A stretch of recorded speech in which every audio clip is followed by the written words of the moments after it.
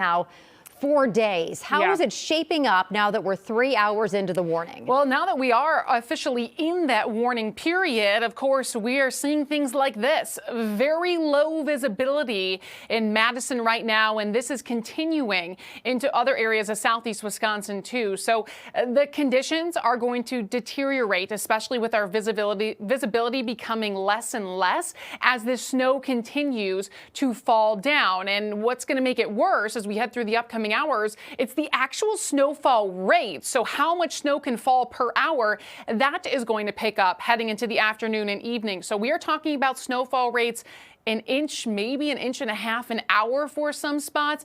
And that's going to cause quite a headache for travel. So I want to get you the updates on this full forecast of what's happening. Yes, we have been tracking that snow continuing to increase. And of course, we are not seeing great visibility out there. Thankfully, again, it being the weekend, hopefully a lot of people can extend their holiday vacation, maybe an extra day, and stay off the roads. Of course, this will be safer for you, but also allow crews to hit the roads and be able to clear them a lot quicker and easier. Yes, we have treated roads as well, which can help initially. But again, as these rates continue and this continuous snowfall, this long duration event stays with us, that's going to cause some of the difficulties where that ice and that salt just can't really melt a lot of that snow. So let's take a look at some of those details. Again, we are talking about the winter storm warning going through 6 a.m. on Sunday. And even after that, we'll still have impacts of potential blowing snow, which could extend at least a winter weather advisory into Sunday, something we'll have to watch for. And of course, if that happens, we'll let you know. This isn't just impacting us here locally in Wisconsin, but notice this is stretching from the Rockies across the Great Plains, heading towards the Ohio River Valley, and even some areas under winter weather advisories now towards the East Coast. So this massive storm has been an impact with other areas that just dealt with winter storms further north in Minnesota and Minneapolis and into northern Wisconsin earlier this week. So what we're tracking is some of these darker purple colors. Notice between Watertown, Fort Atkinson, that's stretching into areas near West Bend. That is where we're expecting to see some of the heavier snow falling right now. A lot of the snow initially this morning has been a very light, drier snow, so easier to shovel. May mean you want to get out there and get that first shovel done before some of the additional heavier snow is on the way. And what we're tracking with the heavier snow is as this low interacts with Lake Michigan, that can cause lake enhanced snow. So causing not only heavier snow showers, but lifting some of that moisture from Lake Michigan into the actual system.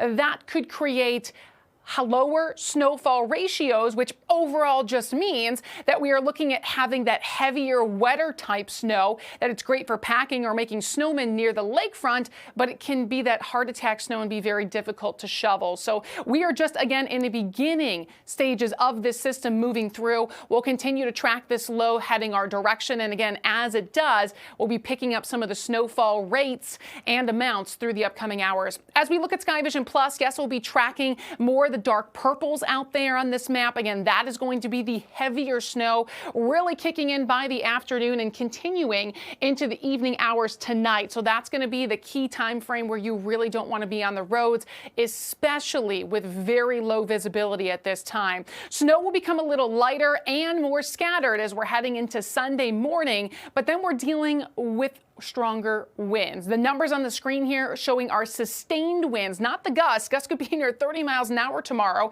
And whoever has that lighter snow, that snow could blow easily, creating very poor visibility heading into Sunday. Now, as we are looking at totals, we could have a widespread range for most areas of 7 to 10 inches. We possibly could have 10 to 12 inches again in our further southwestern counties. And near the lakefront, that's where we potentially could have lower snow totals. So even though some of the snowfall could be heavier in these spots, it's actually, again, ingesting some of that warm water from Lake Michigan, making that snow more compactable. So as it falls, it's actually compacting and lowers the totals. Doesn't necessarily mean you're not getting a lot of snow, but it is going to be that heavier snow versus some areas inland could be seeing more of that lighter, fluffier snow. So again, a lot going into this system. Winds will be more so out of the southeast today, out of the northwest just tomorrow. Both days, the winds are going to be strong, so that could reduce visibility, make, again, that snow look like it's coming down a little harder and blow it around in areas. And if you have to go out and shovel, bundle up. Temperatures are in the 20s right now with wind chills in the teens, and we're looking to stay that way as we head through the upcoming days. So yeah, the wind chills not going to be great for today, tomorrow, Monday. And Nicola, even as we are extending into next week, the temperatures are going to be a big problem. Our temperatures staying below freezing, so that snow's not going to melt. The only thing that can help it melt is a little bit of the sunshine, but notice our lows in the single digits. That's a problem. So the snow that you leave on the ground, it's going to turn more into a solidified block of ice. Definitely harder to shovel. If you can, again, take multiple times today to not add so much stress on your body. Get the snow out and shovel it at increments rather than all at once. But it's looking to be a chilly and snowy first week of a brand new month. But December's here, so we got to be ready for it, whether we like it or not.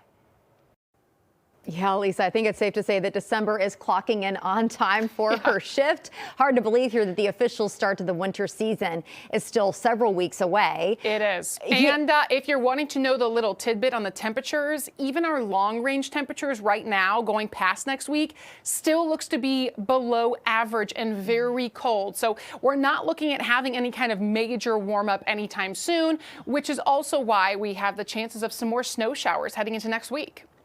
Yeah. Lisa, I wanted to ask you, I know we talk about different kinds of snow. We have the dry, fluffy, blowy stuff, and then we have that thick, like mashed potato snow.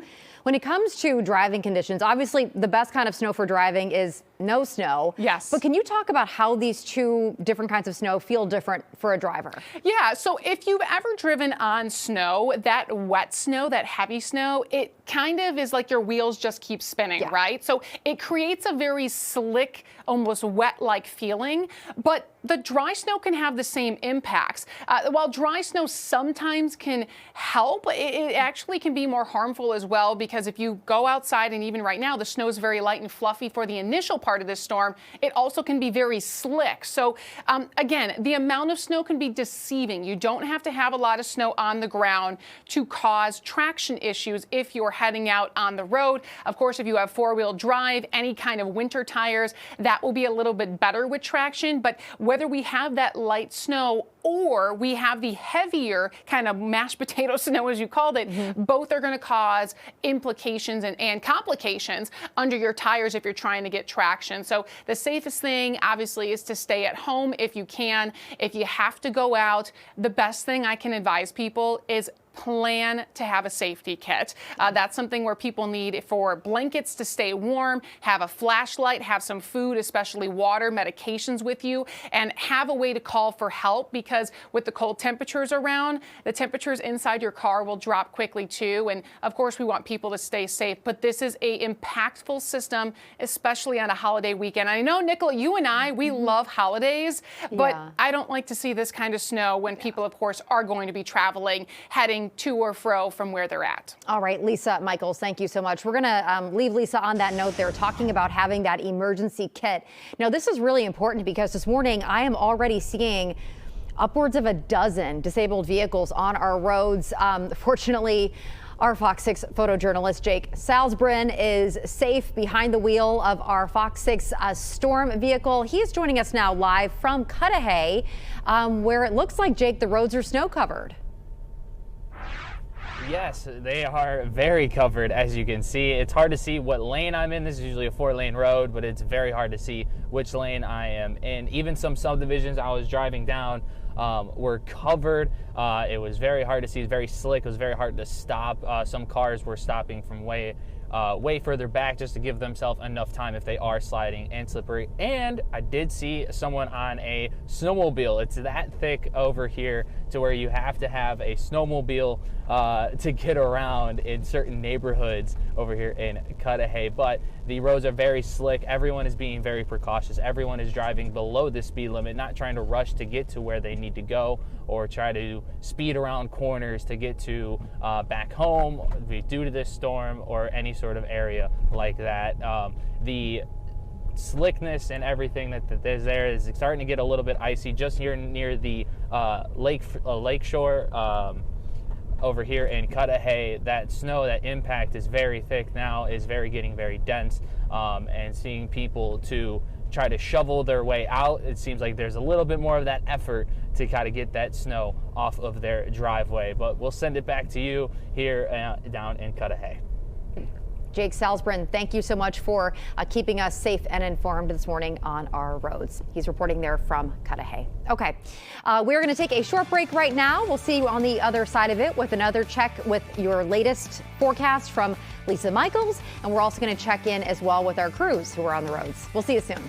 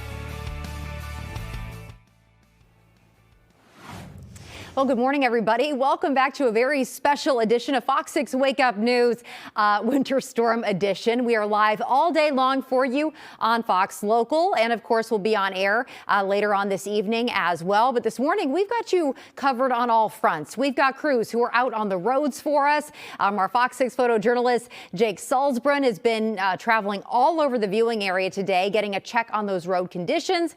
We also have Andrew Amuzu. He has been joining us live from Walworth County this morning, talking to folks about how they're getting ready for this massive system that is already here, and it's only going to keep getting more impactful throughout the day. Nobody knows that better than our weather expert, Lisa Michaels. She's joining us now live on the weather deck with her snow umbrella. You certainly need that today, Lisa. You know what? Who says an umbrella can't help you out in an instance where snow is falling? It's not very windy, so the umbrella is helping me keep my hair nice and looking good as I go back inside shortly. But we are tracking snow falling. It is sticking to surfaces, and consistency-wise, it is still this very light, fluffy snow. We could be dealing with some of that heavy snow that's more compactable closer to the lakefront. Thick winter gloves. Yeah, I got them on, and you'll need it too if you're going to be trying to make some snowballs later on. We'll be watching, though, as that snow continues to fall down. I'm going to switch here and take these off so I can press my clicker. Some of the darker purples are going to indicate the heavier snow that's starting to move in, but we're also going to be watching the lower visibility continue to be widespread everywhere. Visibility for many areas is at least a mile, and we are dropping lower than that for Milwaukee and Racine at half a mile, quarter mile, Kenosha, half a mile in Janesville. Those have been some of the spots consistently seeing some of the lower visibility this morning.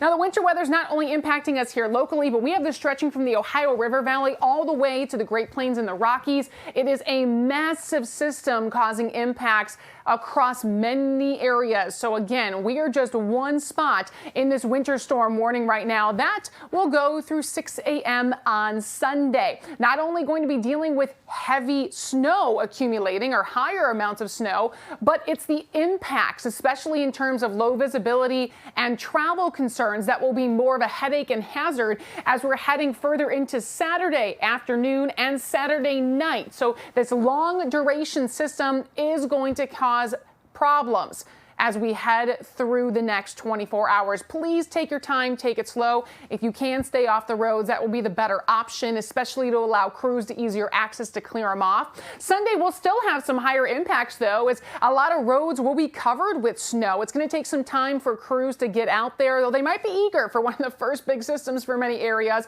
We are seeing some more slowdowns, though, along the lakefront on Highway 32. The interchange areas, of course, are a little bit slower as well around those bends, and take it slow. We've seen more slow travel now along Interstate 43 heading towards the interchange of 39. So Janesville heading into Walworth County have been some of the areas as well since earlier this morning dealing with travel impacts.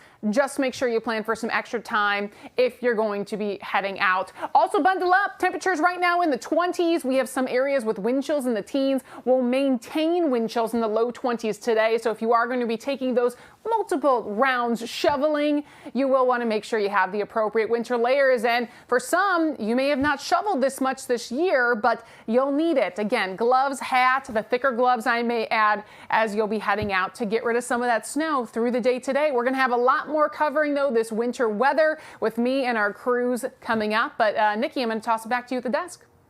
All right. Sounds great, Lisa. Thank you so much for all the information that you're providing us this morning. Okay, so let's send it out now live to our Fox 6 reporter, Andrew Amuzu. He is joining us now live from Walworth County, one of the areas that, as you can see here, is being hit the hardest right now. Man, Andrew, it is really coming down out there. It sure is, and we are here in the city of Elkhorn, and just not too far from where we were in the other place. But look at this: we have people finally out shoveling. We have I think there's a kid over there. Sorry, the snow is just blinding my eyes right now. But we had some kids in sleds. We have some activity. Oh, I see a white dog is now on the loose. I think.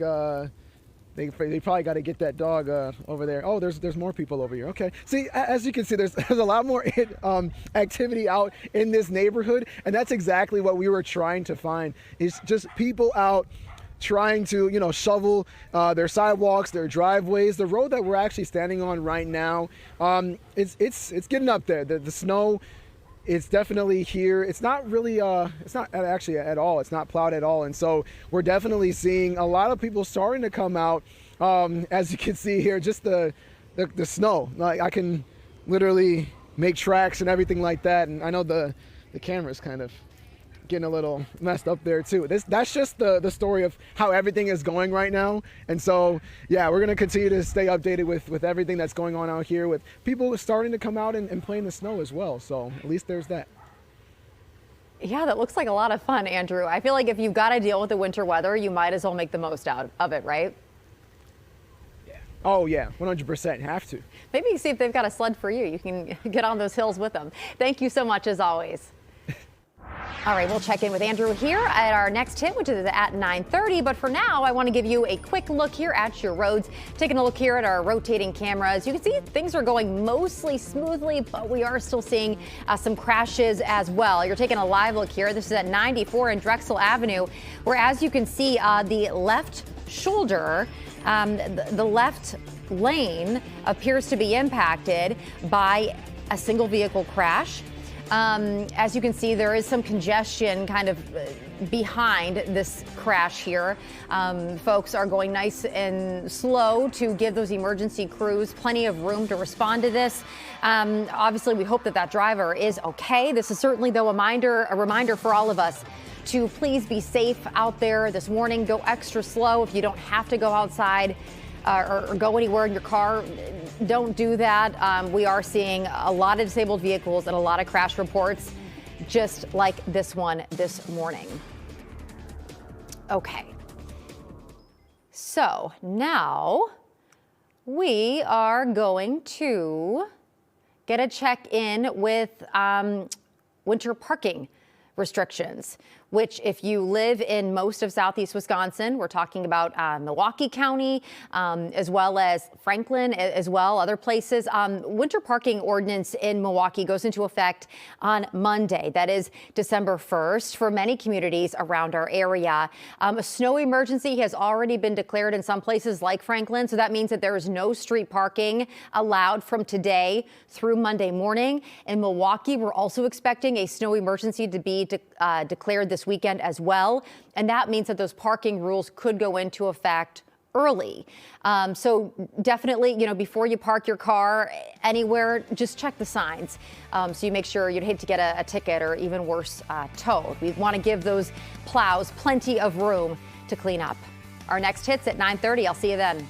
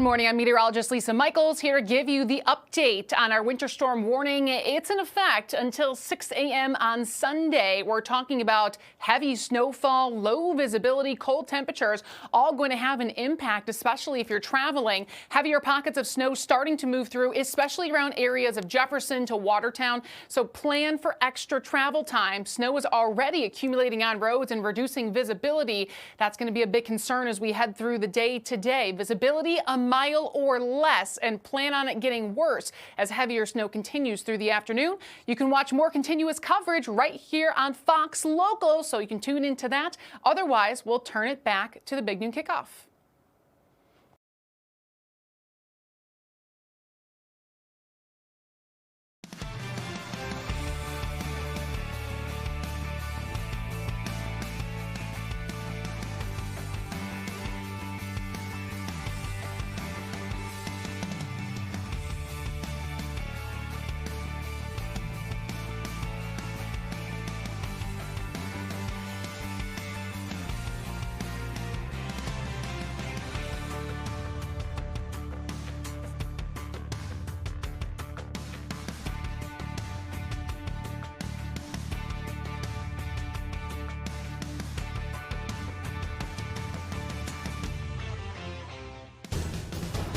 With stories that matter to you, this is Fox 6 News.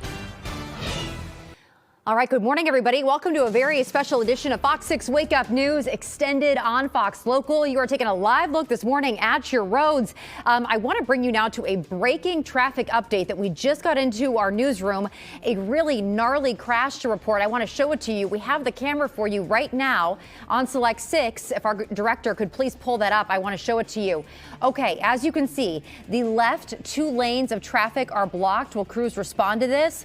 Now, this is just observation reporting this morning, folks, but if I'm doing my math correctly here, I am seeing 1, 2, 3, 4, at least 5 vehicles involved in this crash. As you can see, traffic here has been reduced to 1 lane. I'm sorry, I should have mentioned this is at I-94 East at Elm Grove Road. Traffic has been reduced to 1 lane, and that is causing bumper-to-bumper traffic this morning as crews work to navigate around the scene.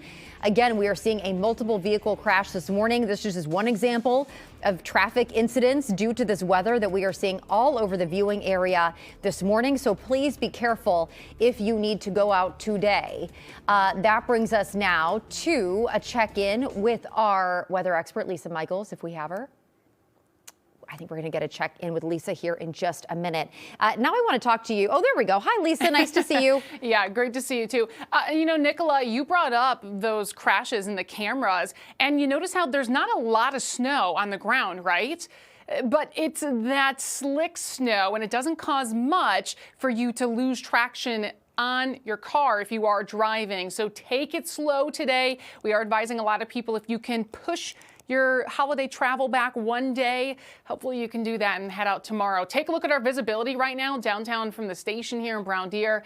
You can barely see anything because we are dealing with snow moving in that's falling a little heavier. That's why we're seeing some of these darker purple or blue colors on our satellite and radar. And that means that we're also going to incorporate lower visibility with it. We are tracking temperatures right now as well in the mid to upper 20s. We'll actually warm a couple degrees today into the low 30s for some spots, especially as that low gets closer to us, but still looking to stay around below that freezing mark, which means everything will be falling in the form of snow. If you're planning on heading out to shovel some of that snow, you want to bundle up. We have feel-like temperatures for most areas, at least in the low 20s and even teens. And as our winds continue to pick up today, as that low progresses towards us, that will continue to make it feel on the cold side. Now, again, snow's not going to stop. It'll stay with us and actually pick up in terms of our heavier snowfall rates this afternoon and into tonight.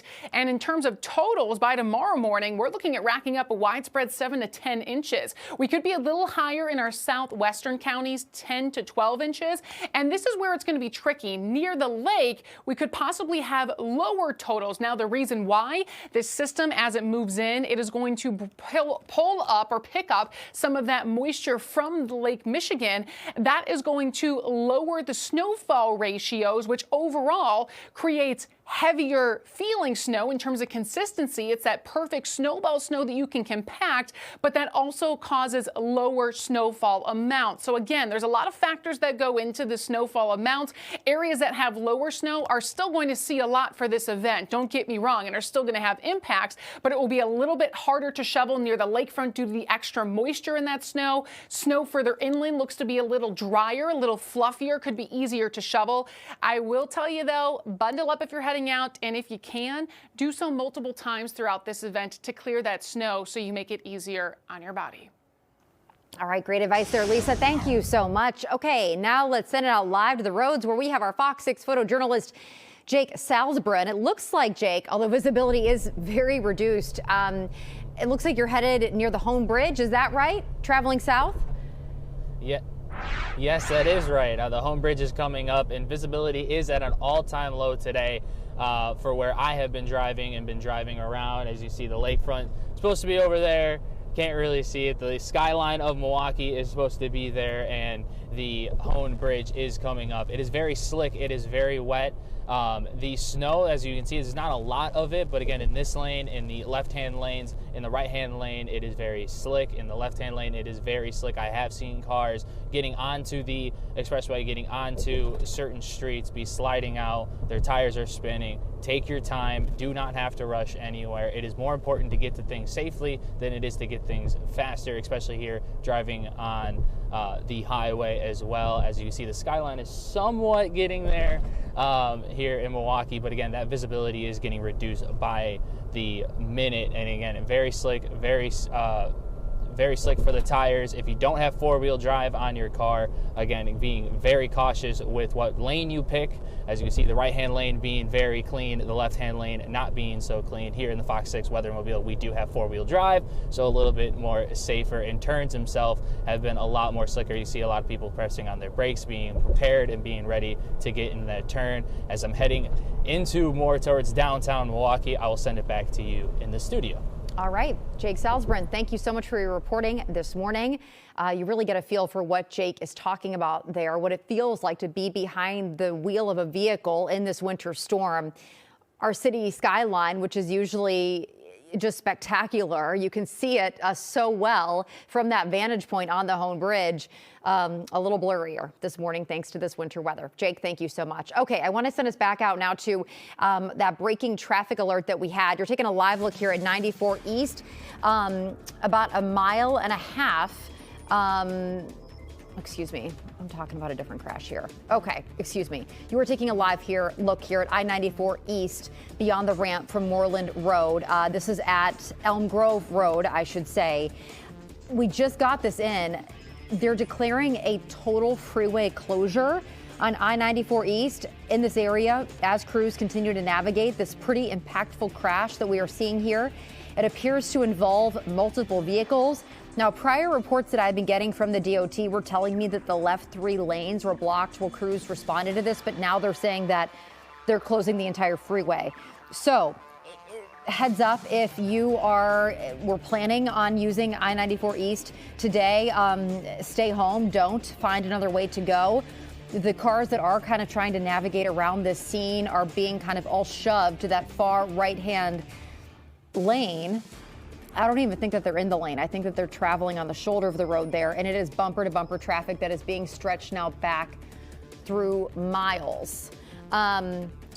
Okay, we will be right back after this. Okay, excuse me, I heard my producer wrong. Okay, now if we can, I want to pull up here our DOT map. I want to show you here kind of the big picture impact of this storm. Okay, yeah, you can see here right where that crash is. That's the chunk of red on I-94 East where that bumper-to-bumper traffic is happening. But throughout the viewing area, we're seeing a lot of areas in the yellow. So that means that congestion is starting to build here as the weather picks up, as the traffic picks up. I know today is Small Business Saturday. Yesterday, of course, is Black Friday. So a lot of folks were probably planning on either heading out shopping today or maybe heading home from their holiday destinations. As we know, this storm really could not be coming at a worse time because this is the busiest holiday weekend for travel of the entire year. Let's see what our drive times are telling us. Okay, yikes, yeah. I-94 headed east, Moreland to downtown, 17 minutes, reverse direction, not quite as bad. 12 minutes, Brown Deer to downtown, 10 minutes either direction, not too shabby there. Okay, now let's talk about winter parking, shall we? So winter parking rules were set to go into effect this coming Monday, December 1st, for many communities around our area. In Franklin, though, a snow emergency was declared, meaning that no street parking is allowed from today through Monday morning. So heads up, if you are one of those people who relies on street parking to park your vehicle, you will be affected by this. You might be walking pretty far to get home from where you leave your car. In Milwaukee, there's also going to be a snow emergency likely declared this weekend. It hasn't yet, but we'll keep you posted on that. So that means that our parking rules as well could go into effect early. If a snow emergency is declared here, the rules are really different depending on where you park. Milwaukee typically follows an even-odd street parking system. So if you don't know where to park, check the signs. Look it up online where you're at. There's a really handy tool on the City of Milwaukee's website where you can just type in an address and it'll tell you what the parking rule is where you're at. They certainly want to make sure that their plows have plenty of space to get in and clear all of the snow that we're set to see. So because of all the weather, the Admirals, if you were planning on going to the Admirals game tonight, well, they have moved their home game against Rockford to tomorrow. That's Sunday, November 30th. It's going to be at 4 o'clock tomorrow evening. We're told that if you had a ticket for today's game, don't worry, you can use that tomorrow, no questions asked. The Admirals say that this major snow event for our community is going to make travel difficult for fans, staff, players. Can't forget about them, officials who are coming and going from Panther Arena. So just be safe. They say, you know, we'll see you tomorrow. Stay home today. Grafton's holiday parade, speaking of events that were set for today but have been postponed, that one is also affected. The parade was set to be today, but now it's been rescheduled for next Saturday. That's December 6th. Police say that there are several factors here, really just the weather. We're going to get a lot of snow. We are getting a lot of snow right now, so they're worried that emergency services are just going to be stretched far too thin for them to have a safe and fun parade. So they are punting that to next weekend, December 6th. And as we start to see more snow in the area, we want to see what it's like where you are. So please send us some photos of your backyard. You know, even if it's just, I love a good patio furniture pic, send that our way. There's so many ways that you can do that. Just look for our winter pictures post, upload your photos, and then you may see it live here during our stream throughout the day. You guys are really our eyes and ears throughout this system. So please keep us posted on what you're seeing. You can also find us via email, social media. Tell us, roughly where you're at. You obviously don't have to give us your address, but, a rough estimate of where you're sending the photo from. And if you want your name to be included as well, we can include that. So please do that. Our stream here is going to continue all day long today. A reminder, you can also download our FOX6 Storm Center app. I've had this app for years. It is wonderful. You can tap into live radar that way. We'll send you push alerts. If you allow us to do that in your settings, we will. You can also access our Fox 6 weather webcast there as well. So plenty of options to stay safe and weather aware on this very important weather day. Okay, so our next hit is coming up in 2 minutes. I will see you soon.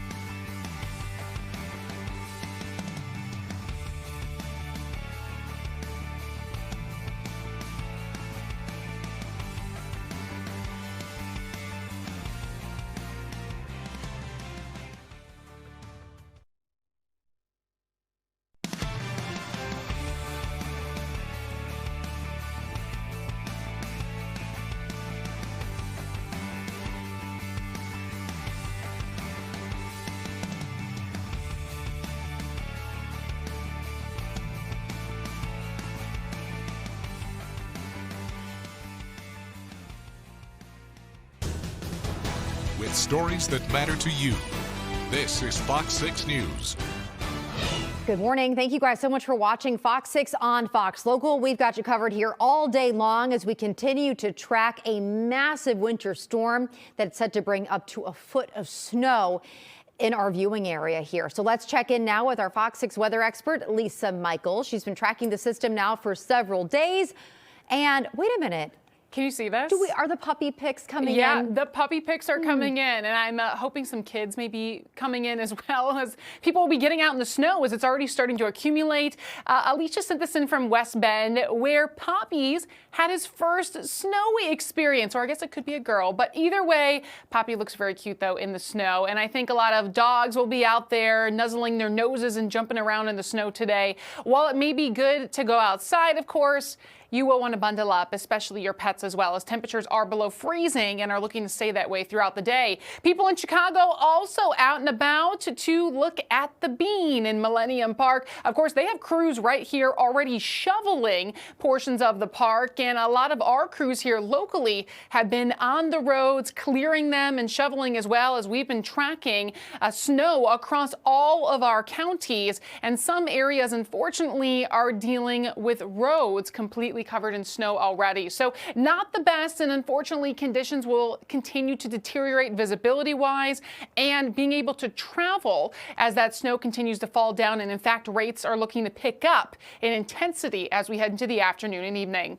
Everyone is under a winter storm warning. Now this is going to continue through 6 a.m. on Sunday, so this is a long duration snow event.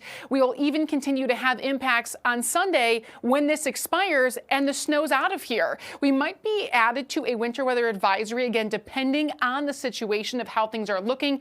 But with some areas that will have lighter snow and we're expected to have stronger winds come in, those gusty winds can easily blow around some of that snow and reduce visibility as well. So we have a lot of things we're looking at as we're heading through, again, the next 24 hours or so. Unfortunately, impacts will become very high as we head into the rest of today. If you can stay off the roads, we recommend doing so, as cars are already unfortunately getting in accidents. Better to stay at home, right, with a nice hot cup of cocoa with the kids and just watch the snow falling from inside the house. We are tracking some of the darker purple colors here, especially now moving over the Illinois border into Wisconsin. That is going to indicate heavier snow beginning to fall and move in. And of course, we've seen quite a bit of that heavy snow, that dark purple color to the south.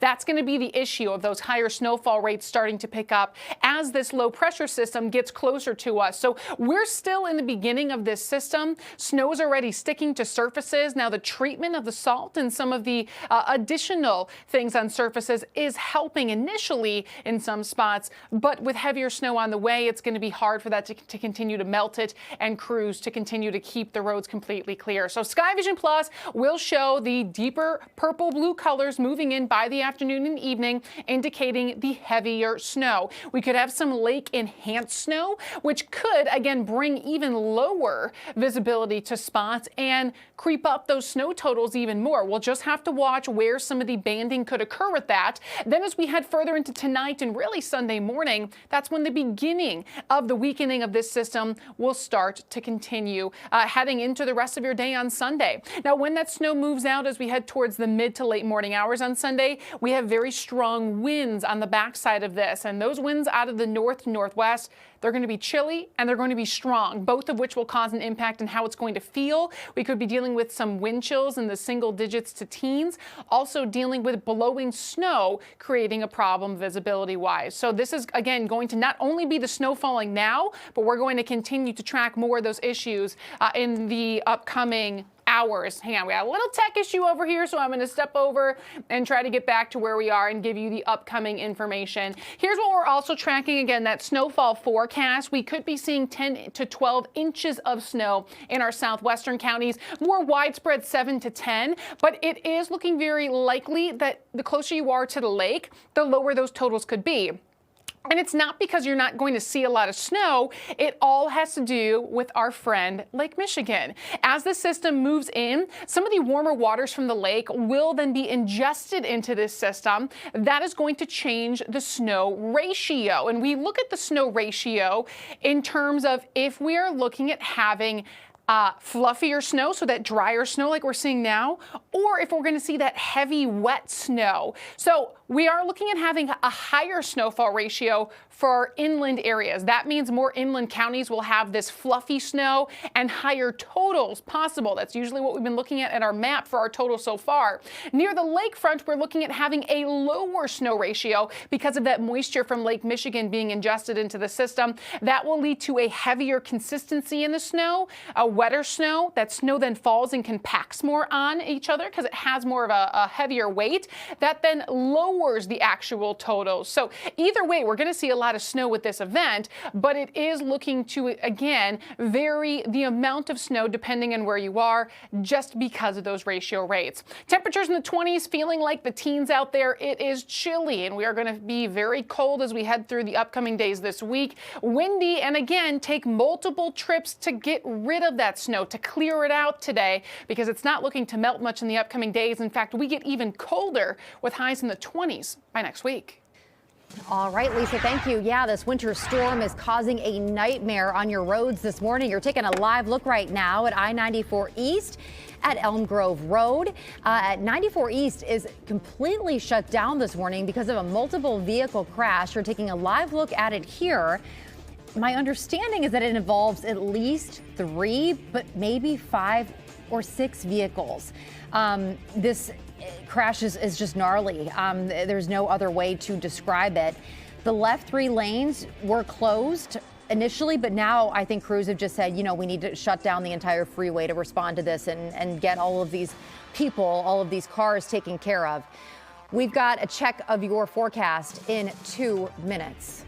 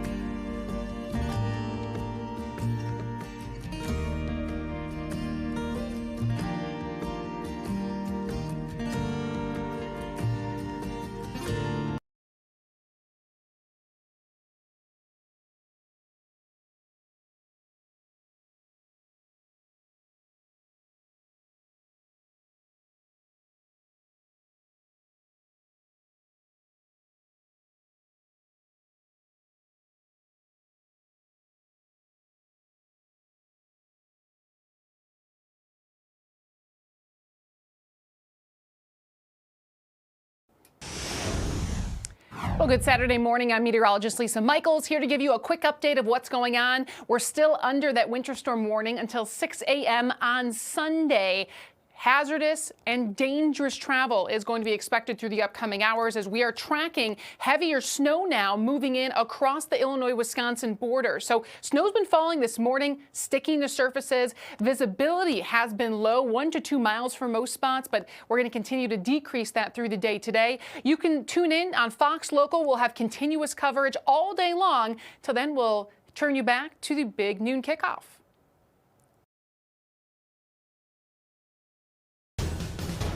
With stories that matter to you, this is Fox 6 News. Good morning, everybody. Welcome back to an extended edition of Fox 6 Wake Up News on Fox Local. This morning, we have you covered on all fronts as we continue to track a massive winter storm that has the potential to bring up to a foot of snow to parts of our viewing area. We have you covered on the roads and also here in our weather department as well. Let's start now with our weather expert, Lisa Michaels.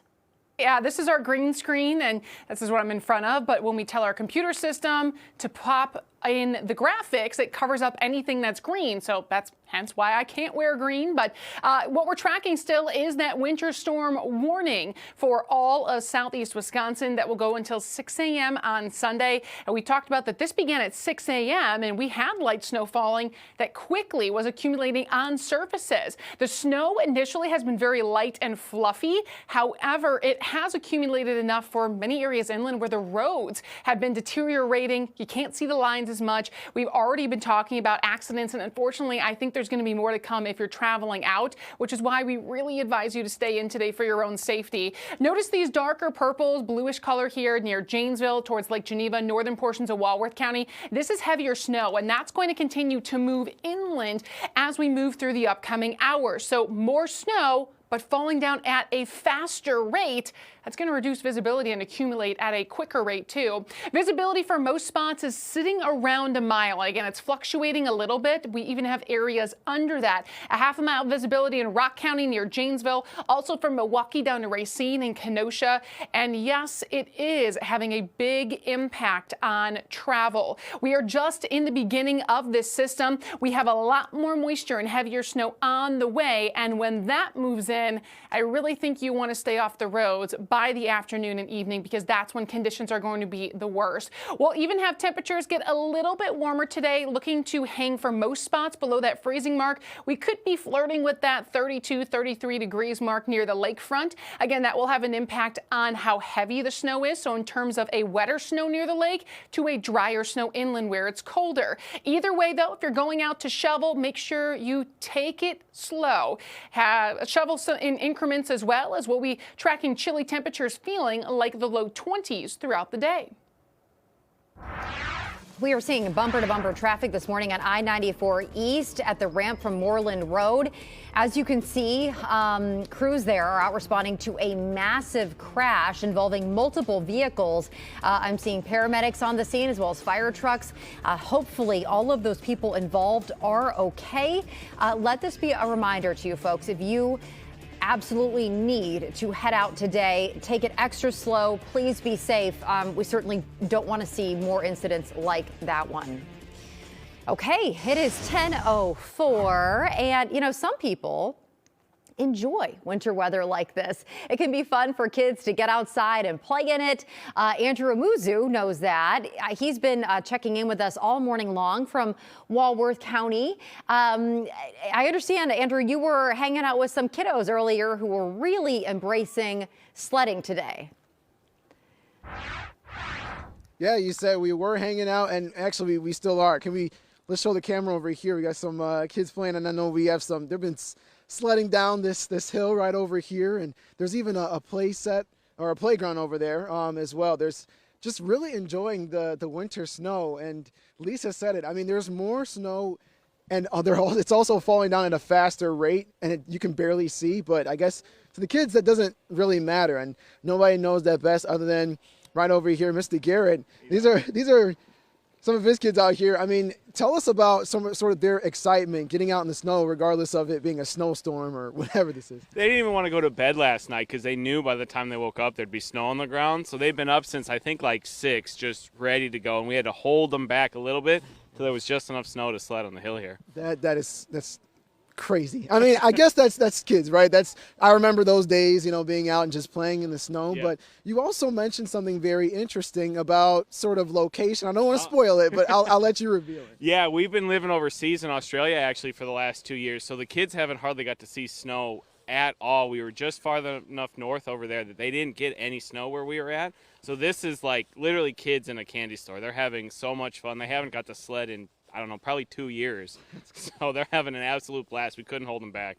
Yeah, I mean, there's a variety of different sleds that we have here. I mean, did you guys always have these? Did you guys rush out to go buy them before the snowstorm? No, we've had them, thankfully. It's just kind of been building them up. But yesterday I had to go get new boots because I realized that my boots hadn't been fitting. We got a couple extra shovels. We needed all the extra gear, but I wanted the kids out to shovel with us too. So they got gifts, but they were shovels so they could help Dad out this morning. No, that's hilarious. And I know that they've been running around for as long as we can remember. We were in the car staying warm. They're still out here. You said you guys are probably going to be out here for a little while longer. Is that sort of what's on the agenda today? Yeah, up until lunch, then we'll force them inside to eat. Then we might brave the weather, go see a movie later, but we'll be out here pretty much all day. Oh, yeah, that's the name of the game, especially when it comes to a winter storm like this. And so we'll continue to keep an eye out for them. I might have to join them as well on the hill. This looks like a lot of fun. I have not done a whole lot of sledding growing up, so it's very, very enticing. Nicola, I don't know if that's a good idea or not. I don't know if that's, a safety hazard, but it seems very tempting. Yeah, no workers' comp for you, Andrew. Please be safe out there. Although I guess it is never too late to start sledding. Thank you so much. Looks like they're having fun out there. You know that the kiddos are having a good time when you have to force them inside to eat. Because at least when I was a kid, it really didn't take much to get me to eat. Okay, let's take a live look behind the wheel with our Fox 6 photojournalist, Jake Salzbrun. When we last checked in with Jake, he was kind of headed over the Hone. Jake, where are you now and how are the conditions? I am over, I'm a little bit more north now. I'm over by Bayside, pretty close actually to the station in Brown Deer, but the conditions here have been a little bit better than they were down south of South Milwaukee.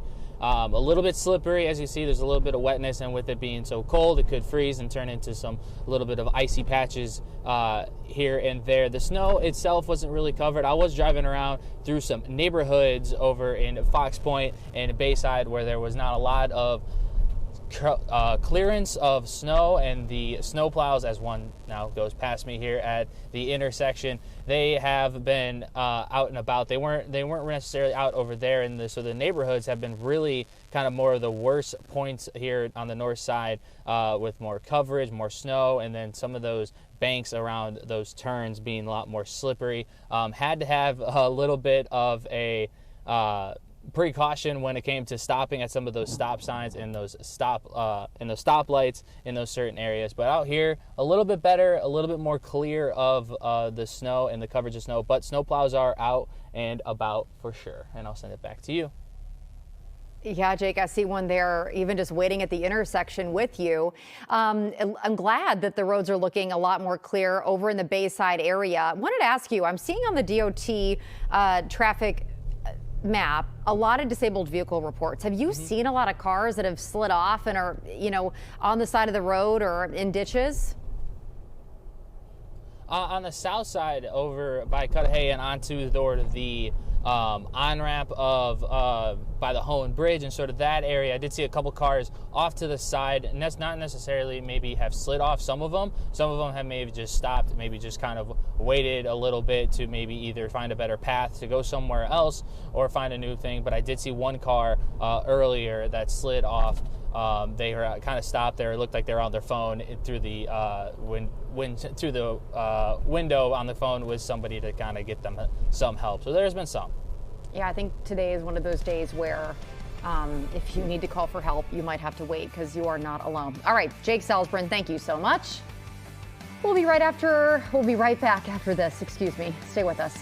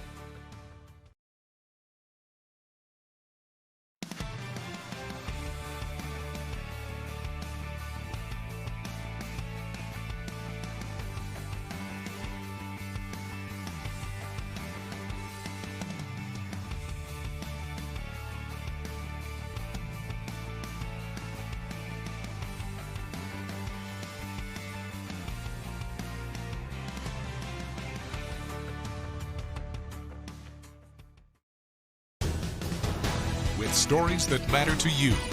This is Fox 6 News. Good morning, everybody. Welcome back to this special extended edition of Fox 6 Wake Up News on Fox Local. We are tracking a major winter storm that is in our area right now. This system is expected to drop as much as a foot of snow in some parts of our viewing area. One of the areas that is seeing an impact this morning is Whitefish Bay, and that is where we find our Fox 6 anchor, Ben Handelman, who's really kind of embracing the snow with his daughter. Good morning to you both. Nicola, you look so cozy in the studio right now. I got the plum assignment. What can I say? How do things feel? Oh, go ahead. Can I show you my situation? Please. Here. Can you hear me okay if I flip this camera around? Like, can you still hear me? Perfect. Crystal clear. Okay, you can say. Okay, this is what this is my situation. As that's my daughter Amelia, who's in the sled, and Ashley's getting ready for. She's just getting a warm up to the snow coverage she'll be providing here on Fox Local later tonight. And yeah, and you could just see there's like kids walking down the street, and we've got the sleigh, and we've just literally been doing like laps around the block here. Now, are you and Ashley taking turns pulling the sled, or are you more of the photographer in all of this? I think Ashley is only carrying the sleigh now because she knows she's on television. So this was a me job for all of the morning. But all right, here, can I show you guys? Because we've been talking about the roads this morning. Please. And these are the roads here in Whitefish Bay right now. And you can see we're kind of like losing the brine battle a little bit because this is coming just as forecasted, slow and steady. But it wasn't that long ago I could see the roads. And just now is when we've kind of, again, we're losing the battle. A little bit as the roads are snow covered now. Well, there's still time to turn things around. Yeah, we're walking towards Lake Drive, which is a totally, they're going to do the main roads the best first. Right. And I'll just show, as we walk up to this, you'll get to kind of see what the main roads look like. But we're in this is right along the lake, okay? So this is Big Bay Park over here. And we're in the, as Lisa Michaels, the little less snow zone because it's going to be a little wetter here and more compact. So that's where we are. The trees in the far distance, that's Lake Michigan. Got it. Okay. Because I know, Ben, as you know as well, because you were anchoring all week long, that leading up to today, we didn't know what the lake effect was going to be like. It was kind of the wild card in all of this. But it looks like... I got nothing. We got nothing, and I'm a snow lover. You're like me, Ben. Can I also show you my situation? Please. I'm currently carrying a koala bear wrapped in a hat because it was handed to me in order to keep koalas safe. As I'm like, but I'm trying to do a hit with Nicola here. What? No, you can't leave the stuffies at home. Amelia just said, knock it off. Don't tell her that. Don't tell her. Okay. She's like, geez, Dad, you're embarrassing me. We've had multiple fights this morning so far. Oh, hold on. Let me show you. Between you and Amelia or you and Ashley? Between me and Amelia. This is what you'll never see me doing. Running in a snowstorm. Okay. There are people, Ben, who just can't get enough. They've got to exercise all the time. I'm not one of those people. Same. I'm the kind of person who would, if I could choose, I would be sitting on my couch right now, watching you on my Fox Local app. But when you have a 5-year-old, so this is how my morning went so far. There was squeals of joy when I woke up from Amelia, who, there was not a lot of snow when we woke up. Just so excited. And then it turned into a fight because she wanted to wear her best sweater that we're saving for Christmas. And she wanted to go outside in that. And I said, no, that was my first fight of the morning. And now we're out here and her socks got wet. So she already demanded to come inside because one sock got a little bit of snow on it. But now we're in the thick of it. All right, here, I just want to show you the roads here. Totally fine, it seems, on Lake Drive.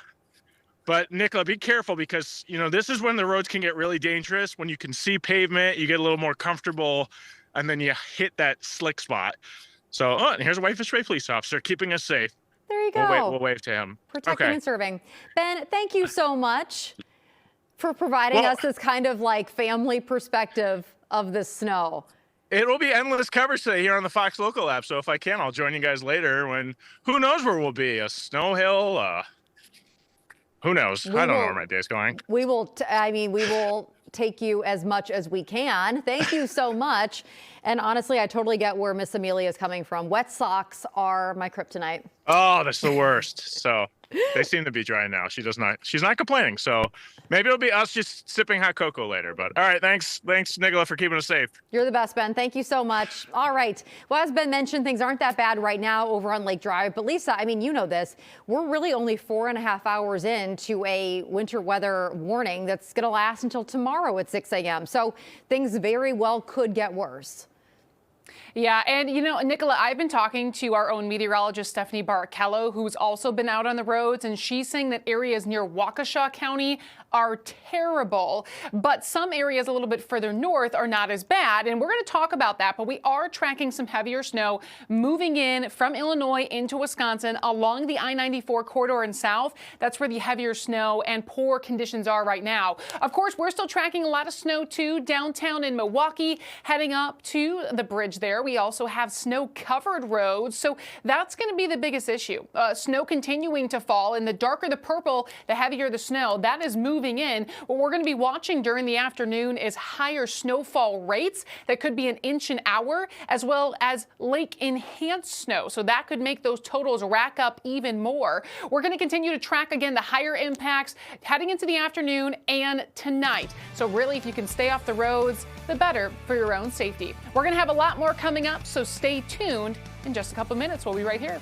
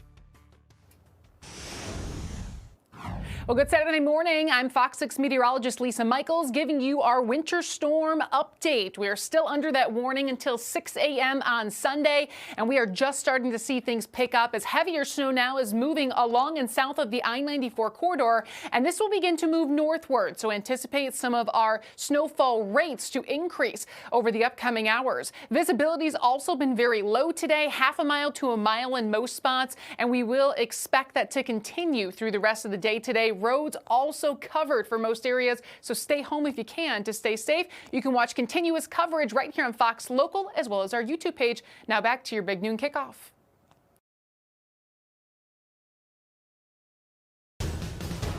With stories that matter to you, this is Fox 6 News.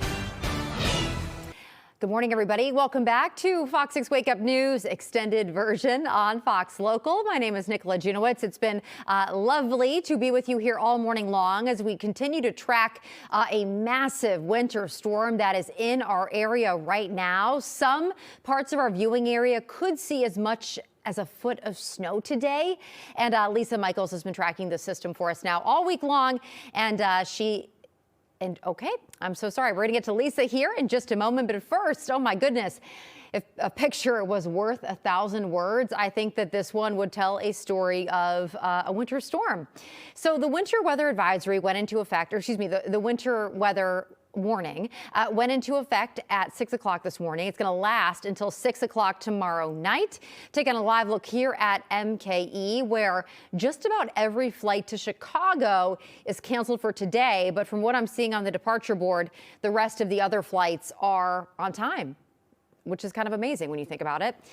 Okay, now let's send it over to Lisa Michaels. She is in our weather center now with a check on your forecast. Hey, Lisa. Hey, Nicola. Yeah, it's been a very busy morning, especially for travel. We have an update now from our Wisconsin Department of Transportation. As you notice, many of the lines here are pink.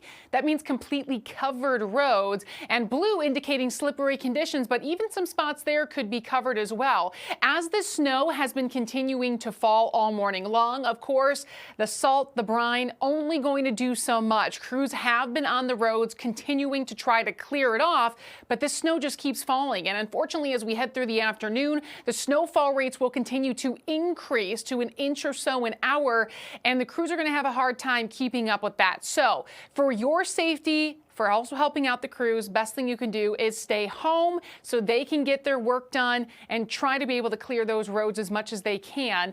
If you do have to travel, I would pack a safety kit in your car just in case you do get stranded. Again, the snow continues to fall, and while visibility is not bad in this area in downtown Milwaukee, we will be tracking visibility fluctuating throughout the upcoming hours, but mainly looking to be very poor, in fact, by the afternoon. Snow's covering everywhere from Brown Deer to Milwaukee, Kenosha to Newburgh. And again, some areas will have a little more than others. Now, we don't have as much as what Iowa has right now, up to 6 to 7 inches, but that's going to be heading our way. So we are under that winter storm warning until 6 a.m. on Sunday. This long duration snow event is going to cause a headache for many people that are trying to travel home after a long holiday weekend.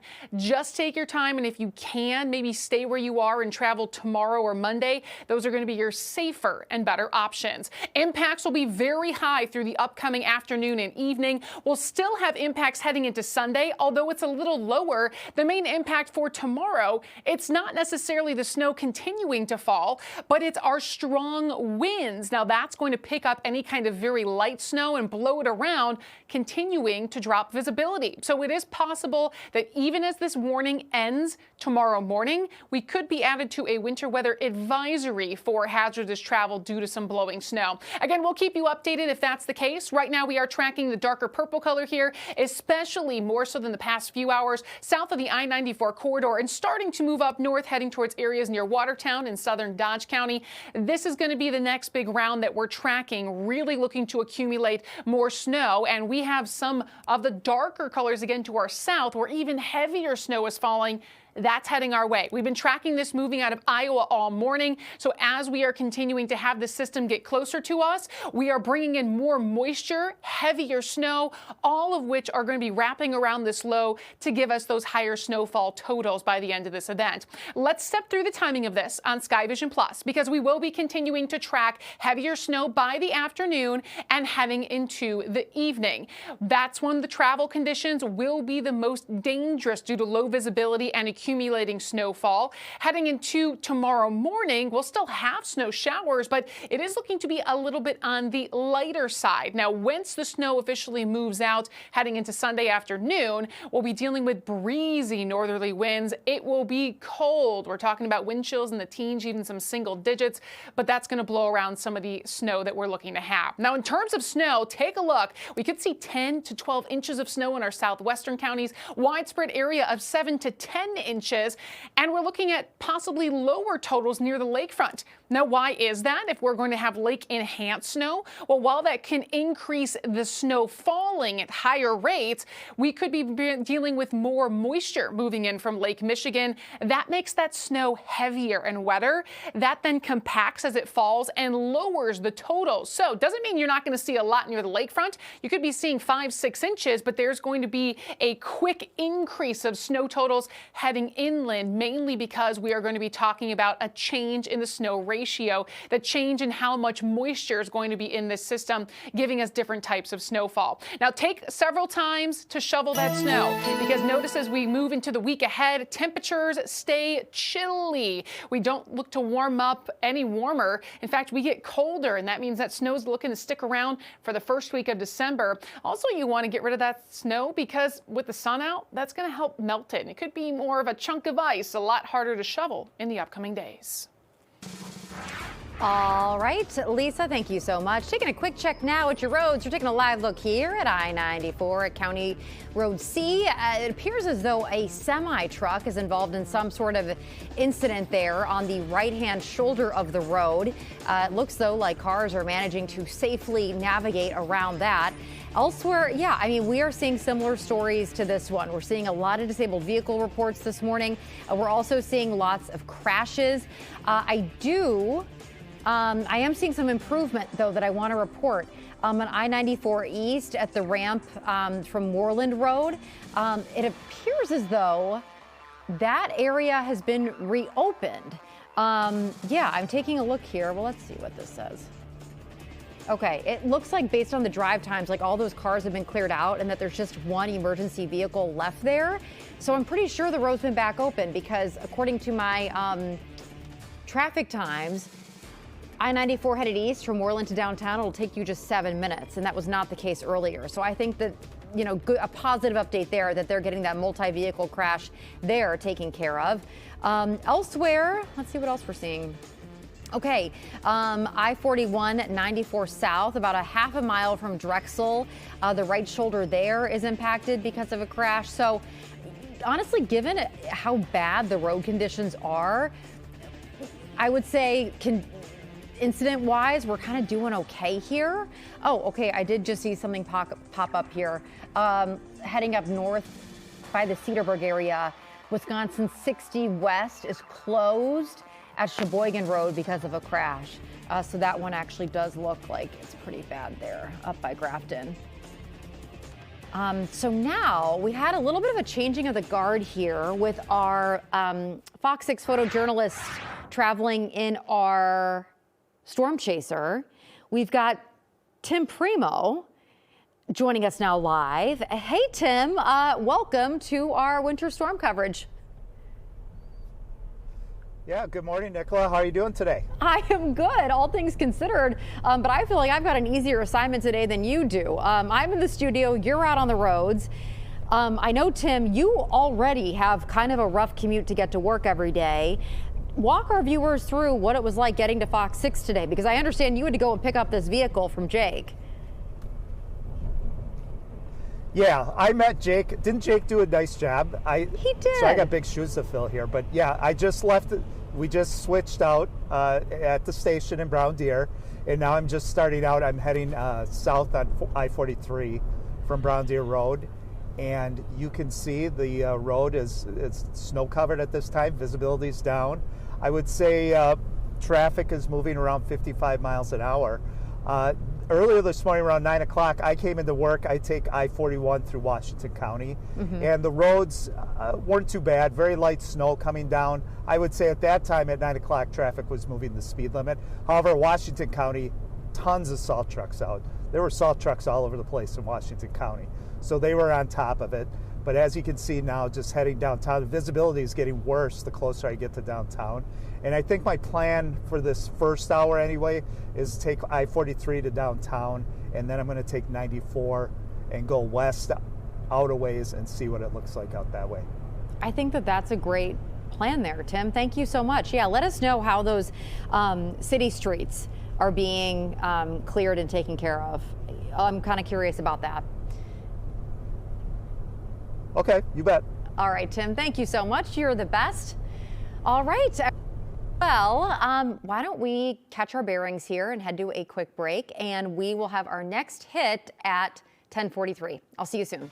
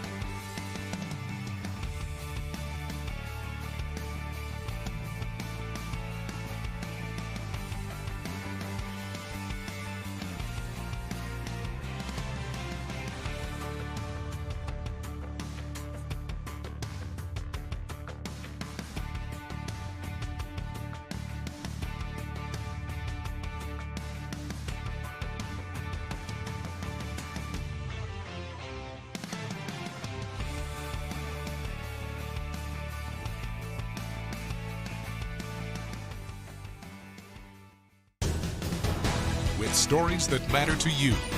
This is Fox 6 News. Well, good morning, everybody. Welcome back to a very special edition of Fox 6 News as we continue to track a winter storm that has moved into our area. It's expected to last all day and all night long, and we are already seeing the impacts of this, not only on the roads, but also in the skies as well. Yes, several cancellations for departure flights are coming in from MKE, and that is where we find our Donovan Long. He is out at the airport this morning. Don, I see on the flight board here, if you had a flight to O'Hare, you are out of luck this morning. That is true, Nick. Good morning, or rather good afternoon to you. Yeah, I've been actively monitoring like the arrivals and departure list here on these monitors here at MKE. We're just outside of Concourse D here. I've been talking to a couple of travelers about their situation getting from Milwaukee back to their final destination. One of those guys I met right here, this is Chris Ninig. He's from Menominee Falls, Metro Milwaukee. He's used to this kind of weather, but it's kind of disrupting his flight. Brother, so sorry about the troubles. Tell me about your journey. You're trying to get back home to Austin, Texas. Yes. You were originally going to go through Denver, Chicago, excuse me, to get to get back to Austin. Now it's through Denver. Yes. Yeah. How has that been, kind of digesting this? It's been okay. We kind of knew with the snow that it was going to be a long day at the airport. Yeah. But I got on a plane this morning to go to Chicago and got delayed like 3 or 4 hours. So we rebooked through Denver. Going to get into Austin a little bit later, but hopefully still able to make it. So what is the mindset? Are you trying to stay positive in kind of an annoying issue here? Yeah, it's a Saturday, right? So worst case scenario, I go home, I have some more leftover turkey, and then I fly tomorrow. So silver linings, man. Yes. Silver linings. So how long do you have to wait for your new flight now to Denver? Our new flight's at 2:30, so we've got a little bit of time here, and then we got a pretty long layover in Denver too. Okay. So a little bit more waiting involved, but it's okay. What is the layover in Denver looking like for you? It's like 4 hours, I think. So we're gonna probably find somewhere to sit down, maybe a lounge, and just kind of make the most of it. There it is. You're traveling with your girlfriend. Yes. Are you being this positive support for her, or is it the other way around? Who's keeping who's sane through all of this? It's probably a little bit of both, making sure everyone stays fed and hydrated. Yeah. And, I guess it's, like you said, just got to get through it. Most we can do is just enjoy the best time we have together. So there it is. There it is. It's holiday season. Tis the season, honestly. Okay, one last question for you, brother. How was Thanksgiving? I got to ask you that. It was great. Packers win, good food, good time with family. So a little bit of cold, but being from Austin, it's okay to see it every once in a while. So overall, great week. Happy to be back. Just want to get home. I imagine the football, the family, the food, that's the warmth you need on a cold day like this. Correct, yes. All right, brother, safe travels to you. I hope it doesn't go any more complicated than it has already been, man. Yeah. Nick, honestly, that's kind of the name of the game here. A lot of cancellations, a lot of delays, but hopefully everybody's like Chris in good spirits, trying to stay positive through all of the disruptions to travel. Don, those were some fighting words there. I don't think he knew that he was talking to a Lions fan. So it's funny you should mention that. I told Chris that I am a Lions fan, and we were talking about that before we got on camera. Thankfully, it wasn't a huge blowout, so I guess that's kind of the silver lining I'm holding on to, Nick. But he knew. We had that conversation. Hey, it's the spirit of Thanksgiving, right? Just put all your differences away and be thankful and enjoy the game, right? Hey, amen to all of that, Nick. All right, Don, great work out there. Thank you so much for tracking that for us at the airport. We'll check in with you here in a little bit. Okay, it is now 10:49. Let's take a look now, if we can, at our traffic maps. How does that sound? We can see how things are going out there on our roads, if that's an option for us. Okay. So we're actually seeing some improvement on the roads right now. Words I did not think I would say as this storm here starts to pick up. But as you can see, we do have some disabled vehicle reports. You're looking at a semi here that appears to be stuck on the right shoulder of the road there. Elsewhere, though, things are looking pretty clear. I mean, it looks like plows have been out doing their jobs. The pre-treatment that they put on the roads as well also seems to be working nicely. Let's check in now with our weather expert, Lisa Michaels.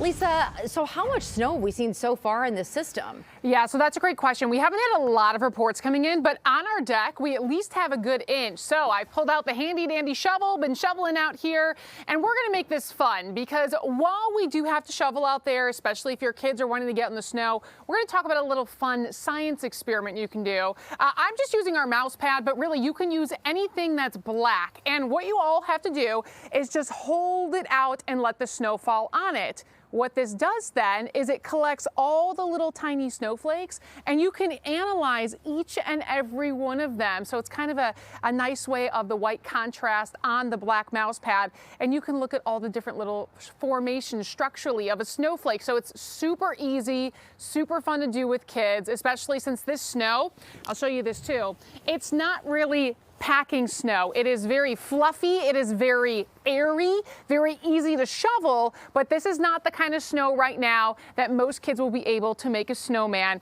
You can go sledding if you want, but even with this very light snow that causes slick travel conditions, and again, it doesn't take much to cause some issues out there. Now, some spots could see some of that great packing snow. That will be closer to the lakefront because as this low gets closer to us throughout the upcoming hours, it can actually be causing some lake enhanced snow and draw in some of the moisture from Lake Michigan, creating more of that wet, heavy snow for our lakeshore communities. Either way, though, whether you see some of the heavy snow or dry snow, everyone is under a winter storm warning until 6 a.m. on Sunday. And we are tracking some of the heavier snow right now moving in from south to north, and that's going to be the case even as we head through the afternoon. So as Nicola mentioned, some of the roads may be okay right now as we've had some bursts of heavier snow. We have no completely clear roads out there, but we will be seeing road conditions deteriorating as well as visibility through the upcoming hours. Right now, though, our Wisconsin Department of Transportation map is showing a lot of pink indicating cover roads, blue indicating slippery roads or partial covered roads.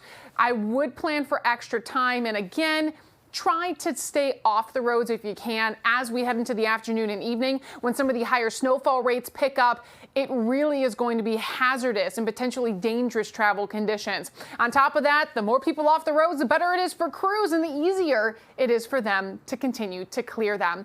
Overall, though, General Mitchell International Airport, can't even see the control tower. So while we have Donovan Long out there, he probably can't see us either from this camera because we, again, don't have great visibility at all. Most of the visibility for Milwaukee heading into Racine and Kenosha County has been below a mile for quite some time, and now holding at half a mile. We have 3/4 of a mile in Burlington heading towards Janesville. Again, this is the area where we're dealing with the heavier snow right now. Visibility is a little better, but still, I mean, a mile and a half is not that great. So plan on these numbers being low, potentially, again, less than a mile for most locations as we are continuing through the rest of the day today. One thing to also note, if you have to go out and shovel the snow, again, I've just been shoveling our weather deck, bundle up. I have my thick coat on, my thick winter gloves, a hat. You will need it as we're continuing to track wind chills in the 20s, low 20s for a lot of areas, even teens. And that's going to be the same story as we head through today as well as tomorrow. I want to put this into perspective for you, though. This is a massive system. We are only a very small portion of it here in Milwaukee. And again, we're just on the front edge of this. We have not even gotten to the worst of it yet. The low, center of low, is still off in Kansas, and it's going to take some time for it to move our direction. As it does, that is what is going to be enhancing some of the higher snowfall on the way and really picking up the rates as we head through the upcoming hours. We're seeing snow all the way from Bismarck transitioning to rain and storms down to the Gulf Coast. So again, a massive system. It just depends on where you are. If you're going to see, of course, rain where it's warmer south of that front, or snow where we are north of that front.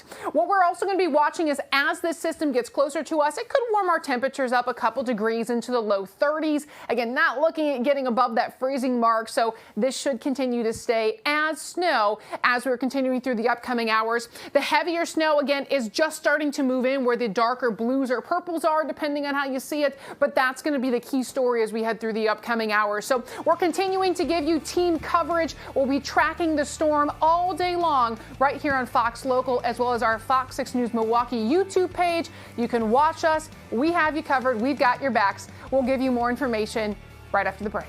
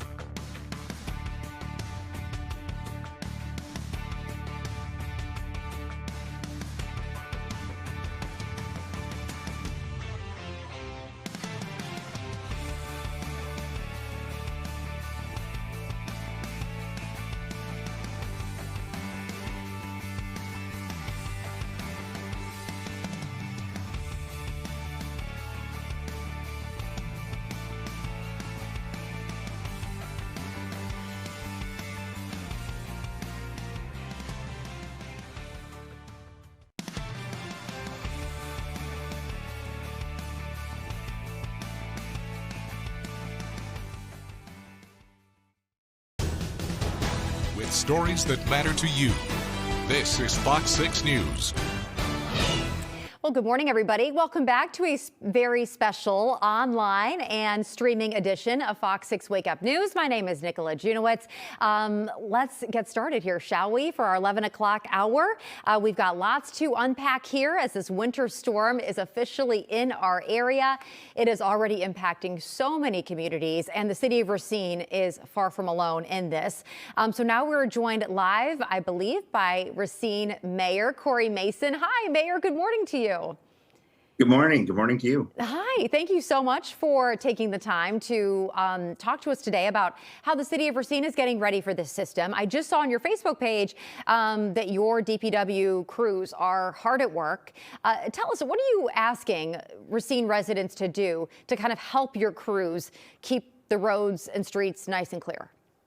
Yeah, great question. Thanks so much. And thanks to our DPW folks that are out there clearing the roads. So they've been out since very early this morning, salting the streets, and now they're plowing the streets. We're expecting to see maybe as much as 7 inches between now and sometime, 6 or 7 tomorrow morning. So it's going to be a snowfall that we expect to go about 24 hours. And so first thing that I would say to residents, if you don't need to park on the street, if you can get that car off the street and into a driveway, that would help tremendously. When the plows have to go around cars that are parked on the street, it really makes it more difficult for us to clear the streets safely and quickly. So if you can help out in that way, that would be a big deal. And the other thing I can tell you, just from already having been out this morning, you can get out and about. Just be very slow and careful. Give yourself a lot of distance between yourself and the car ahead of you, and give yourself a little bit of extra time.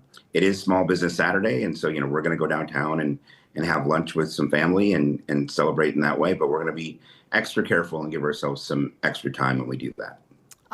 Certainly words to live by on a day like today, Mayor. I wanted to ask you, speaking of that, have you heard of any closures or impacts to just events going on today in Racine? Because I know several other communities have had to cancel their parades, or I know sporting events in downtown Milwaukee have been delayed until tomorrow. Are you guys seeing any changes like that folks at home might want to be aware of?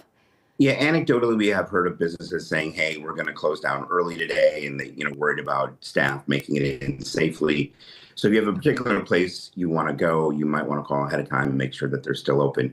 We don't have any big community-wide events that we had planned today, specifically in terms of, it's not our holiday parade today. We did that a few weeks ago, but it is, again, Small Business Saturday. And so if you want to go out and celebrate our small businesses, maybe call ahead, make sure that they're still open, and again, give yourself that extra time and extra space to get there safely.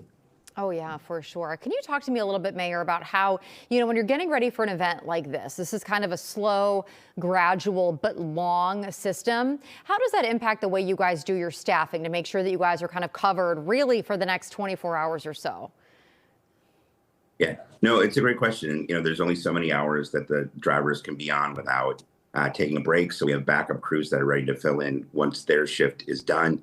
But it does take longer. But honestly, in some ways, a longer, slower, steadier storm is easier for us to clear than one that comes very fast and might drop, 8 inches in 3 or 4 hours. So in some ways, it's got some advantages on how to manage it. It does take longer, though.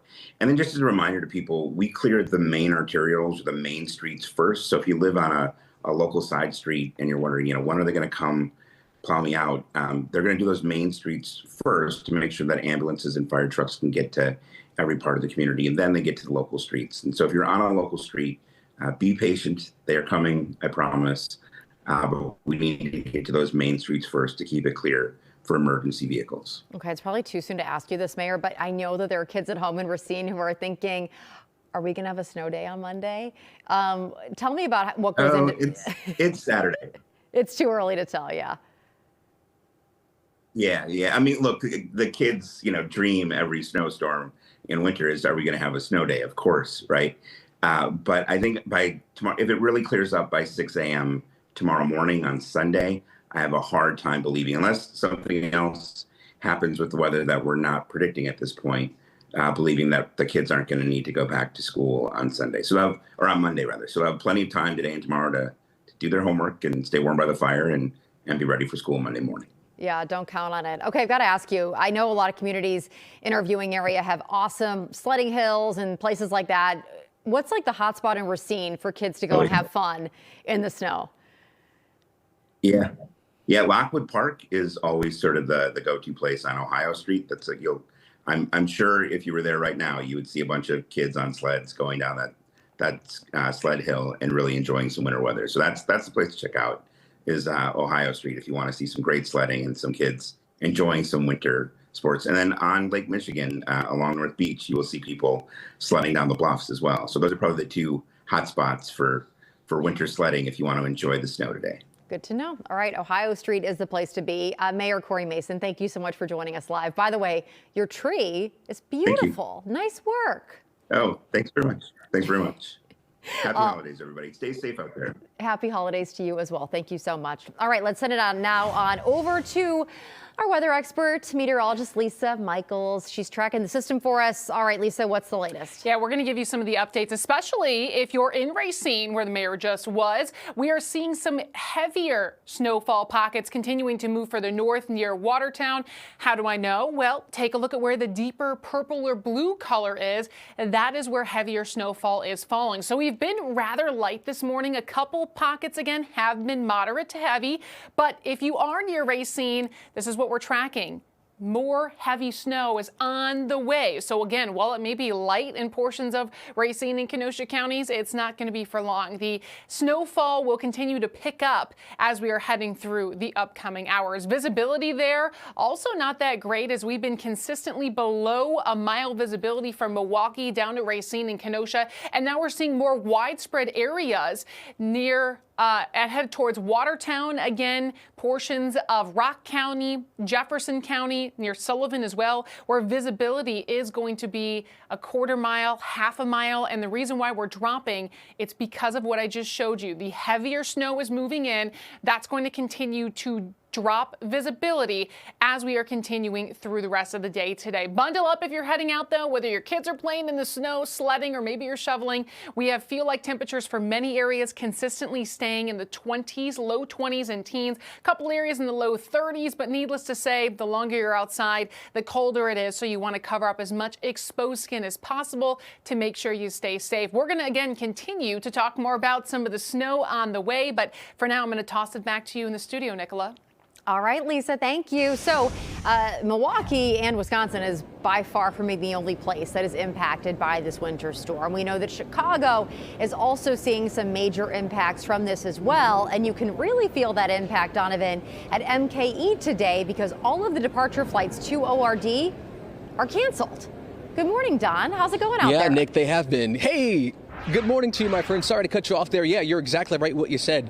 A lot of those flights to ORD have been canceled or delayed. We've been actively monitoring the monitors just off to my left here, to your right. But I met another traveler here who was visiting a suburb of Rockford for the holidays, Miss Jody Steele. She's actually trying to get back to her final destination, which is subsequently Tyler, Texas, but she's got to go through Dallas to get there.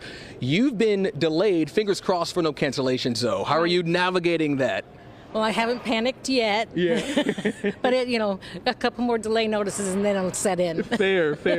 Well, you seem like you're taking it in stride. You seem like a very positive person in the times I've been just standing here talking to you. Well, I've had one major disaster, and as long as it doesn't go south that way, I'm good. Amen to that. Amen to that. All right, so you're no stranger to this area. You're no stranger to the weather. So is this probably a little bit more understandable for you to digest than maybe some other travelers because you used to live in the Midwest for so long? Yes. To me, it's the people up here take care of the roads really well. So, there's no plows in Texas except at the airport. So. And if anything, I guess the silver lining, if we can identify at least one of them, Mitchell International is easy to navigate in and out. To your point we were talking about earlier, there's kind of like virtually nobody in the airport. I know it's not Sunday, but it's barely anyone here. I know. I was very surprised. Yes. Gladly surprised. So now you bypassed ORD and or Midway to come to this airport. Why? My daughter has flown in and out, and the grandkids have flown in and out, and she said this was an easier airport to navigate. I'm not one for all the crush of people and everybody going anywhere. So this is my first time here, but I like it. I hear that. Hey, I think you'll love it if you come back. Listen, so you're actively monitoring the app. Yes. Keep looking at the monitor. If it's canceled.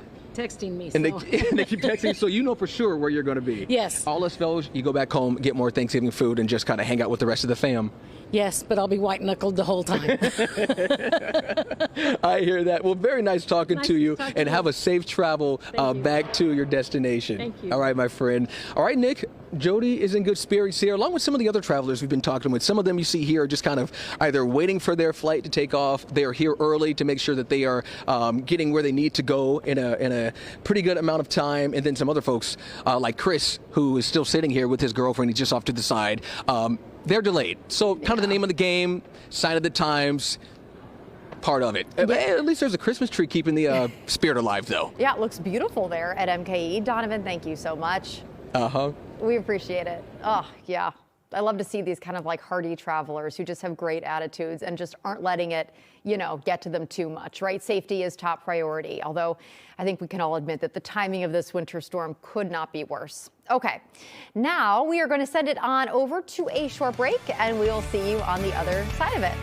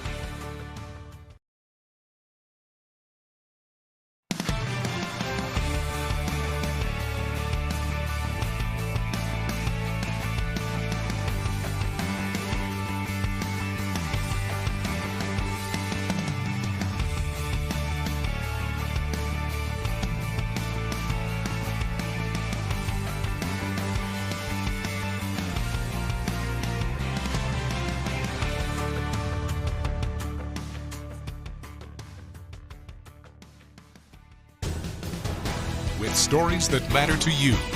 This is Fox 6 News.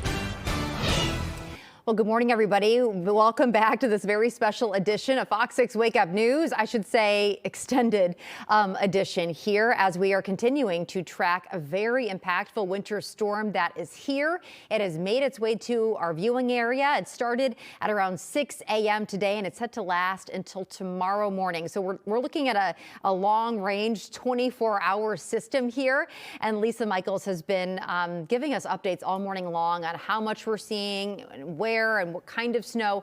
She joins us now live with the very latest on how the system is moving and shaping up based on forecasts. Yeah. Good morning. Good morning. You know, it's a winter wonderland out there. And for some, it's great, especially kids, I think. For others, it may be a headache. It's going to be a lot more difficult through the upcoming hours as heavier snow is starting to move in. So we are under a winter storm warning, I want to say, until tomorrow at 6 a.m. However, we could be added to a winter weather advisory once this expires tomorrow for the threat of some blowing snow. Overall, we know with people traveling back from the holidays that is going to impact travel conditions as well. So this is a long duration event where heavy snow is only one of the impacts that we're dealing with, but it's also a significant one. Visibility is currently one of the wider impacts that we're watching as snow is starting to accumulate 1 inch to 2 inches for some spots here locally. But notice that we are starting to cover more of the roadway. So the Marquette interchange, we've been seeing less and less of it this morning. Also seeing less cars out there, but take it slow if you do have to drive. Crews are out trying to clear the roads, but as snow just continues to fall and will pick up as we head through the afternoon, I would anticipate that driving will become a lot more hazardous if you are going to head out through the afternoon and evening. Now, if you can stay in, that's going to be the better case scenario here because we're tracking this low pressure system right now closer to Kansas City, which is quite a ways away, but it is bringing in a lot more moisture. And notice where all of these darker purple, blue colors are ranging. That is where the heavier snow is sitting. And we are just starting to see some of that transfer north of the border into Wisconsin, which is going to bring some of the heavier snow. Unfortunately for all of us, we are dealing with either completely covered or slippery road conditions with accidents that have already been reported since early this morning. So again, it is going to be a day where you can really help out your local crews by staying off the roads and letting them take control and try to clear the snow off without having to weave around you. Take a look at this shot, though. This is in LeClaire, Iowa, and yes, it is whiteout conditions. You can only see some of the trees in the bottom there with that snow falling rapidly with the winds. This is what we're looking at having, where the heavier snow is falling right now. That's heading our way. So we are starting to track again some of the heavier snow falling along and south of the I-94 corridor. It's gradually moving further north, so that heavier snow will be with us. We've had a little less near the lakefront, but it's picked up along Kettle Moraine and heading westward. That's where we're having some of the worst road conditions and higher amounts. But again, all this is continuing to move to the northeast. We will be watching the snow and tracking it closely as we head through the rest of the day today. This afternoon and evening, the impacts are going to be the highest. We're again talking about very low visibility as well as high snowfall accumulation. The impacts will be decreasing as we head into Sunday morning and Sunday during the middle of the day, especially as crews can continue to clear the roads once the snow stops. But then we have a different issue to deal with, and that is going to be blowing snow as well as very cold temperatures. In fact, we're looking to have temperatures feeling like we could be below zero heading into next week. So a lot to talk about, but let's stick with the snow first. As we look at Sky Vision Plus, we'll continue to talk about some of the heavier snow where rates could be 1 inch an hour as we head through the afternoon and evening. Now, this should gradually start to weaken a little bit as we are continuing into tomorrow morning. But again, still with snow around, especially if it's lighter snow, that easily could be blowing throughout the area. We're going to have quite an interesting scenario snow-wise here. Some areas could possibly see up to a foot of snow. And right now we're favored for more of that in our southwestern counties, although we can't rule out in this 7 to 10 inch area for maybe seeing a spot that has a foot or so. Near the lake, that's where we're looking to have possibly lower amounts, and that all has to do with the moisture from Lake Michigan. As this system moves in, it's going to cause lake enhanced snow. So it's going to start to bring in some of that added moisture from the warm waters of Lake Michigan, creating heavier snow showers. Now, why does this matter? Well, of course, we know heavier snow showers can lead to higher snowfall accumulations, but near the lake, we're maybe going to have a little different kind of snow, some less snow in terms of the amount, because we'll be bringing in more of that moisture. What's going to happen is that then creates a lower snowfall ratio. So essentially, we're talking about wetter, heavier snow, great for packing, but that's going to be something we'll have to watch for our lakeshore communities. As that snow falls and is wetter, it compacts more. So then it lowers the amount of snow you may measure with your ruler. Further inland, where we'll have slightly drier air or higher snowfall ratios,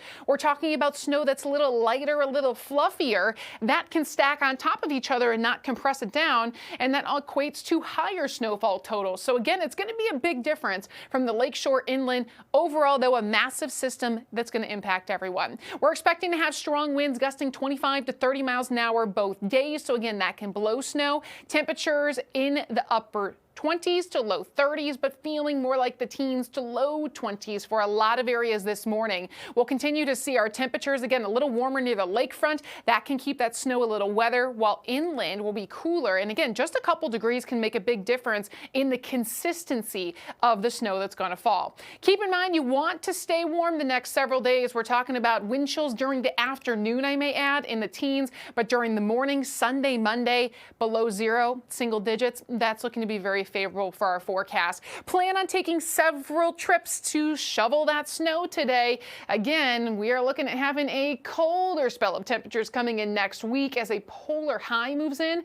That is going to keep our temperatures in the 20s, so no major warm up in sight to melt that snow. We will have some sunshine though, and that could help at least melt it a little bit, but even though our temperatures will be quite chilly, however, that can also compact it and make it more of a hard block of ice. So we will also incorporate a few chances of snow in the forecast on Monday, as well as a few snow showers on Wednesday. Nothing like this system, but can't rule out maybe an inch or so. Again, we'll continue to track that as we head through the week. All right. Sounds good, Lisa. Thank you so much. And as Lisa just mentioned, it's really the western part of our viewing area that's seeing the greatest impact from this winter storm. That is where we find our Andrew Amuzu. He's been live all morning long for us in Walworth County. He's been tracking how this storm is impacting people who live in that area. Everybody from diners at a local restaurant to families and neighborhoods. And now he's telling us how business owners are doing, because Andrew, in all of this weather talk, I feel like a lot of people might have forgotten that it's still Small Business Saturday. That's right. It is still Small Business Saturday. And of course, it's during the holiday season. So we have an array of different holiday things, from hot chocolate to different glasses and everything like that. It's really a very festive store. We're here on Friends on the Square, still in Elkhorn. And yeah, we were just driving by here, and I was like, oh, the Small Business Saturday, I'm sure this winter storm is impacting some business. And you know, granted, we're here, and obviously there's so much here to offer, but I'll let Ms. Kelly be able to, you know, share exactly what you guys are offering today, but also, granted, there is a winter storm. How has that sort of affected business here on Small Business Saturday? So normally on Small Business Saturday, the store is pretty busy.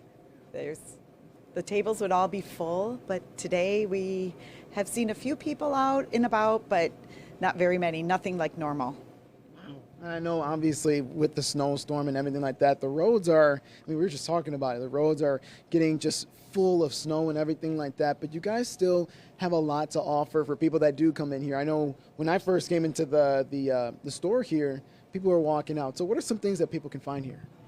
We serve coffee. We have a full coffee bar, hot chocolate, even ice cream. And actually, on a day like today, we do sell a lot of ice cream. Last night actually was really busy with people picking up their pints and quarts. I think they planned on staying home and eating up ice cream. Yeah, I know that's actually something that I've not thought of. I always think of hot chocolate. But ice cream, well, I guess if you're going to be hibernating in this winter snow, I mean, that definitely makes a lot of sense. And I know that you said that there's an event happening later on that might be a little bit warmer, not ice cream, but maybe a warmer beverage here.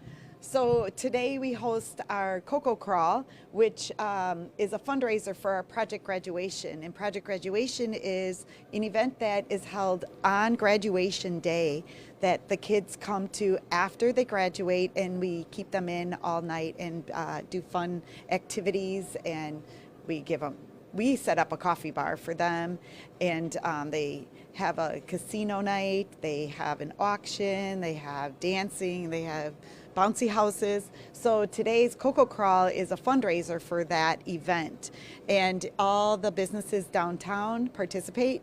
So they go around, I think there's like 25 stops, and they get a little cocoa cup, and they go around and sample all the cocos, come back here, vote for their best cocoa and their best treat. And most people say they can't finish all of them. Oh, man. Yeah. Listen, I'm a huge hot chocolate fan.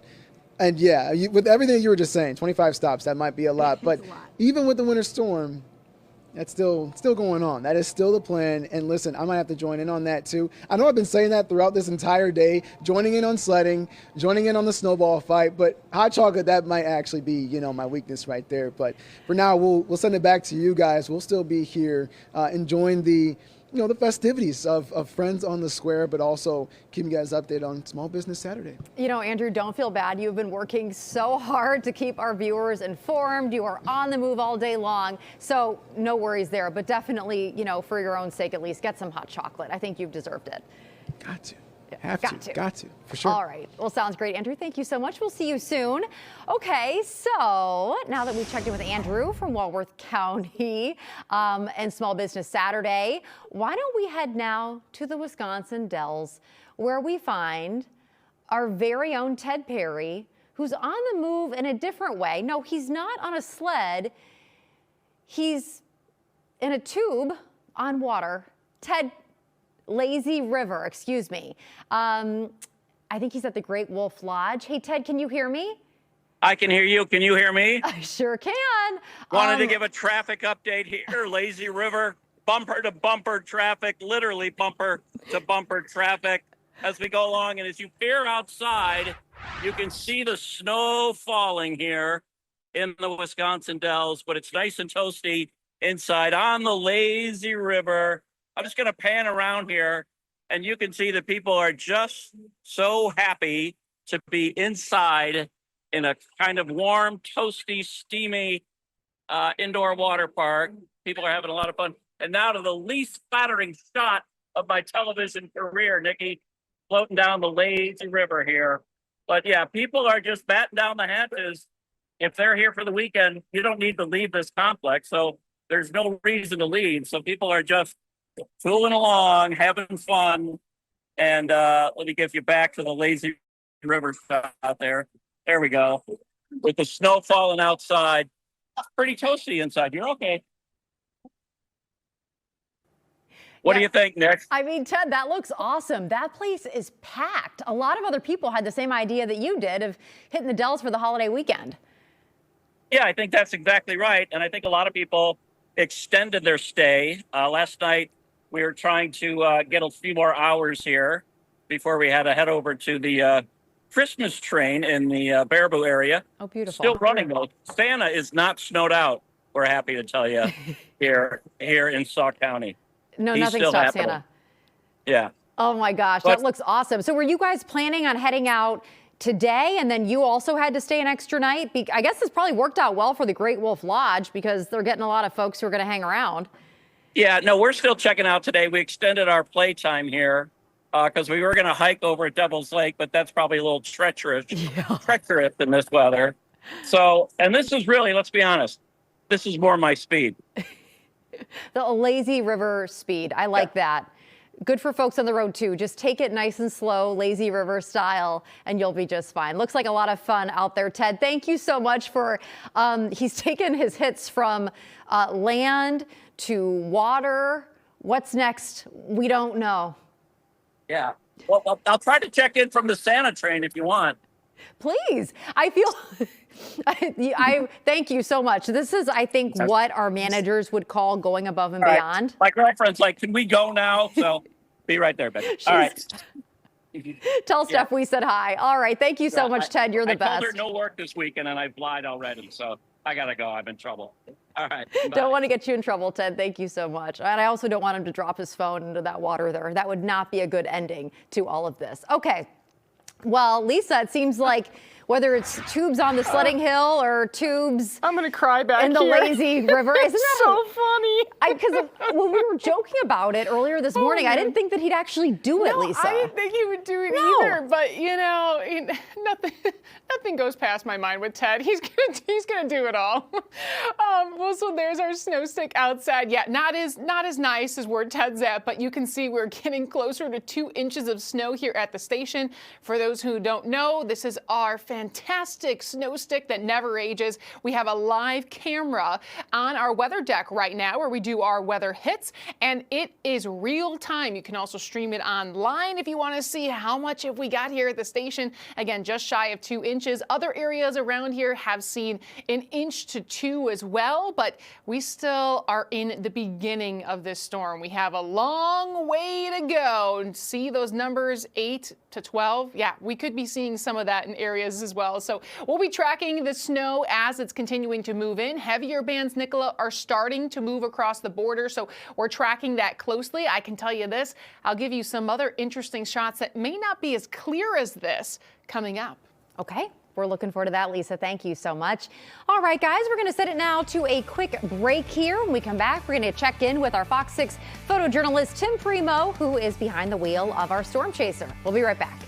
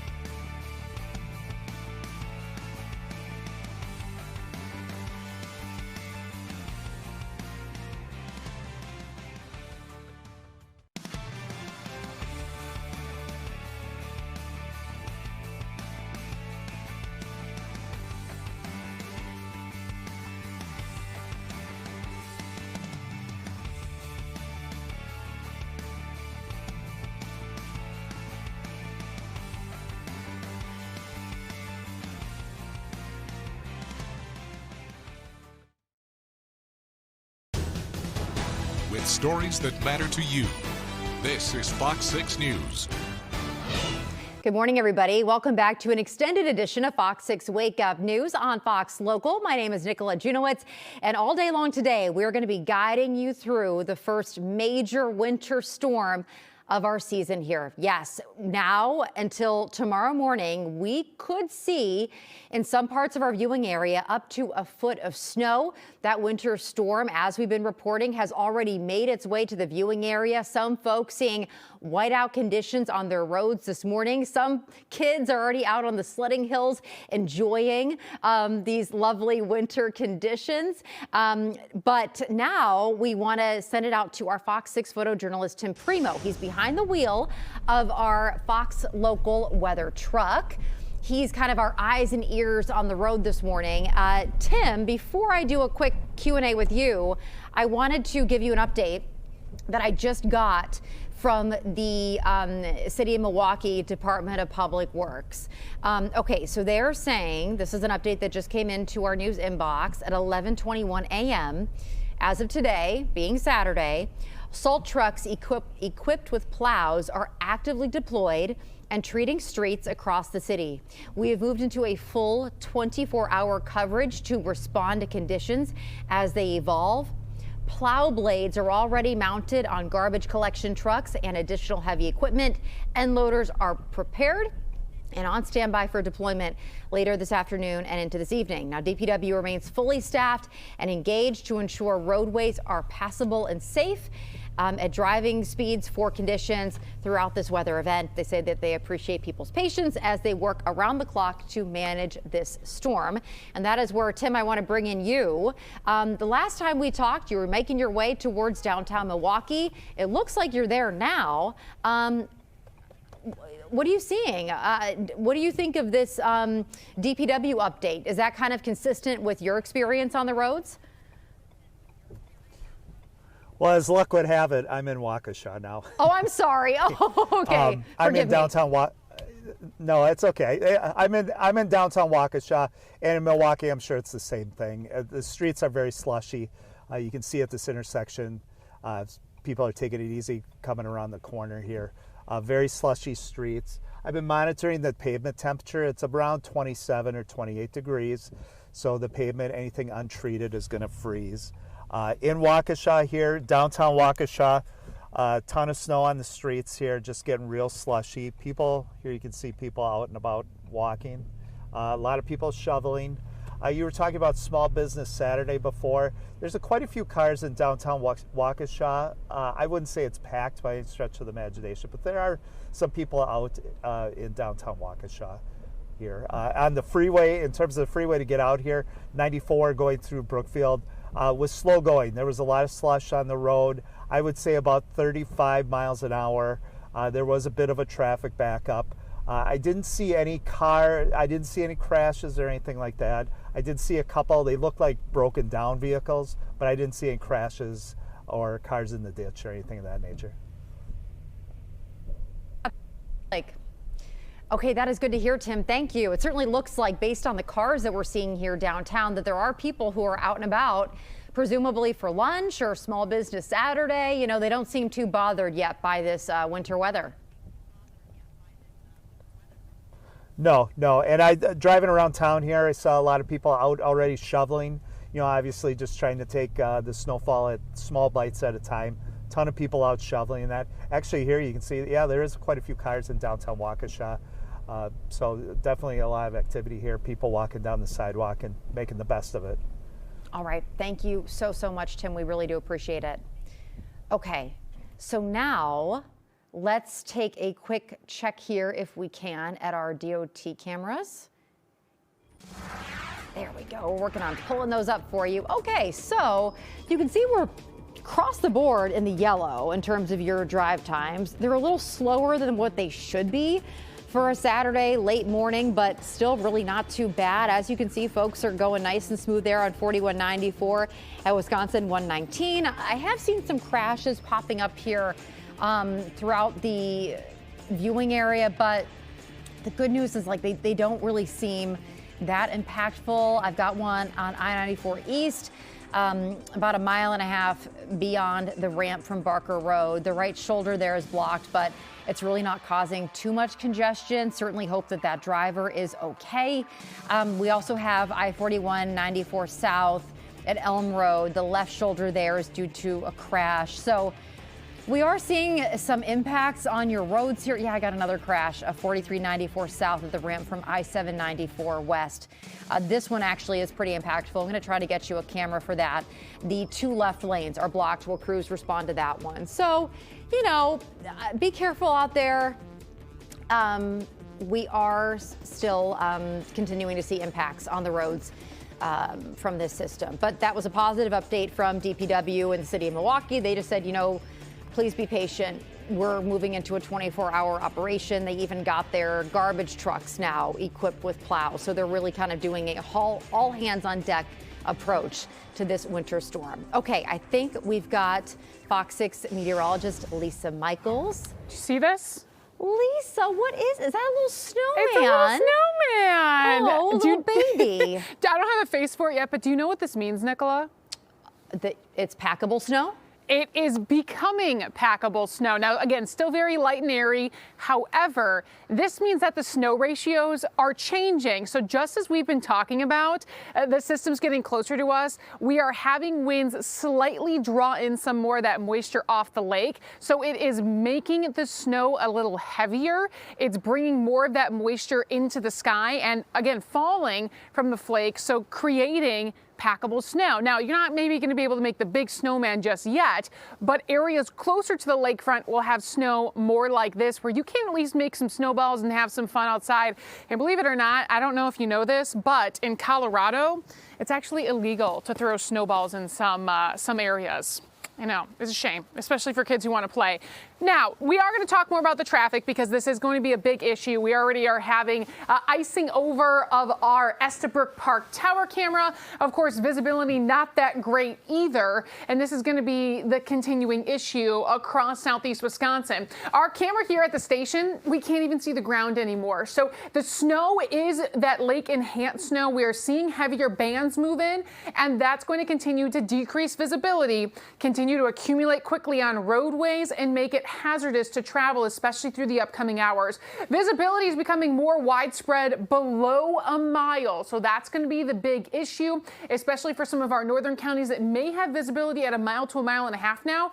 That's probably not going to be the case in the upcoming hours. We can see that darker area of snow that's continuing to move further north. That's what we're talking about. The heavy snow moving in this afternoon and into tonight. So anything this morning was just a precursor to what's going to come. But we are going to see, again, some pretty big impacts out of this as that snow will more quickly accumulate this afternoon. Temperatures, bundle up. We are below freezing, upper 20s, low 30s, wind chills in the teens and 20s. Again, you need the winter gear if you're heading outside to shovel or maybe make a snowman. We'll bring you a lot more coming up in just a couple minutes.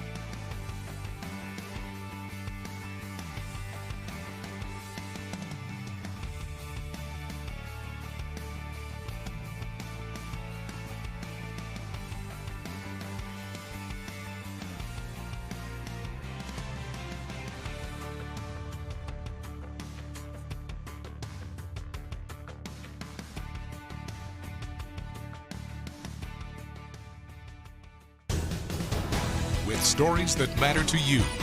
This is Fox 6 News. Welcome back, everybody, to our extended coverage of this winter storm that has made its way to southeast Wisconsin, already packing a punch. We are now just 6 hours into a system, a warning that's set to last for 24 hours. So we still have lots more to unpack here with this. So right now we're going to bring in the National Weather Service. They are joining us now live to kind of unpack, how this storm measures up to other systems that we've also seen at this point in the season and past year. So good morning to you. Nice to see you, Ben.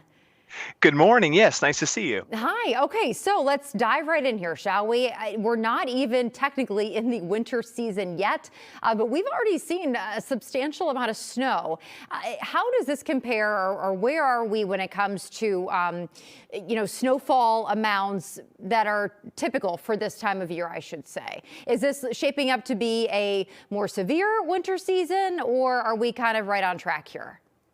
Well, in the grand scheme of things, yes, I'd say particularly compared to some of the recent prior years, we're kind of ahead of schedule with some of these snowfall events, particularly the ongoing one, which is going to produce some pretty hefty accumulations and kind of set us ahead of pace for this time of year for sure.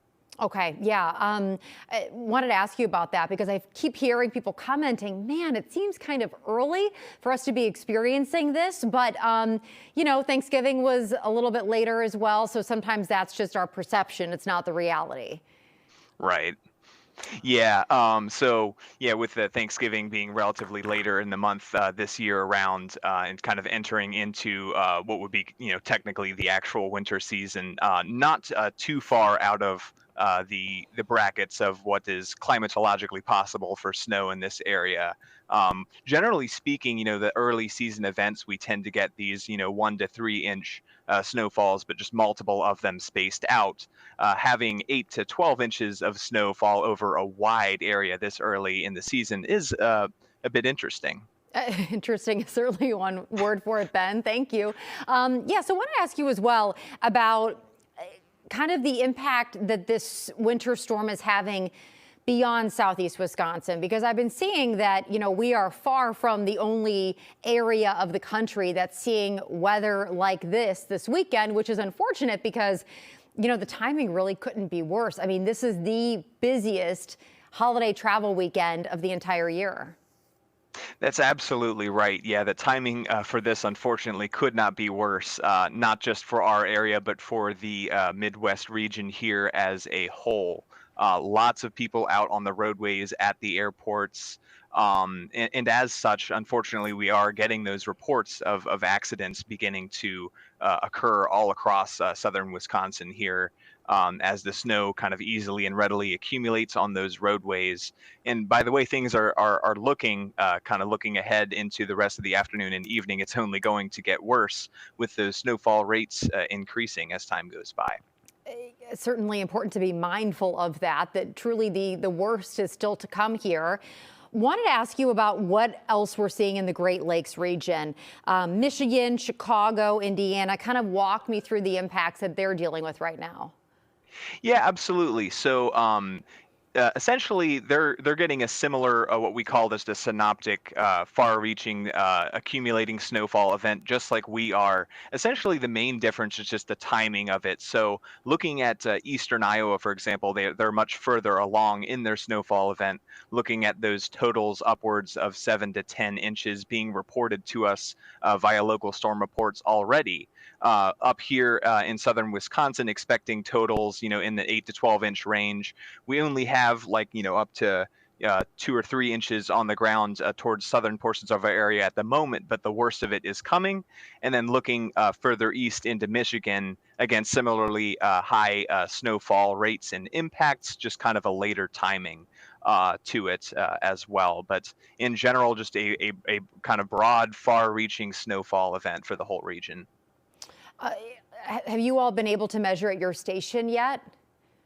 We have been taking measurements, and we'll continue to take those every 6 hours. As a matter of fact, we have one of my coworkers is stepping outside right now to take the noon observation. So he's going out with a yardstick and measuring the snowfall on a snowboard, and then also the snow depth on the grass.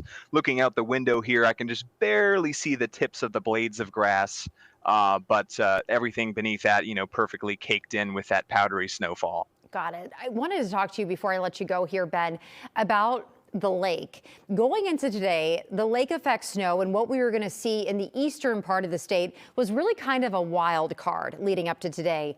What are we seeing in terms of how the lake is affecting this winter storm, in terms of what people could see and where? Yeah, you're absolutely right. The lake is kind of a wild card and is playing an interesting role in this snowstorm going forward. The mechanics of that, where we have the lake surface temperatures currently in the upper 40s, so very warm and steamy air from over the lake being blown into portions of eastern Wisconsin, kind of along and east of the Kettle Moraine Hills, east to the shoreline of Lake Michigan and far eastern Wisconsin. And in those areas, I had previously advertised, for the whole area, generally storm totals in the 8 to 12 inch range. And what we're messaging is that some locally higher amounts, possibly up to around 14 inches, just like a few inches more, may wind up falling in these areas due to what we call lake enhancement, where we just have this broad, far-reaching snowfall with a little bit of additional moisture from the lake effects injected into lower levels of the atmosphere. And on radar, we are just now beginning to see the signal of that beginning to occur. If you look very closely on the radar towards the shoreline, you can see some southeasterly movements to the clusters of snow, indicating that a bit of that moisture is beginning to mix in. All right, Ben Shepard from the National Weather Service, thank you so much for lending your expertise to us this afternoon. Thanks for having me. Of course. Okay, now we're going to send it on over to our weather expert, taking a live look at the weather deck. Yeah. Okay. So, what are you seeing on the weather deck? I know that where the roof is and all that kind of affects what our weather stick says, but yeah. So our snow stick right now has just under 2 inches, so closer to 1 3/4 of an inch here at the station, and you can see my little snowman there on the fire pit. So we are seeing a change in our snow ratios, which we've been talking about this morning. That's going to have an impact on whether your snow can be compactable into a snowball or making a snowman versus that light and fluffy and airy snow, which most of us saw this morning. It kind of has what to do with what Ben mentioned, the moisture and the warm waters of Lake Michigan. That then is being ingested into this system in a sense, and that is changing the snowfall ratios. Well, why is that important? Well, of course, when we're talking about more moisture in the air, that makes the snow more dense as it falls. That makes it more compactable, and therefore can actually lower some of the snowfall amounts because the weight of it can compact the snow down. So we'll break more into what can happen, but I do want to show you this though. Lake Michigan snow. Yes, Patrick sent this in from Racine. Looks like we might have one of Santa's reindeer in his yard getting a nice fun dose of the snow there as well along the lakeshore with the breakwall also covered in snow. We are continuing to track, though, our winter storm warning, which goes until 6 a.m. tomorrow. Again, this is a long duration snow event, and we are just in the beginning of it. But since we are transitioning now into the afternoon, this is when the hazards will get a little more worrisome, especially as the heavier snow is starting to move in. In addition, visibility is already low and is continuing to drop. The moisture we've had on our Estabrook Park tower camera, it's mainly looking to ice over right now, while other areas a little closer to the ground, we can barely see the tops of the buildings for some buildings downtown, as that snow is really reducing visibility in spots too. Across the state, though, and especially our area, we are dealing with covered to almost completely covered roads. Now, there are still going to be some treated roads that will be okay to drive on, but they're not going to be completely dry. It doesn't take much for you to lose that traction under your wheels, so we are advising people to stay off the roads, especially making it easier on road crews so they can get out and clean them through the upcoming hours. Here's what we're tracking is the center of that low getting closer to us in Wisconsin. Now it's going to stay south of us, so because we're on the north end of the system, that That is what is going to drive up some of those higher snowfall totals. But this system is drawing in a lot of moisture with it. In addition, it's going to draw in some of the moisture off of Lake Michigan, creating some of that lake enhanced snow. So that is what can create the heavier snow, some of the higher totals. But then again, it all depends on that snowfall ratio. Let's take a look what's happening now. Again, those darker pockets of purple blue, that is what we're concerned with. That's really going to continue to drop visibility through the upcoming hours. So making this afternoon and tonight very high impacts. We'll still hang on to some impacts by tomorrow morning, as mainly side roads probably not going to get touched as much, but it's the blowing snow that could be an issue for Sunday as the actual snow moves out. Let's talk about snow though, because we can have a wide range of 7 to 10 inches of snowfall, still favoring some of our southwestern counties for maybe 10 to 12 inches. Now the lakefront right along it, it's going to be a tricky forecast. Is it possible to have some higher amounts? Yes, but remember that moisture makes the snow heavier. As it falls, it can compact and actually lower the snowfall totals near the lakefront. Either way, though, it's still going to be impactful for everyone. Further inland, we are looking to have a little bit higher snowfall ratio. So that means the moisture is not going to be as filled in those snowflakes, making it lighter. So that snow actually can create more in terms of accumulation. One thing we're tracking, though, later on tonight into tomorrow, our winds will be shifting out of the northwest. So that will bring in more dry air and put a layer of that fluffy light snow on top of whatever accumulates through the afternoon and evening hours. So yes, well, it's a tricky forecast in terms of the snow, in terms of the type that you'll see, but we are going to be watching some lake-enhanced snow bands, which can increase the rates. Depending on if you have that lower or higher ratio, you can either see more fluffy snow or heavy snow. And again, that could distort how much you really see. So we will be tracking the snow closely throughout the upcoming hours. Sky Vision Plus is going to show that the heaviest snow again moves in this afternoon and tonight. We'll still incorporate some more widespread snow later on this evening, but looking to taper off very gradually,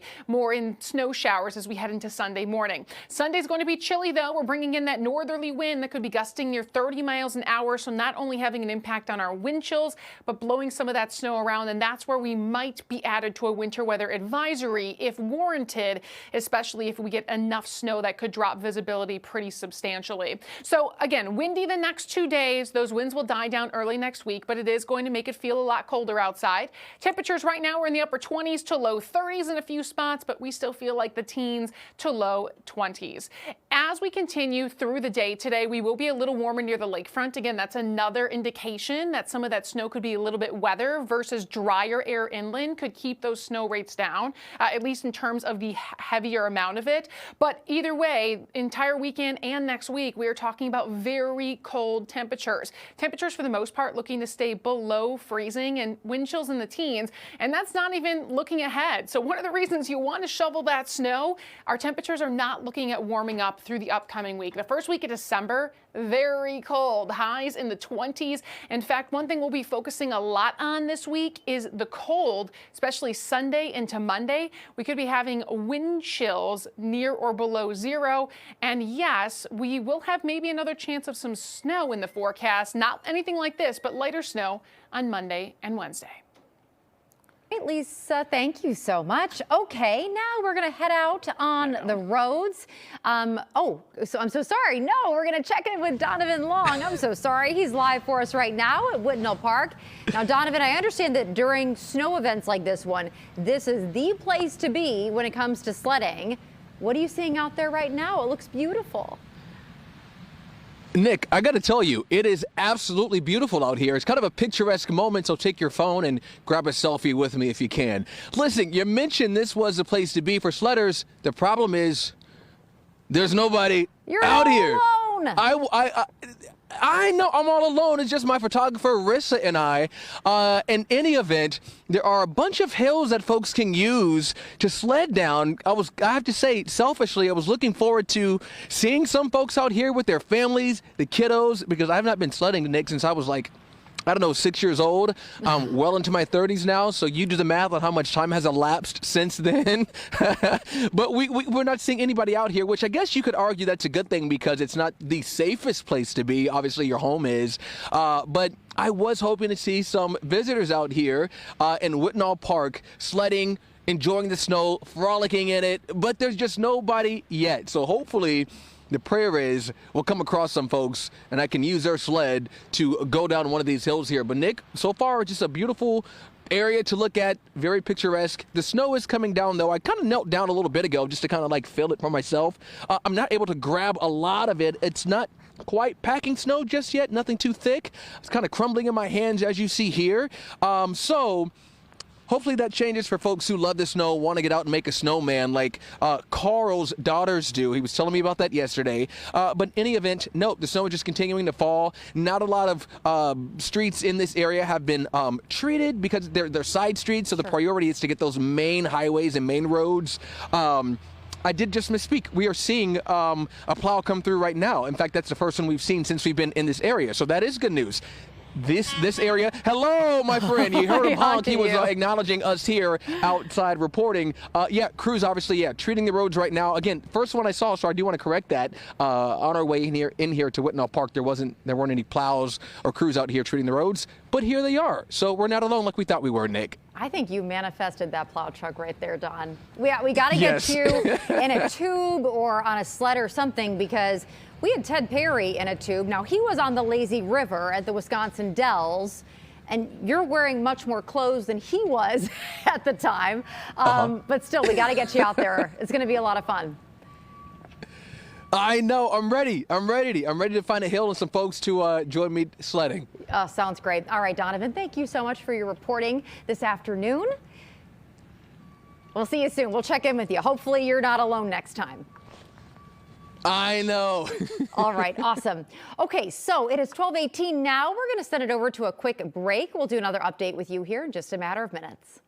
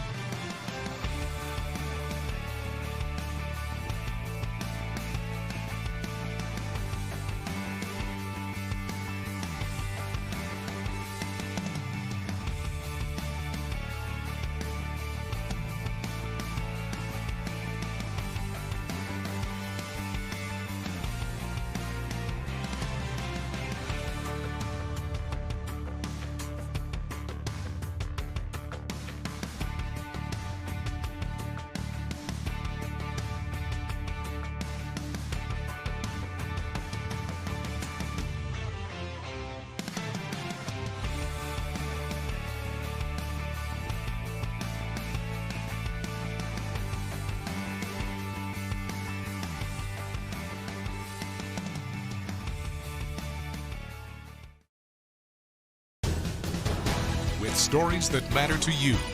This is Fox 6 News.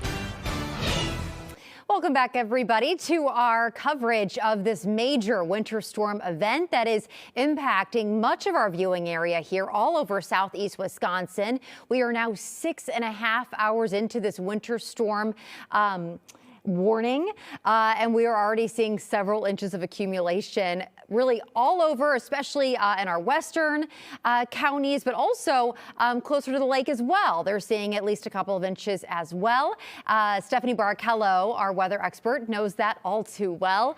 She's been tracking the system for us. Lisa brought her up to speed, and now you're taking on the baton. There you go. There you go. A nice little handoff, and a huge thank you to my colleague, Lisa Michaels, who's been holding down the fort all morning long. Now it's time for her to take a breath, right? We all know it's been kind of an anxiety-driven morning with the fact that we've got some steady snow across the area. Road conditions aren't great, especially away from the lake, but everybody is dealing with this steady snow. In fact, here's a look in Milwaukee at the Marquette interchange. You can tell that cars are moving slowly. Now, thankfully, there's not that many people on the roads to begin with, but I know even earlier this morning I made the trek in from my in-laws' house in Waukesha, and the roads, as of 9 a.m. were bad, unfortunately, and now we're crossing closer to 12:30, so you can only imagine, the build up there. Plow drivers, huge shout out. They're doing a great job, but remember our snowfall rates, they are picking up, so we're going to continue to see going forward this chance for 1/2 inch per hour snowfall rates, maybe 1 inch per hour snowfall rates heading on into the afternoon. Another view in Milwaukee to really show you, normally we would have full visibility of all of these beautiful buildings downtown. That's not the case today. So we've got the poor road conditions, we've got the lower visibility, everything that's going to continue throughout the remainder of the day. Speaking of visibility, really beginning to drop in some of our southern and lakeshore communities. It's only 3/4 of a mile in Milwaukee, 1/2 mile towards Janesville, Burlington, as well as Racine and Kenosha. Not much better up towards the north, but the snow is maybe just a touch lighter across some of those northernmost communities. And you can tell now on radar where we're seeing some of these darker blues or darker purples, this is heavier snow working its way on in. So I would say just anticipate some of those higher snowfall rates really through the remainder of the afternoon and evening. Now here's a look at road conditions. All of the pink snow covered. I think just about every roadway is snow covered at this point. Some of the blue more so slushy and slippery. Now as I got to Milwaukee County a couple hours ago, it was wet. It was just a little slushy as compared to snow covered out across inland areas. But again, it's been a few hours since then now. So just take it slow if you do have to be out and about. Again, thankfully, plow drivers, they're doing an incredible job. We still have a lot of snow to get through. Remember, this is that long duration event, so you can see plenty more of it down towards the south. The end line is across the Dakotas right now into Nebraska, so it's going to take some time to get this system out of here. So just plan on more of the same. We're going to continue throughout the rest of the afternoon and evening to see these snowfall rates really pick up. So we're going to start to see faster accumulation, and that's really all across southeast Wisconsin. Now tomorrow morning the snow tapers off, but now a little bit more concerning that the wind is going to pick up a bit more, so blowing snow could end up still being an issue, which then recovers the roads. So slippery conditions could still be a problem off and on throughout the day tomorrow. A reminder that we have this winter storm warning all the way until 6 o'clock tomorrow morning.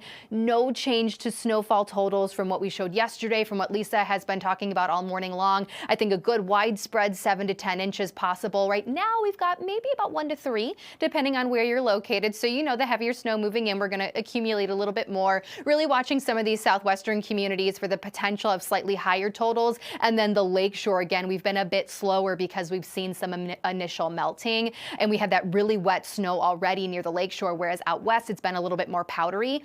That too, though, that consistency all across the area will become a bit wetter in the coming hours as some of these higher snow rates start to work their way in. Now, again, you'll notice we're just looking at more of the same here throughout the remainder of the afternoon and evening on into your overnight hours, and then crossing into some of our early Sunday morning hours. That's when we'll start to see a lot of this beginning to taper off and eventually wind down. But then notice the wind too. So that blowing snow potential, that is still a hazard to take seriously. early, even though snow won't be actively falling. Remember, any blowing snow, especially in open areas, just recovers all of that pavement and then driving over essentially fresh snow there. So wind gusts today are already or will continue to pick up throughout the afternoon, but you'll notice tomorrow how they could be close to about 30 miles per hour. So that's more so why we're really watching that potential for some blowing snow. But again, in the meantime, you know, we're in the thick of this storm system. We got to get through some of these heavier snowfall rates before this system's even out of here tomorrow.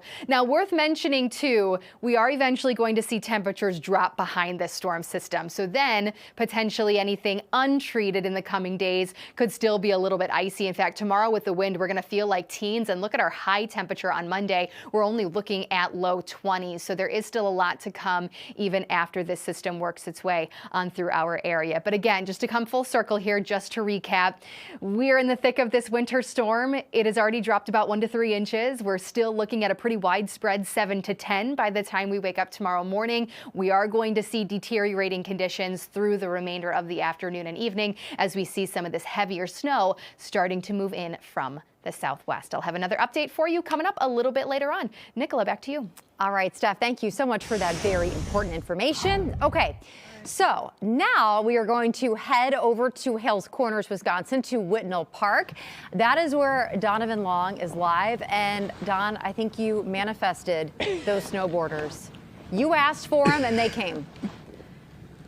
Nicola, you can call it a Christmas miracle. I was just telling Avery and Izzy here, when we were last on camera, there was virtually nobody out here, definitely no snowboarders, and look what we found. These two, y'all, nice to meet you. You're enjoying the beauty we call home here in Wisconsin. You've got your snowboard decked out here. It's really swagged out. You are no stranger to this area, Avery. You were telling me you used to come out here as a kid to sled. So what is it like being back now? It's awesome. It's another home, you know? Yeah. And surprisingly, there's no people here, so we're going to teach her how to snowboard today. All right, you got a good teacher apparently. How are you feeling? This is your first time like really getting to learn to snowboard. Yeah, I'm excited, but I have a good teacher, so we'll hope I don't fall, see how it goes going down the hill. You got to fall to learn how to get back up again, right? Part of it. So you guys were saying normally there's like so many people out here enjoying the snow. Are you surprised that it's kind of like a ghost town, minus like the 4 of us, my phone talk included? Yeah, it's very surprised. There's always tons of people here. Like you can't even get parking on the street or anything. Yeah, we would have to park all the way down there. Yeah, it's surprising. It's a ghost town. No kidding. We saw like a snowplow crew come in here and try to treat the roads here off in Whitnall Park area. We saw, all of us saw the driver of this BMW sedan doing donuts right behind us in the snow. I think they thought the camera was rolling. To their surprise, it wasn't. So don't recommend that, but they were in fact doing that a couple minutes ago, Nicola and folks at the station. What are you looking forward to on this snow day? You're learning to snowboard. You have a little bit of anxiety. What is the hope when you leave here today, Izzy? I hope I get the hang of it, learn how to snowboard. We're going to end up going to Little Switzerland soon, so he just wants me to learn the basics for now. There we go. Hey, I wish you guys nothing but the best and nothing but the best of luck. We'll be watching for you. If you fall, we'll act like we didn't see it. Oh man, Avery and Izzy, very nice to meet you guys. Have so much fun in the snow here. Yeah, thank you. Yeah, awesome. Anybody you want to shout out and wave to while I have you? Mom and Dad. Mom and Dad. Little sister Gloria. There we go. Layla.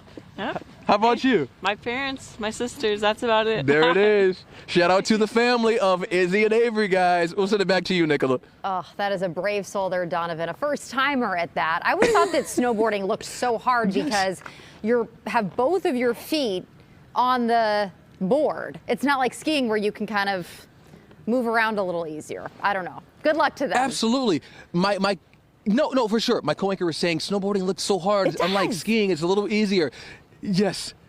Yeah. What do you think? Yeah. I agree. It's harder to learn snowboarding, but I feel once you got it, you got it. With skiing, you can get hurt a lot That's easier, fair. I feel like. Well, Nick, I know a great teacher for it. You and me. So there we go. We'll stay in touch. There we go. That's how we're going to get through this winter, is by finding fun things to do outside. Yes. All right, Donovan, thank you so much. We'll see you soon. Glad that you found some folks. You're not all out on that hill by your lonesome. Okay, so now let's check in with our Fox 6 photojournalist, Tim Primo, who is now, I don't want to speak too soon here, but you're now on the streets of downtown Milwaukee. Is that right? Yeah, I'm on Wisconsin Avenue.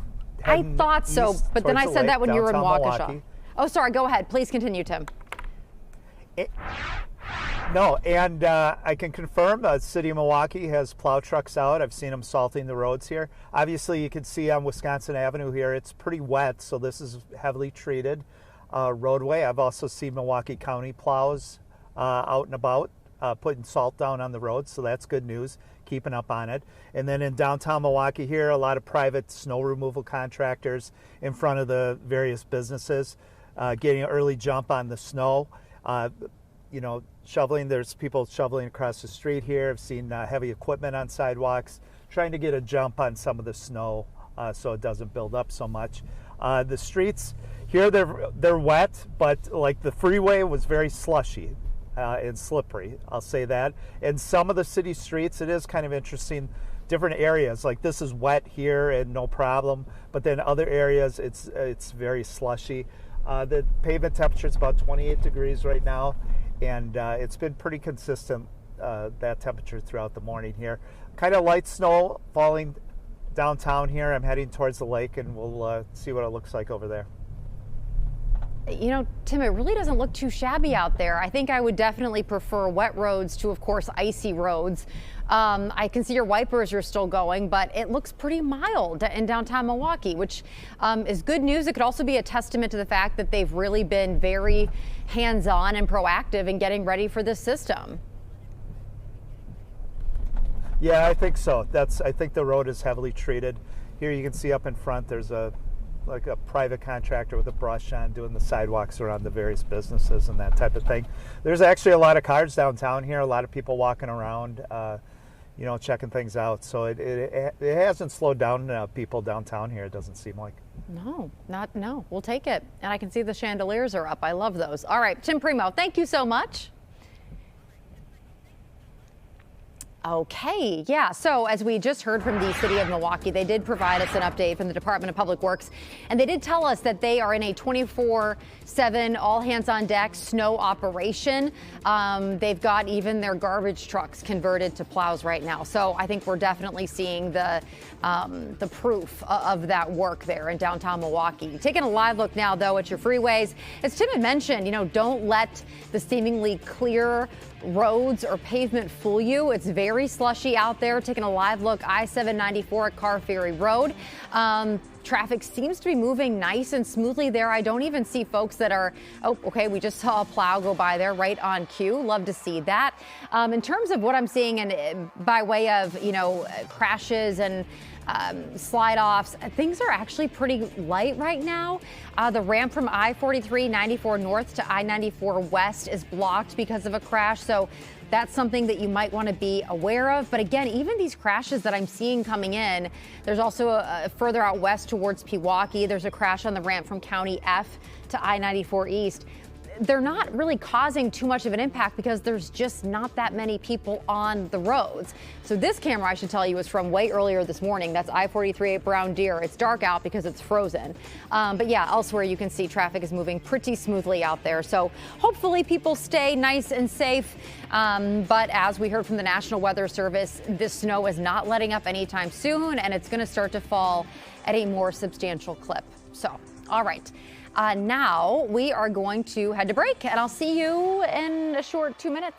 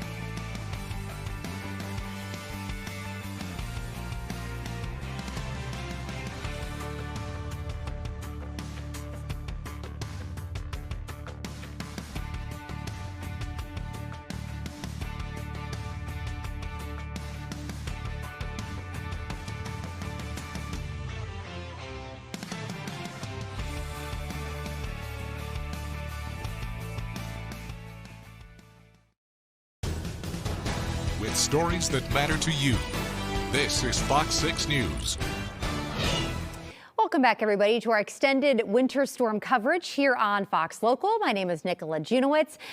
We have been tracking this system all day long. We know that the warning went into effect at 6 o'clock this morning. It's set to last for 24 hours into 6 o'clock tomorrow morning. Many counties throughout our viewing area are being impacted by this. Most people have already seen at least a couple of inches of snow, and we could see as much as a foot in some areas. So we are checking in on all different parts of this system, from the roads to the airport to even just how people are embracing this winter weather. Speaking of that, we are joined now live by our Donovan Long. He's at Whitnell Park in Hales Corners, where he has found some sledders. Don, I'm by no means an expert, but my understanding is that this is the good stuff for sledding. Oh, Nick, this is definitely the good stuff, and some good people, too, to go with it. Listen, it's so funny. I was just telling this family here, this is Andrea, Willow, and her son, James, all three of them here. I was just telling them a little bit ago, we went from seeing nobody to suddenly everybody started to come out of the house now to enjoy this beautiful weather that we get to enjoy today. Okay, so you were right. We've got some sledders behind us. They've got the sled here. The gear's all here ready to go. Willow, I'll start with you. What are you looking forward to, my friend? Also, I love the glasses. You look really cool. I'm really forward to go at sledding. Yes. Do you normally sled when it snows outside? Usually, yeah. Yeah. All right, what are you looking forward to today? Do you normally come to Whitnell Park to go down the hills and have fun? Usually to go by the pond over there and have fun and sled and stuff. There we go. All right, James, my man, come around. We got to talk to you, buddy. I like the coat, too. What are you looking forward to? I see you're the one pulling the sled. So what's your involvement? Do you normally get down and go fast, or what do you do? I want to get down and go fast. I'm going to try and get her on the sled, but she probably won't come on. I don't know, Mom. What you thinking? Do you think you're going to get in and go down the hill? Maybe once, yeah. Maybe once. Okay, yeah. Okay. Hey, what does the weather mean to you? You know, it's kind of the sign of the times. It's a beautiful day. It's not as windy as it could be, which would make things a little worse. How are you taking this all in? Oh, it's fine. I have a truck. It's wintertime. I can drive around if I want to and be safe, and the kids like playing in the snow. There you go. I see Willow's already got a handful of it right now. That's what I'm talking about. Well, don't let me hold you guys any longer. We'll be seeing you sled down the hills, hear the screams, have so much fun. And thank you so much for talking to us. Nick, there's some more. Got the Garcia family on the other side of me. Come along with me here. Hello, everybody. I'm still Happy with you. winter. I guess it feels like a winter. I guess it's not technically winter just yet, but the snow is kind of a sign of the times. We've got Esmeralda here, Garcia, my friend. So glad to see you. So, what are you looking forward to from today? Going down the hill. Yeah. Do you always come here to go sledding? Yeah. Yeah. Talk to me about like the best parts of sledding with your family. The best part is hearing them scream while they go down. All right, we got some competition here. I want to say, who's a better sledder, you or your brother here? Me. You? Oh, why do you say that? Because I go down faster. There it is. All right, you heard it first. A little sibling rivalry here, Nicola. Thank you so much for talking to me, guys. Enjoy this beautiful weather, and we'll see you and hear the screams as you go down. See ya. Thank you all so much. All right, Nick, I guess the only thing missing is me. Yeah. I need to find a sled to get into and recreate some childhood memories out there, but we're going to send it back to you. It looks like you made some friends out there, Don. I feel like you'll have no problem tracking down a sled. Thank you so much. All right, we'll check in with you here, Don, in a little bit. Stay warm out there. Okay, so now I think a big question that's on everybody's mind is, okay, how much snow have we received so far? So our station is located up in Brown Deer, and here's Steph. I mean, it looks like we've got easily a couple of inches. Yeah, I think we're probably right around that 2-inch mark, or maybe based off of trends with other reports I'm seeing, maybe just below 2 inches. But isn't that snow stick just beautiful, Nicola? It's such a gem for our station. It's been around since I started here just a mere 11 years ago. So it's the cutest little tool. A few snowfall reports. We haven't really received much, but there's, let's see, a part of southern Waukesha County coming in at just over 2 inches. Milwaukee's Mitchell International Airport, 1.4, Madison's Airport, 1.7, and then at the National Weather Service's office out in Sullivan, about 1.7. So you can kind of see the trends there. I think a lot of spots are closing in at about 2 inches now, and there is plenty more on the way. All right, Steph, thank you so much. Yeah, that weather stick, snow stick, really does come in handy on days like today. Okay, so I want to bring you up to speed now on a pretty impactful crash that I'm seeing. So this is on I-794 West, about 1.5 miles beyond the ramp from Car Ferry Road. Basically, I mean, this is on the home bridge, is where this is. It looks like, if I can, I'm going to get this camera for you, I promise, because we're looking at the home bridge there, but that's not the right camera because we're not seeing what I'm seeing here. So this is, okay, it looks like at least one vehicle slid off into that side barrier there. And it also looks like an ambulance. Okay, I'm so sorry. Another vehicle looks like is being towed away. So it seems like there were multiple vehicles involved in this. I'm seeing police are on the scene as well as a paramedic. Certainly hope that everybody's okay there. Elsewhere, things are looking pretty clear. It seems like people are really heeding all the warnings and just staying home because, yeah, you're taking, well, that's a frozen camera from this morning.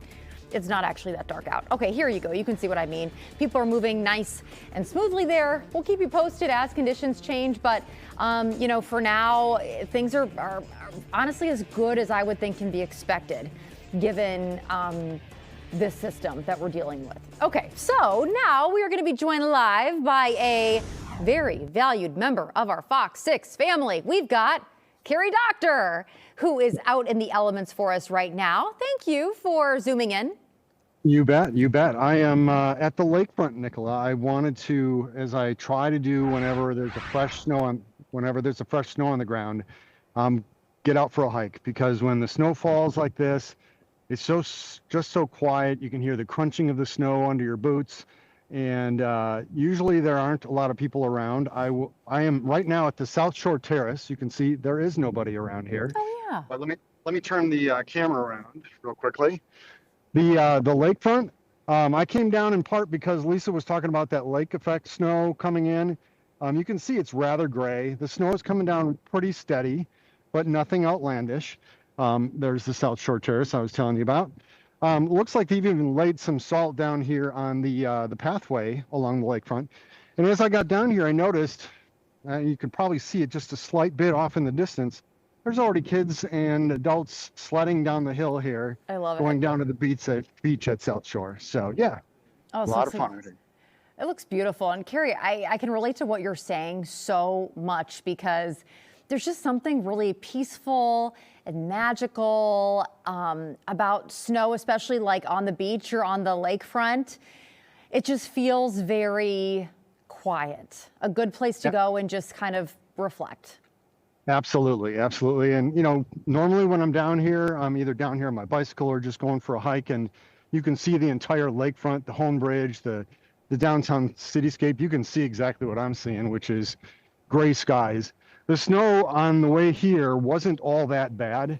I have to say that the city crews, the county crews are doing an amazing job of keeping the mains really clear. Okay.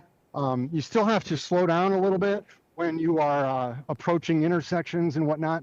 I have seen a couple of cars kind of spin, but outside of that, people are getting around and they're going to the grocery store and they're doing their things and they're sledding. Yeah, it looks like they got a pretty good speed going there too, Carrie. Yeah, for sure. Oh my gosh. Oh, well, that sounds like such a great idea. You know, I feel like we live in Wisconsin. We love it here. Whether you like snow or you don't like snow, you can't change it, so might as well embrace it. Exactly, exactly. It's going to be here for a couple of months, so if you start grumbling now, it's going to be a long 3 months. So just suit up, come out and enjoy it. And like I said, when you're not around the throngs like the sledders out here, it is super quiet, super peaceful. You could put on some tunes if you want and just enjoy the lakefront. I could not agree with you more. Carrie Doctor, thank you so much for zooming in with us. It's nice to spend part of our Saturday afternoon with you. Thank you. Thank you. All right. Oh, that was so fun. Okay, so now I'm thinking we should probably head to a quick break here, and then we'll come back and check in with Steph. Oh, I'm so sorry. We're going to toss to Steph right now. Forgive me. Hey, Steph, I can't forget about you. You're the star of this show here. Literally, no need to wait. You're funny. It's good to see you. I got to ask you. Yeah. You kind of came in here, early afternoon or ish. Yeah. What was your drive like getting to work today? Thankfully, not too bad. The roads, I think, in Milwaukee County are right now a lot better than what they were, at least earlier today when I was driving through Waukesha County, completely snow covered. There was a pretty bad accident on 94 that I actually had to exit at Moreland, but that was again closer to about 9:30. So roads were a lot worse out there. Once I crossed into Milwaukee County, it was just wet. And then when I actually came to work, they were just getting a little bit slushy. So not terrible, but still, you need to allow plenty of extra travel time and plenty of extra room in between you and the car in front of you. And really, this is our view from the station here in Brown Deer, and we're kind of zoomed in on our bigger cross section of Brown Deer Road as well as Green Bay. And you can tell that it is at least a little bit snow covered, and cars are probably moving slower than the normal posted speed. We are expecting snow to continue to pick up in intensity from here into the evening. So I do expect worse or poorer road conditions going forward this afternoon. Visibility's been low all morning. It continues to drop as we start to see some of this heavier snow move in. And here's a look at radar. You can actually tell right now the southern half of our viewing area, including Milwaukee, starting to see some heavier snow where you're seeing some of these darker purple or blue colors. Now, it really does depend on where you're at, but everybody at least has some slush, if not completely snow-covered roadways across southeast Wisconsin. So you can see everybody here, again, either slippery or snow-covered. And we've got plenty more snow down towards the south in Illinois and out west into Minnesota and Iowa. So we're really in the thick of this. It's not going anywhere just yet. And again, we are expecting the bulk of our accumulation to pretty much be from now through later on this evening. So very high weather impacts later today. By Sunday morning, the snow will begin to end, but you'll notice we still have pretty high impacts because blowing snow could then be an issue. Now, the wind is not strong at all right now, but it's really going to pick up as the low pressure actually passes by and on the back side of it tomorrow. So blowing snow going to be Sunday's hazard. Just a reminder again that we have this winter storm warning for a reason, and it goes all the way until 6 o'clock tomorrow morning. So we've really only picked up 1 to maybe 2 inches of snowfall accumulation, but remember, it's kind of a slow and steady race, and we're going to see those higher snowfall rates throughout the remainder of this afternoon. So we're still on track for some of these higher snowfall totals as we enter Sunday morning. So just take it slow as you are out and about today, and better yet, if you want to just hunker down at home, drink some hot cocoa, play in the snow, even better. We'll have plenty more in the way of snowfall updates, checking in with everybody else who's out and about today, coming up after this.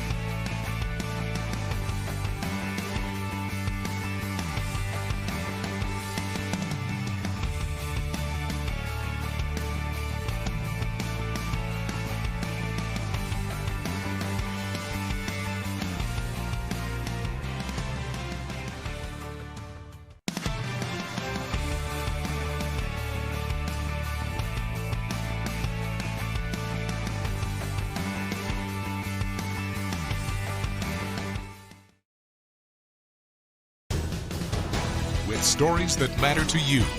This is Fox 6 News.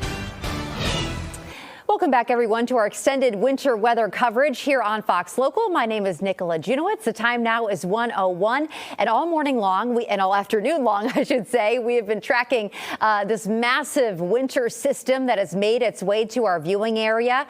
Most of us are seeing about 1 to 2 to 3 inches of snow right now, but that snow is only going to keep on falling at a higher clip and well until tomorrow morning. So we are not out of the woods just yet, but not by any means. So right now we are joined live by Anna Shop. She's a sergeant with the Wisconsin State Patrol, and she is one of the fine individuals who is tasked with keeping us all safe on the roads during this wild weather. Good morning to you, sorry, good afternoon to you, Sergeant. Good afternoon. Hi. Okay, so walk me through what you are seeing, what you have responded to so far today, because I saw on our traffic map here that there were a lot of spin-offs, there were a lot of crashes. So kind of walk our viewers through what your experience has been covering the storm from behind the wheel of your vehicle.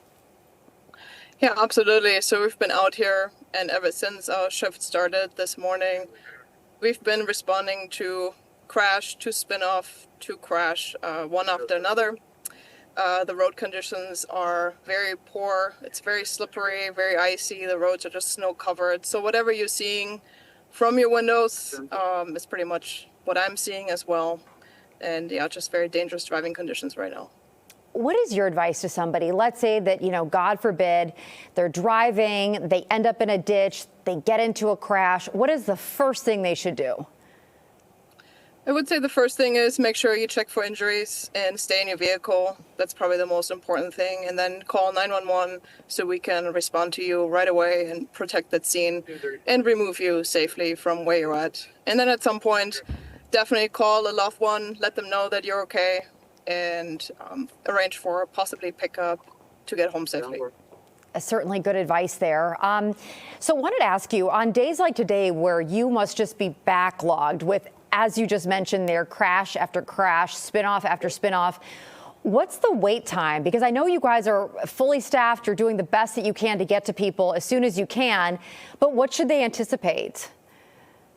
I would say we're doing pretty good and responding in a timely manner. I mean, we have extra coverage out here so that we can get to you in a timely manner, but I would say 10 minutes is probably the most right now that would take for us to get to you. The county and the state and the city are working very closely with each other. For example, I just responded to a county road somewhere in Genesee just because the deputy wasn't as close as I was, and we're just working as a team here and helping each other out and responding to areas that I usually don't respond to. I usually stick very closely to the interstate, but on days like this, I would say all bets are off, and we just try to get to you guys who are in need as quickly as possible. Oh, yeah. It is all hands on deck for sure. I'm sure on every roadway in our viewing area. When you talk to people, they wind down the window and maybe you ask them what happened. What do they tell you? Kind of what's the most common response to that question? I would say that they just lost control of the vehicle and it just started to spin out. And just make sure on days like this, especially, that your tires are in good working condition, and on a truck especially, that you don't travel too lightly. Stack those sandbags so the weight is evenly distributed. But most of it today, I think, is just spin outs, people not realizing how icy it is, and the car just losing control. Yeah, it's certainly a relatable story. I mean, we've all been there. Wanted to ask you, as well, when you guys are preparing for a winter weather event like this, I know from the DPW with the city to really, there's a lot of planning that goes into this. Can I ask, how do your shifts work in terms of staffing? Like, how do you guys make sure that the roads are totally covered when the storm is really in the thick of things? Yeah, I would say the planning takes place days before. I mean, we've known about this snowstorm for a couple of days now, especially as the day came close that we knew for sure was going to happen. Like yesterday, we got a call and the sergeants were just making phone calls, asking for extra volunteers to come out today. We obviously have our day shift, afternoon and evenings covered, but just one trooper or two troopers right now is unfortunately not enough. So we have some people out here in addition on their day off that are helping out to help in this difficult weather right now. Yeah, kind of tough too, I can imagine, on a holiday weekend because you guys are, kind of just like us, right? You guys travel for holidays too, I'm sure, if you can. If we can, yeah, but we already, this is not our first winter. This is not going to be our first snowstorm. And usually on days like this, people are already anticipating that they're probably going to get asked to come out and help out. And more often than not, people are just happy to come out and help out as much as they can. Oh my gosh. Well, you are really doing so much for our community today. Thank you so much, Sergeant Anna Schopp. We really appreciate it. Absolutely. Be safe out there. I sure will. And you as well. You, more importantly. I'm inside. You're in your patrol car there. Thank you so much. Thank you, guys. Bye. All right. So now we are going to get on the roads in kind of a different capacity. We are going to go with our Fox 6 photojournalist, Tim Primo. He, last check, was live in downtown Milwaukee. Are you still out there? Yeah, I'm heading northwest of downtown Milwaukee on Fond du Lac Avenue. And you can see the roads are snow covered and slushy, very slippery at this point. Just one thing I've noticed is that the snow has really picked up, it seemed like. It was kind of light snow before, but now it's coming down to quite a bit more than it was before. It's also kind of, the flakes aren't real big. It's kind of a fine snow, it seems like. Yeah. As you can see here, the traffic is taking their time around the corner here and with the slushy roads and that type of thing. Yeah, it kind of reminds me of like a Parmesan cheese snow, like very finely grated there.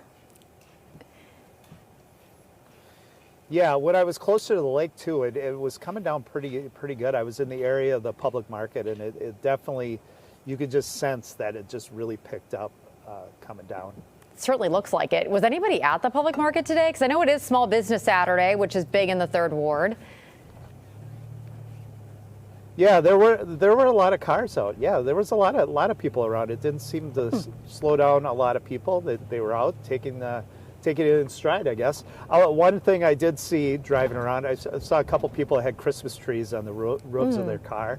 So that was probably a good idea. Go out early, get the tree, and then come home and just spend the rest of the day decorating.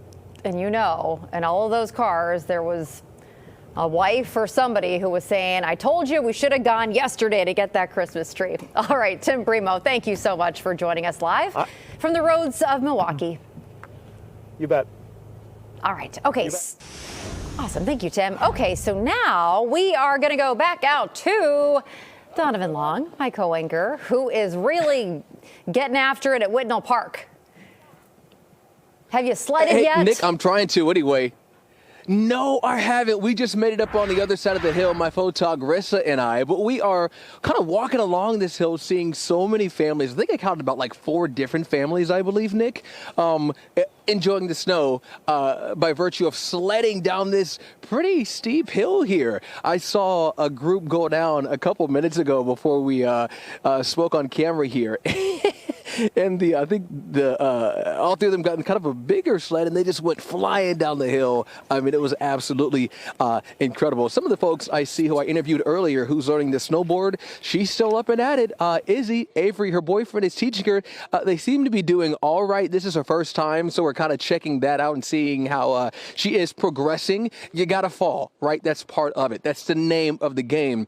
Sledding is also the name of the game, and that's what these folks are doing out here, having fun with their families, enjoying the snow. I will tell you, we are all in agreement here that we are so thankful that it's not windy, because that would kind of exacerbate the elements a little bit more and kind of make us feel kind of icky outside. So since there's not like a lot of wind blowing, it's making it easier to enjoy this wonderful snow day. But to your point earlier, I got to find a sled, got to ask graciously if somebody will allow me to ride down the hill with them. Let's just hope I don't break their sled. I don't want those problems, Nick. Go ask those people. They look friendly. That kid, I feel like, would give you his everybody's sled. Friendly out here. But I don't think 2 of you could fit on that thing. No, I think I'm too much of a big kid if you get the hint to to be fitting on that sled with somebody else. But no, I'm going to get out there. I feel like I have to, right? I feel like I have to. It's only right. Okay, well, right before you're about to do it, make sure that you tell producer Madison so that we can take it live. Hey, you got it. I'll be screaming, Nicola, the whole way down. All the way down. Better that than some other words. All right, Donovan, thank you so much. Nice to see you. Absolutely. See you. All right, so now we're going to take a quick 2-minute break, and we will see you on the other side of it when I am joined with a co-anchor. I know, I'm getting a buddy here for our coverage. I'll see you soon.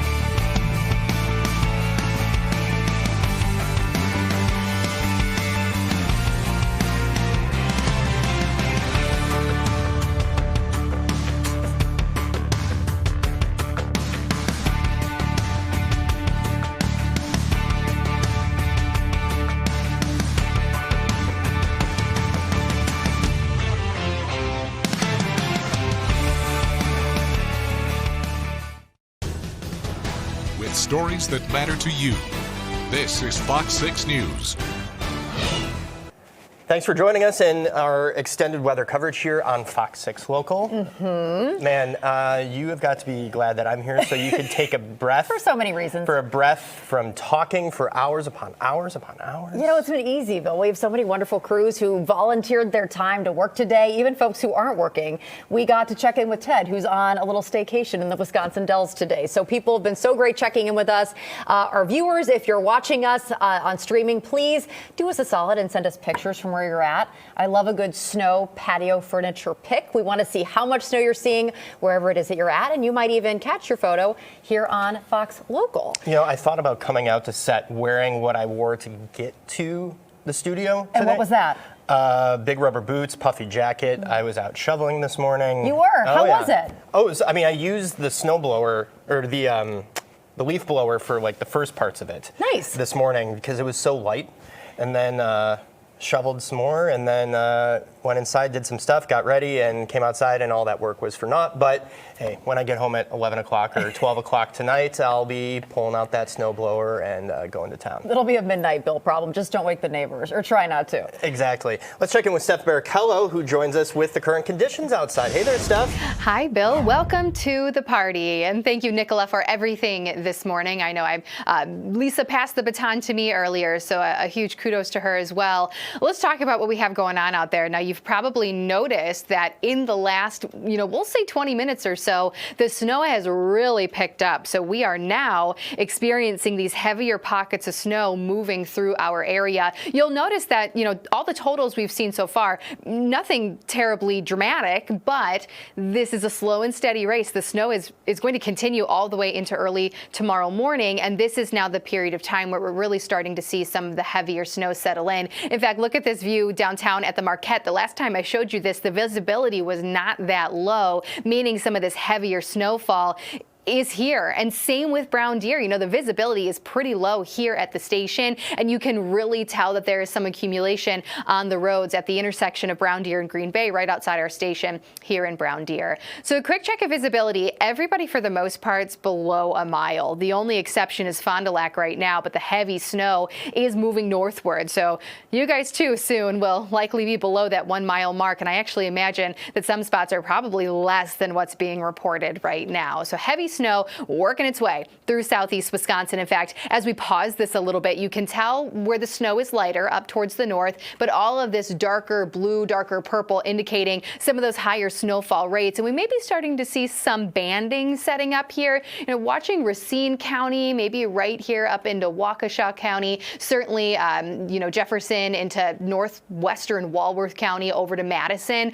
So we're likely seeing some heavier pockets of snow pushing through the area as we speak, which we were expecting, and we will continue to see really through the rest of the afternoon and evening. This again is that time frame we're expecting to see the heaviest snow, the bulk of the accumulation, and likely the poorest road conditions. You can tell everybody across the area dealing with less than ideal road conditions, at least slushy, if not snow covered, just about everywhere. And a lot of spots surrounding us dealing with the snow too. We are in no way done. Again, you can tell we have the heavier snow in southern Wisconsin. Northern Illinois has been dealing with some of that heavy snow, and this extends all the way down towards the south and all the way out west. So that just goes to show, again, this is a big system, and it's still going to be with us for quite a bit longer. Biggest impact's going to be through the night tonight, but I do want to mention, Sunday morning, midday, snow's going to taper off, but the wind is really going to pick up on the backside of this storm system, so blowing snow could then be a hazard. And when I talk about blowing snow, think about a cleared roadway and then the wind just pushing all that snow back over the road, creating icy and slippery conditions again. When it's windy, it's hard to keep up with clearing the pavement. So something we do need to be aware of for Sunday, even though the system will be on its way out. A reminder that we have the winter storm warning that goes until 6 o'clock tomorrow morning. Really just indicates that we still have a while to go with this system. And no change to our snowfall totals. I know we've only picked up a few inches right now, but now that we've got the heavier snowfall, the higher snowfall rates, it's not out of the question for us to pick up several inches here, even in the next couple of hours, and certainly through tomorrow morning. We'll still see lakeshore communities. There is still the possibility we see a little bit less. On the other hand, we could start to see some lake lake enhancement now that we're getting a southeasterly wind. But the bulk of the area looking at about 7 to 10 inches by tomorrow morning, maybe some slightly higher totals down towards the southwest as well, especially if we end up seeing more of that banding. So from here, hunker down, more of the same. It hasn't been too bad this morning, though still a lot of hazards on the roadways. Just know that it's expecting to be worse throughout the remainder of the afternoon and evening. You'll notice then as we get to Sunday morning, still some snow with us through about mid-morning. Then we'll dry things out, but the wind you'll notice out of the northwest, and that's going to be gusting over 30 miles per hour on top of sustained winds over 20 miles per hour. So that blowing snow then will continue to be a hazard. Wind gusts forecast for the remainder of today. We will also later tonight start to see that picking up, but then especially throughout Sunday, that's the potential to see some of those stronger gusts over 30 miles per hour. And then this snow isn't going anywhere either. So make sure you're, going in rounds, clearing all the snow, because temperatures just really starting tomorrow will begin to drop. And with the wind, we'll likely only feel like teens, but we're entering a Monday and Tuesday of even colder air. High temperatures struggling to even reach low 20s, with those wind chills remaining in the teens. So this is still a situation where we want to clear everything before we really see the temperature drop later tomorrow night and on into Monday. But again, just to recap, we've picked up a few inches of snowfall accumulation so far. It hasn't been too bad, but the heavy snow has now moved in. So I do expect worse conditions as the afternoon goes on. Back to you guys. All right. Thanks a lot, Steph. And just looking ahead, thanks for joining us on our extended coverage of this weather storm that we are having here on Fox Local. We're going to be having Brett Lemoyne joining us from Waukesha, the great Brett Lemoyne. All-star lineup today. All-star lineup. But right now we're going to go out to Donovan Long, who is out at Whitnall Park. Whitnall Park, I know it well. Donovan, normally I'm out at Whitnall Park on some skis, doing some cross-country skiing. You found someone to let you borrow a sled, is what it looks like? That is exactly right, Bill. Listen, we've got a little different roles today, so I'm not as advanced as you are. I'm just going to try to go down this sled. I was telling Mr. Garcia beside me, who's going to give me a lift off here. I've not been sledding since I was 6 years old. So there's an element of anxiety at play here, but we're going to go for it, all right? I'm watching Donovan, everybody else do it. it's live television. It's going to be great nonetheless. That looks like a nice deep Thank you for the vote of confidence, too. Bill. Like that looks like an adult size. Oh, are y'all going? Oh, he's going to push you. I thought he was going to get in there with you. No, you want to go with me, Mr. Garcia? No. No, okay. No, Donovan, tell him to push you off and hop in like a bobsled. Mr. Garcia says my no. in the back are like, he's got to hop in with you. But no, I don't think he's comfortable. But will you push? You'll push me. You don't think he's comfortable? I don't think you're comfortable. All right, Mr. Garcia, on the count of 3. 1, 2, 3, let's go! Oh, he's got some speed there. We made it! Oh my God! Oh, I didn't know it was going this far. Gabby, can we zoom in on?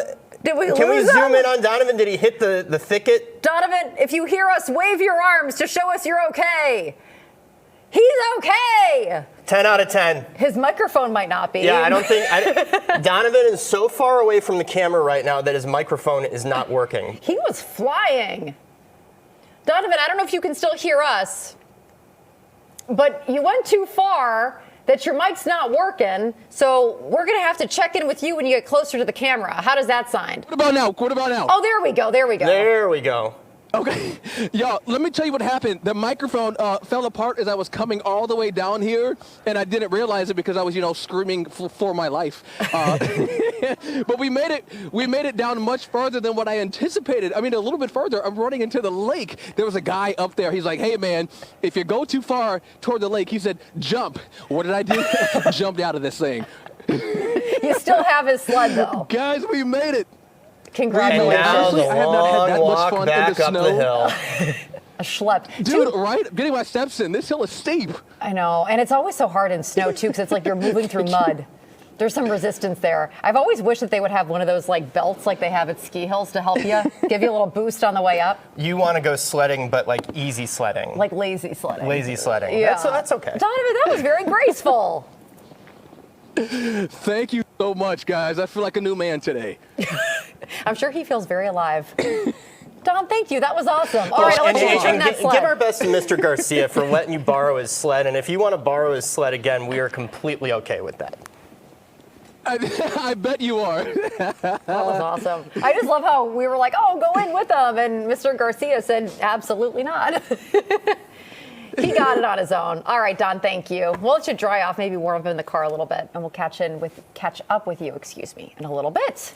It has just been a whole morning of snow for everyone that is waking up here in southeast Wisconsin. We know that some of the largest snowfall is coming in the southwestern counties like Walworth. I know our Andrea Muzu is out in that area right now, kind of traipsing about. We just saw Donovan Long over at Whitnall Park.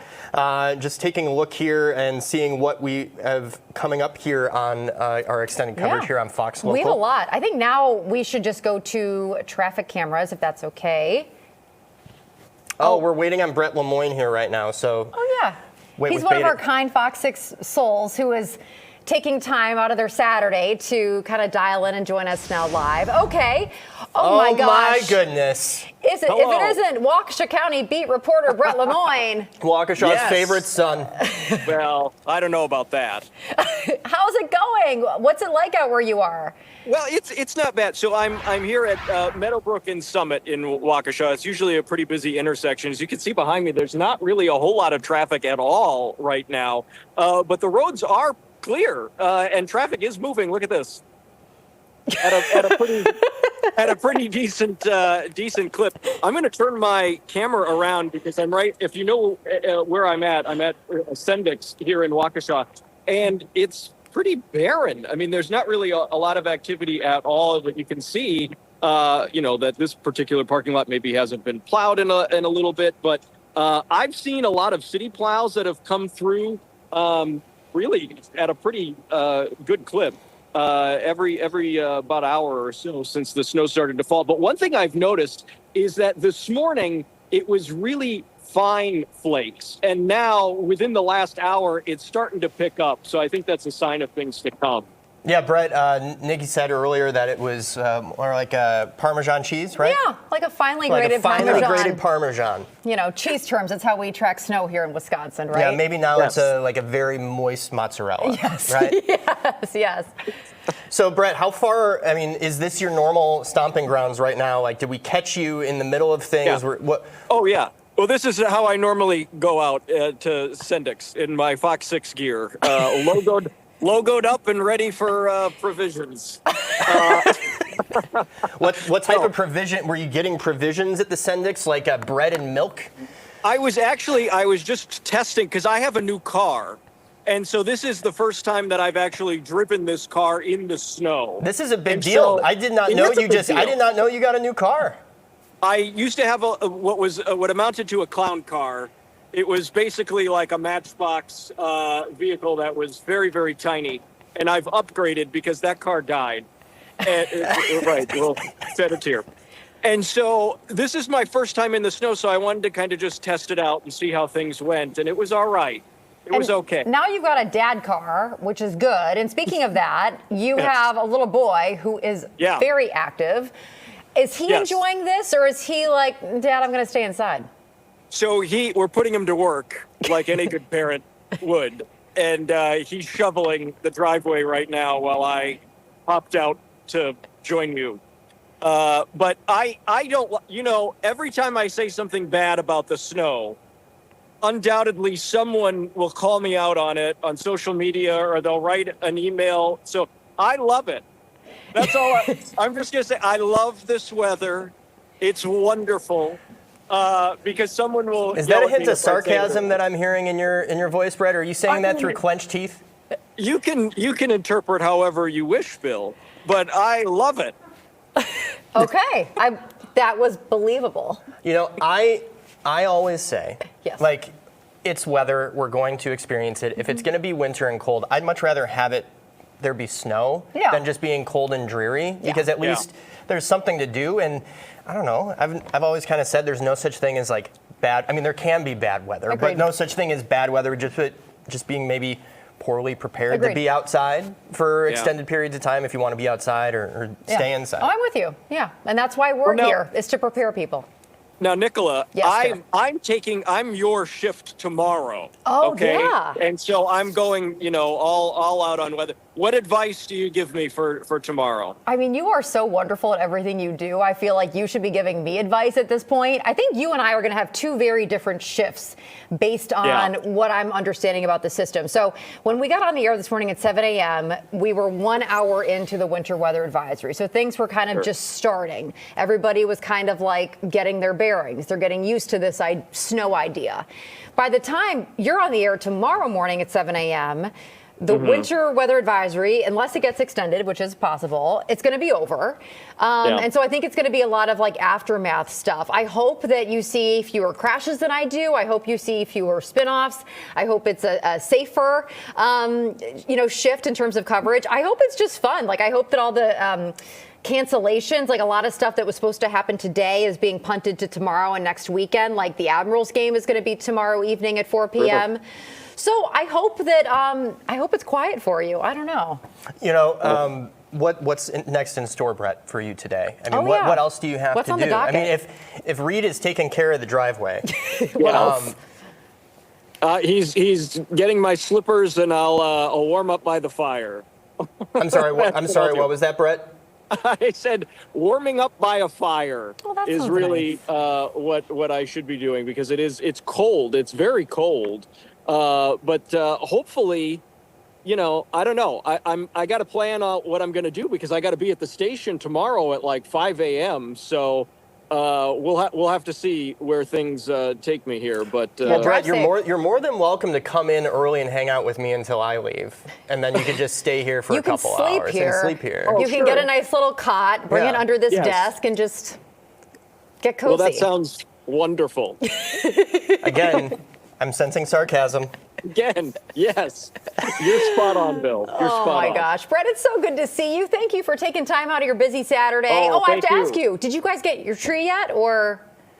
The tree went up last night. So right after Thanksgiving, my son got into the Christmas spirit, and so we had to put up the tree as soon as possible. So last night we set it up, got all the decorations up. We're ready for Christmas. You are ready for Christmas. That Beautiful. is awesome. That's what I'm going to do tonight when I get home. I'm going to eat a lot, and then I'm going to decorate my tree. Awesome. Yeah, tree went up already yesterday. Starting to put up some other decorations here or there.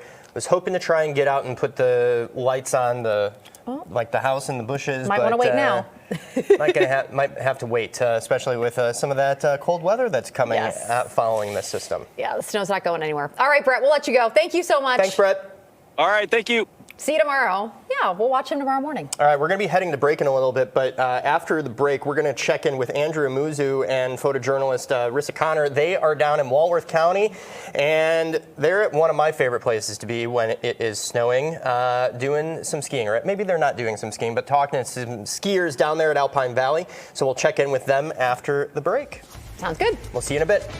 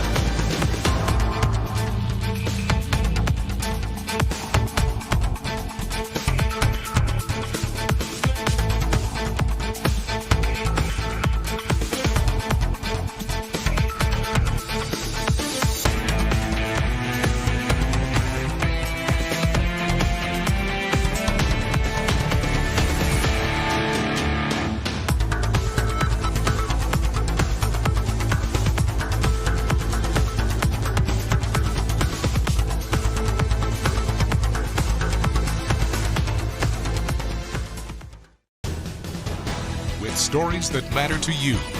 This is Fox 6 News.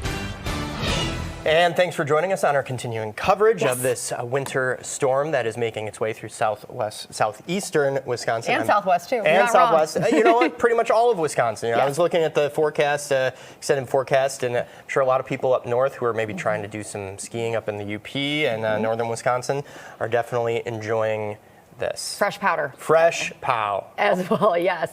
Well, also experiencing some fresh pow on the roads this morning.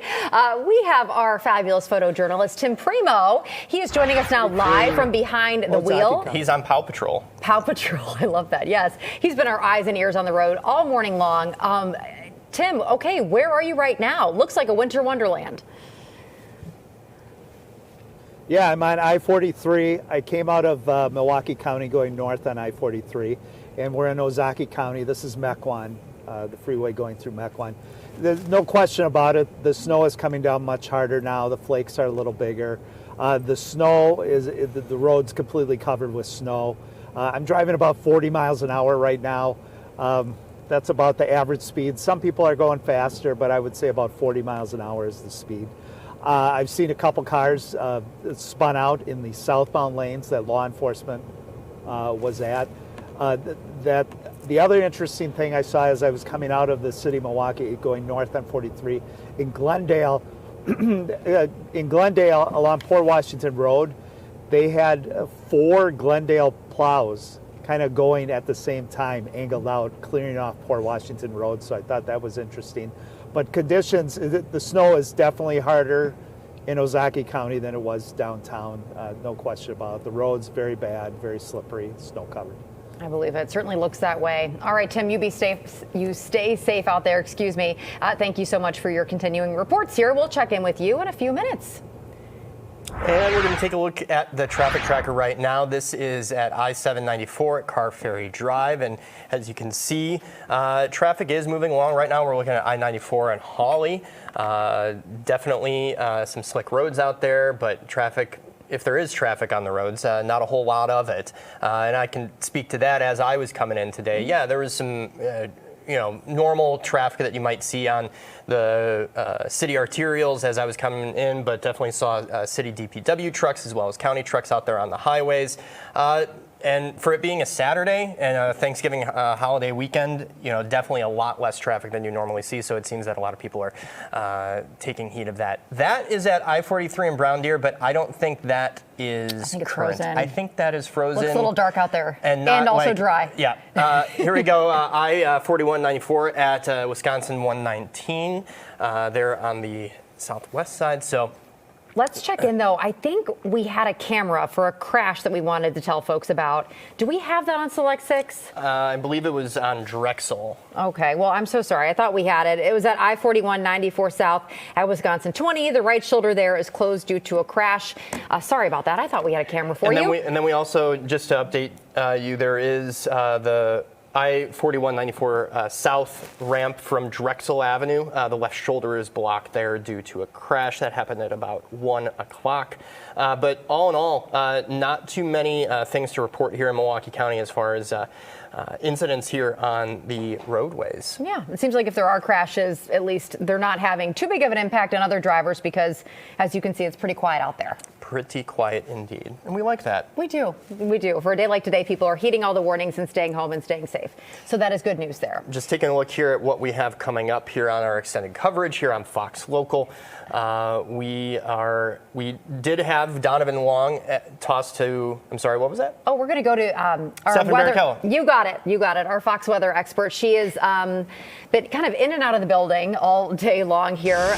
You were on the weather deck earlier checking in on our snow stick, but now it looks like you're nice and cozy inside. I am nice and cozy inside. You know what's funny too? So Brett, obviously live out in Waukesha. My in-laws live in Waukesha, so I've spent the last couple of days there, and it did actually cross my mind. Do I just go to Brett's house? He's an anchor. I'm a meteorologist. Take the show on the road, right? That would have been absolutely perfect for this Fox Local show. Dynamic duo. But anyways, happy to see that the roads are cooperating in a lot of those, well-traveled areas, your main interstate. Slushy in a lot of spots, though. You can see those side roads, too, still covered in snow. You heard it from our photojournalist, Tim Primo. The snow has really picked up in intensity, and this is the view of what should be the airport, but you can tell the snow is heavy enough to, wipe out our visibility for the most part. We're down to about a half a mile in Milwaukee, 3/4 of a mile in Burlington, and even up towards the north, visibility is reduced at least a little bit. We've got heavier pockets of snow pushing through southeast Wisconsin, and those are starting to work their way into Fond du Lac and Sheboygan County. I know you guys have less snow than the rest of us, but it is beginning to pick up as we speak, and there is still a lot more down towards the south too, and there's the potential now to see, a little bit more of that banding, meaning some heavier pockets in spots off and on throughout the remainder of the afternoon. We were really eyeing midday, afternoon, and evening for the heaviest snowfall and the bulk of accumulation within this storm system. And, we're in the thick of it, but it does continue through tomorrow morning. So snowfall totals right now primarily ranging from 2 to about 3, maybe close to 4 inches. There is still more on the way. This continues at a heavier rate through the rest of the afternoon. So a lot of our roadways, again, slippery, snow covered and slushy. Huge shout out to plow drivers. They are doing incredible work right now. That's why our roads look so good. And again, this is, we're going to continue to see this off and on throughout the remainder of the day today. Snow is still towards the south. It's still out towards the west. So we have more snow in the forecast through tomorrow morning. And again, the biggest impacts are here as we speak. So these conditions will continue throughout the remainder of the afternoon and evening. Still expecting about 7 to 10 inches across much of southeast Wisconsin. So we will continue to monitor this throughout the remainder of the day today. We're going to stay here on Fox Local with extended coverage all the way through 10 o'clock tonight. For now, though, we are going to take a quick break.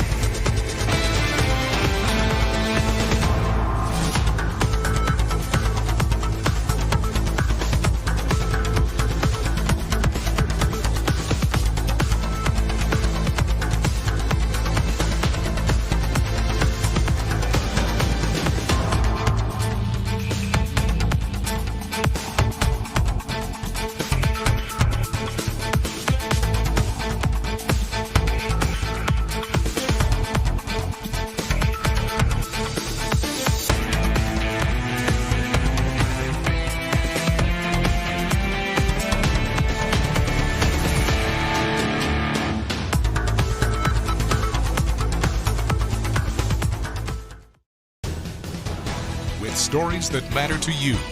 This is Fox 6 News. And thanks for joining us and our continuing coverage as this winter storm makes its way through southwestern and southeastern Wisconsin. We have crews out and about checking in on the conditions, as well as earlier, if you were joining us here on Fox Local, Donovan Long doing some sledding over at Whitnall Park, nearly made it all the way into the lake. Thankfully, he is dry, at least from the water. But right now we're going to check in with our photojournalist, Tim Primo, who is out on the roads. I believe, Tim, you are heading into Port Washington, or you are there right now? Yeah, I'm downtown. Yeah, I'm downtown Port Washington right now. You can see the road is downtown is slushy, snow covered.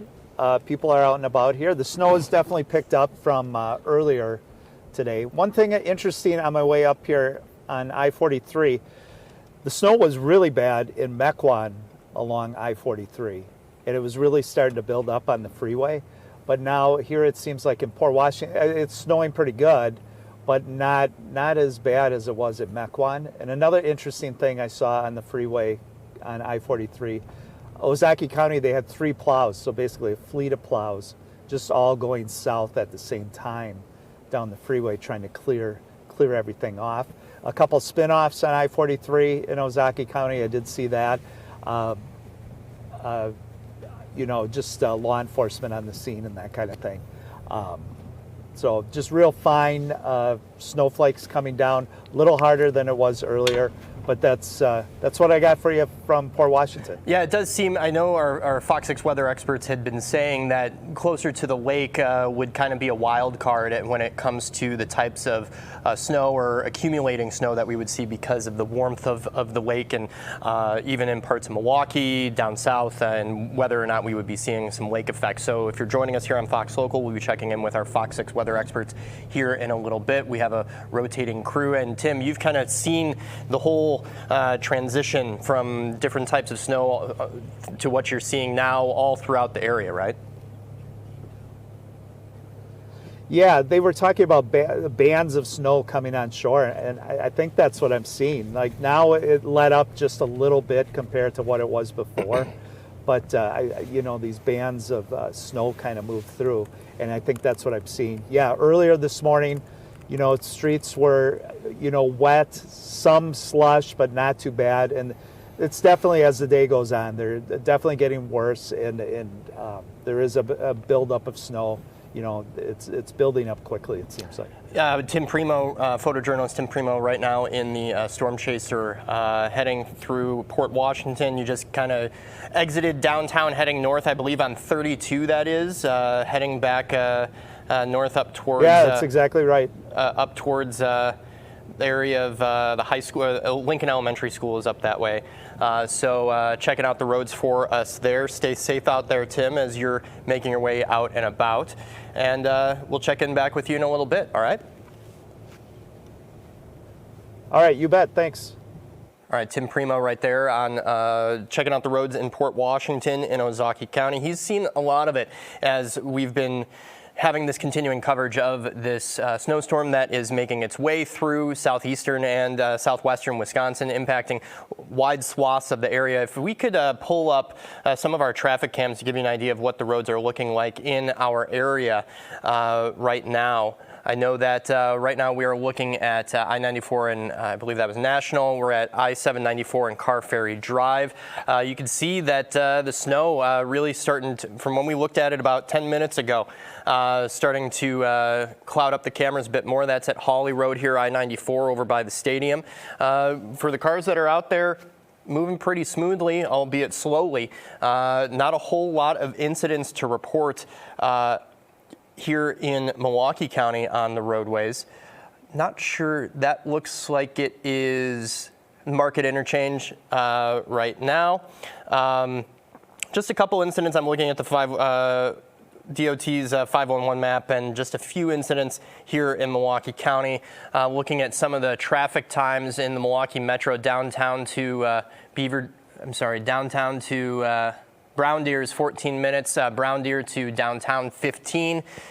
Downtown to Moreland is 13 minutes, and Moreland to downtown 12. So actually not all that bad, considering, those times are pretty darn good considering the weather that's out there, likely due to the lack of traffic that is out on the roads. But if you are heading out, if you are watching this at home, or if you are watching this, you are out and about, please be safe out there on the roads as we are continuing to see this snow fall and will continue to fall over the next 12 hours, 12 plus hours. I believe, do we have Brian Graham?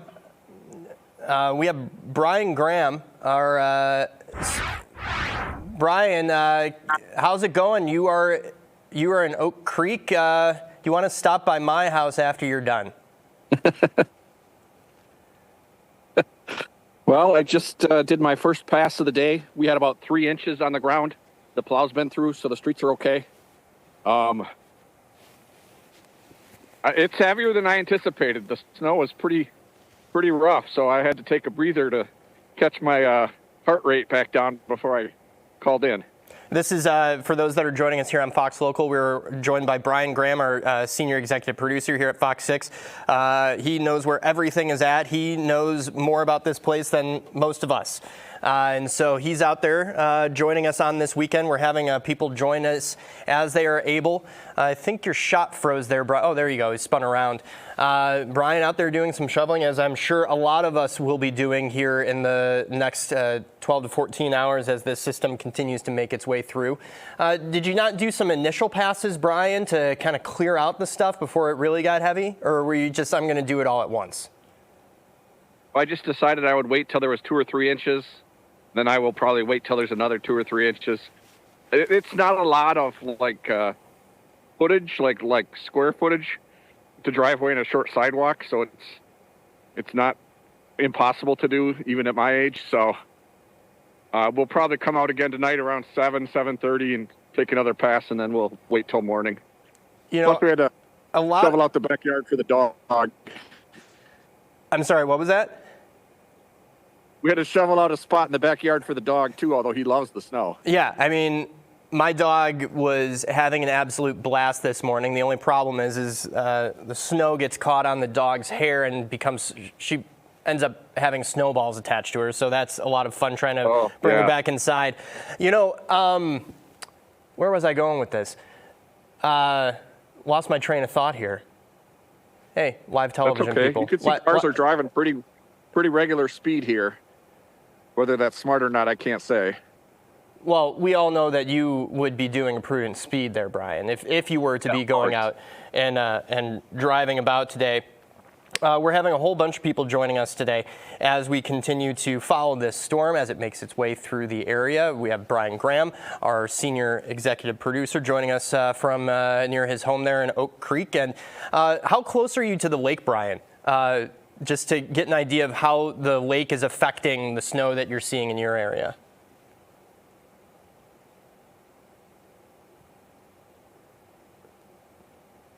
I'm not sure if we lost Brian there. A half mile north of the Racine County line, so we're in very western Oak Creek. Okay. Southeastern Oak Creek. Okay, southeastern. We're kind of over by the power plant. Gotcha. So pretty close to the lake there, and that snow that you're seeing is definitely wet. If you are out and shoveling today, please be careful, be safe. Take it slow. You don't want to overexert yourself, but definitely take some passes. Try and stay on top of the snow and not let it accumulate too much. That's what I was going to say. Brian, I don't know about you. I like the winter. I like snow. I like the idea of if it's going to be cold, you might as well have something that makes it look nice as opposed to drab and gray, right? Yep, I agree. I love it. I enjoy when we get snowfalls like this because I'll set an alarm of having to wake up, in the middle of the night to stay on top of the snow, and it's something to do. It's nice and bright out because the light is reflecting off the snow, so it's pitch black middle of the night, but you got a beautiful, nice little winter wonderland outside. Yeah. Well, I'm a big fan of White Christmas, and I would guess that at this kind of 7 to 10 inches will probably hold through December. So that's always a bonus too. And I know a lot of people are excited about this. Ski Hill's definitely going to be excited about this because, just helping with their snow production. If we get a decent base that's put down, ski hills aren't going to have to worry about maintaining or putting more base down to remain open, and this snow can stick around for some time. I know cross-country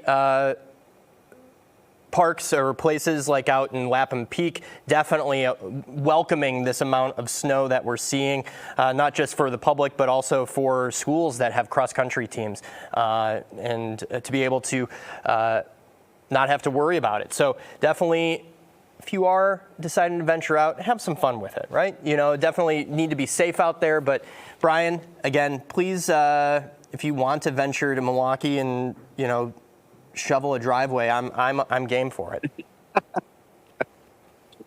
I think I've done my limit for the day. I'm gonna go take a nap. Nap sounds great. You go take a nap. Brian Graham, senior executive producer here at Fox 6, joining us from Oak Creek, shoveling his sidewalk and driveway. We're going to check in with Steph Barrichello, Fox 6 weather expert.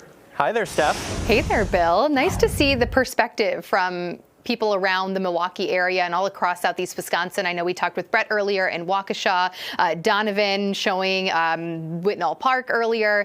The snow is piling up. It's been slow and steady as we've expected. Snowfall totals are not astronomical just yet, but we're going to keep adding to it slowly throughout the rest of this afternoon and evening. Remember, snow is set to continue through tomorrow morning. So we've, in most spots, I think, picked up 2 to almost 4 inches worth of snowfall. I think a lot are within that 2.5 to 3 inch range right now. We're into the afternoon now. Snow's been on and off at a heavy rate. So we're to that time frame now too, where we will see more pockets of heavy snow as compared to the lighter snow that we saw most of the morning. So still gear up for, poor road conditions, low visibility, just really, really messy weather. But again, largely it's been an okay morning. The dogs certainly love it. I know Brian talked about having to shovel out a little area for his dog in the backyard. We have to do the same thing with mine. I have a miniature dachshund, so she absolutely hates the snow because usually it's taller than she is. But these dogs, I think they are enjoying themselves. We've actually got a thread going on our Fox 6 weather page right now of dogs in the snow. So please, by all means, send them our way. Here's another look at the Marquette interchange. Again, snow is very steady right now. You can tell cars are moving slow. There's accumulation on the shoulders. A huge shout out to plow drivers. They are doing so much, and the roads in and around Milwaukee actually look pretty good, but elsewhere not so great, especially, those side roads. So please still travel slow, take it slow if you are going to be out and about the remainder of today. Visibility has been low for hours. That's something that's going to continue really from here on out. Here's a look at current radar, where we're looking at some of these darker purples now, which is really across much of southeast Wisconsin, but especially across some of these southwestern communities, indicating some of those heavier pockets of snow. So right now it looks like Jefferson into Walworth County, maybe Waukesha County, dealing with some heavier snow, and then out towards Madison, that's absolutely a pocket of some heavier snow, but it's all continuing to work its way up towards the north. There is still the chance that the lake pulls more moisture into the system too, creating a little bit of that lake enhancement. Not quite seeing it at the moment, but the potential is still there. And remember, this is a big system. You can still see a lot of snow south of us in Illinois. In fact, Illinois has some higher totals. They've been dealing with some heavier snow, and all that's moving our way.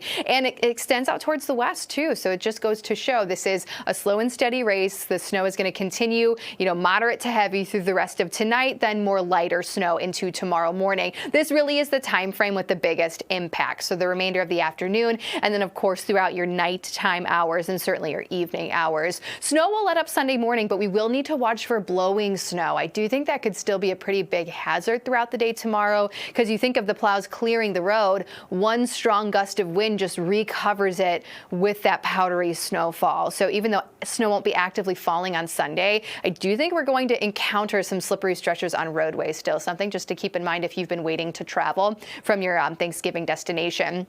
No changes to our snowfall map. Remember, we're at about 2 to 3, maybe 2 to 4 inches right now, but this is going to continue through the afternoon, through the night. So if we see some of those heavier snowfall rates, especially 1 inch per hour rates, which is absolutely a possibility going forward, we will likely end up with some of these higher totals. Still watching the lakeshore. I think we've had that wetter snow so far, which is why, roadways towards Milwaukee County haven't been as bad. It's more so been wet or a little slushy.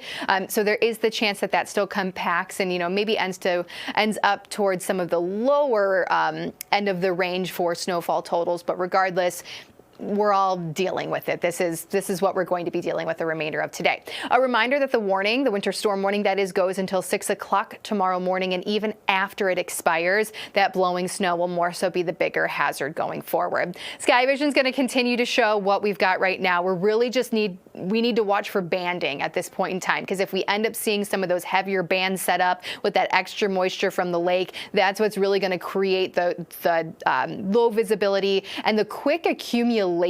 So that's something we'll watch for from here. Again, heading into Sunday morning, and certainly by your midday, the snow's out of here, but you can see how strong that wind is going to be. We could actually see it gusting potentially up to 30 miles per hour. So again, I think Sunday, it's really the blowing snow and the wind that is the issue. For the remainder of today, pockets of heavy snow and still several more inches of accumulation. So just take it slow if you do have to travel the remainder of today. We'll continue to keep you updated. But Bill, back to you for now.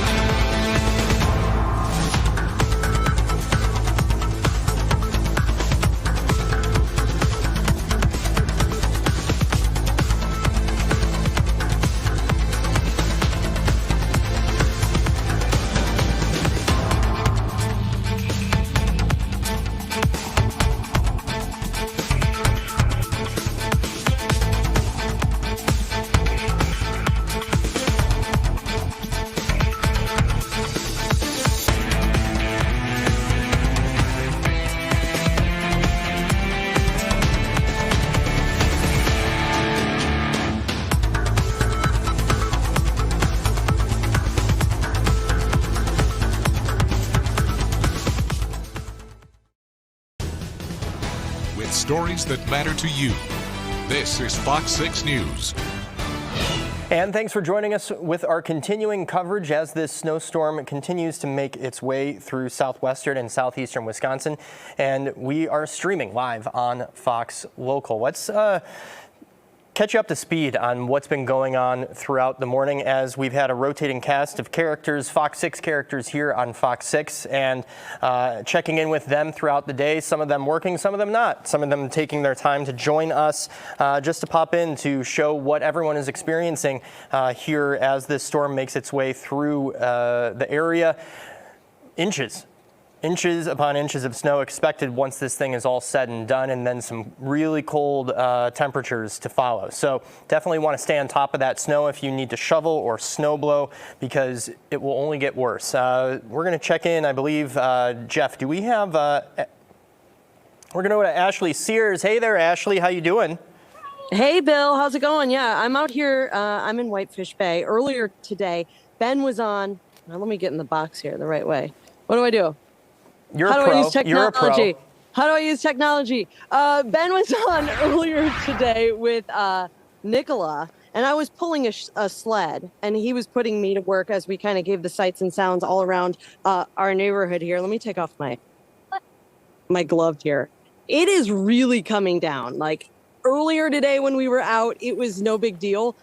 Right now, it is like a mess out here, and there's a fight going on in my front yard here. Well, that looks like a mess right now. I mean, especially there on screen right. Bill, check out this sweet snow fort I'm building. So we're gonna sleep in this snow fort tonight, probably. Is that Amelia's decision? If we can survive the elements, Amelia, what do you think of this snow here? It's getting heavier. It's getting heavier. Good description. Yeah, why don't you give a tour of the snow fort here? So this is the wall we created while we were working. This is the wall we created while we were working. Protect us from any snowballs that are thrown. Yeah, and this is the doors that you can walk in. Where's the snow kitchen? The snow kitchen, we're still building.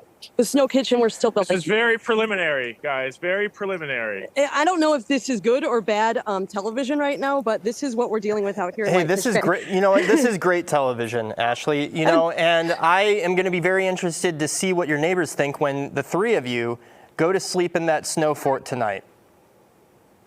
Well, yeah, I wanted to show you. There were a group of teenagers out here. Let me see. They were playing football in the snow here. I'm gonna walk. Hey guys, can we show you guys playing football on the news? Do you want to be on the news right now? Yeah. So this is what we do out here in Whitefish Bay. We just stand in the middle of the street or throw around our football here. All right. We'll wave to the camera. Hello. But yeah, it's coming down pretty heavy out here. I mean, Ashley, this is a cakewalk for you being from Northwest Indiana. I mean, this is nothing. Yeah, I don't know about that. We do get a lot of lake effect snow in Northwest Indiana. And Bill, I want to tell you, my parents left here today around 11 o'clock. They were visiting for Thanksgiving. My mom was trying to make it to my cousin's baby shower, which was ridiculous with the time that she left. And usually it's about a 2-hour and 15-minute drive. They're still not home yet. So we're going on like 3.5 hours right now. And I called at one point just to check in on them, and there was a lot of yelling.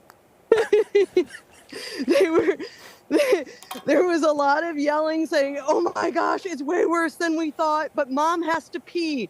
So we're trying to find a station right now. Part of that. Ashley, you completely cut out. The roads are bad. Ashley, you cut out there for. Ashley, you cut out there for a large portion, and the last thing we heard before you started to get very garbled was "Mom has to pee," and then it was just a bunch of garbled. So we're gonna clip that and send it to you so you can send it to your mom, because I'm sure she's gonna really enjoy that. She's gonna be so mad. Yeah, they were searching for a bathroom, And it was just a mess on the roads, and there was a lot of yelling, I said. So I was like, I'm going to leave you guys to the roadways here. So here's what Oh. needs to happen then is stay off the roads and there won't be any yelling, right? Yeah, exactly. And I'll admit something. I did something a little silly earlier today. I moved our car from our driveway. Oh, let me flip the camera here. I'm just not good with the camera.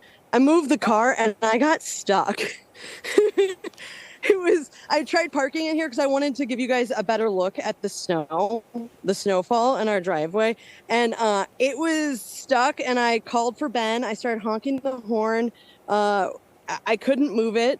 But he was like, "What were you doing?" That's maybe one of the silliest things ever.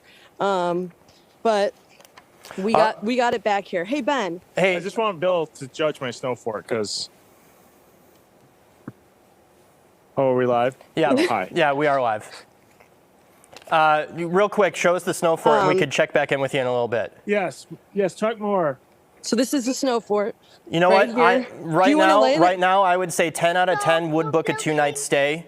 We'll check back in with you in a little bit to see the progress. Yeah, I'm just gonna relax here in the snow fort. I'm waiting for my photographer Johnny to come pick me up, so you won't have to deal with this phone anymore. But I'm just gonna take a little nap. We'll relax for a while, and we'll check in with you later. Sorry for this silliness. All right, thanks a lot, Ashley, Ben, and Amelia. Amelia, we have a reporter position open, so we hope to see your resume in a little bit. We are going to check in now with the airport coming up here. Summer, I'm sorry, what was that? We're joined by Summer Hagreness right now with the General Mitchell International Airport. Hey there, Summer. How's it going over there? Hi. The snow is coming down. Our operations and maintenance crews are doing a great job, though. They are out there with the snowplows today, so really just trying to keep up with this weather. What are you? Have there been many cancellations that because of this weather that we're seeing over at the airport? Yeah, there are some airlines that have made decisions to delay or cancel today. You know, sometimes the airlines might delay or cancel even for other reasons or for the weather in other cities. I know this storm is affecting multiple areas, but there are a few cancellations and delays today. We're just encouraging passengers to stay in touch with their airline if they have travels this weekend while the snow is coming down. And Summer, you're joining us on the phone right now on our streaming on Fox Local. We have a live picture up of Mitchell International Airport, and all I can see in this photo or this video is the tops of trees, and presumably the airport is in the background there somewhere. So is the visibility causing issues as far as operations there?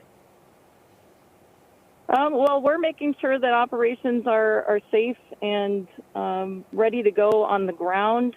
Many of the airlines can land in low visibility, so that can vary from airline to airline. But our teams are out there with the snowplows, making sure that the runways are clear for all of those takeoffs and landings. And for those that don't know, I've been out there at the airport for those snow clearing operations, and it is remarkable the amount of machinery and personnel that you have out there brushing those runways, whether it's the airlines and de-icing planes or prepping them for taking off, just the whole team effort that it takes to keep those operations going, even in weather like this. Yeah, it is quite the operation. You know, we want to definitely give a huge shout out to all of our operations team and our snow team that's out there today. They're working in 12-hour shifts around the clock to make sure that the airport is remaining open and operational. And again, if you are planning to travel today or tomorrow, if you aren't already, be sure to check in with your airline and make sure that this weather isn't impacting your flight. Any other recommendations there, Summer? If you're somebody who is maybe picking somebody up at the airport, you should also stay in touch with the airlines. Make sure that their flight is arriving on time, or if there is a delay, just so you know when to head to the airport. Other than that, we encourage people to park in the parking garage, stay out of the snow, bundle up. We do have a winter coat check, so you can wear your large jacket to the airport, stay warm on the way there, and check it for just $2 a day at our Summerfest Marketplace store. And we hope that everyone has a safe weekend of travels. All right, Summer joining us from General Mitchell International Airport. Thank you so much for joining us today, and stay warm and dry out there, okay? Thank you. You too. All right. We are going to be heading and talking as you're joining us here on our continuing coverage on Fox Local with Steph Barrichello, Fox 6 weather expert. Steph, you know, it's really interesting to see. We had seen earlier, photojournalist Tim Prima was up in Port Washington, really saw that there wasn't much accumulation that close to the lake. How is the lake impacting what we're seeing along that lakeshore? That was kind of the wild card as a part of this storm. Yeah, and you know, it still is. We haven't quite seen any stronger bands off of the lake just yet. I'm not going to completely rule it out, but I actually think we're more so just dealing with some of the wetter snow near Lake Michigan. And I think that's why we haven't seen as much accumulate. You know, other parts of southeast Wisconsin, the roads are a little bit worse. There's a bit more accumulation. I think what we're seeing in some of our lakeshore communities is that compaction because the snow is so wet.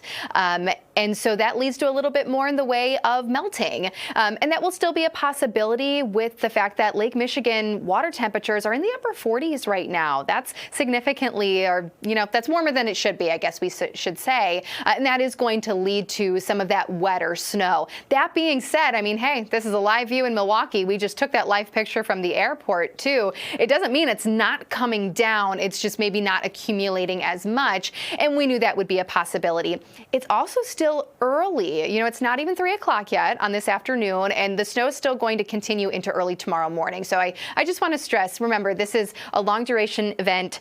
It's slow and it's steady. So yes, snowfall totals right now primarily range from 2 to 4 inches, but by the time we wake up tomorrow morning, especially with some heavy pockets of snow still being possible, we absolutely could still be in that 7 to 10 inch range across much of the area. Here's another look at that airport cam too. So visibility is absolutely on the low side. In fact, here's a look at where we're at right now. Most spots below a mile. Waukesha maybe right at that 1 mile mark, and Fond du Lac not too bad. Now, northern communities haven't seen as heavy of snow as the rest of us, but it's all tracking northward. So there is still the potential, even up north, to see some heavier pockets of snow. We were always eyeing the lower end of the range too across Fond du Lac and parts of Sheboygan counties, and then certainly north of those areas too. So that could potentially be where some of the lower totals set up, you know, the 7s, maybe 8 inch reports.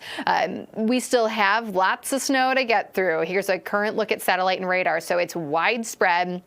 It's steady, and we're still seeing those pockets of heavier snow from Madison into parts of Jefferson, Waukesha, Walworth counties. And you'll notice as it's in motion too, it is moving towards the northeast. So we all will continue to see what we've been dealing with all morning long throughout the remainder of the afternoon and evening. And again, now really is the time and on into evening that we could see some of those maybe ½ inch per hour rates, 1 inch per hour rates, and that would lead to pretty quick accumulation. You know, you saw from Ashley's live shot too.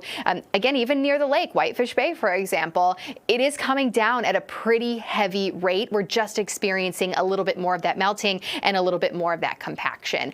Big impacts though on the roads, that's for sure.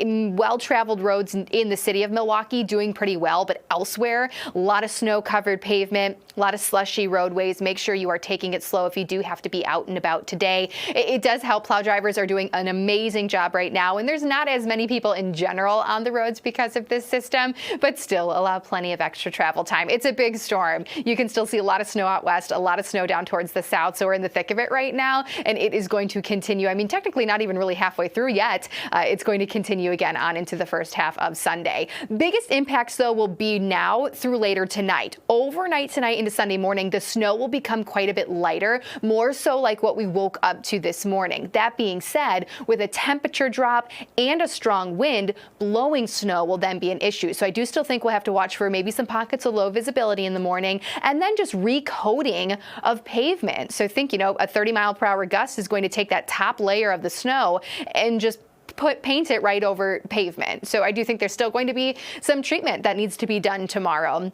No changes to our snow map. Again, snow set to continue through Sunday morning. A good 7 to 10 inches widespread across much of the area. We'll watch the lakeshore. It may end up being just a little bit less, but still, 5-6 inches, not out of the question. And then that potential for maybe some isolated higher totals out towards the west. We still have the winter storm warning that goes until 6 o'clock tomorrow morning. Even after this expires, though, and after the snow is done actually falling, we will switch our focus over to a strong wind, a chilly temperature, and wind chill, and that chance for blowing snow. So again, you'll notice this is going to continue through the night tonight. We will eventually hear those start to see that wind picking up. In fact, I'm looking out on the weather deck right now, and it looks like it's picking up as we speak. So that would really add into that potential of maybe some lake enhancement going forward tonight. You'll notice as we get closer to your mid-morning hours Sunday, maybe between 6 and 8 a.m., that snow starts to move towards the south, but the wind stays strong. We should actually see some sunshine later in the day tomorrow. But again, big focus on the blowing snow. I don't want to diminish that. And there is the potential that an advisory is actually put into place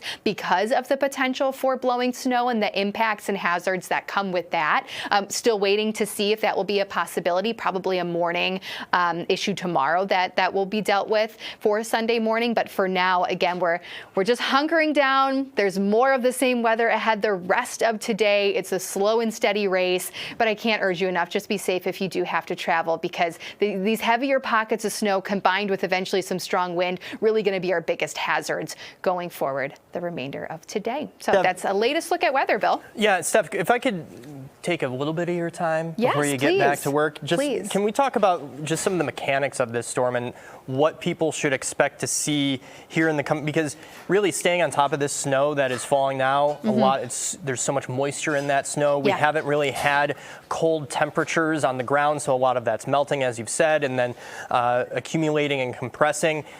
How important is it to stay on top of that snow if you need to shovel or snow blow? Because don't we have some really cold temps in the forecast in the next coming days? We absolutely do. In fact, I'm glad that you mentioned that. So Monday, we're going to struggle to even see low 20s across the area. So starting tomorrow night, we're going to really drop low temperatures Sunday night, Monday morning in the single digits. So yes, this is a snow you're going to want to clear certainly multiple times today and tomorrow after the snow is done, and maybe throughout the afternoon because of that blowing snow. Otherwise, it is going to get icy, especially with the fact that what we have right now, as you mentioned, has a pretty high liquid content to it. I even stepped out on the weather deck, and it was one of those situations where a lot of it, under my shoe melted pretty quickly, or at least became liquid pretty quickly. So think of that with really cold temperatures icing up a little bit. So we're really going to have to clean up multiple times today and certainly tomorrow before that really cold air settles in. I do think this really will stay primarily a wetter snow near Lake Michigan,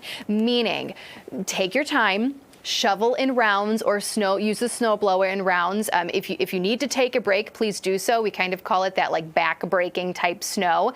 A different story, I think, if you're inland. It is a lighter snow, not light enough to use the brush or anything like that. You'll still need to shovel. But this is because it's lasting for so long. It really is best to almost go out every couple of hours, because you're likely going to have another 2 inches, every couple of hours to continue to clear. So best to do it in waves, and then maybe before you head to bed. And of course, then as you wake up tomorrow morning, because I do think the biggest thing tomorrow will be the additional coating because of the wind, and then becoming pretty icy. So even once the snow is done falling, may still need to do some cleanup work tomorrow, Bill.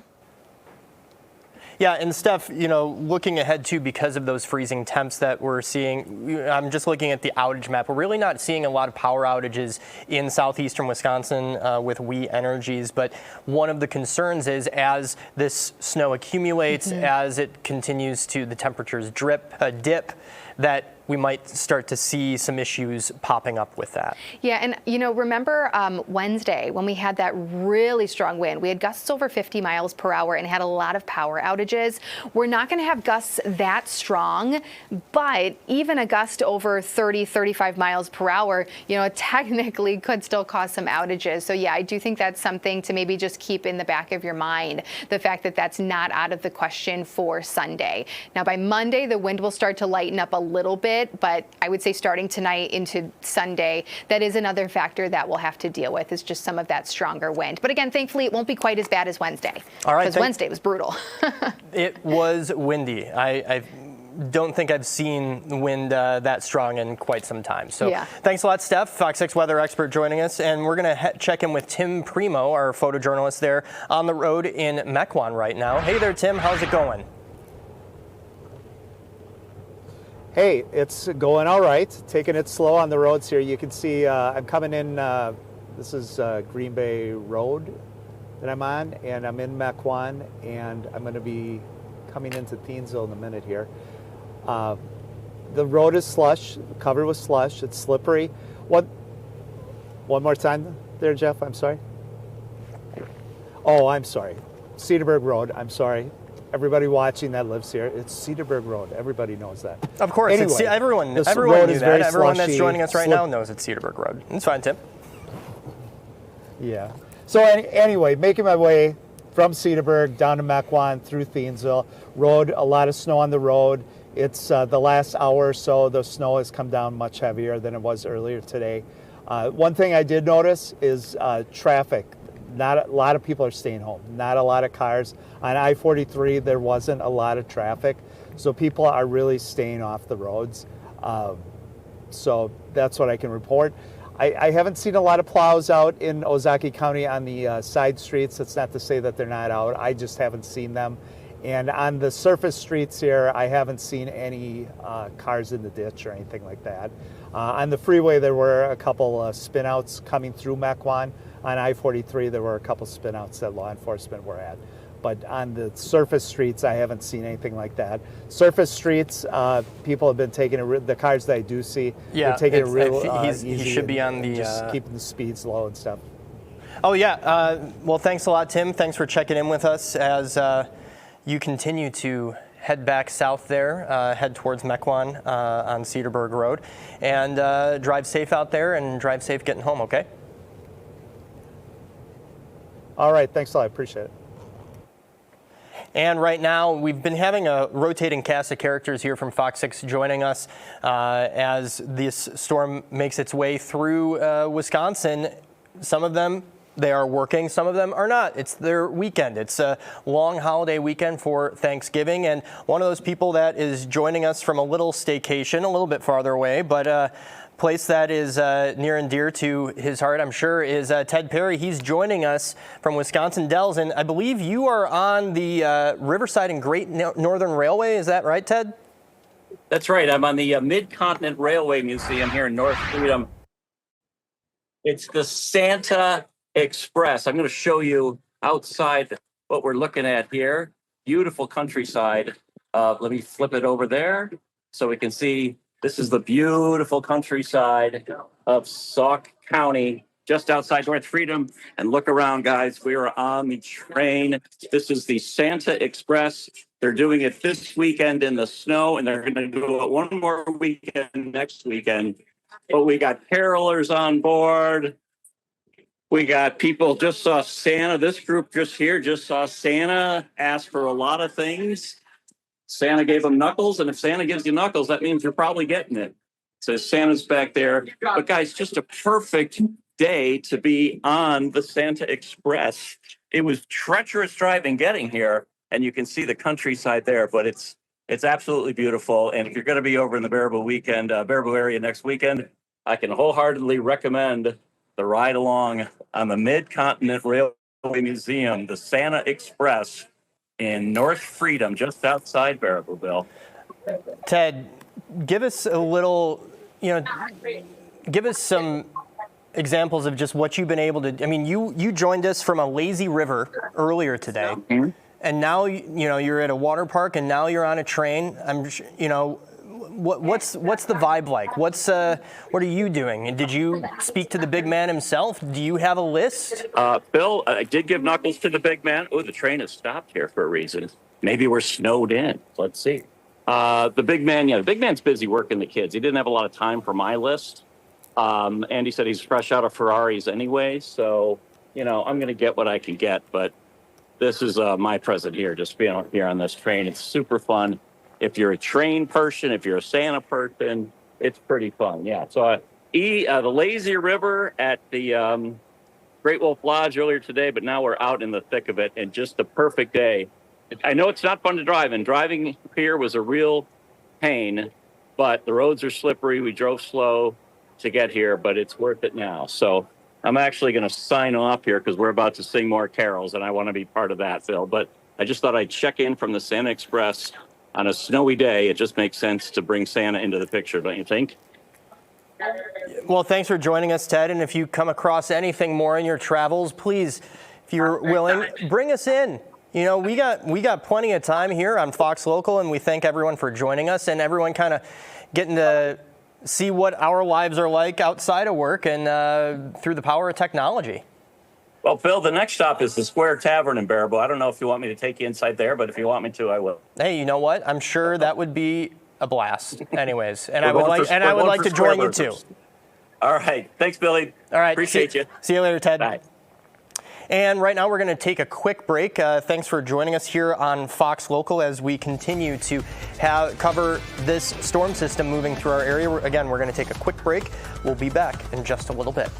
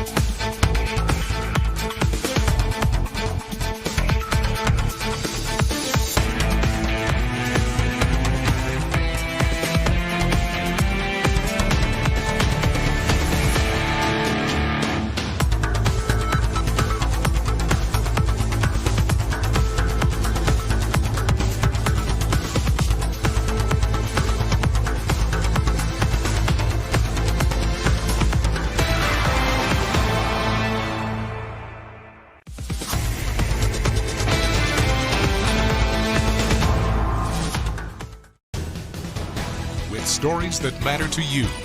This is Fox 6 News.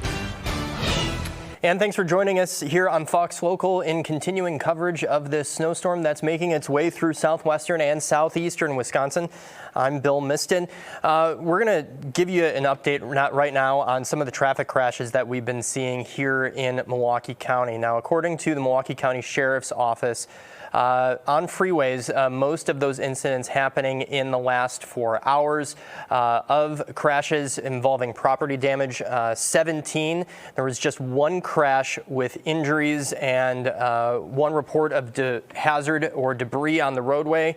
Only 4 disabled vehicles and disabled vehicles that spun out. There were 2 of those. So relatively good considering that most people likely are heeding or making the right decision to try and stay off the roads right now because of those slick conditions as the snow continues to fall and will continue to fall over the next 13 hours. And that's where we're going to bring in Fox 6 weather expert Stephanie Barrichello to again, give us another update on just where things are right now and where we expect them to be here in the next several hours and next 13 hours. Yeah, thanks, Bill. It's been a very snowy Saturday, to say the very least, and we're not even halfway through. You know, this is going to continue through tomorrow morning as well. So it's a slow and steady race. Most spots are between about 2 and 4 inches right now, and I know that seems like a measly amount, but remember, this does continue through the night tonight, and we're really starting to see some higher snowfall rates. Visibility very low as we look at the Marquette interchange. Cars moving slowly. You can see snow building up on the shoulders. This is the story all across the area. So if you do have to travel for the remainder of this afternoon and evening, unlike this morning, we are looking at the likelihood of pockets of heavy snow going forward the rest of the day. Visibility is low across much of southeast Wisconsin, less than a mile in most communities. And as we look at satellite and radar, especially where you're seeing some of these darker purples, that's where we're seeing more of those pockets of moderate to heavy snow. Now, it's not out of the question going forward through tonight to see ½ inch per hour snowfall rates to 1 inch per hour snowfall rates. So something just to keep in mind. I know it started pretty slow as expected this morning, but the intensity really noticeably picking up over the last hour to 2 hours. Most roadways are either slushy or completely snow covered, especially those side roads. Plows, huge shout out, doing fantastic. But again, with the fact that this is continuing, we will continue to see accumulating snowfall from here. This is a big system. Heavy snow has been falling for hours across parts of Illinois. Their snowfall total is higher than us. I've seen a handful of 6-inch reports, even higher earlier today in Iowa too. And all of this will continue to circulate around our area through about mid-morning tomorrow. Impact-wise, though, really this afternoon and evening is for the heaviest snowfall, you know, the poorest road conditions, that quick accumulation. And then overnight tonight, that snow turns back to the light snow we saw this morning, continuing then into Sunday morning. But blowing snow could still be a factor for tomorrow. I don't want to downplay that because that's the wind blowing that top layer of snow right back over a cleared roadway, and that could cause icy and slippery conditions. In fact, we may even have a winter weather advisory for tomorrow for that threat. So even though the system will end, we do still need to pay attention to the weather tomorrow. No changes to our snowfall map. I think a lot of spots on track to see about 7 to 10 inches by the time we wake up tomorrow morning. Still watching the lakeshore pretty closely for maybe some slightly different totals, maybe a little bit lower because of the wetter snow, the compaction, the little bit of melting, but regardless, it is messy and really coming down in the Milwaukee area and many lakeshore communities. So just a reminder, winter storm warning until 6 o'clock tomorrow morning for more of the same. The heavy snow, the poor travel conditions, just make sure you're taking it slow if you do have to travel. Otherwise, stay at home, hunker down, get out and play in this beautiful late November snow. Bill, I'll send it back to you. All right, thanks a lot, Steph. And that was meteorologist Stephanie Barrichello, and we're joined now by National Weather Service meteorologist Ben Shepard from the National Weather Service Bureau there in Sullivan. How you doing, Ben?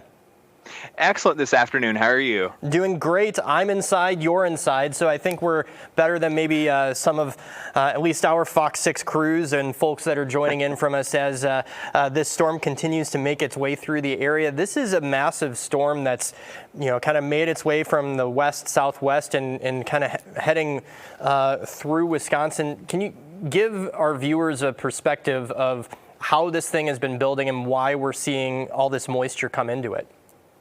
Absolutely, yeah. So we've been tracking the center of the low pressure system, drawing closer and closer to the region, watching those areas of reflectivity on radar move in. And really from about noon here in southern Wisconsin, from about noon onwards, is when those rates really started to increase for those snowfall rates. Latest report from southern Waukesha County, we got a measurement of 4.6 inches at 3 o'clock just here. Which indicates those higher rates finally making it in. It's a bit of a slow ramp up there, but the snow is very much off to a fast start here now since noon. And excuse me, correct me if I'm wrong, leading into this storm, we were in kind of a drought, right? We, yeah, a little bit. And we had in southeastern Wisconsin, some folks may have seen, we had a lake effect snow band earlier in November that dropped over a foot, like towards far eastern Racine and Kenosha counties. So for those areas, not so much. But elsewhere, you're absolutely right. And as this being one of the first major storms that's affecting a larger swath of our viewing area, your coverage area with the National Weather Service, looking ahead in the next couple days, it's really this time of day right now, if you are at home, you know, staying on top of the snow, even though it is wet, to try and stay on top of it because of some of the weather that we're expected to see in this larger area over the next couple days, right? That's absolutely right. And another interesting fact here is just those temperatures are going to plummet on the backside of this system as it makes its exit. We're going to have a real strong push of Arctic air. It's going to be really breezy on Sunday morning as that air arrives. And those temperatures are going to remain very, very cold. And the snowpack that we receive from this event is going to stick around for a while. That's for sure. And I know a lot of places that rely on snow, like snow hills, cross-country trails, definitely appreciative of this early storm coming through the area and allowing to have a bit more of a base buildup than maybe what we've seen in previous years. That's absolutely right. And actually, I'm a downhill skier myself, and I've been looking forward to a good accumulating snowfall to kick the season off to a good start. And this is exactly that sort of storm, and that's going to get the job done. And like I said, with those cold temperatures, it is here to stay. Now, there's different systems that are at play here, right? High and low pressures and kind of what's drawing up this moisture from the south that's kind of fueling this. And how does the lake impact this? I know Stephanie had been talking about really along the lakeshore has been kind of a wild card as far as how much accumulation that may be seen because of more moisture in that snow. So can you kind of take us through the mechanics of this larger system and what's been fueling it? Yeah, I'd be happy to. So first off, you're absolutely right there that those the vast majority of the moisture associated with the snow that we're now seeing is Gulf moisture. It came all the way up from the south, from the Gulf, gradually increasing in altitude and wrapping around the north side of that low pressure system, producing these current moderate to heavy snow rates. And that's why like the whole region is getting this snow. This is not a lake effect snow by any means. This is a deep low pressure system producing widespread snowfall. Now, as for the impact that the lake has, we call that lake enhancement, where you get slightly higher than inland snow totals due to the lake being really warm. So the lake temperature is about 48 something degrees Fahrenheit. So really warm and steamy lake surface temperatures on the water there. And that's essentially injecting a lot of additional moisture into the lower atmosphere. And those breezy southeasterly winds for folks along the shoreline, I'm sure you've seen some breezy southeasterlies really pushing that moisture and kind of converging it along the shoreline, resulting in some locally higher potential snow amounts. And for those just joining us here on Fox Local, as we have continuing coverage of this snowstorm, we're joined by Ben Shepard with the National Weather Service out in Sullivan. And we just had a video up of the, I don't know if we could pull that up again and maybe zoom out on that radar. We cannot zoom out, but if we could pull that back up, we're looking at, Ben, what we're seeing right now is we have Minnesota, parts of Iowa, maybe about I-80 north in Illinois, Wisconsin, and Michigan, and we're just seeing these bands of snow continuing to move across the lake too. So there's lots of areas that are going to be getting some, I'm sure, lake effect snow there on the lower peninsula of Lake Michigan because of this system and how large it is.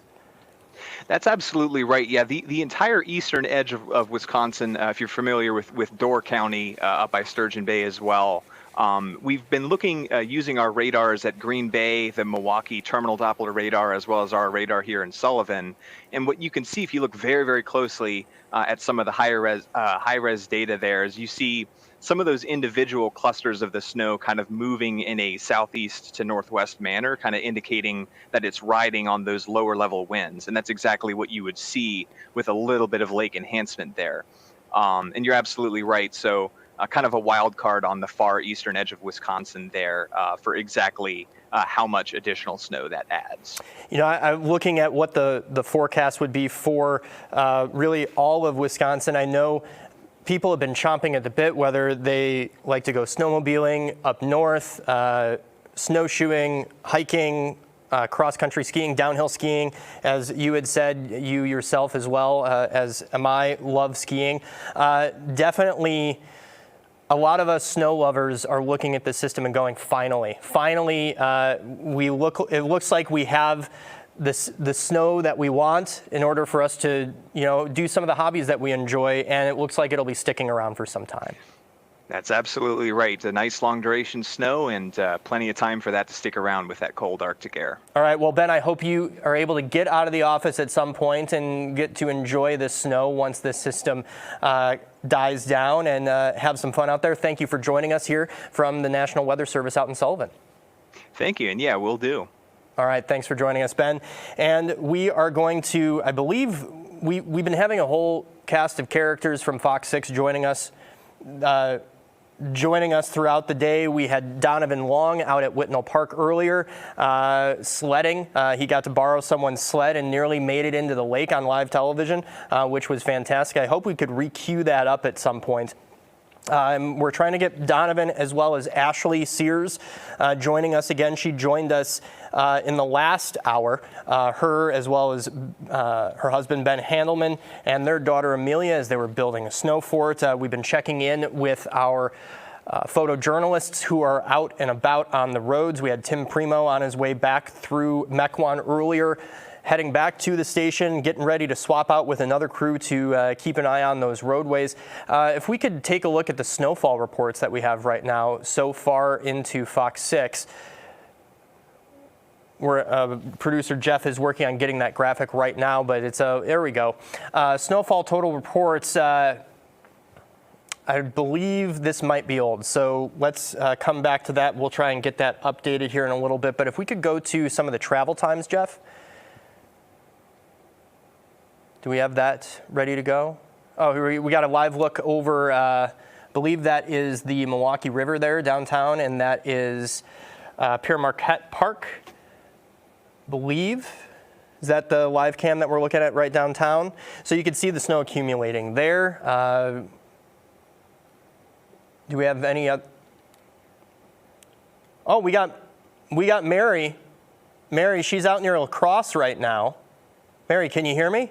Hello, how are you, Bill? I am doing great. How are you? You are oh, look at you. You're all just bundled up. You look like you're in, like an LL Bean ad. I just need a hot toddy since I'm a passenger. And count me in for one of those too.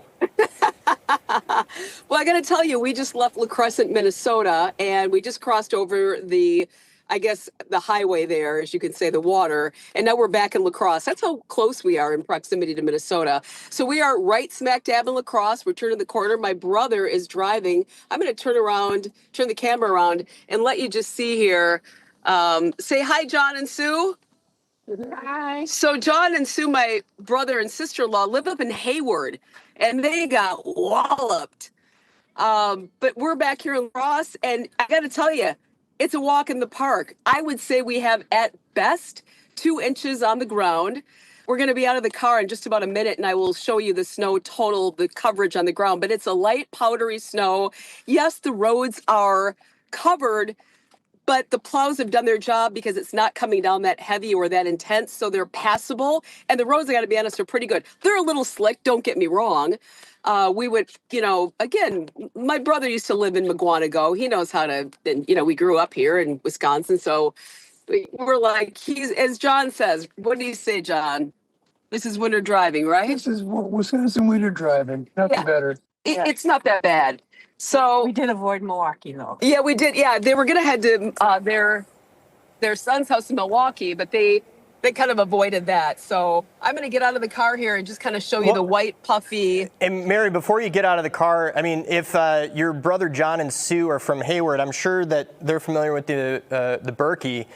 They've been walloped because of a lack of snow, and hopefully, once the Berkey, I'm sure they're hoping that once the Berkey comes around here later, early next year, that some of that snow is going to be sticking around for it. Yeah, I'm sorry, everybody's got to school me. The Berkey? It's a cross-country ski event, big international. Oh, really? I didn't know that. Yeah. We'll school you after you're off of this. Oh, okay, great. That's great. I had no clue. 40,000 people. Oh, wow. Norway, Sweden. Oh, is that right? It's a Berkey. Yeah, Mary, it's a hoot. You should go. And visit your brother and sister-in-law.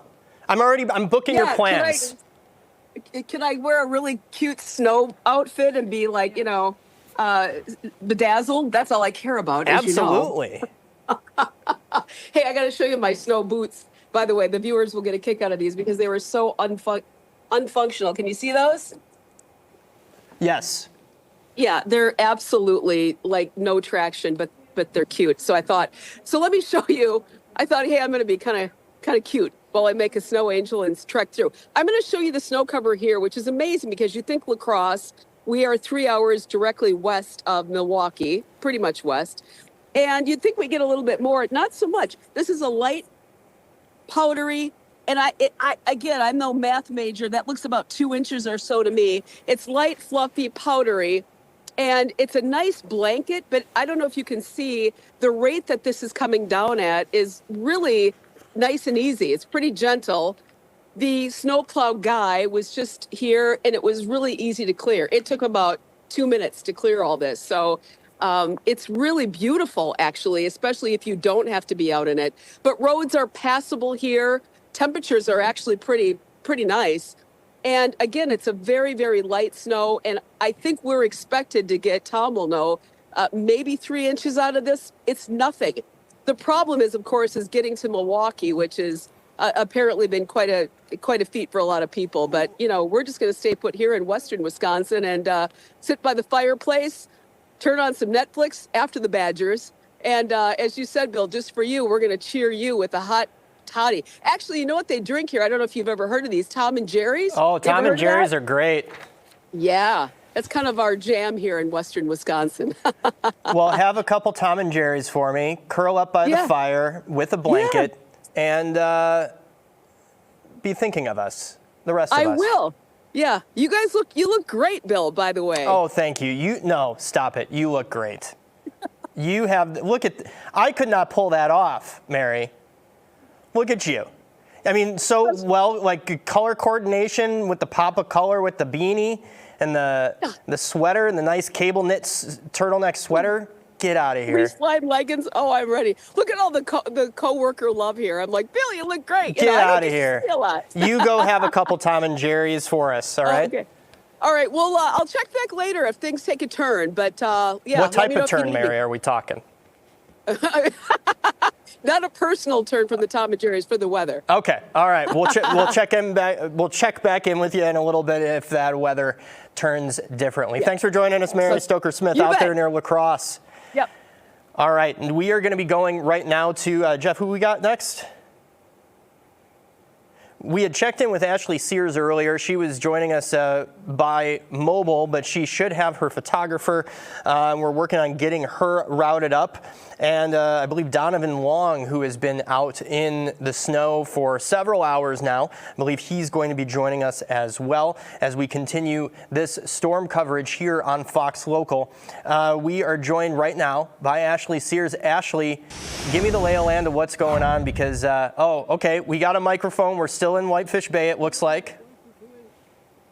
Yes, we are. We have a microphone. We're still in Whitefish Bay. We're at Cahill Park, where this is our local sledding hill. You know, we don't have the highest hill here, but it might be the most fun. I want you to look at all these kids out here right now. Everyone is just having a blast, and you know, we've got speed, we've got power, and we've got little ones going down this hill here. But the wind is starting to whip, and I want to introduce you to two of my new friends here. Johnny, if you want to head over here with me, or they could come to me.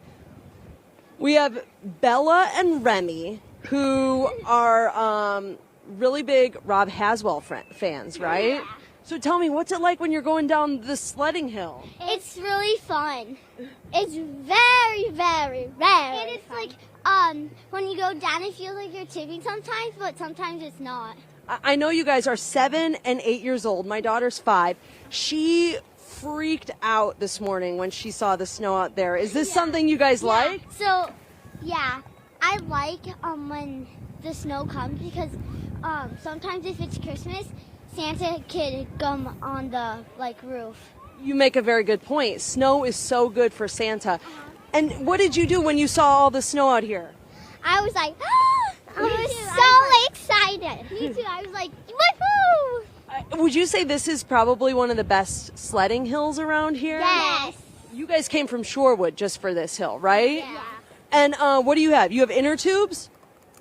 Inner tubes and one sled. Yeah. Okay. Well, why don't you guys get on those sleds and show us what you've got, because we want to see you guys fly down this hill here. The Rob Haswell Superfan Club here. They say Rob came to their school and talked to them and did some science experiments. But here goes Remy and Bella. 1, 2, 3, go! See the power behind that? Check out that speed and grace. And I'm going to be prepared to go down. Oh, I'm being interrupted right now in a live shot. I'm hearing someone yelling, "Mom! Mom, look at me." My daughter is down here. Hey. We're on TV. So if you check in here in a little bit, I don't know, should I go down the hill now or should I save that, Bill? You know, should I go down now with my daughter? Do whatever you feel like you want to do. Well, have Ben push us down? All right, here, let's do that. I can't really hear you well, so I'm saying yeah to that. Great job, girls. We're going cheetah speed. I don't know if Ben can push both of us. This really isn't made for 2 people. And believe it or not, this is my sled from the early 90s. They just don't make them like this anymore. All right. We're going to wait for this kid to clear out of the way because I don't want to cause an accident here. I want Bill to count down. All right, Bill, can you count down for us? Ben wants you to count down. Yeah, I can count you down. Are you clear? Is the zone clear? This, I think it's going to, yeah, it's clear enough. Are you sure? Clear enough or it is clear? Yeah, we're clear. All right, ready? It's clear. Here we go. Right. 3, 2, 1. Wait. Oh my gosh! Ah! That was awesome. Nearly got T-boned by those kids there. I know. That's the thing. They're coming from all directions here. Now, I'm going to make Amelia carry the sled back up the hill because I don't feel like doing that. No, I'm just kidding. You know what? No, absolutely. Builds character, I believe. You know, I think she weighs 34 pounds, and I think this sled probably weighs about 5 pounds. So I don't know if she can handle this. Can you still see me out here? Because I want to show you something kind of cool. Johnny, if you could follow me here. Check this out. This might be the coolest thing out here. Can you still see me? Oh, yeah. Is it whiteout conditions? Check out this snowman. I don't even know how they got this giant snowball all the way to the top here. This has to be 10 feet tall. And I'm about to knock it over. No, I'm just kidding. I would never do that. Maybe later. Maybe off camera. We're having a ton of fun out here. But the snow is really, really picking up, and so is the wind. And it's a blast when it's this first snowfall. But after this, not so much. When you're going down a sledding hill for the 10th time on TV when it's March 1st or April 28th. But I'm winded here, Bill.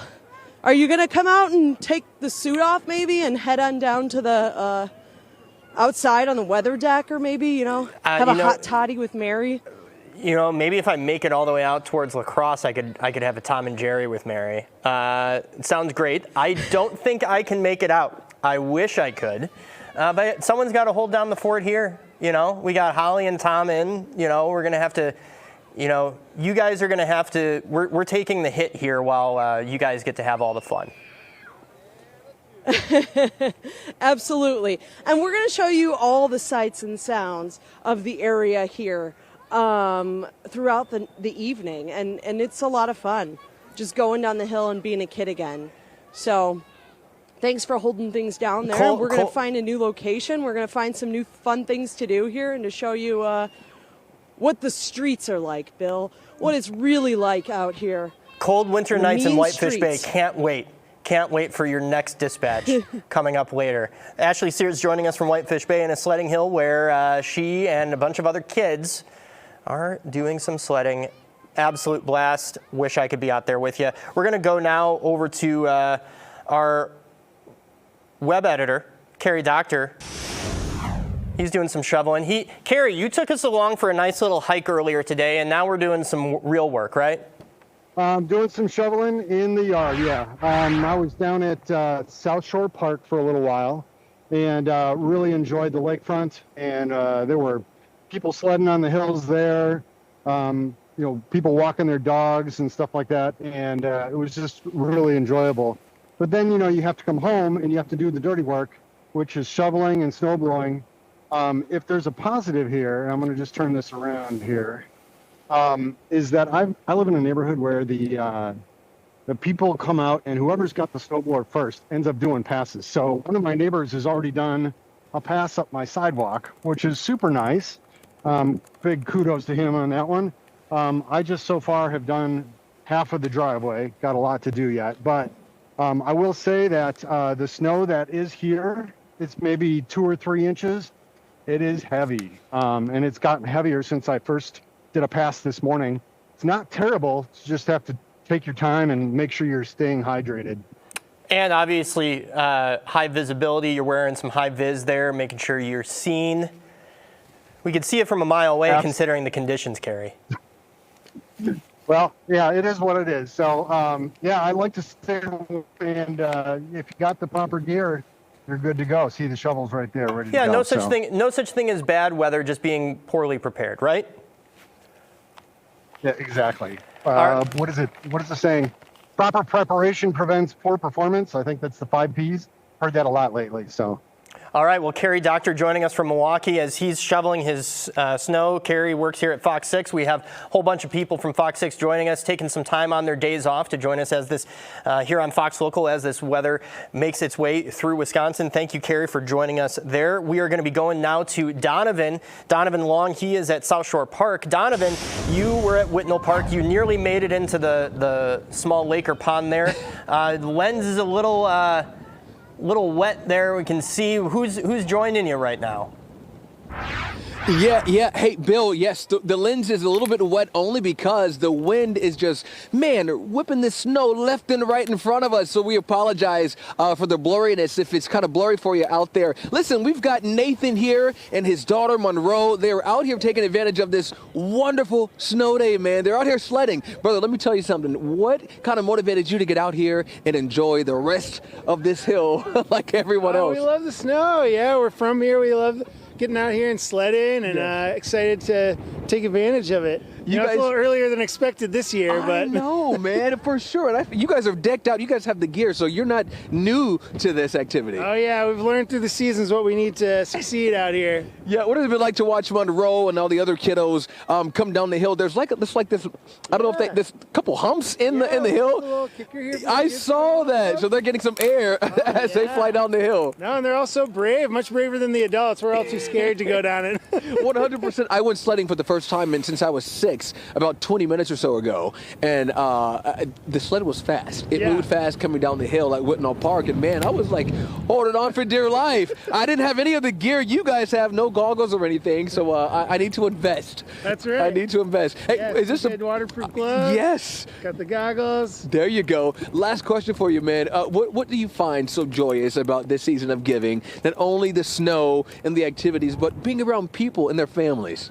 Oh yeah, well it's great to see all the neighbors out here and friends and family this time of year. We just had a great Thanksgiving, and snow is perfect. It's unexpected, but it's a real pleasure. Is it making you want to go back inside with the wind being this close to the lake? Half of our family's making hot cocoa right now, so we're looking forward to that. Do they have 2 extra mugs? Absolutely. I'm totally kidding. Well, nice to meet you too. Everyone? All right, thank you, Monroe. I appreciate it. You're so generous. Thank you, guys. All righty. Well, we'll let you guys get back to sledding, doing what you came out here for. Brother, likewise. Yes, stay safe and have so much fun. Right. We'll be watching you guys. Take care. All right, you too. All right, Bill. Well, there's hot cocoa apparently waiting on us, so I better send it back to you to go warm up some much. All right, thanks a lot, Donovan. And we're working to queue up that video from you at Whitnall Park where you nearly went into the lake sledding. So we'll check back in with you at some point here in a little bit, and we want to share with the rest of our viewers here on Fox Local the fun that you had out at Whitnall Park and the potential injury to life and limb that you nearly experienced out there. Man, let me tell you something. What a potential life-altering experience that could have been, my man. But we survived. We made it. All right, thanks a lot, Donovan. He's joining us out there at South Shore Park and probably going to get some sledding. I would hope you get some sledding in before you go and warm up with some hot cocoa. All right? We'll see. All right, thanks a lot, Donovan. We're going to join meteorologist, Fox 6 weather expert Holly Baker. She's going to join us from the Weather Center. Hey there, Holly. How you doing today? Hey, Bill. How are you? I'm great. We're both inside, dry. So I think that couldn't be, as much as I would like to be outside, this ain't too bad. Oh, yeah, this isn't too bad, but I will tell you this, Bill. I literally, because I am a lover of the snow, although it can be dangerous at times, so we do have to have a level of seriousness with it. I stepped outside, and I was just like, oh, the snow is just knocking me in the face, and it's melting soon as it gets to me. And I'm like, this isn't the snow you really want to be outdoors for a long time because it's wet. So my jacket is like wet, but I will step outside and literally we're really within this coverage. You'll see me outside enjoying some of the snow too, but it's been overall a beautiful sight to look at how beautiful it looks. It gets you in the Christmas spirit for real this time. We look at the winter headlines though. So how long will all this last, you guys? Really the rest of the day and parts of Sunday. That is why we have a winter storm warning in effect. That's going to stay in effect throughout the rest of today and even until Sunday morning. And then we're expected really roughly around 6 to 10 inches of snow. Some areas already hitting 6 inches of snow, which we'll get to those snow totals in just a second. You do though want to be very, very careful out there. If you're going to be headed out to drive, this snow is definitely reducing those visibilities. Here's a look at that snow schedule for you. This is the schedule for Saturday, even into Sunday. We're looking at the snow to continue again all day for today and then early tomorrow morning, which is Sunday morning. The heaviest snow that's moving into the area is happening now, you guys. So we have the heavy snow from now throughout the rest of this evening. It's still going to be very slow and steady over the next pretty much 24 hours here. And you can shovel a little bit more. Every few hours, you'll have some snow accumulated. Just be sure to pay attention to how your body is feeling while you are shoveling so that you can be sure to make it back inside to either warm up or catch your breath, because with the snow being heavy and wet, it's going to make for a lot of work while shoveling it up. Now, this is just a look at the snow timeline here. We're looking roughly around, we're right in the middle of the noon to 6. So we're starting to see this heaviest snow picking up. We'll see about, in those hours, we'll see about 2 to 4 inches. And then around 6 p.m. this evening to midnight, we'll see an additional possibly 2 to 4 inches. And then tomorrow morning, we'll finish up with 1 to 2 inches of snow. And that's going to also, too, have visibilities to be low. The more the snow falls, the more those visibilities will be reduced, because the winds aren't picking up now, but they will be picking up later on into tomorrow's forecast, and that's going to really cause visibilities to be low. We'll pretty much result in blowing snow for tomorrow. So that's not going to be a good recipe as well. So today and even tomorrow are days I would love for you all to just stick closer to the home and not really try to get out and about beating this snow. But we have totals overall 6 to 10 is what we're expecting out of this. Now we look at our winter impacts here. So this morning, not so bad. We didn't accumulate that much snow. We did have reduced visibility so to start the morning off, and it was some light snow to begin with. Now we're at the middle of the day here. So this is the thick of it. We're right at the heavy snow part where the heavy snow has started. We have the poor visibilities, and even tonight it's going to be the same thing. The heavy snow will continue. Poor visibilities will still be a thing. And even as we head into Sunday, that's when we'll start to have it slack off just a little bit, but not too much. We will still have the snow. We'll have the snow to end in the morning time. Roughly, let's give or take 10 o'clock a.m. is a good time for most of this should be out of the area. But then we're going to be left behind with snow-covered roads and very slick roads at that. And then temperatures are dropping. So we could have a little bit more of this wetter snow and ice even freezing back on the road. So you do want to be careful. It's going to be slick roads tomorrow, windy as well tomorrow. So the snow is going to be blowing. All the snow that fell today will be blowing. So just keep all of those factors in mind. Let's go ahead and look here at our conditions that's happening right now in Milwaukee. You do see the snow icon there. We're right at 32 degrees. Feels more like 21 again because of the wind. It's starting to pick up from the southeast currently at about 16 miles per hour. Dew points are right at 30. Visibilities super low. We're so close to zero there, and that means that we just really won't be able to see as far ahead of you if you're driving. We'll go ahead and look at those current visibilities. We're not the only one with low visibilities here. This is everybody we're talking with those low visibilities. Nobody's even made it past 1 statute mile. So that goes to show the snow was coming down, and it's coming down at a very fast rate. And then on top of that, we do have the wind to start to pick up this afternoon. We look at those temperatures pretty much across southeast Wisconsin, and we're going to do temperatures versus wind chill right now.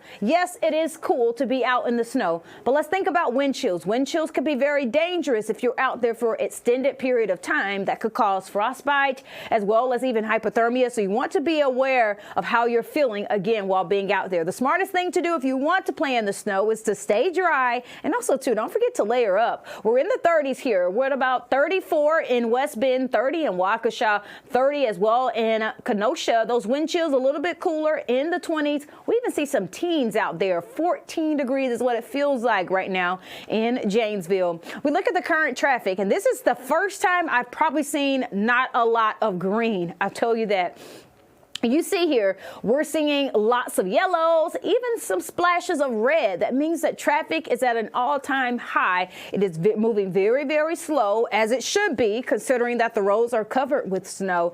And then, too, we do have some accidents that have happened earlier, so they're trying to get everything cleaned up. And just be sure to just use caution while you are driving. This is a look at those road conditions for you. Right now, we're seeing covered roads covered with snow, as well as a lot of slippery conditions here. So it's a mix of everything. This is sources from WDOT or Wisconsin DOT here, or WIDOT.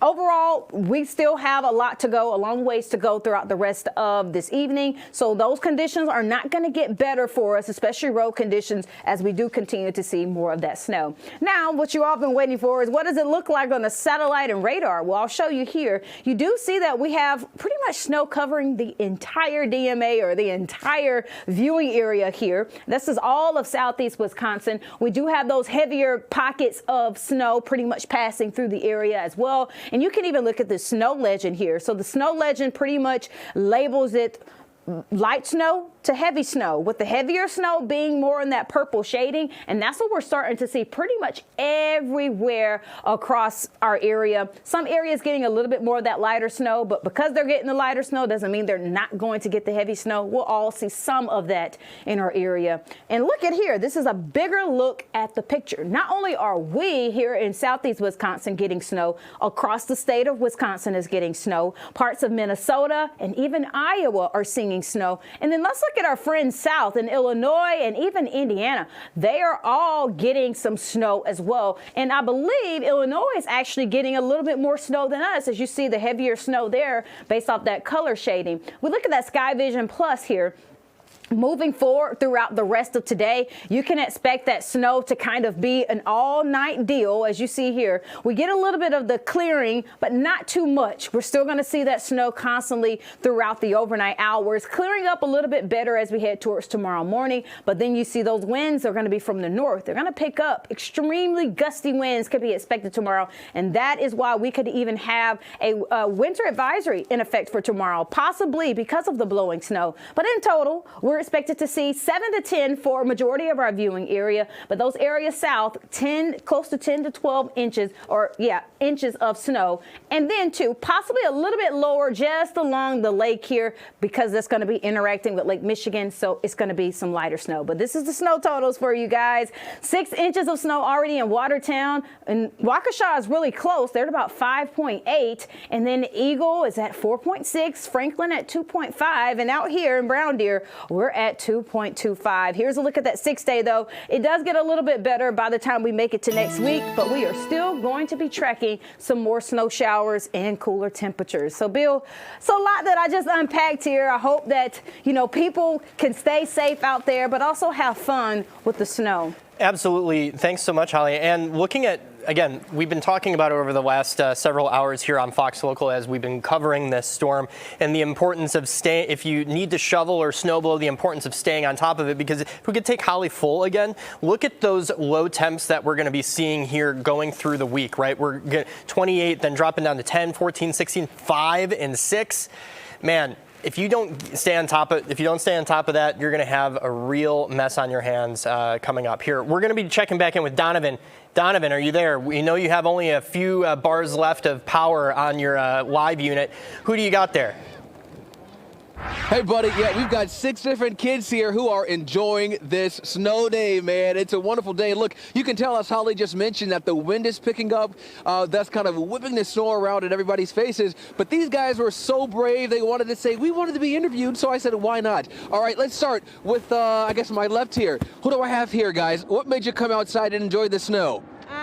Well, I wanted to go sledding, and the snow is really fun to play in. It's really fun to play in. I've seen some of you guys catch some air off of this man-made hill you kind of built. Who's been catching some air today? Have you? What's that been like? It has been really fun. You can go really high and really slow, and it's really fun. No kidding. How about you, buddy? You approached me first. How about you? How have you been enjoying the snow day? I like sledding because it's really fun and I never get to do it, so this is kind of my second time. Wonderful, man. Well, I'm glad you guys are all enjoying this snow day. We'll send it back to you, Bill. But before I want to watch them continue getting some air here. Yeah, but before you come back to us, I just want to let you know, for our viewers that are joining us on Fox Local, Donovan was out at Whitnell Park earlier today where people were doing some sledding, and Donovan convinced a guy to let him borrow his sled. I tried to get the guy to go along with him, and it's probably good that he didn't, because here, let's play the video here so you can see it. A bit of anxiety at play here, but we're going to go for it, all right? I'm watching everybody else do it. It looks easy. Let's. Thank you for the vote of confidence, Bill. All righty. Here we go. It's a. What, do you want to go with me, Mr. Garcia? No. No? Okay. Okay. All right, you tell me when. My co-anchors at the back are like, he's got to hop in with you. But no, I don't think he's comfortable. But will you push? You'll push me, give me a lift off? Oh, yeah, for sure. All right, Mr. Garcia, on the count of 3. All right. 1, 2, 3, let's go! Woo! We did it, guys! We made it! We made it! Oh my God! Oh my God! Oh my God! Oh, I didn't know it was going this far. Oh. And that is where we lost the microphone from Donovan Long earlier today at Whitnell Park. And if the camera's going to zoom in, this is video from earlier today, where Donovan nearly went into the lake there. You can see he stopped just before the brush in the shoreline. He was waving to us saying he was okay, but the mic the microphone fell apart as he was making his way down, and we wanted to cue that video back up for people because it was fantastic live television for those of you who are joining us here on Fox Local. We did lose Donovan over at South Shore Park, his live unit. After doing all the hard work today in all of this weather, it finally lost all its battery. We are going to be going right now back to Ashley Sears, and not yet. We're going to be checking in with Ashley Sears with some breaking news here at Cahill Park up there in Whitefish Bay. She had joined us there where a lot of kids are also doing sledding. Donovan was at Whitnall Park. Right now we're joined by, I believe, this is Isaiah, photojournalist Isaiah. And Isaiah, you are heading into the Mitchell interchange, is that right? That's correct, Bill. So I've been heading down here southbound on I-43 for about the last 20 minutes. The traffic here has been going really slow. The visibility is definitely hampered by all the wind and the snow that's brushing towards us here. You can see actually right in front of us we have a plow that's making its way through. Did notice actually a couple accidents while we were heading down here, but yes, we are heading towards the Mitchell interchange. We're about to pass Howard Avenue coming up here. Overall, the roads, we can give you a look here at the wheel camera. It's a little blurry because of the all the snow that's been accumulating by the tire, but we can give you a nice little look down here at the roads. Very slushy. You definitely want to be careful when you're driving on these because you don't want to be catching anything that's going to cause you to, lose any control, any contact with the road. I will say, Bill, on my way into the station earlier today, I actually did end up spinning out a few times. Everything was okay, but definitely goes to show some of the dangers there are of driving out and about. So while you're out there having your winter wonderland fun, just make sure that you're keeping it nice and slow when you're driving on the road. Be patient with other drivers because people are definitely taking the caution when they are driving. Also, give yourself enough room to brake, just so like if you have to make a sudden brake, that you're not, having not a lot of room to stop your vehicle or bring it to a close. So that caution is definitely going to come in handy here. The visibility, of course, that's another big thing to take into account. So just make sure you're being really cautious, really careful out here so that you can continue to have a very good first snow day. Yeah, and this is photojournalist Isaiah Vargas, who's heading, I believe, south on 4194, heading in around that curve, heading into the Mitchell interchange there. And you were talking about, you spun out on your way into the office, and thankfully everything was all right. On my way into the office late this afternoon, or early this afternoon, I should say, definitely slick out there, and it's only continuing to build up and get worse, even though crews were out. I know yesterday crews were out pre-treating roads in preparation for this storm making its way through the area. And so, Isaiah, thanks for checking in with us as you continue to check on the roads. We're going to be taking a quick break here in just a little bit, and so we're going to take a break right now. So we'll join back with you in just a little bit.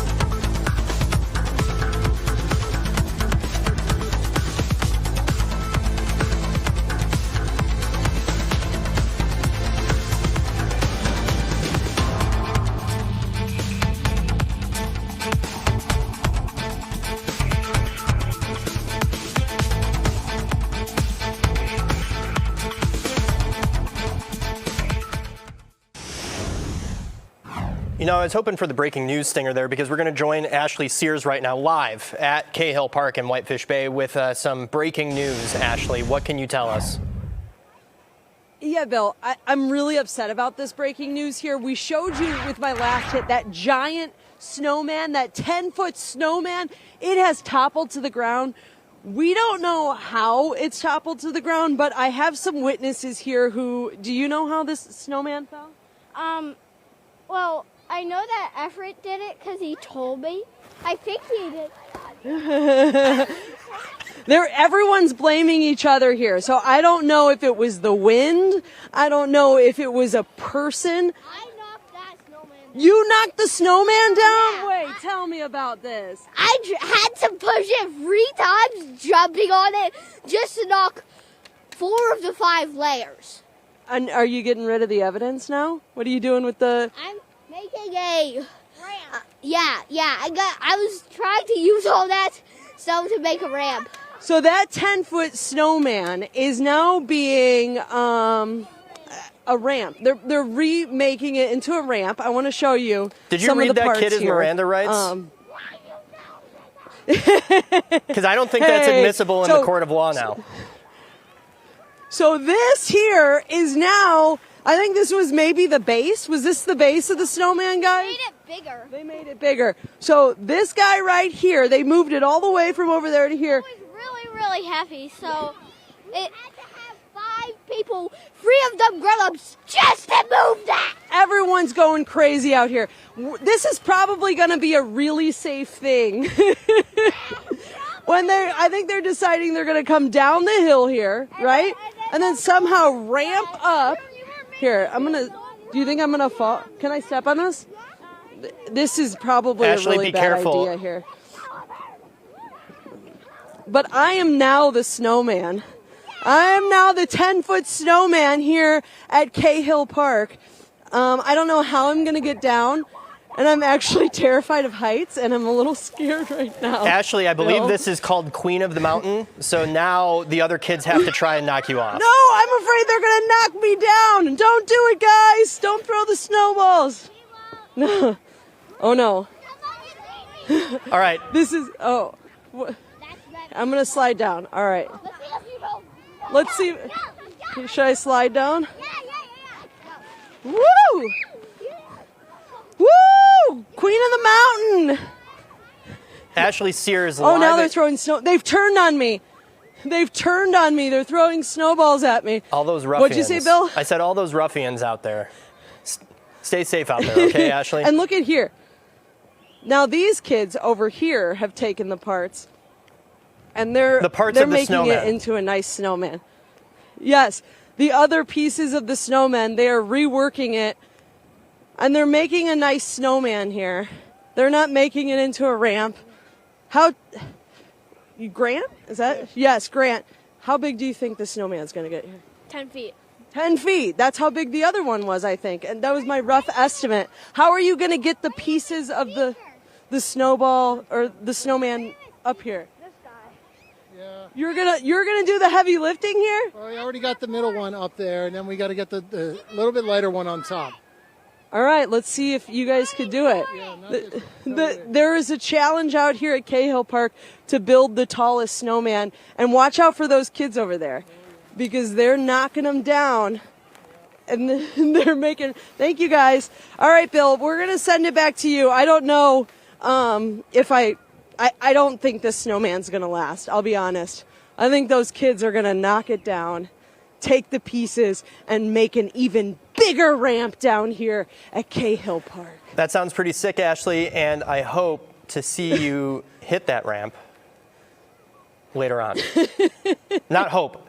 I don't know. I'm I'm 41 years old, and my back can't handle that anymore. So I'm not going to take my chances on the giant ramp. It was scary enough to climb up that snowball. Look at, I've inspired this little girl here. If you want to move over, Johnny. I'm a bad influence. So we have a new queen of the mountain. Oh, she's showing off there that she's got young, spry knees, that she could just jump down like that. All right, well, thanks a lot, Ashley. We'll We'll check in back. As the wind whips up, I'm sorry, what was that? Things are getting crazy. Things are getting crazy over there at Cahill Park. Thank you very much, Ashley Sears. We'll check back in with you in a little bit as you continue your travels and travails there in the storm. Also doing their travels and travails, Isaiah Vargas on the road now. Photojournalist Isaiah Vargas, you are in Franklin. That's right, Bill. Franklin, actually my hometown, so very familiar territory for me. We were just on the freeway right before we went to break, and it's definitely a lot more different here in these more residential areas than it is on the freeway. A lot more of that accumulation on the roads you can see. I would switch over to our wheel cam, but the snow is so covering that camera that it would not be able to even show anything for the moment. But definitely want to make sure you are taking just as much caution here on these roads. There's a lot of slick snow here on there, and because the snow is also wet, it's very easy to lose traction with the road. So you're just going to want to make sure that you are driving very, very carefully, very slowly. Have patience with other drivers because they're also doing the same thing. Make sure that you have a good amount of space between you and any cars that are in front of you, just in case you need to brake. As you can see here, we got big, I wouldn't say big, but we have some snow banks over here that are accumulating here on the right. Over here on the left as well when you're making some of those turns from those neighborhood areas. Turning over here, we are actually passing Quick Trip here on 51st and Rawson. There's a lot of people, it seems, that are still getting gas in their cars. Definitely want to make sure that if you're driving out and about that you do have gas, just to make sure that you can safely get back home. But we're going to be continue following the road conditions here. The weather truck, the FOX6 weather truck that's been out all day covering here on the roads. So we're going to throw it back to you in the studio, Bill. All right, thanks a lot, Isaiah. And again, if you don't have to be out on the roads, don't. A reminder, though, be sure to check with your municipality right now if you do park on the street, if there's been a snow emergency declaration, because that will impact whether or not where you can park. So be sure to check with your municipality. I know right now Saukville had declared a snow emergency, as well as the village of Mount Pleasant. And so we're going to take a short break here in just a little bit. Thank you for joining us here on Fox Local with continuing coverage of this winter storm here in Wisconsin.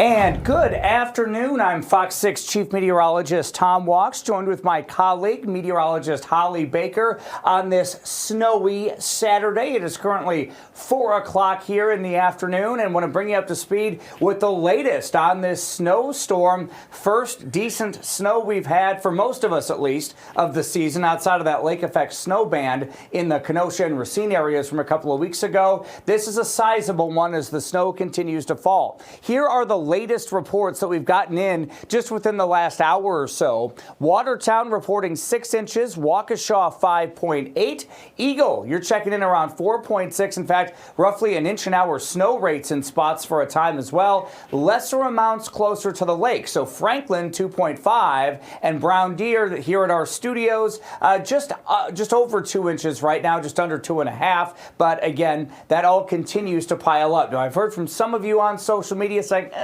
I don't have quite these amounts. And of course, your snow total may vary, right, depending on your location. So it may not be these exact amounts. It may be a little less, or it may even be a little bit more. Take a live look here of our radar, and you can see the darker blue areas are the steadier snows pushing in from the north. So I've heard, for example, from folks in Sheboygan County saying, I don't have a whole lot at this point. Well, your snow has not really picked up yet. That's going to start to pick up here in the coming hours. Again, the snow is coming in from the southwest. And so as a result of that, it's kind of picking up from the southwest to the northeast. It began earlier this morning in places like Walworth and Jefferson counties, and then began to fill into the northeast. But I mean, look at this. Most of the state is covered in snow right now. And we'll take a look at the winter storm warning, as that is going to continue until 6 o'clock tomorrow morning. So in summary here,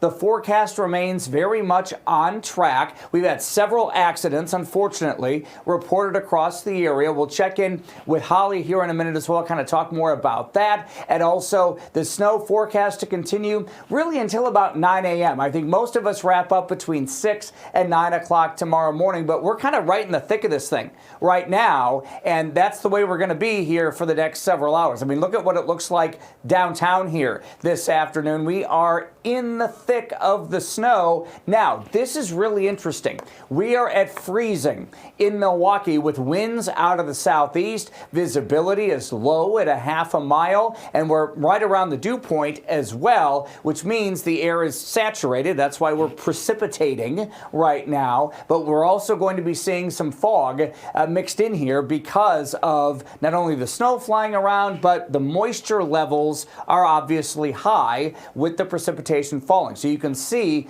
the low visibility. I mean, a quarter of a mile we're seeing in Kenosha right now, 3/4 of a mile Watertown and Burlington. We do have some gusty winds, especially along the lakeshore. Now, I mentioned that temperature, right, of around freezing, which is very interesting because the wind is coming in off of Lake Michigan. And to me, you think the radar would be the most interesting map, right, of the day. To me, as a meteorologist, it's this. Why do I say that? Well, look at the temperatures. We're around freezing from Grafton to Milwaukee. Cold Spring, Walworth, you are in the mid to upper 20s right now. Why the difference? Well, the wind is off the lake.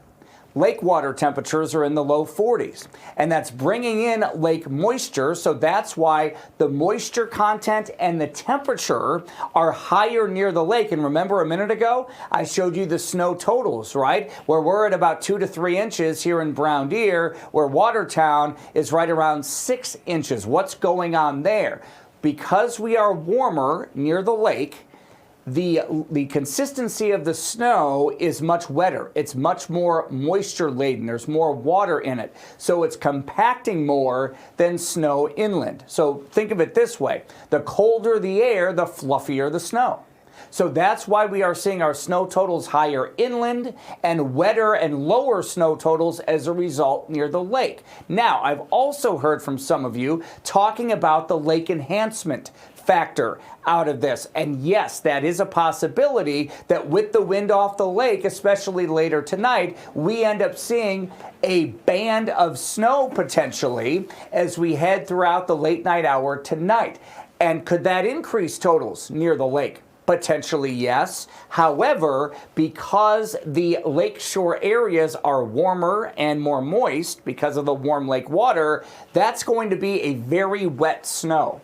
So as a result, it's going to compact more than inland communities. So the question would be, do we offset with a heavy band of snow near the lake or a lake-enhanced band? Do we offset snow rates versus snow consistency? Because they're battling each other for how much will actually accumulate. I will tell you my personal opinion and our personal opinion here at Fox 6 is in total, we will see lower amounts near the lake, higher amounts inland because of the consistency battle, if you will, that temperature battle. We may even see some rain for a time right along the lakeshore overnight as this area of low pressure moves to the south, and that's going to shift the wind around for a time to the northeast. All right, I've kind of said my piece with this right now. I want to toss it over to you, Holly, with more kind of what are you seeing here with this system and kind of what's your take so far on this November snowstorm that's upon us? Okay, so my take, honestly, with this is the fact that we're just seeing a lot of snow. It started off very, very light, so I'm sure you were all like waking up this morning, you're like, it's a regular snow day. Well, then as the day went on, especially my drive in, that's when I started to notice that we had the wind to pick up a little bit more, as well as the road started being coated with a lot more of that snow pretty much moving in. And then, too, it's going to be an all-day thing. We were right about this over the past couple of days, talking about this being an all-day thing. It really started late last night. We could see some of that snow last night in some of the southwestern communities of Wisconsin, and then that snow pretty much progressed to our area. So waking up this morning, southeast Wisconsin saw some of that snow, and now we're seeing the entire state and even lots of areas in the Midwest really dealing with that snow. And just south of the snow there, you do see the rain. A lot of areas in the southern portion of the country, they're getting a lot more of that rain. And then there's an area where there's that's pretty much the snow line there, the snow and rain line, where they're getting a little bit more of a mix. We're not that lucky to get a mix. We're going to continue with the snow pushing through our area. And then even too, the snow is going to continue to accumulate. The ratios are also going to continue to change. I've seen a lot of people out there building some snowmans. In fact, I am going to make my way on the weather deck, and I'm going to have some fun with building some snowmans as well. But you must know this, if you're going to be out in the snow, you want to make sure that you try your best to stay as dry as possible. Be sure to have those layers and really rotate the amount of time that you're going to be outdoors so that you don't risk either being hypothermia or even getting the frostbite. So definitely prioritize the safety while having fun. And if you're going to be on the roads, just take it very slow and limit your time outdoors. We'll have more coming up after the break. Stay with us.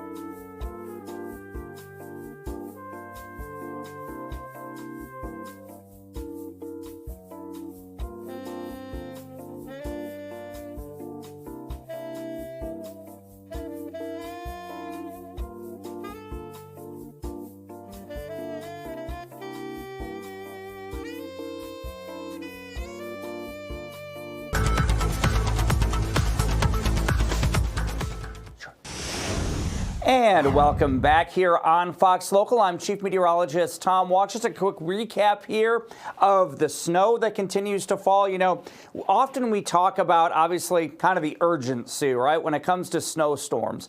And that applies, of course, because we've had a lot of accidents today. We want to let people know about what's going on with the snow. But you know what's so nice is when it falls on a Saturday, most people are off of work. Hopefully you're at home hanging out. Hopefully kids can get out, enjoy the snow. Saw some kids sledding earlier today. I mean, that's what winter's all about, right? In fact, I can remember we've had several winters where it really was impossible to go out and sled and really enjoy the snow because it fell at weird times, or it was kind of that really sloppy, wet snow in March that you couldn't do anything with. This is actually a decent snow to kind of get out and play in it. So hopefully you're getting out and enjoying it, right? A nice Wisconsin almost winter here, where we've had about 6 inches in Watertown, lesser amounts near the lake, and I think that's going to be the spread here as we go into tomorrow morning. In total, we'll see the highest amounts in places like Watertown, lower amounts Franklin and Brown Deer, but in total, we're expecting about 7 to 12 inches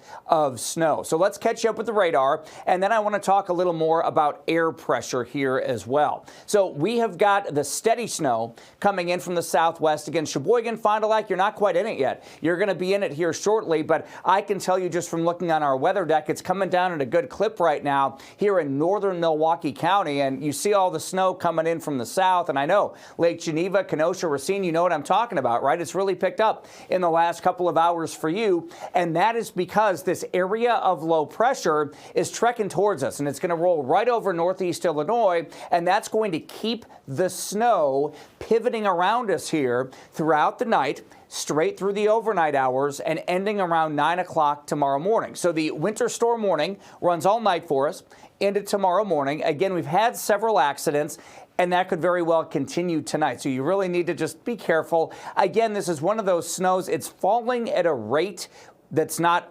overly fast, right? We're not seeing 2-inch an hour type snow rates, which is good. We've had up to 1 inch an hour in spots. So again, it's still coming down at a good clip, but it's manageable for the road crews at this point. So just take it easy on the roads and, you know, drive safe, keep the safe distance between you and the car in front of you, those types of things, right? I mean, take a look at classic example here. This is a live look over the Marquette interchange, and everyone's going slow, and especially over these connectors and overpasses here. The issue is we're right around freezing in Milwaukee right now. But when the wind blows underneath, where you have, again, a bridge or an overpass type deal where you get the airflow underneath, it's going to cool that surface just a few more degrees and could cause some icing.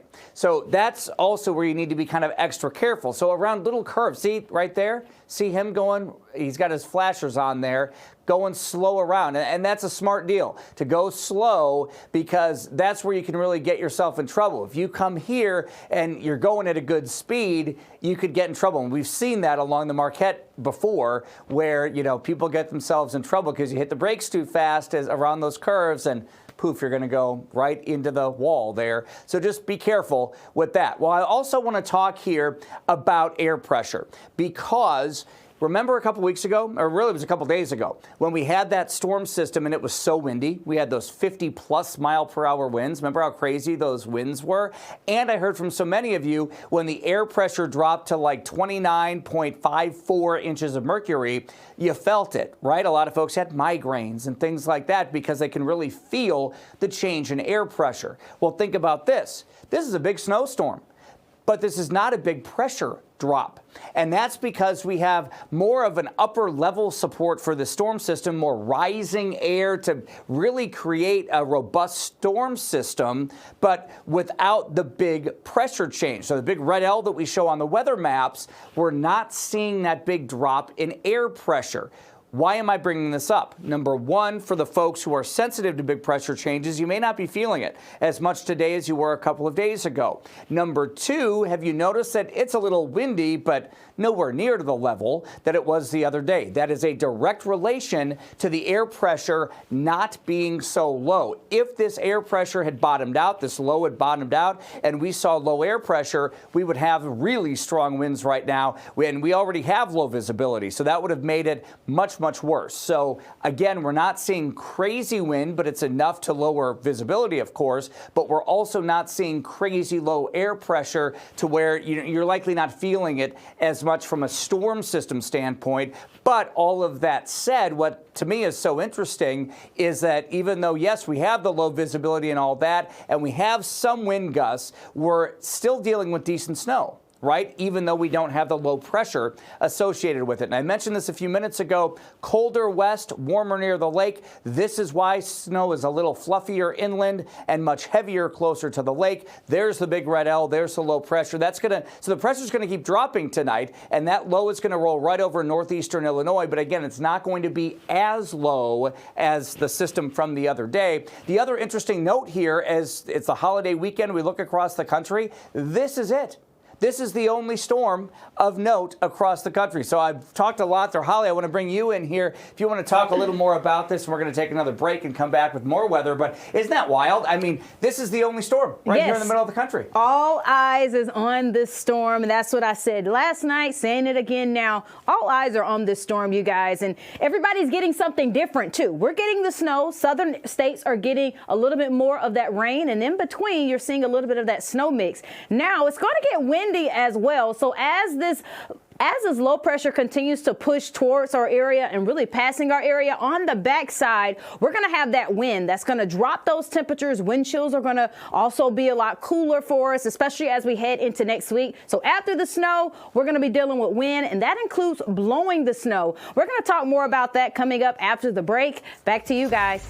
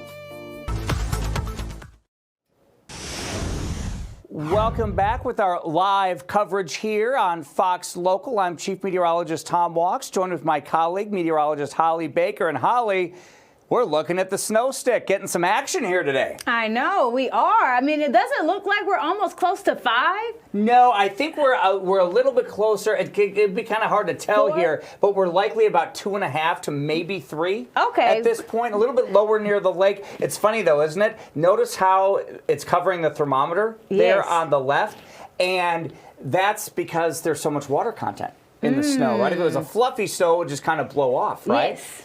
And did you know the history, by the way, of, see the anemometer there on the top, the colored anemometer. Why is it not blowing? Because the wind is blowing out. The wind is, it might be a little bit protected, number one, but notice how there's snow piled on the top of the cups. So that's probably holding them in place. Yeah, maybe heavy. So to give you some history here of the anemometer, that was actually from our retired chief meteorologist, Vince Candela, and that was a gift from his parents back in the 1960s. So he got that anemometer gifted to him, and then he graciously put that there on the weather deck. So that's pretty cool. Very nostalgic for sure to have that there. And then you can see in the background, Lisa built a little snowman on our fire table. And I know you're going to be out there in a little bit. Yes. Really trying your hand at snowman building, right? Yeah, I am. I'm going to try to build a bigger one as well. I'm going to want to build it by the snow stick, though, so people will be able to see that one, too. And then that other one, it'll look like the snowman had a baby. So it'll be two people out there. You got to put Lisa to shame here. It's like a competition. You got to put Lisa to shame. Now, that's great. All right, we will check back with you on that, too, for sure. So that's awesome. And I'll tell you, let's have some fun in this snow, and we'll have more weather for you coming up after the break. Stay with us.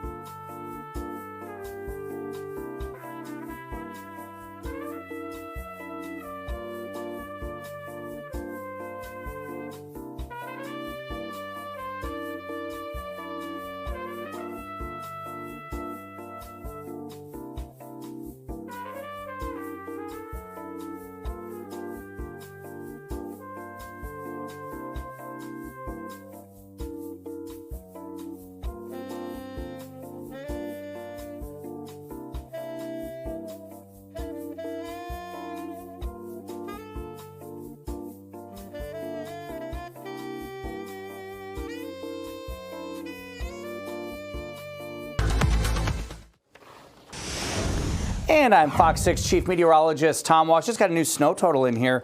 Burlington, what is going on? Burlington, 6.8 as of 4:20. So as of pretty much right now, Burlington, 6.8 inches of snow. And we got a ways to go here. So Burlington, you're probably going to be easy at that foot range by the time we're all said and done. And so it's those inland areas that are going to likely end up in that 12-inch range, right along the lake shore, probably 7 to 9. Is what we're thinking right now because it's a heavier snow. I just wanted to show you this because, oh, hey, Chicago. From what you can see, look at chilly but yet warm Lake Michigan, right? Temperatures are in the 40s right now over Lake Michigan. You can see the snow that is just flying over the city. You can't even see the city right now because of all of the low visibility there in Chicago. But a couple of things to point out. Number one, the reduced visibility, right, with the snow. We're seeing that here, too, in southeastern Wisconsin. But the fact that Lake Michigan is playing a role here, and it's really interesting because it's kind of conflicting. Number one is that the lake moisture with southeast winds are going to end up potentially creating lake-enhanced snow. So some heavier snows along our lakeshore communities. But because temperatures near the lake, courtesy of the warm lake, are around freezing, that's bringing in more moisture, causing the air temperature to go up a little bit and causing the consistency of the snow to be heavier near the lake and a little bit fluffier inland. Fluffier snows pile up more than wet snows, right? So that's why even with the lake enhancement, we're still calling for lower totals near the lake versus farther inland. But again, they're kind of competing forces here because lake enhanced snow means heavier snow, right? Heavier snow rates, but the consistency would tamp down on the accumulation. See what I mean? So it's interesting science here to say the least. Again, bottom line, the snow is going to continue all night long here and come to an end tomorrow morning. So expect, again, more snow accumulation throughout the night. We'll zoom this out for you. See Chicago down there. Again, they're getting blasted like we are with the snow. And note the direction of the snow here. So right now, it's coming in from the southwest. Here's the area of low pressure. It's actually a little southwest of Cedar Rapids, but you see sort of the spin right there. Look right here, south of La Crosse. You're starting to see a little bit change in motion there. So we're eventually going to see the snow coming in out of the northeast and then the northwest overnight tonight. That's because the low is going to cross down to the south. So pretty interesting here from a meteorological standpoint, but again, pretty fun to play. And I'll bring my colleague, meteorologist Holly Baker in here. Holly, and yeah, this is quite a storm for us, especially by November standards. Yes, it is. It is quite the storm. And I remember telling you this, Tom. I was like, I can't wait till we get snow. I can't wait till we get snow. And here it is. We're getting plenty of snow. And also, I recall from last year versus this year, we're already receiving more than we did last year around this time because we were in the snow deficit last year. I honestly think we may beat the odds this year and not necessarily have one because earlier this week we saw the northern communities, at least in a part of the state, they saw a lot more of that snow and they had some lake enhanced snow as well. And then now we're getting some snow. So I do think as we pretty much plunge into wintertime, we're going to have a better opportunity with a little bit more of that snow and people can kind of have the winter businesses that they have will be able to operate. Now, I do need a remote, so I can go ahead and go to the next slide here. I got you, Holly. I got you. By the way, 6 inches now, Maguanago. So we're getting more updates there. More updates. Yeah, it's coming down, you guys. So roughly we're saying 6 to 10 for some areas, 7 to 12 for a lot of those areas, especially in the southern portion of our viewing area. So a lot of areas could even get to that near a feet mark, but we're pretty much keeping our eyes on everything. We do still have that winter storm warning that stays in effect from now until 6 a.m. tomorrow morning. And then after that, we're going to be dealing with, on the backside of this system, we're going to be dealing with a little bit more of that stronger wind that's going to blow some of the snow that fell today or pretty much falling today. It's going to continue to blow some of that snow. Now, we look outdoors right now. This is the Marquette Interchange. You really can't see that much, but I do see that we have some people out there. Just be sure if you're headed out to be safe. We're going to have more coming up, though. Stay with us. We're going to break.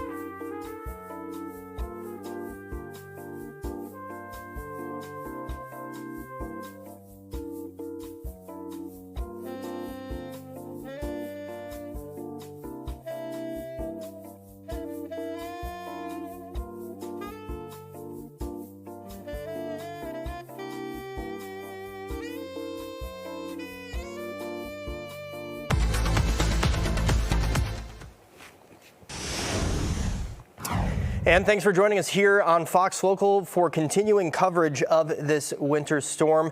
We're following this storm as it's making its way through Wisconsin, and we still have many hours, more than 12 hours to go with this storm before some really cold weather, some cold temperatures set in. So as the snow continues to fall, to recap, make sure that if you are able to get out there and start shoveling that snow now, because it is going to freeze and you are going to have a really tough time. Taking a look at the roads right now as conditions continue to worsen. We're taking a look right now on I-94 at Wisconsin 64 where traffic is slowing down because of a crash in the eastbound lanes, it appears there. And looking at the wider map for Milwaukee and Waukesha counties, it does appear that there are a couple incidents that are slowing things down. Obviously, traffic throughout the day, as we've been monitoring, is slow going if there are people out on the roads. As you can see, lots of areas in yellow and orange. Thankfully, no red on there on the interstate. But as the weather continues to worsen, no doubt those roads are going to become more and more slick. We are going to take a live look over with photojournalist Isaiah Vargas, who is on the road right now, but far different place. I don't know if you can tell where this is, but this is Candy Cane Lane. Hey there, Isaiah. How's it going out there? Oh, it's going great, Bill. And I mean, we got some people here waving about. We are right here in the heart of Candy Cane Lane. And you know what? At this time of year, you know, Thanksgiving's already passed. A lot of people getting up their Christmas decorations. I mean, yesterday was a great day to get those up before all this snow hit, but everybody's out here. I mean, we can see people who are shoveling, who are snow blowing, and folks who are just out and about, getting hard to work. We actually, before this, we were going down Highway 100. A lot of the roads do definitely vary on where you are. There are some places that are pretty easy to drive on right now, but there are also some that are very much covered with snow still. You're definitely going to want to be careful on where you're traveling, but the constant is definitely, as has been said, please be careful on the roads, be cautious, be patient, take it slow, give yourself some room to brake. Another thing too, as you can tell, it is starting to get dark out, and with the low visibility already, you're going to want to be even more cautious when you're driving out and about. Another thing too, make sure that your headlights are also cleared. Right before we came back, I actually did have to stop to scrape the frozen snow off of the front of the FOX6 weather truck to make sure that the lights are coming through. So make sure that you are able to have fully clear headlights to help with the visibility and you know, just the fact that it is starting to get dark outside. There have been a few accidents that we saw, a lot of plows on the road. So yeah, that's the view from right now here on the roads in West Dallas. Well, the view from the road that you're on right now looks pretty good there, Isaiah, and a little respite from some of the conditions that we've seen on the roadways throughout the day. Normally this time of year, you'd expect there to be just lines and lines of cars tooling through Candy Cane Lane. And it's a winter wonderland over there in West Dallas right now in what is Candy Cane Lane's celebrating 40 years for the neighborhood lights display and benefiting kids. Absolutely. And I mean, if it weren't for the fact that it's currently, you know, a winter storm, I mean, this would be the perfect time to come out to Candy Cane Lane because there's not a lot of people around here, but the lights are shining bright. And as I said, you know, it's the first really big snow of the year. It's right in time for the start of the Christmas season. And I mean, I don't know about you, but if I could, I would be putting on some holiday music right now because this is like the opportune time to really soak in some of that winter weather with the festive decorations and lights. And I mean, Candy Cane Lane, just such an amazing place to visit every single year. Yeah, absolute classic there, Isaiah, and you're providing the Fox local viewers the ability to experience Candy Cane Lane and not have to venture out in these treacherous road conditions. Thanks, Isaiah Vargas, our photojournalist, joining us there in West Dallas on Candy Cane Lane. We'll check in with you in a little bit. Right now, we're going to check in with Tom Walks to take a brief review of where things have been, where things are right now, and where things are going. Hey there, Tom. Hey there, Bill. Boy, what a snowstorm we've got in place. I just want to tell you, by the way, you can't see her, but Holly has now gone out to the weather deck. We lit the fire, which was full of snow, so now the snow is rapidly melting around the fire table, and Holly is making her attempt at building a big snowman. She can see me out the window there. So, hey, Holly. All right, we'll keep you posted with that. Meanwhile, we have got the snow really picking up across the area. Mugwanago, about 6 inches.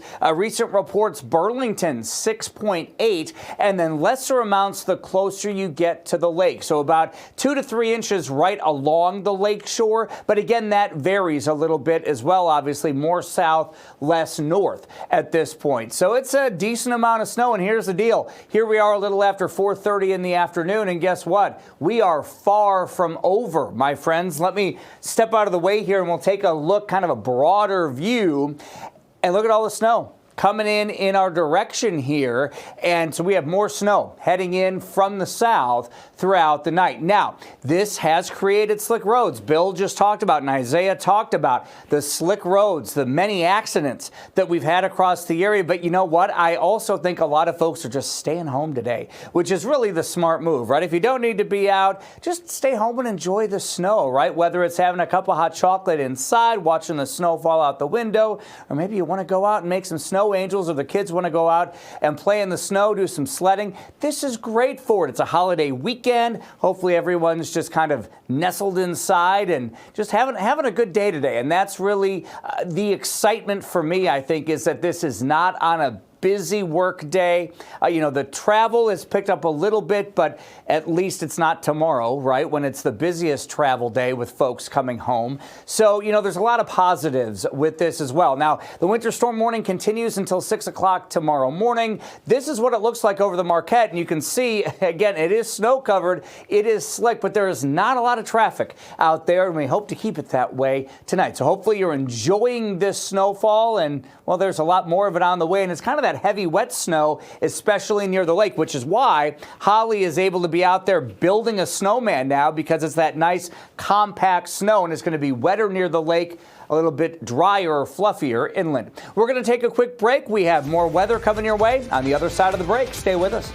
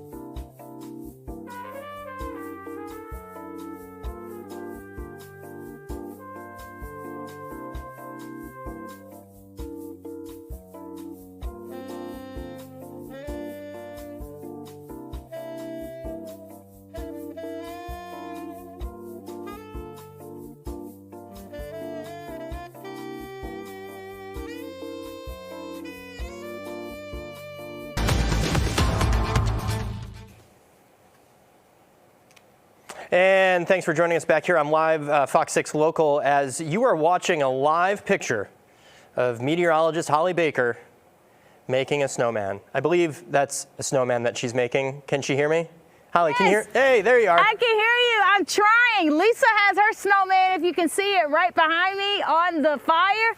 I'm trying to outdo her and make a bigger snowman that you guys can see. I'm gonna add him a face and everything. You just give me some time here. Oh, yeah. you have as much time as you need, Holly. I have all the rest of the night, right? You got the rest of the night. Oh man, I love the snow though. This is part of the snow is what makes it fun. If you can be at home and embrace it being cold and blowing with snow, build the snowman, the snow angel. Be sure to change your clothes afterwards because this is wet snow that we're dealing with.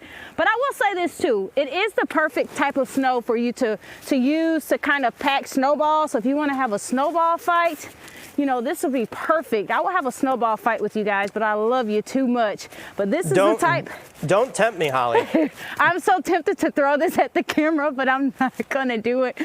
But this is just to show you that this is perfect weather to build snowballs, even some snow cream. The snow looks so delicious. I know you're not supposed to eat it, but I'm sure people do, right? Snow cream? We could talk about that later, Holly. All right, thanks a lot, Holly. We'll check in back with you in a little bit and your snowman making progress. Let's check in with Ashley Sears, who is still in Whitefish Bay. She has left all those ruffians at the sledding hill at Cahill Park. And Ashley, where are you now? Yeah, Bill, I was sick of getting pelted with snowballs. We haven't made it that far, I'll be honest. We were driving from Cahill Park, and we kind of wanted to get closer to the lake and maybe show you some of that. But we just kept kind of fishtailing as we drove along. The roads out here are not great, I'll be honest. These side streets are filled with snow, and we're in a Toyota 4Runner, and even that was kind of difficult driving on these roads. But if you look, I mean, like, it's covering my feet here, and just driving through this, it's not good. And it's very heavy, it's very wet, and this wind is not making things good out here. We did see several plows on some of the main streets over here, but they haven't made their way to the side streets. But I want to walk over here. We've got a friend here who's been shoveling for quite some time, who has agreed to talk to us about his shoveling escapades out here. Eric, do you mind if we chat with you over here for a little bit? All right. So we've got Eric Bobke here, who has made some good progress. He normally has a giant snowblower. Where is that? I got rid of all my snowblowers this past fall or spring, so it's perfect snow for that. Well, great timing. Tell me about just the heavy wetness and what it's like. It's really, really heavy and wet, and I'm getting past one here because past two will be a little bit too heavy and wet, I think. So it's a struggle. It's really heavy. How many trips have you made out here? Is this your first shovel? This is my first pass. Yep. And then how many more do you think you'll have here? I would hope only one, but it's probably going to be one more tonight and one tomorrow, I'm assuming. Can I ask why you got rid of the snowblowers? They take up too much space, and we don't get snow in Wisconsin anymore. So, yeah, this time we did the first one. So it is what it is. I know you've lived here for a while. How would you describe this first snowfall of the season? Feels a little early for one like this, but it's Wisconsin, so you never know. All right, well, we'll see you out here, and if you have some time, we're just over there, so you can shovel some of ours too. Yeah, sure. I'll get right on that.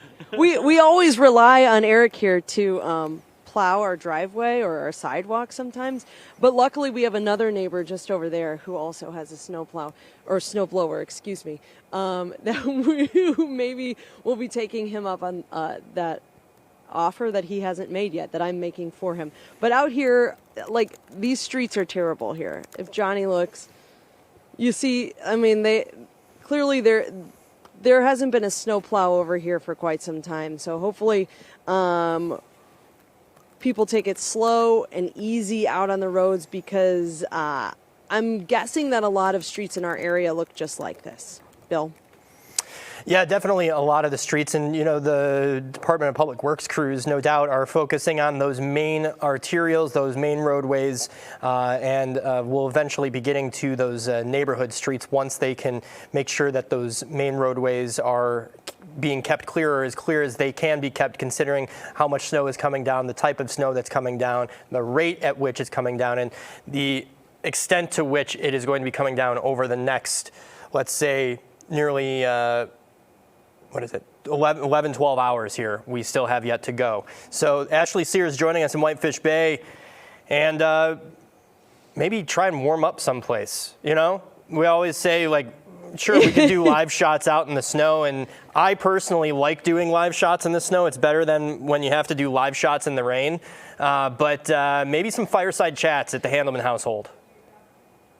Yeah, Bill, I have to tell you, I don't know if you noticed, but I have had to change my hat already. I changed my gloves twice. I think I'm going to change my coat here. Normally, I don't know, and my hair is like soaking wet. It's like really gross out here, and I feel like I need several outfit changes. I may need to change my boots as well, but yeah, it's not fun to sit out in this. I think I am gonna maybe do a total outfit change and warm up here with some hot cocoa or something. Speaking of outfit changes, we checked in with Mary Stoker Smith earlier in the day when she was out in La Crosse. She was dressed to the nines, so I mean, we're waiting for bated breath for what you're going to be donning for your outdoor garb here in a little bit. Sequins hat, sequins boots, sequins snow pants. It's gonna wow you. Hey, Just we're wait. here for it, okay? We are here for it. Maybe have Amelia help you figure out what you're going to wear, and it'll be something fun for the viewers to see.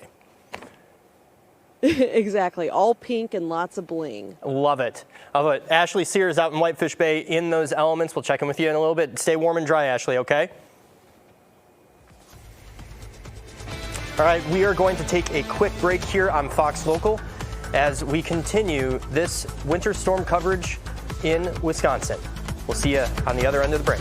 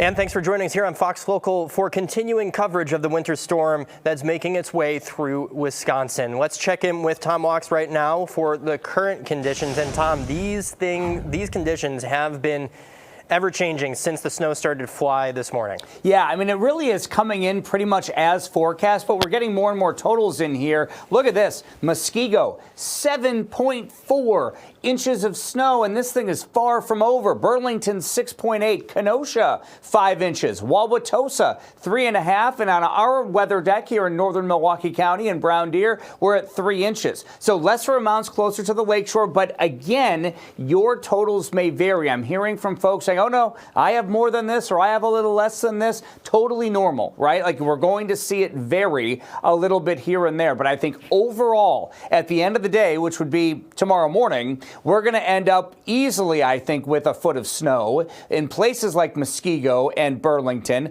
Kenosha, you'll probably end up in that 8 to 10 inch range. And places like Wauwatosa and Brown Deer, if it doesn't pick up a little bit more because it's the heavier, wetter variety for you, it's likely going to be more probably in the 7 to 9 inch range in places like Wauwatosa and Brown Deer. But again, we'll kind of see how all of this shakes out. Bottom line, it's just going to be snowy all night long tonight. This is what it looks like in Madison right now from what we can see. Very low visibility there in Madison as the heavy snow is continuing to kind of build in. It's really that moderate snow, and that's where you're seeing the darker blues, indicative of the heavier snow areas here. And note how it's coming in from the south. Now, take a look just down to the south, not far from Rockford. See just a little clearing patch there, a little bit dry patch, I should say. That's going to be the area of low pressure that starts pushing through northern Illinois. So it might get briefly lighter for a time as the wind starts to change direction, and then we're going to see more of a northeast wind, which could bring more what we call lake-enhanced snow near the lake. But it's going to be a very compact, heavy, wet snow near the lake tonight. It will be a bit fluffier inland.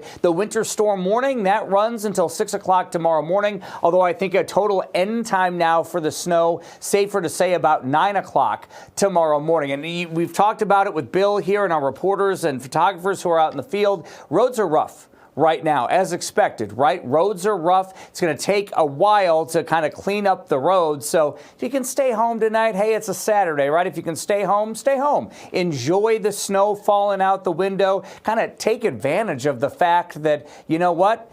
Even though, yeah, if you're on the roads, it's messy. Otherwise, it kind of looks beautiful. We got the fire going out on the weather deck right now. In fact, coming up in about 20 minutes, I'm going to join my friends over at Fox Weather as well nationally, because we are the national story right now. Why is that? Because this is the only storm in the country, and yeah, it's a big one, as we can see, and we're right at freezing at Mitchell with the wind out of the southeast, half a mile visibility, so the wind is coming in off the lake. That's lowering visibility, but remember the wind a few days ago? Remember that howling wind that we had? Well, it's not quite as strong now. It's still 20, 30 miles an hour, but it's not 50, 55 miles an hour. And that's because the low pressure system itself is not creating super low air pressure like we had with the last system, and a change in air pressure is what causes wind. So there's some science for you there. But this, to me, is far and away the coolest map to look at. I know you're going, well, it's just temperatures, right? Like, what? Why does this matter? Well, look at the difference. 32 South Milwaukee, 28 Cold Spring, 27 Walworth. So what's happening here is it is warmer and there is more moisture near the lake with the southeast wind. That's creating that heavy, wet snow the closer you get to the lake. Well, what happens there? It compacts more, right? It may fall heavier later tonight near the lake, but it will compact more than our inland communities that are just a few degrees cooler, but that means the snow is fluffier. So that's why, going back to my first graphic, we have nearly 7 inches in places like Burlington and over 7 inches in parts of southern Waukesha County. And yet here at our Brown Deer studios, we're only at 3 inches. So that's the reason for the difference. It's the snow consistency didn't see as one factor there. So there's the area of low pressure. Again, that's going to move right over northern Illinois tonight and eventually shift that wind around for us, and that could create some lake-enhanced snow overnight tonight, and then the low will completely push off tomorrow. Now, once the low pushes off, the wind will be out of the northwest tomorrow. Like today, it'll be a little gusty, so even when the snow ends, we could end up with some blowing snow from time to time. And quickly here, Holly, I think you've got your microphone on here. I'll toss it over to you here, too. Just kind of, you can come on in here. You've been building a snowman out on the weather deck, and it's so interesting. I mean, you know just how wet that snow is, right? Yes. Very good packing snow. Yeah, it is. It's very good packing snow, and then I'm getting so distracted because of the fire out there. It's like in my peripheral. But yes, I've been building the snowman, and it is very much good packing snow, but it is wet as well. Luckily, I have waterproof gloves, but when I took those off, my gloves on the outside were very wet. And that's the same with the jacket. If you don't have a waterproof jacket on and you're outdoors, you'll probably notice that those flakes or snowflakes that are falling on your jacket, those are going to melt very quickly once it comes in contact with you.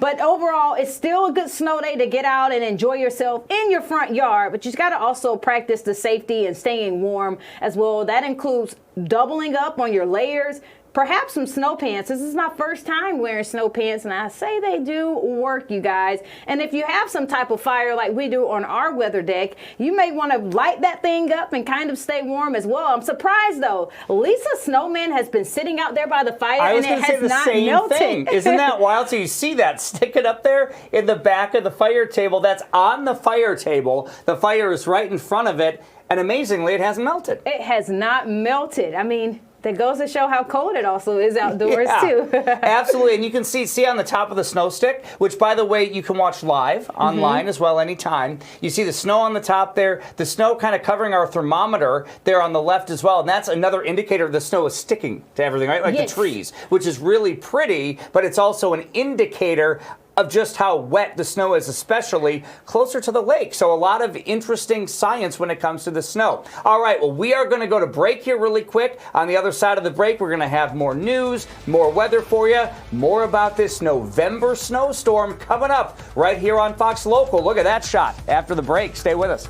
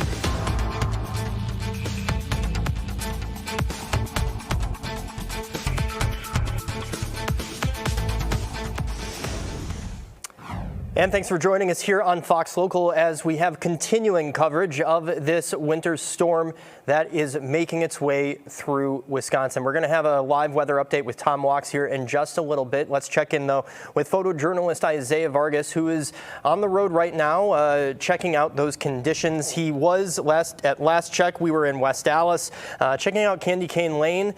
Isaiah, the roads, even though they do look pretty dicey, not much traffic out there to be seen. That's right, Bill. Yeah, right now we are actually keeping a little bit of that festiveness up. We are actually in the village of downtown Greendale right now. This is very close to Southridge Mall and Greenfield. We're driving through sort of the city area right by the town hall. You can see right here we got tons of Christmas lights up. So once again, definitely a good time if you're wanting to get into some of that holiday spirit. However, for the residential areas, the roads are pretty dicey. Again, it depends on where you are and how the plow service are coming in.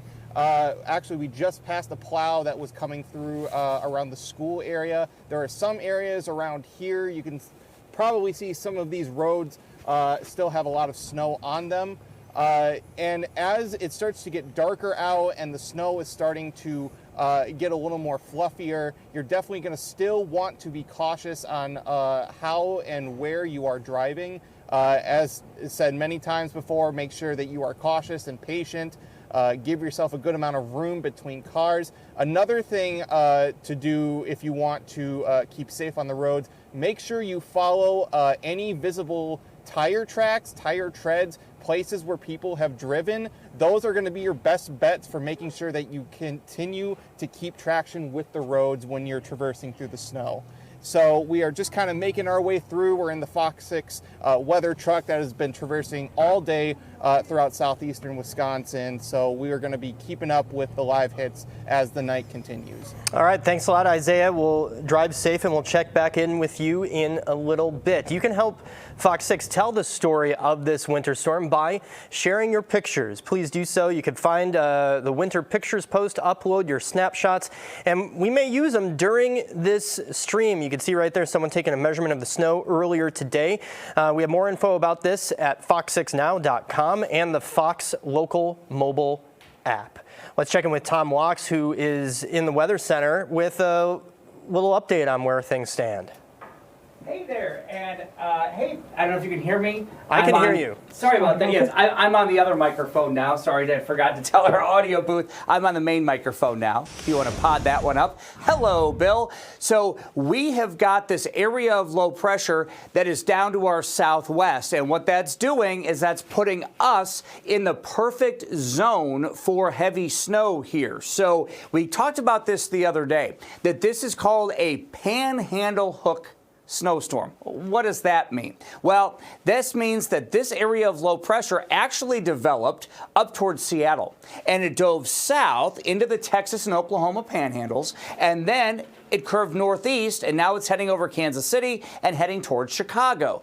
We haven't seen this type of a track really in several years, at least not as strong of a track as we're seeing this go around. Honestly, this is a bit more of a January, February type track, to be honest. So it's a little early for us to be getting this much snow out of one system. But what makes this unique is that being this panhandle hook type system, it brings in a lot of moisture. And you can see that coming up from the Gulf, right? And so that's what makes this prolific snowmakers, and that's what we're seeing here in southern Wisconsin. Now, number two here with the panhandle hook type storm is that as the low moves right over Chicago, it puts the heaviest swath of snow just north of it into southern Wisconsin. Also why when we see this type of storm track starting to take shape, we really pay attention as meteorologists, because even unlike some of the Alberta clippers that we get in these other types of storm systems, right, that you hear us talk about in the wintertime, when you hear panhandle hook, and again, that's something we haven't heard of for a couple of years, that really perks our ears up because we know, ooh, if this thing tracks just right, we could get quite a bit of snow out of it. And that is the case, of course, with this system. So that's a little history of the storm track. Now, I mentioned Alberta Clipper, right? You're going to hear that more as we head into the wintertime. And that's what develops over the Alberta province in Canada. It zips right down over us. Those are usually associated with fluffier, colder snows. They're zippy systems that move through quick but can dump several inches of snow. This one is different. This is, as you know, right, this is not a zippy system. This system is lasting for 24 hours straight, which again makes it a bit unique, right, in that this is not a snow all at once type snow. It is a drawn out snow over 24 hours, which is good in the sense that, you know, it's not just pouring snow all at once, but it's kind of coming gradually, but it's also very moisture laden. Then you tack on the wind around this, right, which right now our winds are out of the southeast, so that's bringing in lake moisture, and that's why Holly was out on the weather deck a few minutes ago, and she was building a snowman because it is such a compact snow. It's a bit powdery or lighter, if you will, fluffier, I should say, just a few miles inland. We've already had reports of over 7 inches of snow in the Mugwanago area, right around 7 in Burlington. We're about 3 inches here on our weather deck. And Holly, thanks for pulling that up. These are some of the latest reports. 5 inches in Kenosha, 3.5 inches in Brown Deer. So that gives you an idea of where we stand right now. And I think most areas will end up in the 7 to 12 inch range as we've been forecasting, maybe a little higher in a few areas as well. But again, that kind of gives you the history of this storm system here. And Holly, I'll bring you in as well to kind of talk more about this here, and we'll take a look at the radar. It's just been very interesting again to watch, you know, the snow coming in out of the south in this case because of those winds and the low to our southwest. Yes, it is very interesting. And another thing to point out here, I'm going to get the remote. Another thing to point out with the snow moving through, you see the difference in all the different colors here, right? So if you look at this snow legend, it's going to label it by the colors from light snow to heavier snow. We're even seeing a lot more of those heavier snow bands still pushing through the area, and that is for those inland areas that you just saw with the snow reports being already near 7 inches for a lot of areas. That is why, because the heavier snow is looking to be inland. Now, as we look along the lake here, yeah, you're seeing a little bit more of the heavier snow bands as well, but interacting with the lake, they're not going to see as much as we are going to see for those areas inland. Now, a bigger look at this picture, though, because you're like, okay, when is this going to end? Or is it really going to be 24 hours? The answer is yes. We've started early this morning, and it's going to continue all the way through later on tonight and even tomorrow morning. So we're going to have this snow as constantly coming through. We're still seeing some of the heaviest snow in our area and areas south of us in Illinois. They are getting pounded with snow as well. Now, some of our northern communities, they're getting snow, but they've seen a little bit more of the lighter snow. But mind you, they saw the heaviest of snows a few days ago. They were getting pounded, especially Iron County. They had a lot of snow in their area, and a lot of that too was because of lake enhancement snow. We, on the other hand, we're getting all this snow with this low pressure system that's going to continue to push through the area.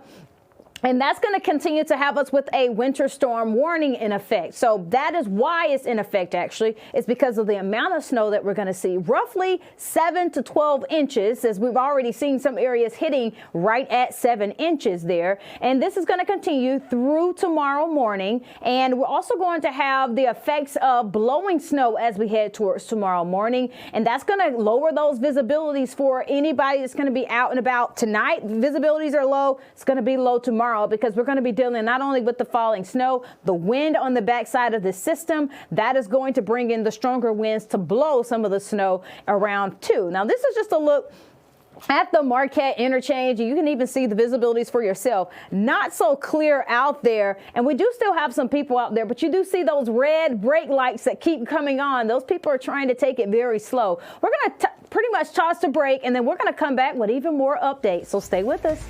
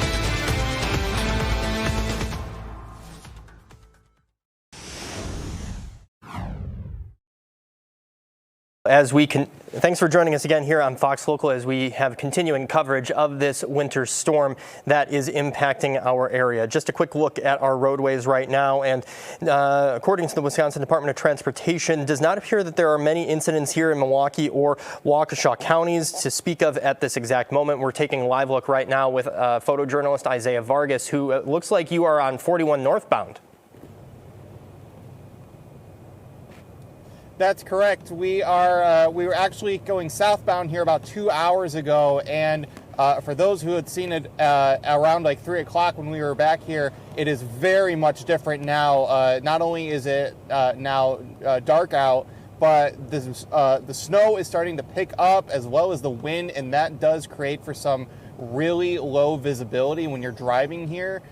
So it is all the more imperative to be careful, especially if you're driving here on the freeway. And in terms of just the snow in general, there is a lot more accumulation that's heading up in some of the more residential areas over the last 2 hours. We were able to go through places like Franklin, West Dallas, Greendale, just to see some of the roads over there, and there's definitely a lot more accumulation starting to pop up.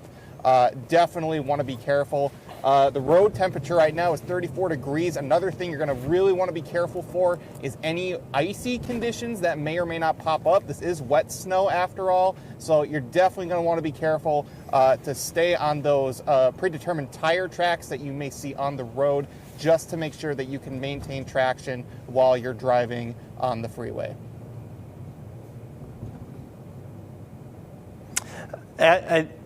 Sorry, Isaiah, I had one of the producers in my ear talking.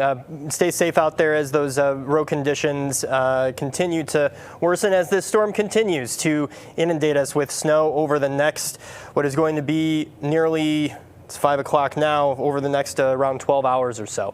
So Isaiah, we'll check in with you in a little bit. Drive safe, and we're going to head to a break right now. Catch you on the other side.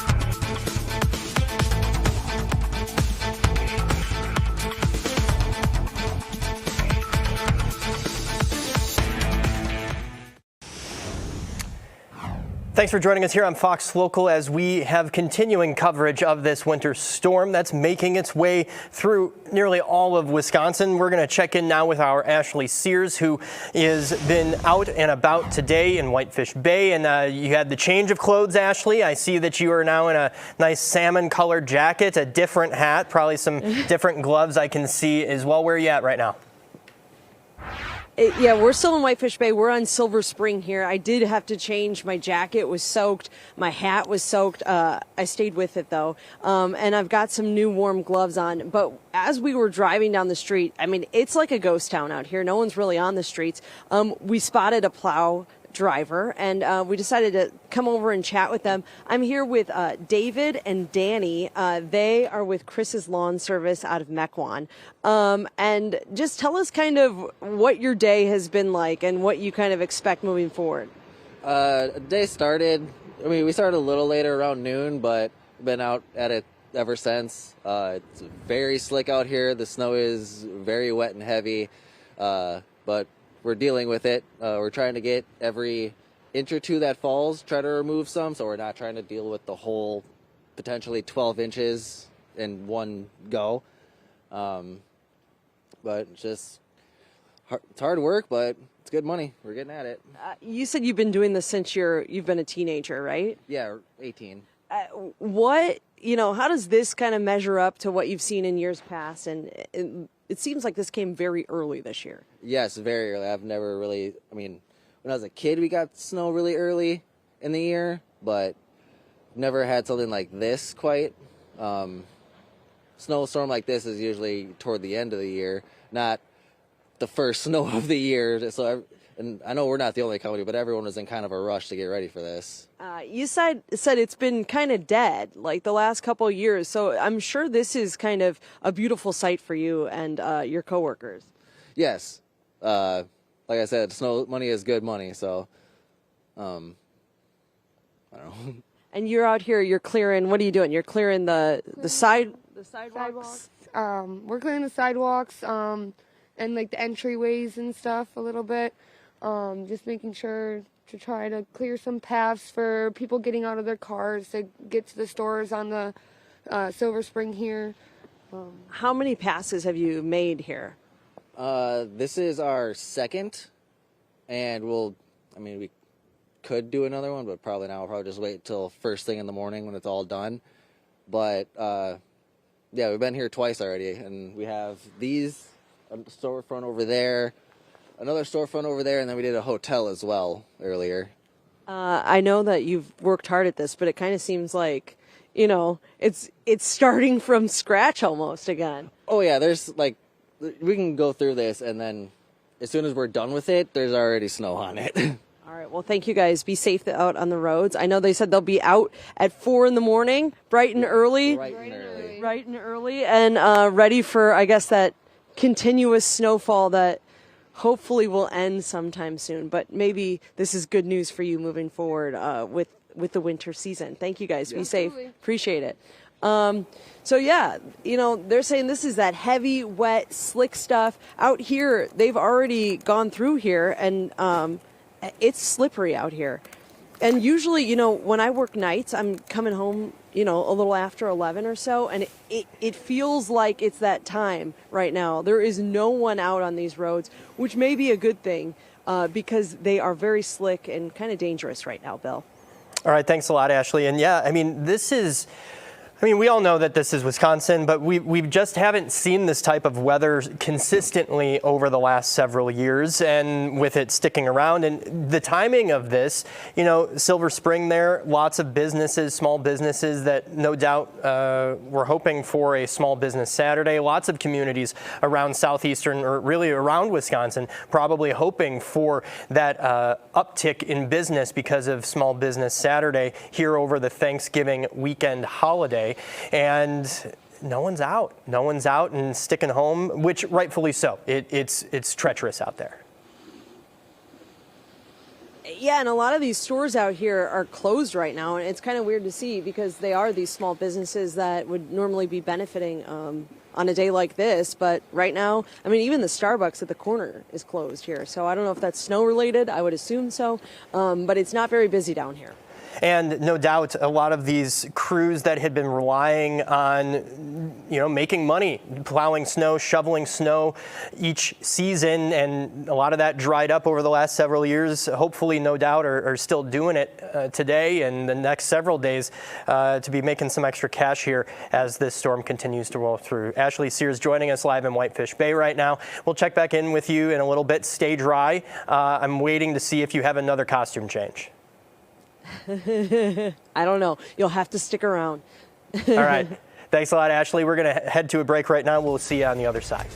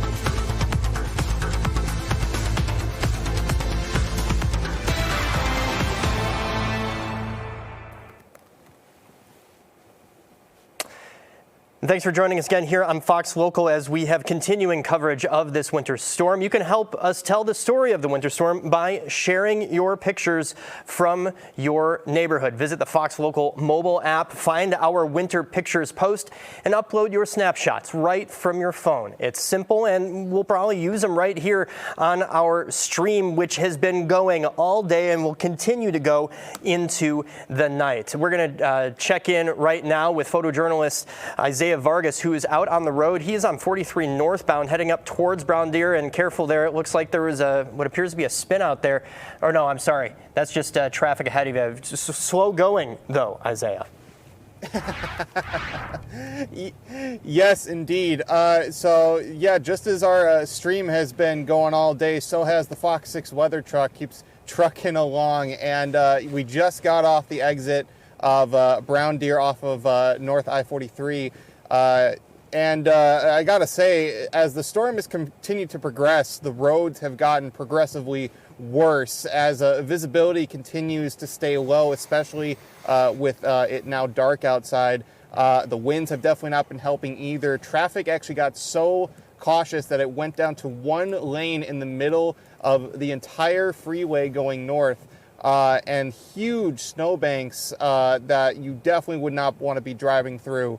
As the storm continues to progress, we've been given all sorts of advice. The biggest piece of advice, if I can be completely honest, stay home. If you don't need to go out, don't go out. Stay home. Get yourself a nice fire going, maybe some hot chocolate, watch a movie, or if you even want to play in the snow.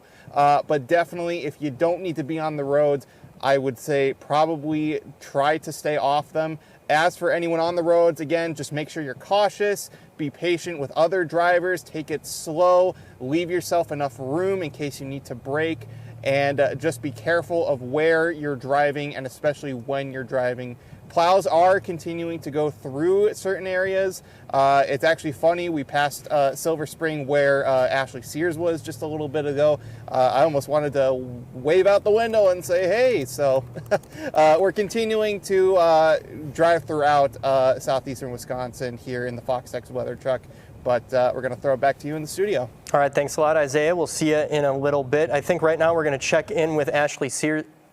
Not yet, I apologize. We are not going to check in with Ashley Sears just yet. But it's been a rotating cast of Fox 6 characters throughout the day. People who have come into work, others who were checking in over their Thanksgiving weekend holiday. Right now you're taking a live look on the weather deck. Holly, she's been trying to make a snowman there in between the temperature gauge and snow stick. And I don't know, has Lisa's snowman in the background by the fire beat you, or are you larger than hers? Not really sure just yet. She's probably still working on it, though. So we'll check in with Holly and Tom Walks here in a little bit. But definitely the snow continues to fall here in southeastern Wisconsin as areas all throughout the viewing area being impacted by this storm as it makes its way essentially across the state. Right now, taking a live look at the downtown cam over Pierre Marquette Park, and that snowfall covering beautiful, beautiful look down there along the river here in downtown Milwaukee. As there is a game tonight at Fiserv Forum for the Milwaukee Bucks, so definitely some people going to be out for that.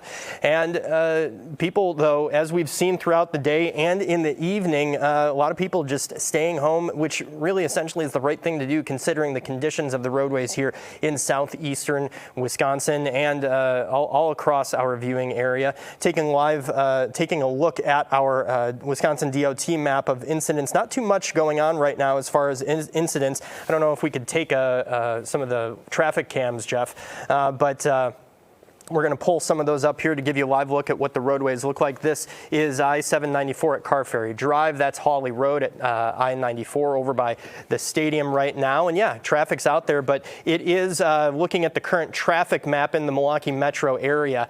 I could see lots of darker orange. Earlier in the evening, we saw lots of yellow, so slow going, but it does look like it is getting even slower right now. I don't know if we could pull up that traffic tracker map, Jeff.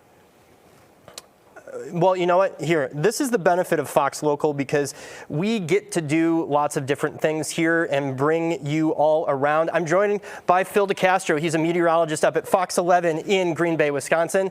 Editor's note, Phil is a very good friend of mine. We were roommates while we both worked at Fox 11, and That's he right. still is up there, and he's in Alloway right now, Alloway, Wisconsin, just outside of east of Green Bay and south on the other side of the Fox River there. Phil, how's it going up there? Yeah. How you doing? Yeah, Bill, hey, I'm doing great, man. It's great to hear you. You guys are doing some great coverage up there, and always happy to help out an old buddy. Still up here with Fox 11, and I was working this morning, actually forecasting the storm for the Green Bay area, but all morning long, we were talking about how there was going to be more snow in southern Wisconsin. So it was our southern counties, your northernmost counties. You get down to Dodge County and to Sheboygan County, Fond du Lac County, where we were expecting the highest amounts. And you guys certainly have a lot more snow on the ground than we do right now. I'm going to flip my camera around, and we probably only picked up, I would say, maybe an inch or two so far,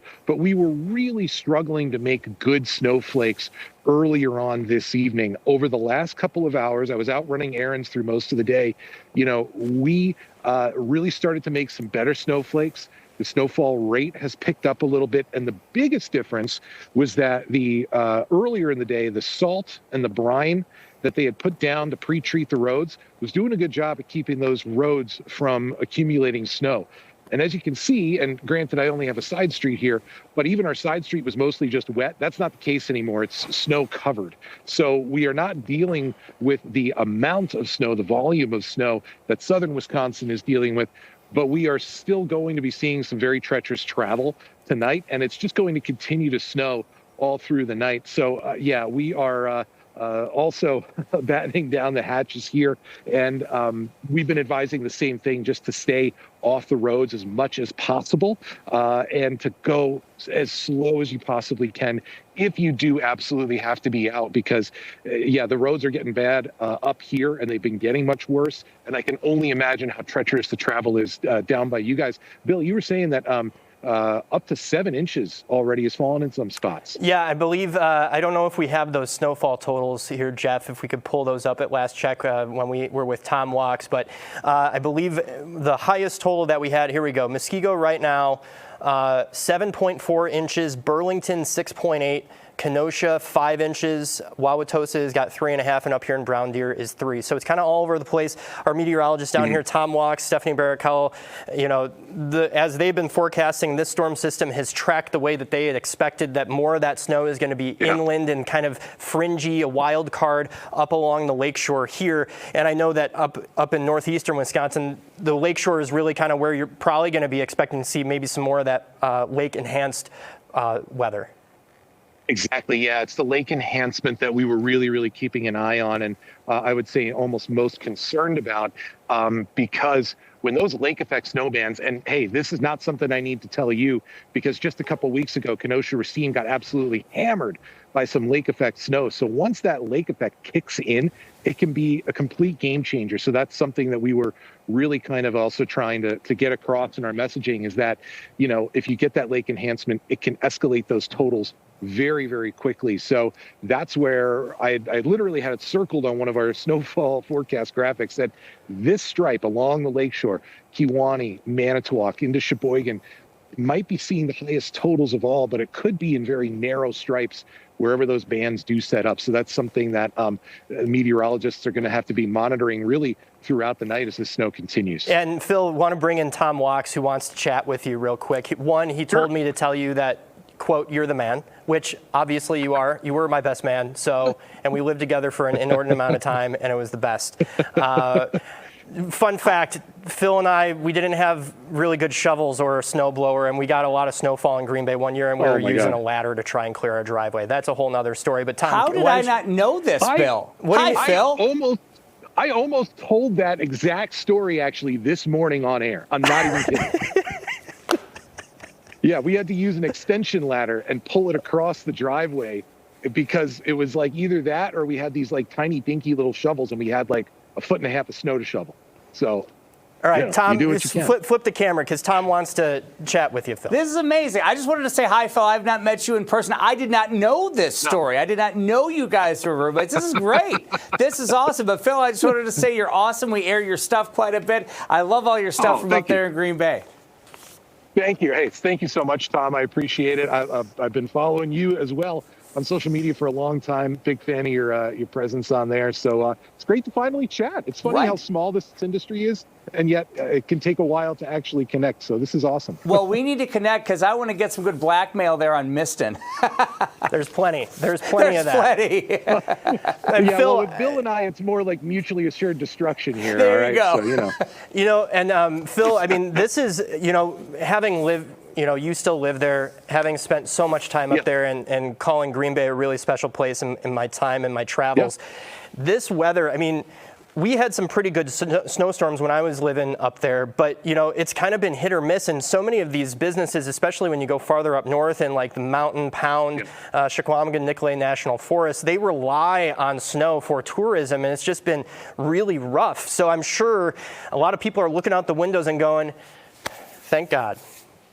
Yeah, and they got hammered with the storm that we saw in the middle of the week, with that lake effect actually coming off of Lake Superior they really caught a lot of snow up in the far northern sections. This storm is actually not going to provide a ton of snow far north. They'll get a little bit, but like you said, they'll take whatever they can get at this point, because yeah, the last couple of winters have been iffy is probably the most charitable way to call them. If I'm being honest, they just really have not had that consistent snow. The problem is they'll get the snow and then it melts. They can't get it to stick around.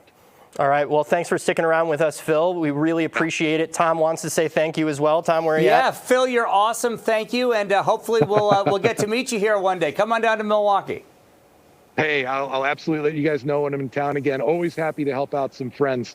Great job on the coverage, guys. All right. Talk to you later, Phil. We'll chat here soon. Sounds good. All right. We're going to send it to a break right now. We'll see you on the other side of it.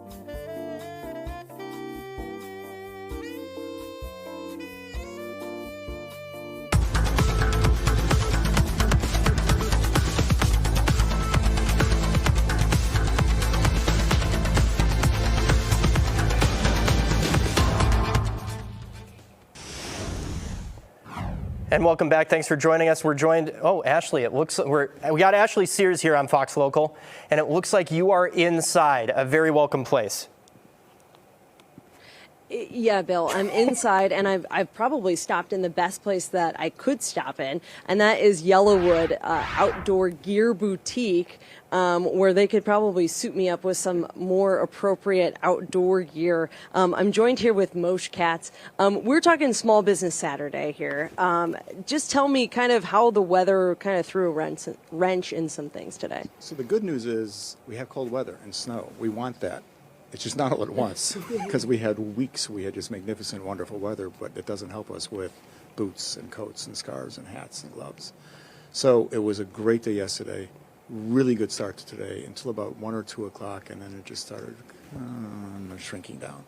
And people, I think, just realized that staying at home in their cuddly, whatever they're wearing, and hanging out with feet up, watching TV. But you guys decided you stayed open. So when's the last time you had a customer come in? Last week, no, I'm kidding. It was probably about 4:30, 5 o'clock. Okay. I mean, some people have come in, but it's been quiet now for about a half hour. How important is this day for you as a small business owner? Our fourth quarter is everything to this business. I mean, it really is. It's the margins are always about the same, but the prices are higher. So you're obviously making substantially more money during those winter months when you're selling coats and you're selling beautiful merino sweaters and great leather gloves from Hestra, these amazing brands that we carry that really are, they're great. And especially things like hats and gloves, because you keep losing them. We like that. We like when people lose gloves. And we don't sell like the left hand or the right hand. We sell both gloves. Yeah. Shocking, right?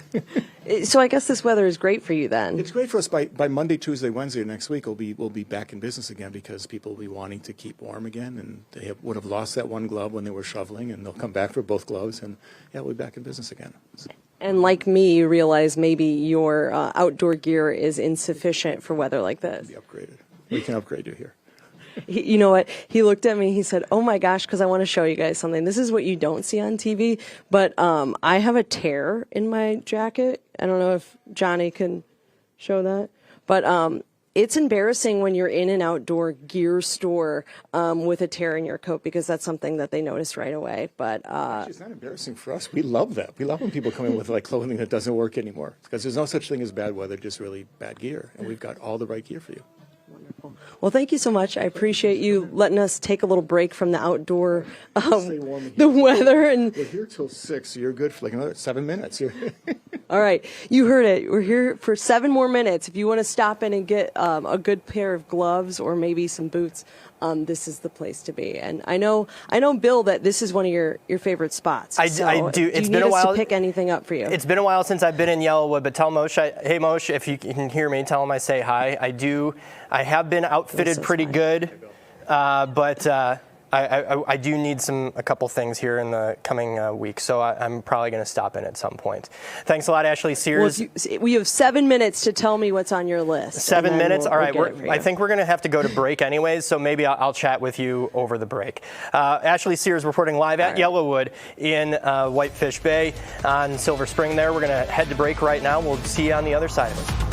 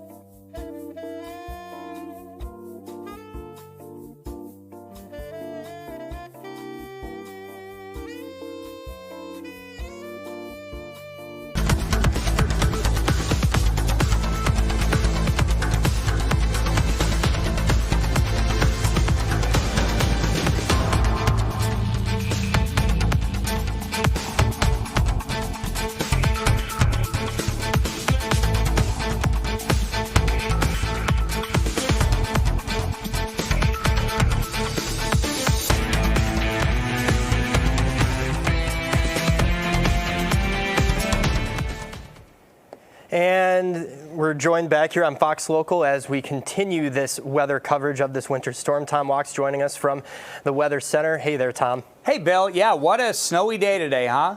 winter wonderland out there for sure. Let's get you caught up to speed with the latest. Muskego, 7.4 inches. Here are some of the latest totals, and I've got some newer ones on here too. West Dallas at 4 inches. Plymouth, 2.2. West Bend, 2.4. Greendale at 4 inches. Lake Geneva, 6 inches. Jackson, anywhere from 3 to 5 inches. Sheboygan, 2 inches. Mequon, 3.5 inches. Franksville, 5.5. And Sturtevant, 6.1. Now, some of you might say, well, I have more than this or I have way less. It's going to depend. I mean, even in one city or one community from east to west, it may vary. So, you know, your totals may vary here. That is not a shock. I've heard from some people saying, I only have 3 inches, kind of like we do on our weather deck. Again, I've got to go measure again. We're likely getting closer to 4 inches now. But, you know, some people are saying, well, what happened to the 8, 9, 10 inches of snow? This storm is still over 12 hours from being done with. We're basically at the halfway point, so there's still a lot more to go. Now, what do we think here in terms of snow? Look at Madison here. I mean, you can barely see anything. Look at the snow flying here in Madison, just like here in Milwaukee. Here's the deal. The snow is still on the moderate to heavy side, and we're still going to get several more inches. So I think we're going to be firmly in that 7 to 12 inch range we've been talking about for the last several days. And the way this is stacking up, still making a lot of sense with the lowest amounts along the lake shore. Why? Because it is a heavier, wetter snow near the lake. Temperatures are a little bit warmer. Moisture levels are a bit higher because the wind is coming in off the lake. Meanwhile, just a little bit inland, and again, places like Burlington, for example, you're likely to be more in that 12-inch zone. So it's likely going to be, you know, not far west of the interstate, not far west of 45 here, where we start to get into western Kenosha, western parts of Racine County, and then into Waukesha County, where we start to get a decent band. And that moves into Lake Geneva, Jefferson County as well. It's been a little less so far in some of our northern communities, but don't let that fool you. Again, this is coming in from the south, right? So this is why Walworth County has had more snow than Sheboygan County, 100% expected at this point. And the reason why is the area of low pressure is down to our south. And so it's bringing in that snow coming in from the south. And that is why our southern communities have more than northern. So the snow is not done yet. And I think most of us will fall in that 7 to 12 inch range when we're all said and done. So the winter storm warning runs till 6 a.m. I think we will have some snow lingering until about 9. The wind is going to pick up out of the northwest tomorrow, so that means blowing ground snow, reducing visibility from time to time. Now, this is what it looks like. I mean, look at this. Let me step out of the way. Hello, Marquette Interchange. A little tough to see. It is a slow go, but you know what I love about this image? Barely any traffic. And that's awesome. And you heard Ashley Sears talk about that a little bit as well. The traffic is very, very light tonight, and that's great news. Everyone's just staying inside, and that's really what we need, right? Because we had a lot of accidents earlier today when there was very little snow on the ground. And that kind of goes back to our point that we always say, it's not about the amount of snow, it's about the impact. And a very little amount of snow can create a lot of hazards, right? A lot of accidents and so on. By the way, I just want to touch on this really quickly. Holly Baker and I were talking about this a few minutes ago. This is the big storm, right? That's going to end tomorrow morning. But guess what? By the evening commute on Monday, more snow on the way. That one looks to be about a 1 to 3 incher for us. Again, not a lot of snow compared to what we got going on now, but could cause issues for the evening commute on Monday. So that's what we mean, right? We're not just looking at, well, how much snow am I going to get? It's what are the impacts as that snow falls. So again, be careful on the roadways tonight. We're at 32 degrees. Winds are out of the southeast, gusting over 20 miles per hour. See what I mean by moisture laden? Look at the dew point, 31. More moisture near the lake than inland, low visibility. Air pressure is dropping, but nowhere near as low as the other day when we had those really strong winds. Remember that day? So even though this is a stronger system from a snow standpoint, it is not a stronger system from an air pressure standpoint, which means we're not seeing 50-mile-per-hour wind gusts. Yeah, it's still windy and still low visibility, but it could be much worse, right, in that department. So we've got visibility at a half to 3/4 of a mile. This is actually better than a couple of hours ago when we were at about a 1/4 of a mile visibility. But again, we're still getting some of those wind gusts. See what I mean? Off the lake. more moisture near the lake, wetter, more compact snow, less moisture inland, a fluffier snow as a result, and fluffier snows pile up more than the heavy wet snows. That's why Burlington has a little bit more than Racine and more than Milwaukee at this point. I have had a couple of questions from viewers. Let me step out of the way real quick. I've had a couple of questions from viewers about Mitchell International at this point in terms of a snow total, and I don't have that yet. We should be getting that actually very, very soon because we get those every 6 hours. So we get that coming in. Oh, hang on a minute. Let me see here. Nope. So I don't have any. I do. Oh, I've got a new one, though, from Eagle, 7.7 inches.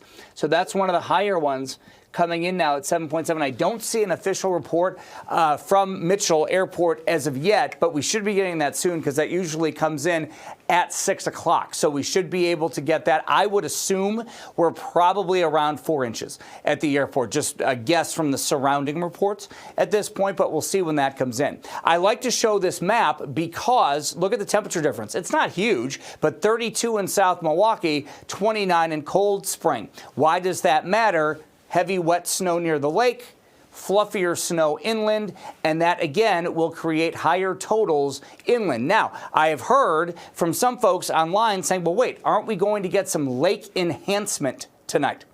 The answer is yes, meaning that we could get some heavier bands along the lake shore. The issue, though, is with it being warmer, that could certainly add to the snow totals.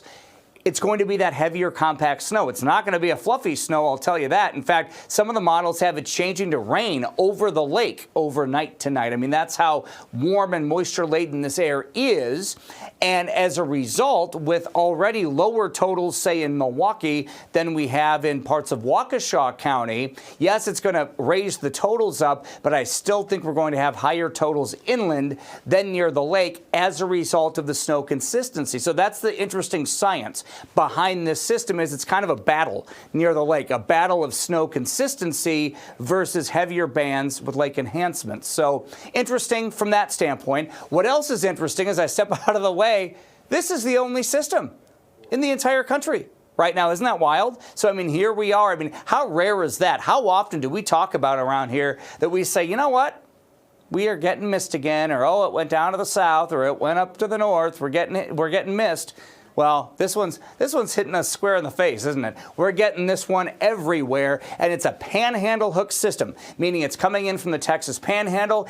We haven't had that in a couple of years, and when we get that type of a storm track, we all pay attention as meteorologists. Why? Because that brings us prolific snow amounts because of all the moisture. And if it tracks just right, as this one's going to track over Chicago, it puts us in the heavy snow area. So that is why, again, we are seeing the heaviest snow out of this system. So, again, I will take you back here. I'm going to go back just a little bit because I want to show you the live look here, but also the radar once again. And I'm going to zoom this out just a little bit because, again, traffic is slow, but traffic is light. So that is certainly good news.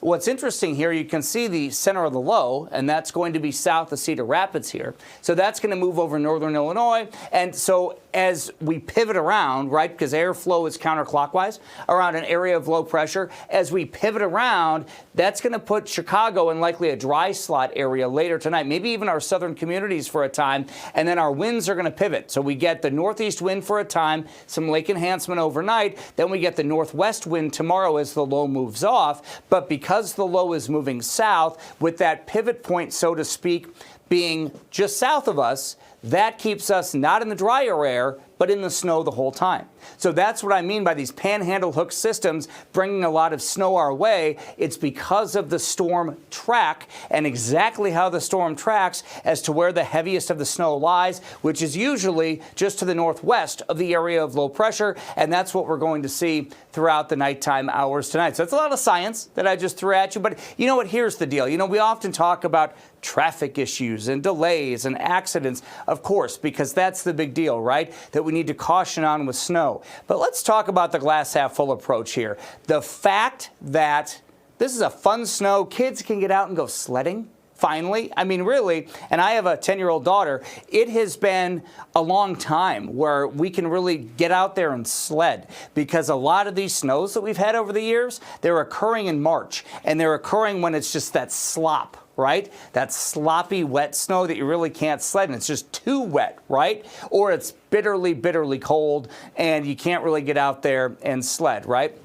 So this is the type of a system that, we love. It's a Saturday, traffic is light, and we can just enjoy it. Hopefully you can sit inside. You can watch us here on Fox Local or on YouTube, and you can sip your hot chocolate, watch the snow fall. It's just nice. It's that nice kind of snow, right? Of course, from a shoveling standpoint, we recommend shoveling every couple of hours, because it's more of a gradual snow. It's not falling at a huge, huge clip. It's still decent, but it's not 2-inch-an-hour snow rates, so you can kind of keep up with it, right? So we'll look at the positive side of it. It's nice to get a little snow, right? As long as you're not being negatively impacted by it. So that's a little bit from here from our weather standpoint, but let me just give you the bottom line real quick. The snow continues all night, wraps up by 9 o'clock tomorrow morning. Some areas have already seen 7 to 8 inches of snow. Let me step out of the way real quick, because we just got another quick report here. That's Sullivan, Jefferson County National Weather Service area, 6.9 inches. So again, some inland areas, 7 to 8 inches already.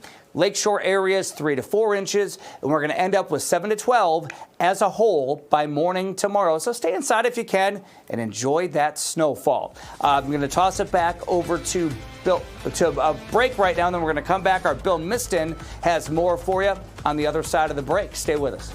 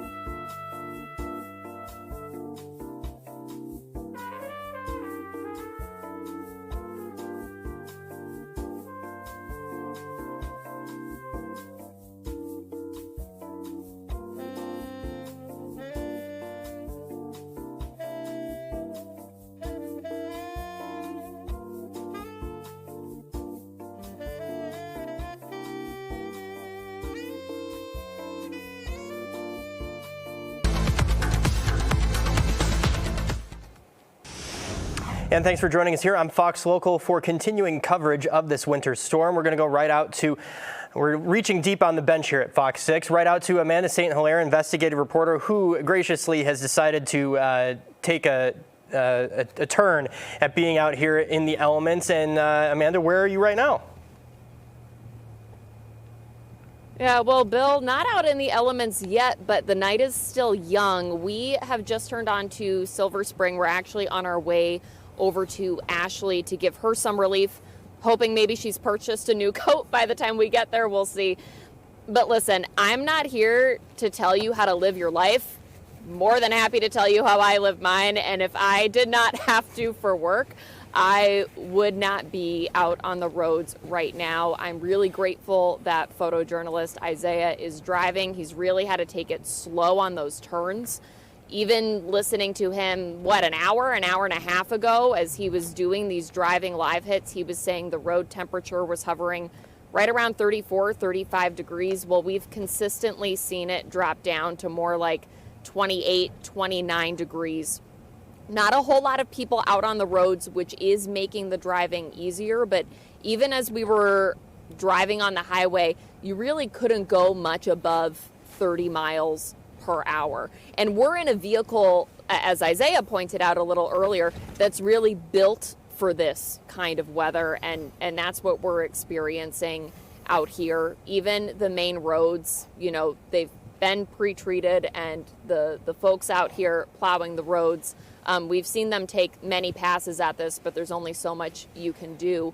And as the night goes on, we're seeing kind of the darker side of the snow in the literal sense, but also the figurative sense. We're seeing the roads take a turn as it gets darker. We're seeing the visibility drop. And so while this certainly is a fun snow and there's been a lightheartedness to today, and certainly well deserved, I do want to point out that there is still a little bit of danger here, and that's why we're out here giving you these live hits. So hopefully we'll get to Ashley soon.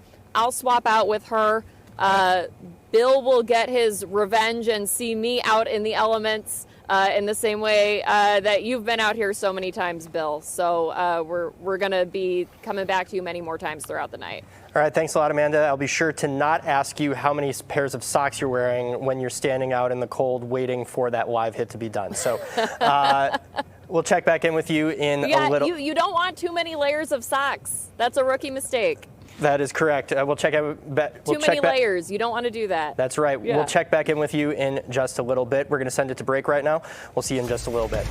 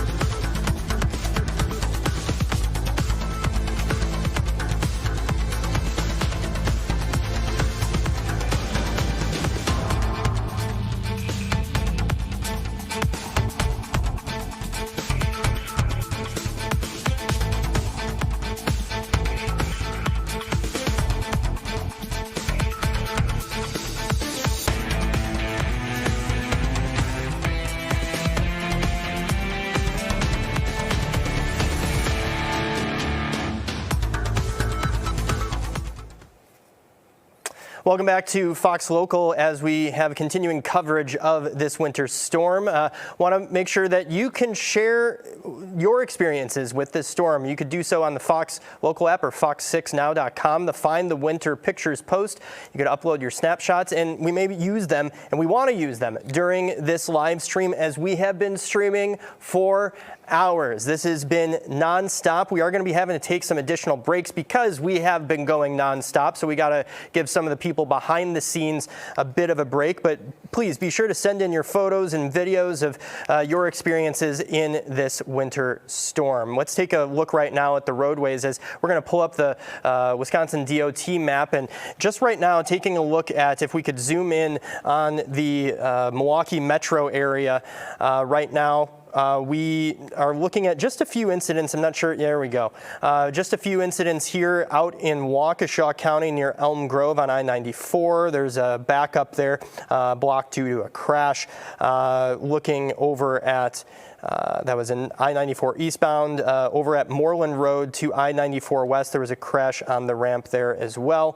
And then out towards Pewaukee, closer to Waukesha, I-94 east at US 18, the right shoulder is blocked due to a disabled vehicle. All said and done, though, considering the weather that we've been seeing all day, a lot of people have stayed off the roadways.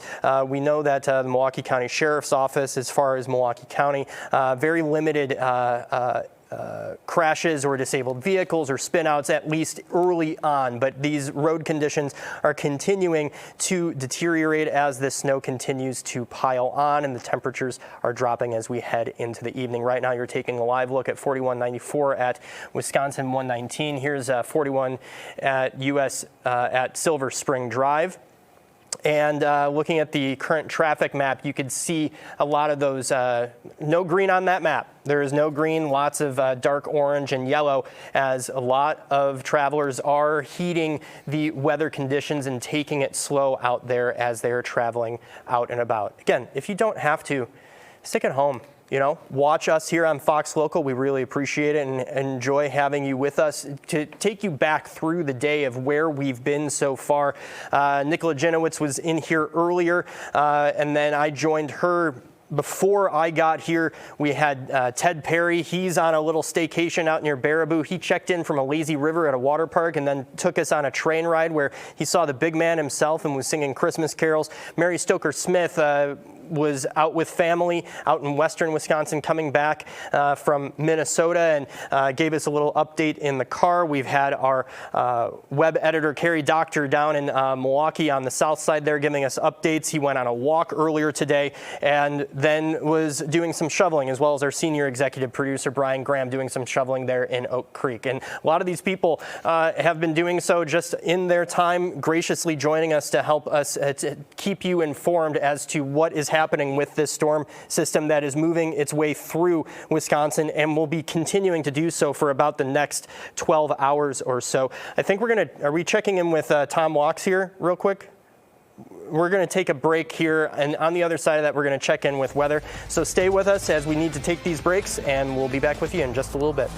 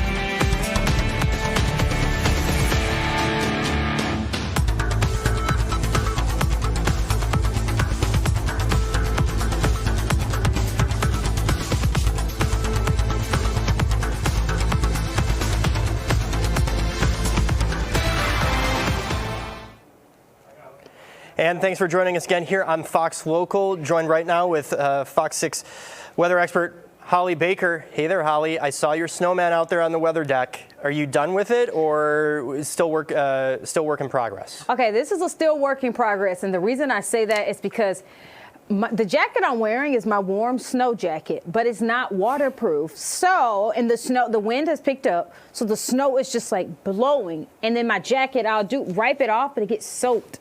So I'm like having to take my time. So in waves, I keep going out there, and then I'll pretty much pack it as much as I can, and then I'll run back inside so I can dry off. But that's kind of the case. I am determined to make my snowman the most incredible snowman to stand beside the snow stick. Well, we're waiting. We still have several more hours to go of this, so there's time. Okay. Okay, yeah, we got plenty of time. I mean, this is going to be happening the rest of the night for us, Bill, and even tomorrow morning, we're going to be watching more of this snow pretty much continue to move through the area. And then from there, we get a very small break. Not to scare anyone, but we're going to be tracking another round of snow by Monday afternoon and evening. And from there, we're just going to hope that we don't get another snowstorm in the same week. But we do have more snow to come. But let's focus on this storm first. Let's look right now, though. We still have that winter storm warning that is in effect from now until 6 a.m. tomorrow morning. That's where all of these areas that you see in the pink, that is everybody that is in southeast Wisconsin a part of this winter storm warning.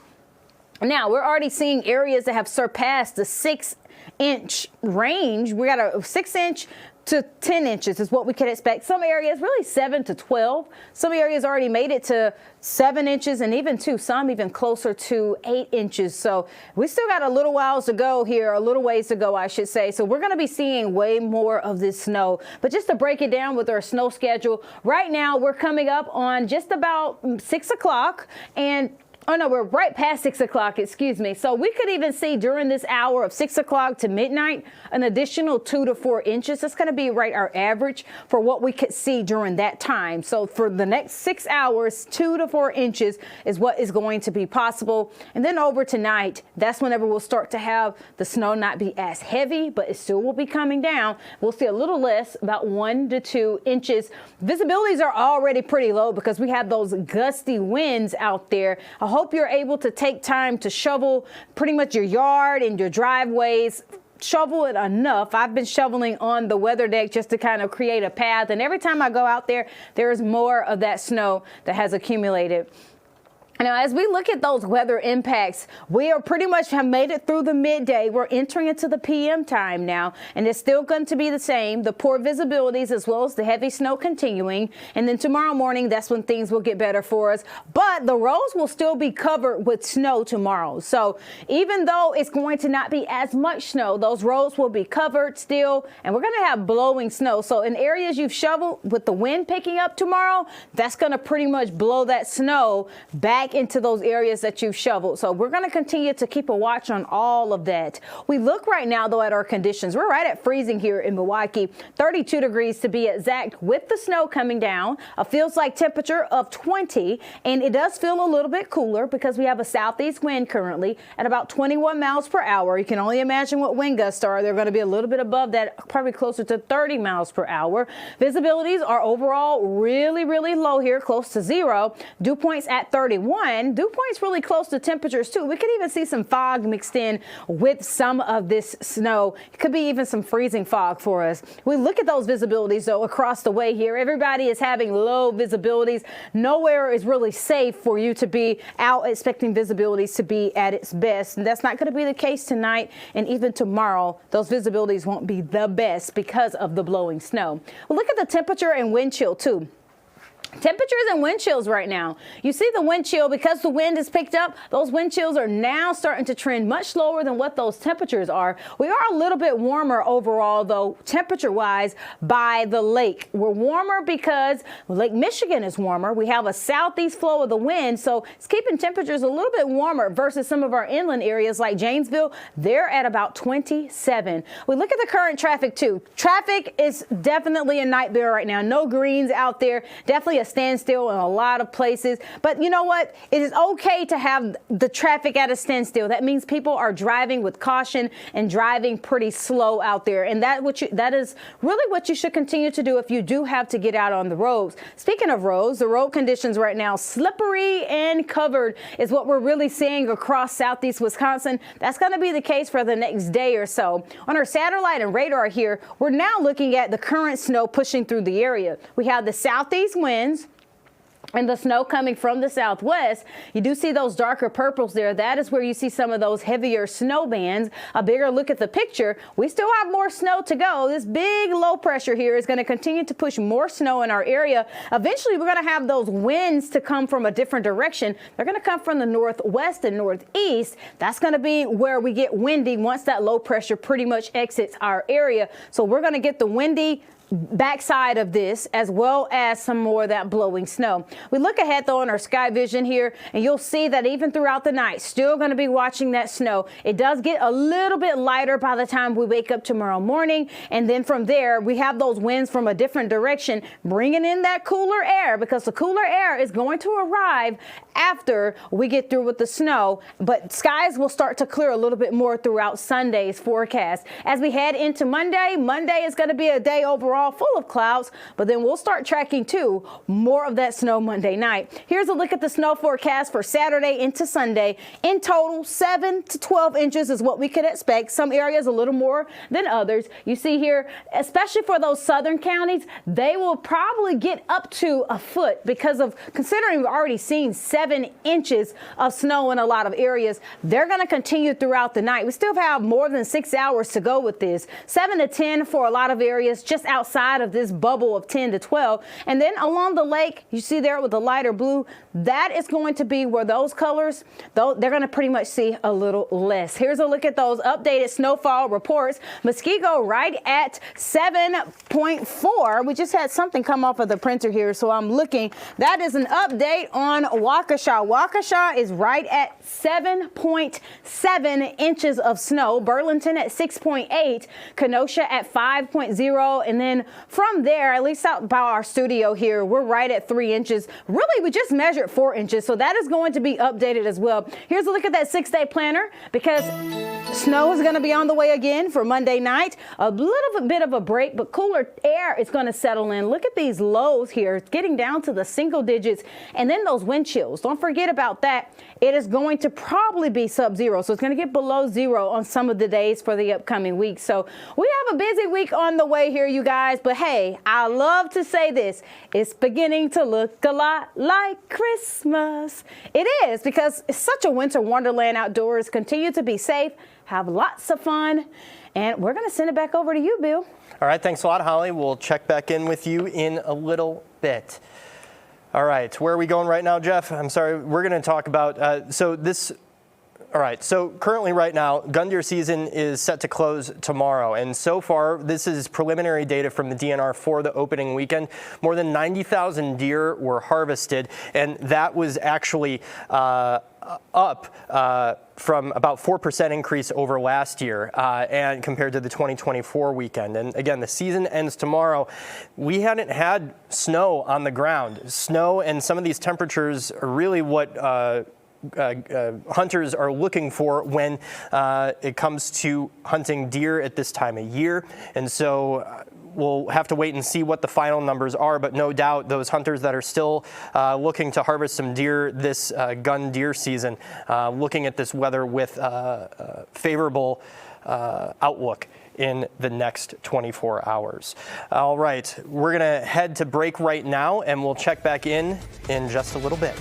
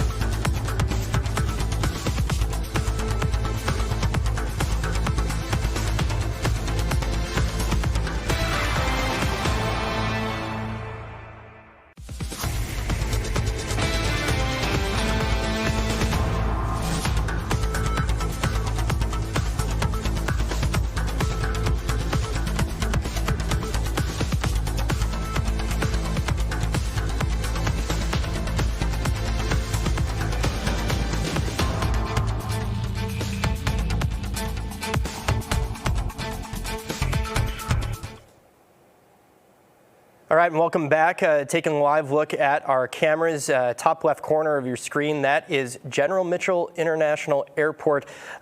Slightly better visibility from what it was earlier in the day. On the top right is the Mitchell Interchange. Bottom left there is Pierre Marquette Park in downtown Milwaukee along the Milwaukee River. And bottom right here at Fox 6 Studios on the weather deck is the weather stick right there. And the snow amounts are growing, and we're going to go right out to Amanda St. Hilaire, who is live in Whitefish Bay. How you there, Amanda? All right, my apologies to the folks in the studio. I can't hear you. Funny enough, sometimes equipment malfunctions in the snow, but fortunately for our friend Tyler over here, your snow removal equipment was definitely working when we pulled up, saw you clearing your driveway and the sidewalk. What's it been like out here? It hasn't been too bad. That's my second round with the snowblower. Wind's picking up now, but overall it hasn't been terrible. We haven't gotten too much snow the last few years, so it's been kind of nice actually to be able to use the snowblower. So when we're in a neighborhood right by Silver Spring, a lot of alleyways back here. We've seen a lot of people out taking multiple passes. What's your plan for the rest of the night as this stuff continues to fall? This will probably be the last one for the night, and then probably just get up in the morning and do another pass then. So. We were talking about this earlier. Best part and worst part about the snow? Best part, we have a 1.5-year-old, and she could really fully comprehend snow, and we went out and played a little bit this afternoon, so that was a lot of fun. Worst part, I think, just unfortunately with this falling on Thanksgiving weekend, just kind of the affecting travel plans. Unfortunately, we had some family from Illinois and Missouri that had to go home yesterday and to leave a little early, but. Bittersweet, right? Tough when the visit's cut short. If you like your family, right, it's tough when the visit is cut short. But it also, when the little ones are like experiencing snow for the first time, that's pretty cool. Was it a love it right away, a warm up to it? Yeah, she loved it. Yeah, she loved it. I had a lot of fun, and she could actually say snow too, so. That was exciting as well. Very cool. Well, thank you so much, Tyler. We will be thinking about you as you continue with your journey with this tonight, as we will too. We'll send it back over to you, and we'll keep finding stories out here to bring to you. All right. Thanks a lot, Amanda. Amanda St. Hilaire live in Whitefish Bay as she is out and about. She's joining us, investigative reporter, joining the rest of our crew that has been a cast of characters, rotating cast of characters, some that were here working like normal, others that came in to work. And we also checked in with a number of people who decided to share their Thanksgiving holiday weekend experiences with us. One of those people was Ted Perry, and he was in the Wisconsin Dells. Take a look.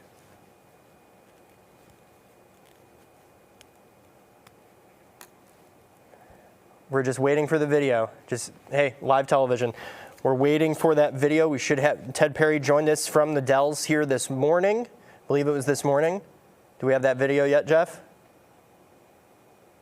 Why don't we head now to the Wisconsin Dells, where we find our very own Ted Perry, who's on the move in a different way. No, he's not on a sled. He's in a tube on water. Ted, Lazy River, excuse me. I think he's at the Great Wolf Lodge. Hey, Ted, can you hear me? I can hear you. Can you hear me? I sure can. Wanted to give a traffic update here. Lazy River, bumper to bumper traffic, literally bumper to bumper traffic as we go along. And as you peer outside, you can see the snow falling here in the Wisconsin Dells, but it's nice and toasty inside on the Lazy River.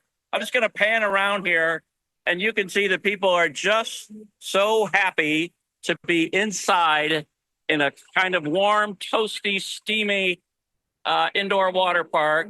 People are having a lot of fun. And now to the least flattering shot of my television career, Nikki, floating down the Lazy River here.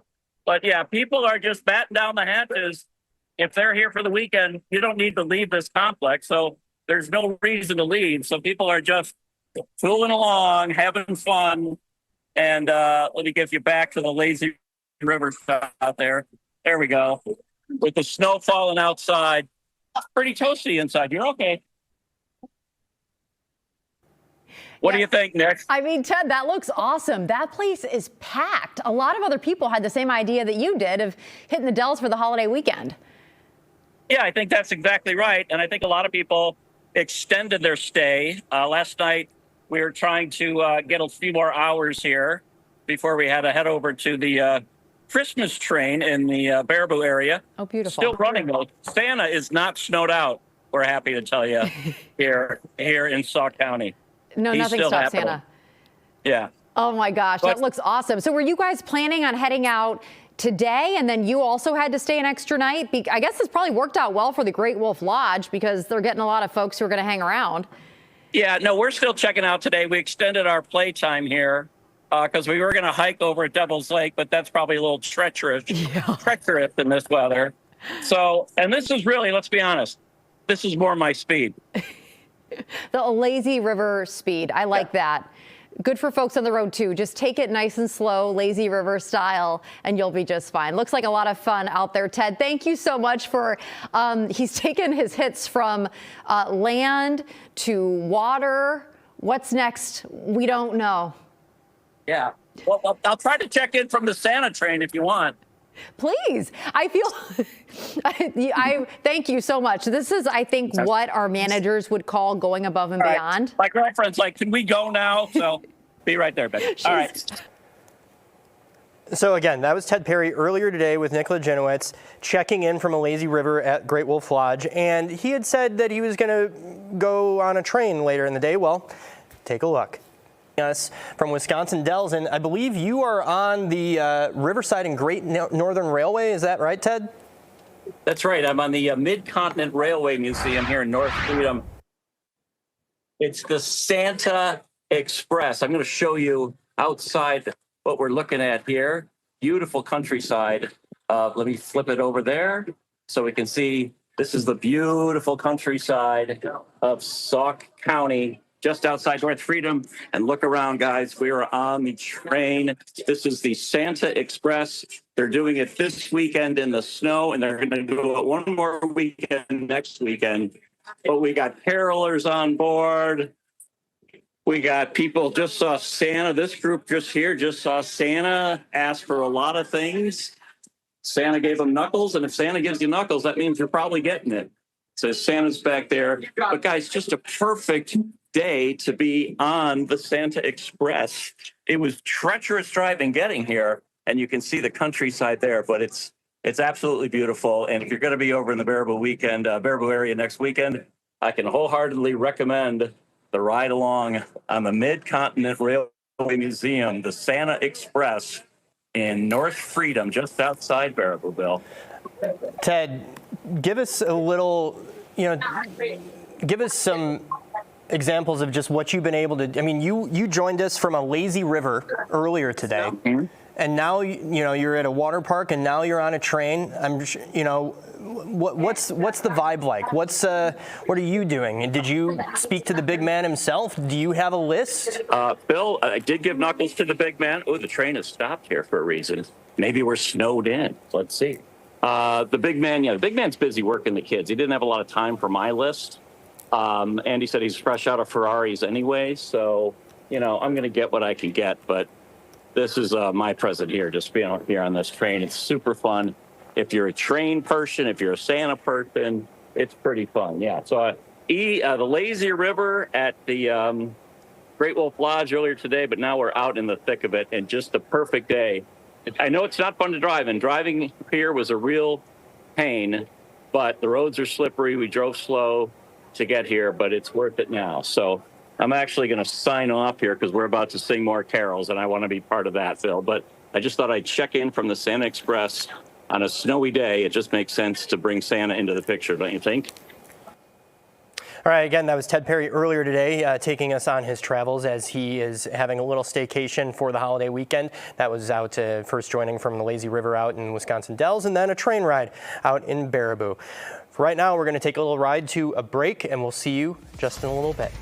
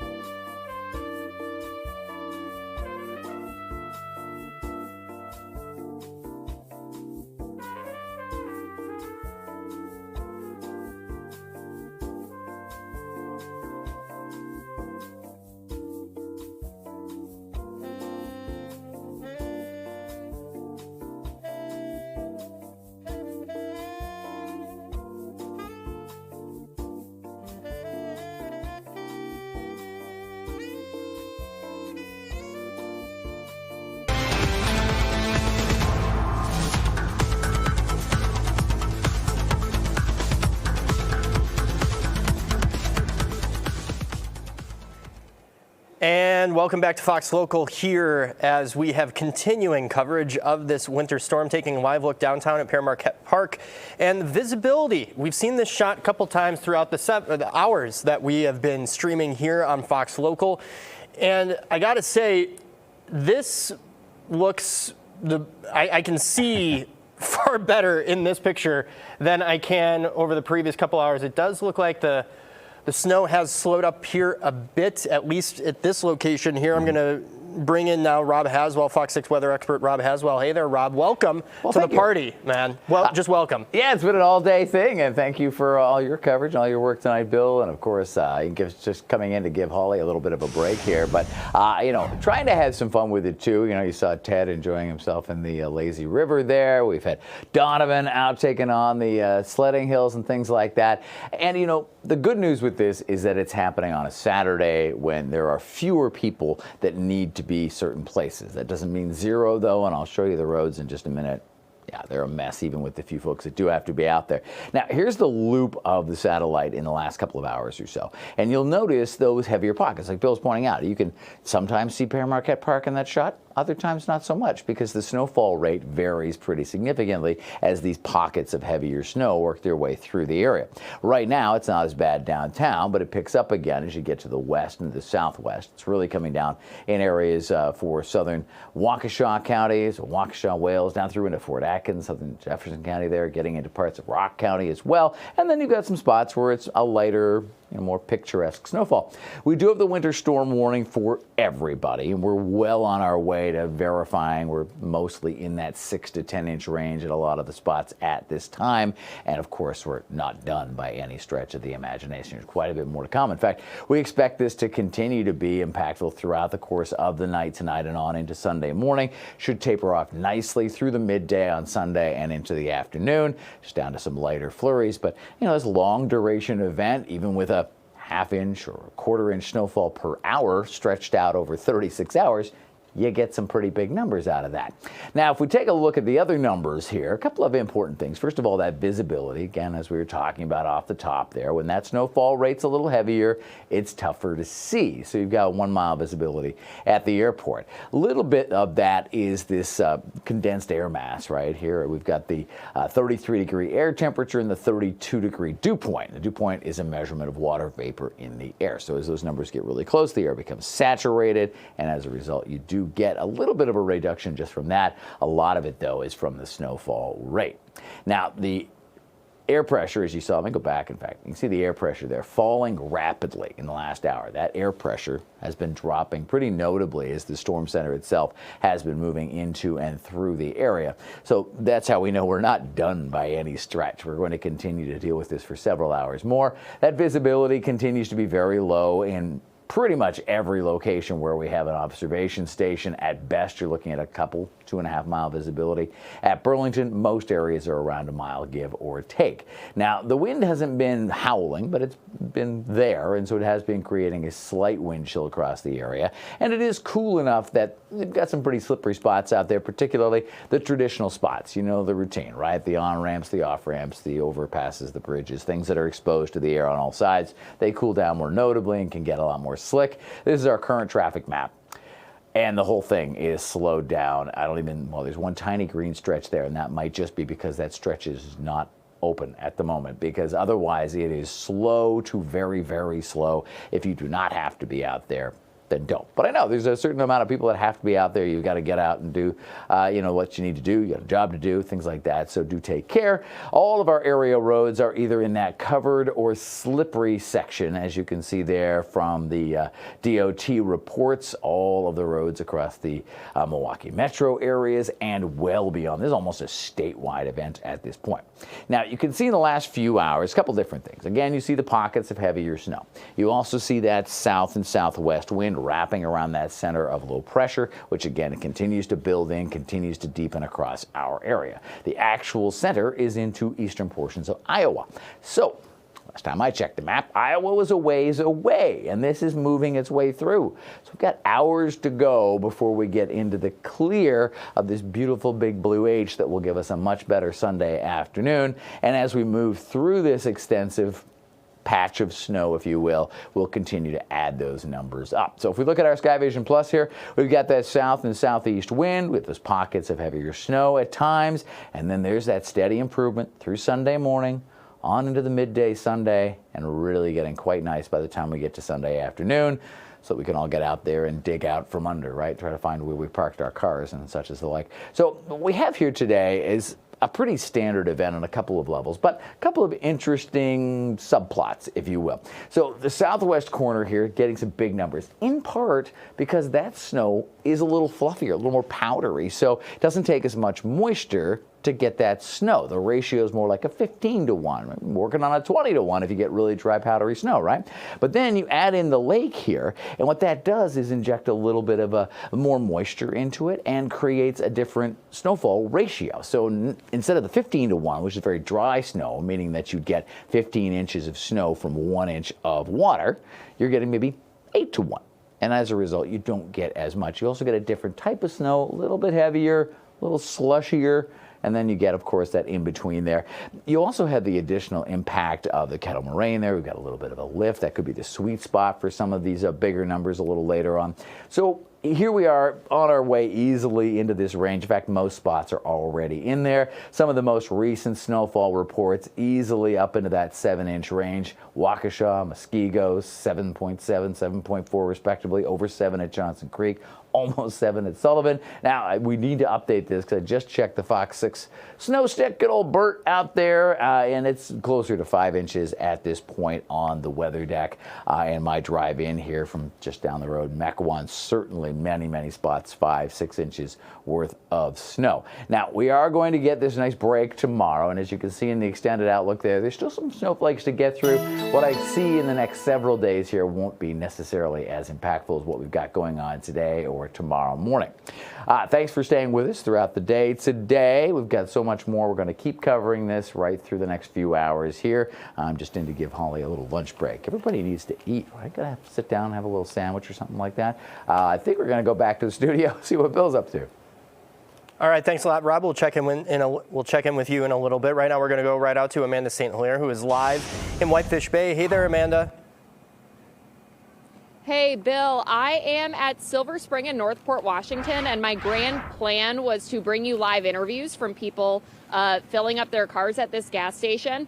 This is going to shock you, but people do not want to stand out here in the elements and talk to me. They want to get back out on the road because they know time is not on their side. So instead, I want to show you how things are moving through this intersection. This is obviously a main stretch here. You see how slowly people have to take these turns, and actually this is probably the best we've seen this stretch look over the last hour. But then I want to hand it over here because I want to show you the difference. And this is, we actually almost got stuck here at one point, but this is a look that probably depicts a little more what side streets look like as compared to those main stretches. And that's because really there's an emphasis, of course, on making sure that the main stretches are taken care of first and foremost. But in the meantime, travelers who we've spoken to off camera say they recognize that being out in this situation is not ideal. We've talked to some people who are coming back from Thanksgiving travels who have altered their plans in some ways because of all of this that is around you. I also do want to point out for the people following along with us at home, if you detect any notes of, I want to say, delight in Bill's voice, it's because he knows the tables have turned in this situation. If you've ever wanted to be in a situation where you made your manager do what you have to do on a daily basis, then right now the FOX6 staff is living your fantasy, because usually I'm the one back at the station sending people out into this. Today it's me getting a taste of my own medicine. So here we are, one of many live hits I'm sure we will be bringing you tonight. Well, Amanda, the medicine is ice cold and wet. So welcome. Thanks for joining us. We're gonna check in back with you. We're gonna check back in with you in a little bit, and we're gonna head to a break, and we'll see you in a little bit.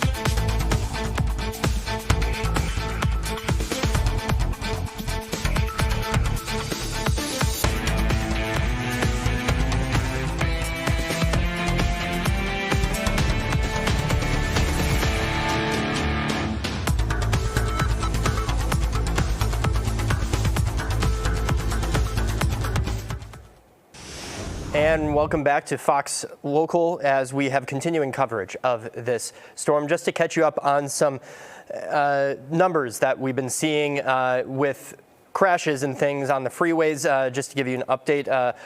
For Milwaukee County freeway incidents, the sheriff's office says there have been 23 crashes with property damage only, 2 crashes with injuries, just 1 hazard of debris on the roadway, 7 disabled vehicles now, and 5 spinouts. That's so far current numbers, at least at last update from the Milwaukee County Sheriff's Office. Not a whole lot of people, though, on the roads today as this storm has been inundating southern Wisconsin, really, with really large amounts of snow, and the conditions have been changing, and those roadways have been getting worse and worse as the day has continued. But it's not all bad, right? This is our first real measurable snowfall for a larger area of our viewing area, and a lot of people had a lot of fun with it. Our Donovan Long was out at Whitnall Park earlier today, and he got to take a hand at some sledding that says he hasn't done since he was 6. Take a look. A bit of anxiety at play here, but we're going to go for it, all right? I'm watching everybody else do it. It looks easy. Let's. Thank you for the vote of confidence, Bill. All righty. Here we go. It's a. What, do you want to go with me, Mr. Garcia? No. No? Okay. Okay. All right, you tell me when. My co-anchors at the back are like, he's got to hop in with you. But no, I don't think he's comfortable. But will you push? You'll push me, give me a lift off? Oh, yeah, for sure. All right, Mr. Garcia, on the count of 3. All right. 1, 2, 3, let's go! Woo! We did it, guys! We made it! We made it! Oh my God! Oh my God! Oh my God! And that's Donovan Long earlier today out at Whitnall Park doing some sledding, and as you can see right there, makes it nearly all the way to that lake in the background. Thankfully, he made it out dry, although probably not too dry considering the amount of snow that was coming down. Snow continuing to come down right now. We're going to go back out to our Amanda St. Hilaire, who is, I think, with someone who's doing deliveries right now at this, I'm just hearing right now. Not ready just yet. All right, are we going to come back to her after the break? Okay. We're going to go to break in a little bit, but before we go to break, let's also catch you up with Ashley Sears, who is also out today with a whole bunch of ruffians out at Cahill Park. We have a microphone. We're still in Whitefish Bay. We're at Cahill Park, where this is our local sledding hill. You know, we don't have the highest hill here, but it might be the most fun. I want you to look at all these kids out here right now. Everyone is just having a blast, and you know, we've got speed, we've got power, and we've got little ones going down this hill here. But the wind is starting to whip, and I want to introduce you to 2 of my new friends here. Johnny, if you want to head over here with me, or they could come to me. We have Bella and Remy, who are really big Rob Haswell fans, right? Yeah. So tell me, what's it like when you're going down the sledding hill? It's really fun. It's very, very, very And it's fun. Like, when you go down, it feels like you're tipping sometimes, but sometimes it's not. I know you guys are 7 and 8 years old. My daughter's 5. She freaked out this morning when she saw the snow out there. Is this something you guys like? So, yeah, I like when the snow comes because sometimes if it's Christmas, Santa could come on the roof. You make a very good point. Snow is so good for Santa. And what did you do when you saw all the snow out here? I was like, ah! I was so excited. Me too. I was like, woohoo! Would you say this is probably one of the best sledding hills around here? Yes. You guys came from Shorewood just for this hill, right? Yeah. And what do you have? You have inner tubes? Inner tubes and 1 sled. Yeah. Okay. Well, why don't you guys get on those sleds and show us what you've got? Because we want to see you guys fly down this hill here. The Rob Haswell Superfan Club here. They say Rob came to their school and talked to them and did some science experiments. But here goes Remy and Bella. 1, 2, 3, go! See the power behind that? check out that speed and grace. And I'm going to be prepared to go down. Oh, I'm being interrupted right now in a live shot. I'm hearing someone yelling, "Mom! Mom, look at me." My daughter is down here. Hey. We're on TV. So if you check in here in a little bit, I don't know, should I go down the hill now or should I save that, Bill? Should I go down now with my daughter? Do whatever you feel like you want to do. Well, Ben push us down? All right, here, let's do that. I can't really hear you well, so I'm saying yeah to that. Great job, girls. We're going cheetah speed. I don't know if Ben can push both of us. This really isn't made for two people. And believe it or not, this is my sled from the early 90s. They just don't make them like this anymore. All right, we're going to wait for this kid to clear out of the way because I don't want to cause an accident here. I want Bill to count down. All right, Bill, can you count down for us? Ben wants you to count down. Yeah, I can count you down. Are you clear? Is the zone clear? This, I think it's going to... Yeah, it's clear enough. Are you sure? Clear enough, or it is clear? Yeah, we're clear. All right. Ready? It's clear. Here we go. Right. 3, 2, 1. Wait. Oh my gosh! That was awesome. Nearly got T-boned by those kids there. I know. That's the thing. They're coming from all directions here. Now, I'm going to make Amelia carry the sled back up the hill because I don't feel like doing that. No, I'm just kidding. You know what? No, absolutely. Builds character, I believe. You know, I think she weighs 34 pounds, and I think this sled probably weighs about 5 pounds. So I don't know if she can handle this. Can you still see me out here? Because I want to show you something kind of cool. Johnny, if you could follow me here. Check this out. This might be the coolest thing out here. Can you still see me? Oh, yeah. Is it whiteout conditions? Check out this snowman. I don't even know how they got this giant snowball all the way to the top here. This has to be 10 feet tall. And I'm about to knock it over. No, I'm just kidding. I would never do that. Maybe later. Maybe off camera. But we're having a ton of fun out here, but the snow is really, really picking up, and so is the wind. And it's a blast when it's this first snowfall. But after this, not so much when you're going down a sledding hill for the 10th time on TV when it's March 1st or April 28th. But I'm winded here, Bill.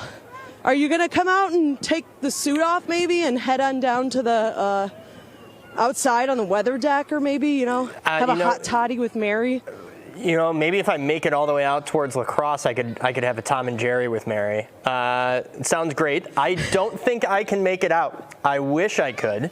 But someone's got to hold down the fort here. We got Holly and Tom in. We're going to have to...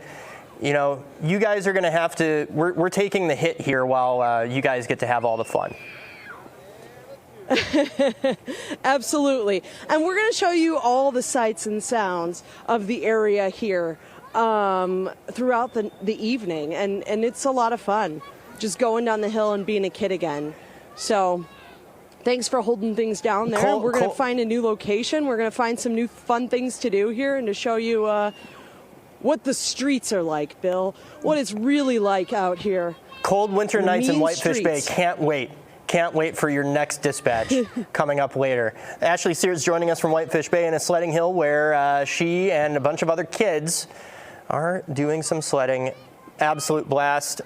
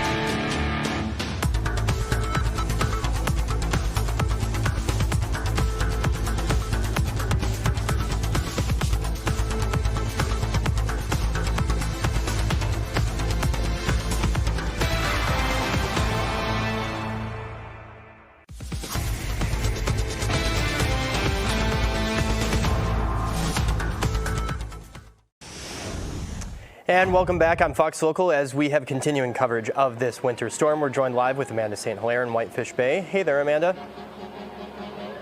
Hey, Bill. So before was not having any luck getting people to talk to me, but now it seems everybody's getting done with work. I'm going to pause for a second while some emergency responders go by. But I just met Earl, who has been working outside all day. All day. What has that been like? It's been cold, long, tiring. What have you been doing? So I do concrete and masonry work, but at the end of the day, I was doing properties that my boss has. He owns like 6, 7 properties, so I was plowing them. Picked my daughter up. She was helping me, so now I'm clocked out, and now we're doing a little side stuff, digging people out of the ditches and doing driveways and sidewalks and keeping her busy. How does the cold affect and the snow and this kind of weather affect your work, especially when you're working with concrete? So it's slow right now. So when we do stuff like that, we either have to tape it off and get heat down there. It has to be above 50 degrees. So it's like more indoor work right now. So that's why I go resort to stuff like this with the kids and my boss and do other stuff that's not concrete, all concrete work. So you mentioned digging people out, doing the driveways. Yeah, we pushed 2 people out today, shoveled 2 people out, did 4 driveways, some walkways, some sidewalks that we just did just to do. Busy. That's really busy. How many more hours of this do you have left to do? I think I told her I'll do it till 8:30. She wants to obviously just keep doing it. Yeah, father-daughter bonding. Yeah. Try to keep them busy, teach them responsibilities, teach them money management. There you go. Keep them busy. Well, thank you. And I'm sure the people who you dug out before really appreciate it. So hope you have a good night. There we go. Nice to meet you both. So sometimes you just got to be out in this weather, and you might as well put it to good use, right? So we're going to keep tracking down those stories, and we'll keep bringing them to you live. All right, thanks a lot, Amanda. We'll check in with you in a little bit. Right now, we got to pay some bills and take some breaks for all the people that are helping put this thing on. So we'll see you in just a little bit.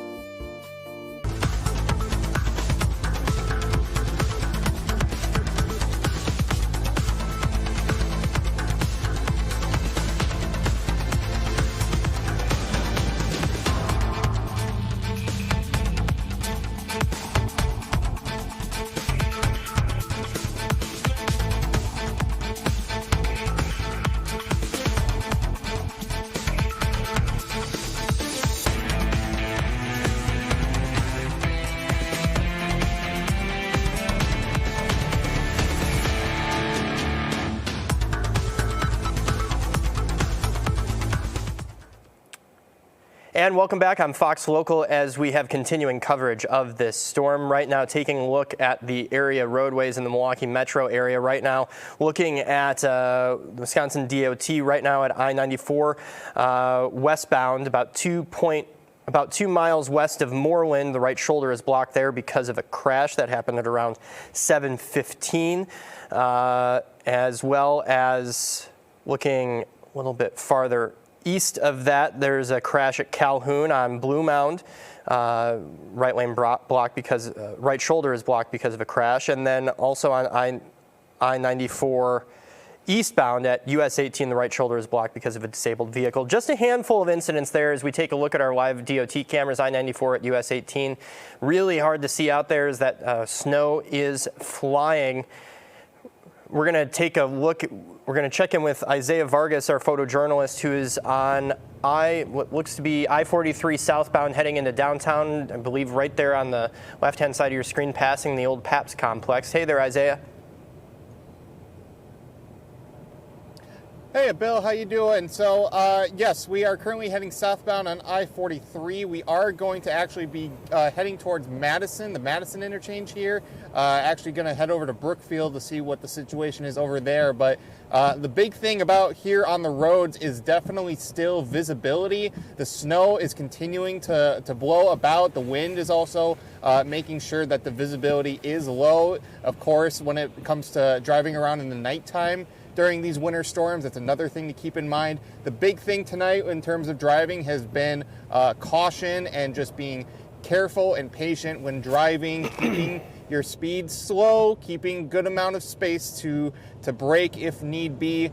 There's certainly, this storm is certainly not stopping anytime soon, so it's important to just be safe, be careful. If you don't have to be out on the roads, I would recommend not doing so. There's certainly not a lot of people out here on any of these highways or side streets or anything. So there's a lot of people who are certainly taking the time to stay indoors this evening. But we're going to keep on trucking along here in the Fox 6 weather truck, and we'll continue to give you more updates as the night progresses. All right, thanks a lot, Isaiah. We'll check in with you in a little bit. Right now, let's bring in our Fox 6 weather expert, Rob. I think we have Rob Haswell. He's still with us. Let's check in with Rob. Hey there, Rob. I don't know who's here. I'm sorry, say that again, Bill? I said sometimes I don't know who's here. Hey, fair enough. It's been a long day for you, so you just say, hey, you, and I'll start talking. It is a challenging day, obviously. Kudos to all the folks that have put in very long hours, both here at Fox 6 and out there, helping to clear our roads, make them as manageable as possible. Obviously, don't make their jobs any harder by going out there if you don't have to. As we take a look at some of the current traffic, these are colors I don't see a whole lot on Wake Up, that's for sure. They're yellow, green, red usually, but now we've got these really long stretches where it's just really at a complete crawl. So please just give yourself that extra time and space if you have to be out there and really think, do you really got to go out there? Now, if we take a look at our road conditions from the DOT, like we did off the top of this hit here, you can see most of them are slippery. Many of them are snow covered still. A lot of the main roads are a little bit better than the side roads. Of course, they kind of get taken care of in some sort of priority. We get the major roads first, side roads last. So just give yourself that extra time, space, patience, and use the best judgment that you've got with your winter weather driving 101, right?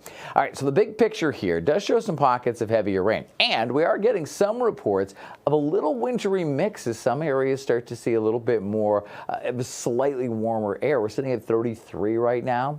A couple of degrees one way or the other. The impact of the lake here might give us that more slushy or wintry mix or even a cold rain for a brief period. It's not going to show up on the map right away here because this is more of a broad brush situation. Doesn't get down to that fine grid, at least not at this point. Maybe technology down the road will be able to do that. But some of our amazing viewers have let us know. We got a quick note from Steve in North Bay, I believe, or somebody in North Bay gave us a shout that it was rain there.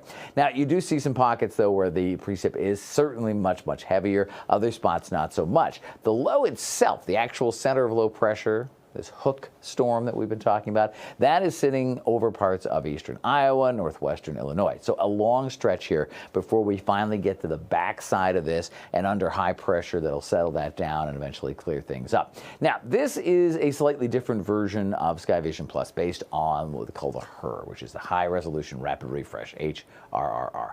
model, right? So that shows a little bit of that influence there with some of the milder temperatures, and that's going to be the impact of Lake Michigan here. Now, wind starts to come around north, and as we go into Sunday here, we start to wind down, and eventually we clear up. So all that slushy stuff, the wet stuff that we do get in a few spots, will then start freezing up because the colder air rolling in here Sunday and Monday is pretty notable. But with the more traditional version here, you see this long stretch, and even that picks up a little bit on some of the impact of the lake there, and then winding down and settling down as we roll through our Sunday.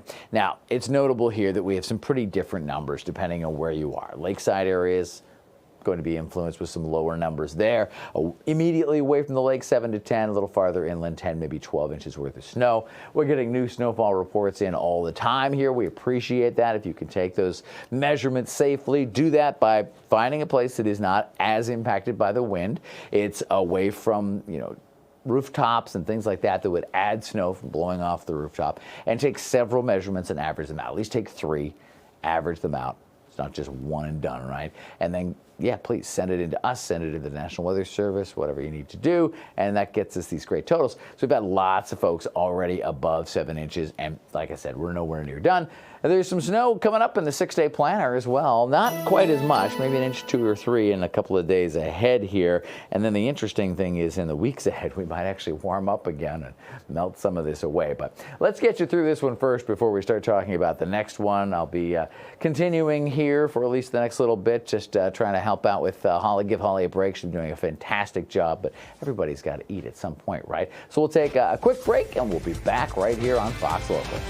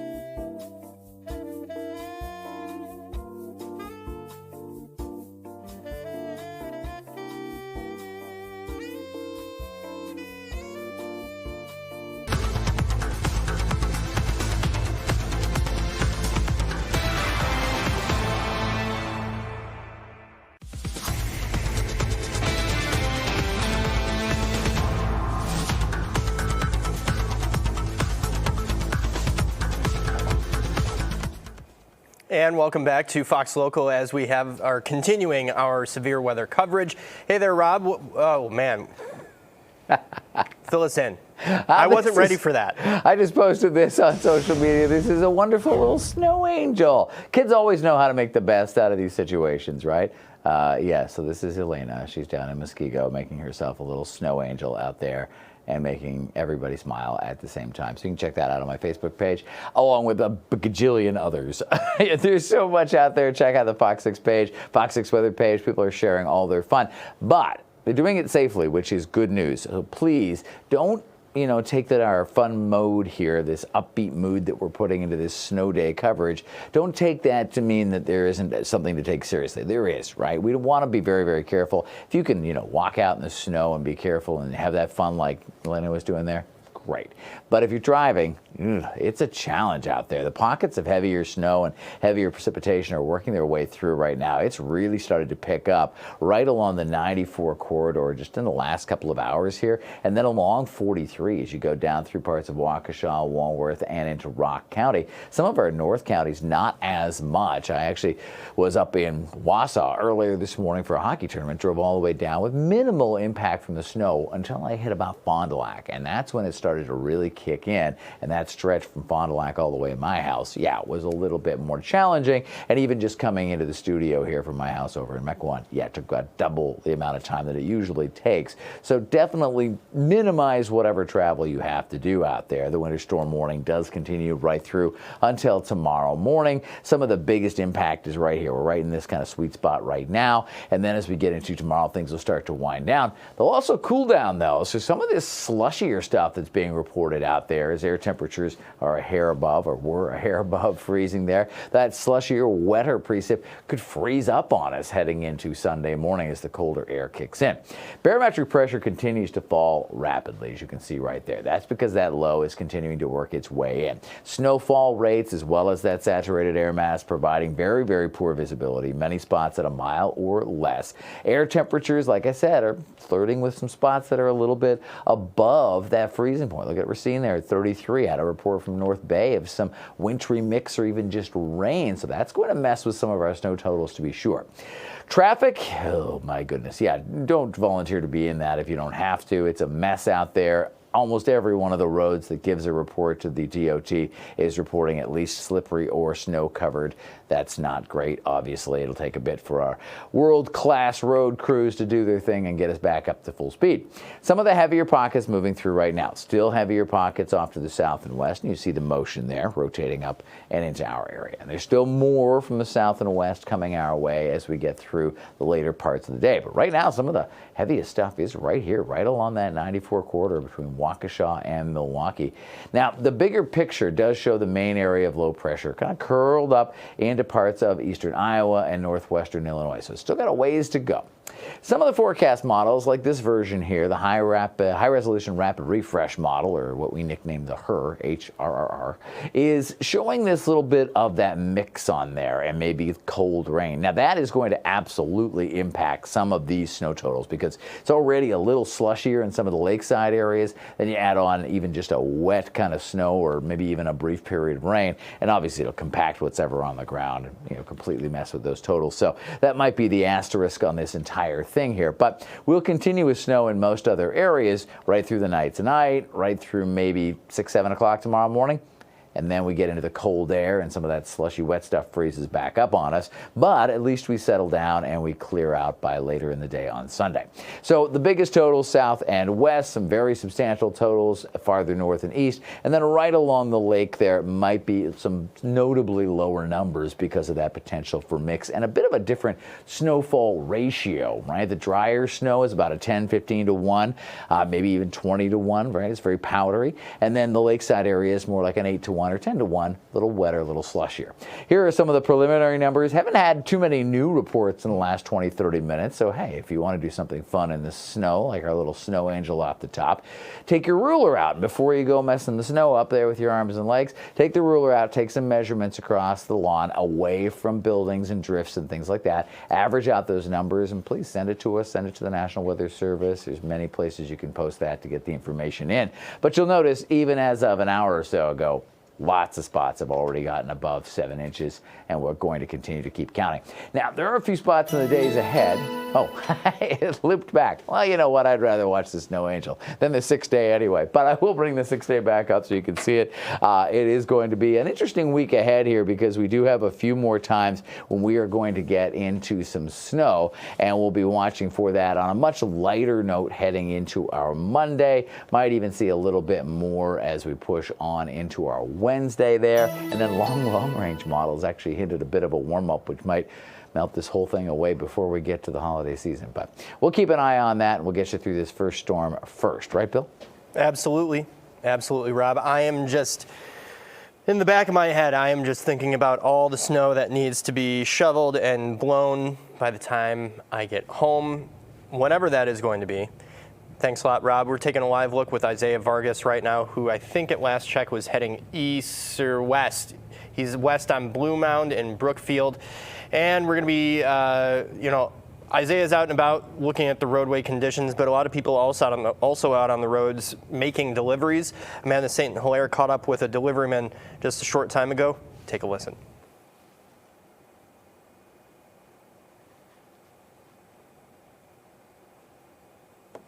All right, well, you hear it all the time. If you don't have to be out, don't go out. But some people are out, and it's part of their job. I am here with Adam, who is making food deliveries tonight. Adam, what's it been like to be out in all of this? A little hectic, a little scary, but gotta do what you gotta do, I guess. So.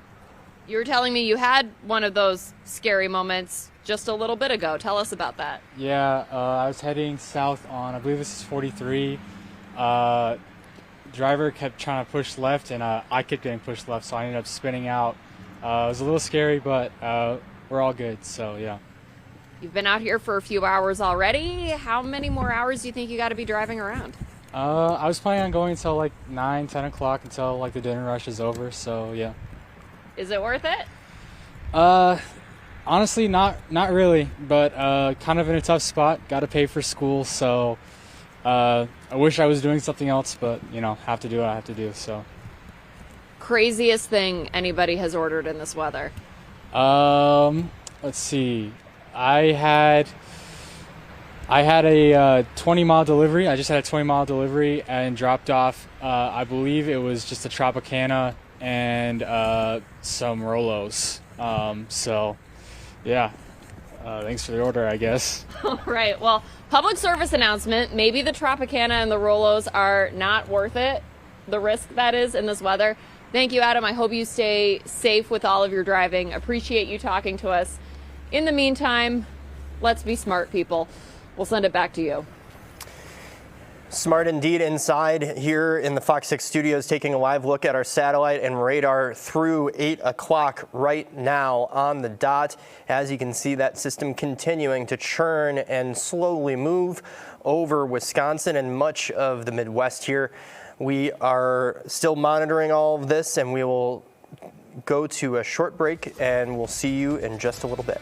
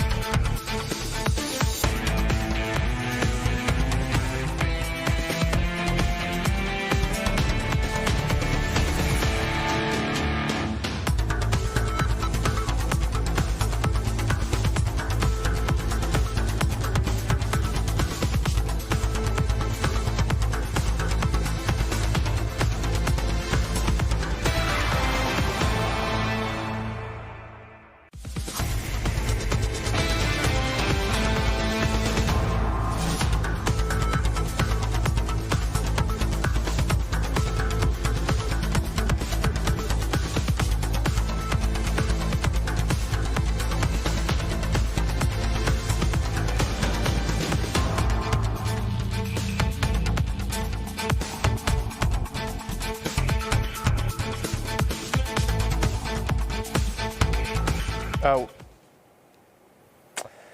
And thanks for joining us here on Fox Local as we continue our winter storm coverage. You know, send us your pictures to share your experiences with the storm. You could do so on the Fox Local app. Find our winter pictures post, upload your snapshots, and we're going to want to use those here on this live stream. We have more information about that at fox6now.com. And again, as always, on the Fox Local mobile app. A lot of people have been having fun out in the weather, and also some of our four-legged friends, including my own. This is a video of my dog, Ruthie. That's a tennis ball in her mouth, actually. That is completely caked with snow, and she does not care at all. She is just happy as a clam playing in the yard today. And she's got long hair, and it's extremely frustrating when it snows like this because she doesn't have fur, it's hair. So the snow just clumps and becomes like little snowballs on her. So when she comes inside, it's a pain to get her dried off because you're essentially trying to pull out little snowballs from her hair. No doubt a lot of people experiencing this weather. Thankfully, it does seem that a lot of people have stayed off the roadways. Not a whole lot of incidents to report. We do know that taking a live look at the airport, there were some cancellation and delays, but it does not appear that there has been anything significant. We did speak with the airport earlier today, and that operations are underway there, that planes are coming and going as they can. But again, if you are flying out, be sure to check with your airline to make sure that your flight is still scheduled or if there are any delays with that. Let's take a live look around the area as we pull up some different cameras here. Taking a live look at Lambeau Field right now, and it is snowing there. We did check in with Fox 11 in Green Bay, meteorologist Phil DeCastro, earlier in the evening. We'll have that segment brought back up for you in just a little bit. Right now, we are taking a look over. It appears that's also Lambeau. Oh yeah, hard to see, but you could see the G over there. So definitely taking lots of visibility there. And we know that the system, it's dumping a lot of snow on us here in this kind of southern third of Wisconsin, as you've heard all our Fox 6 weather experts talking about throughout the day.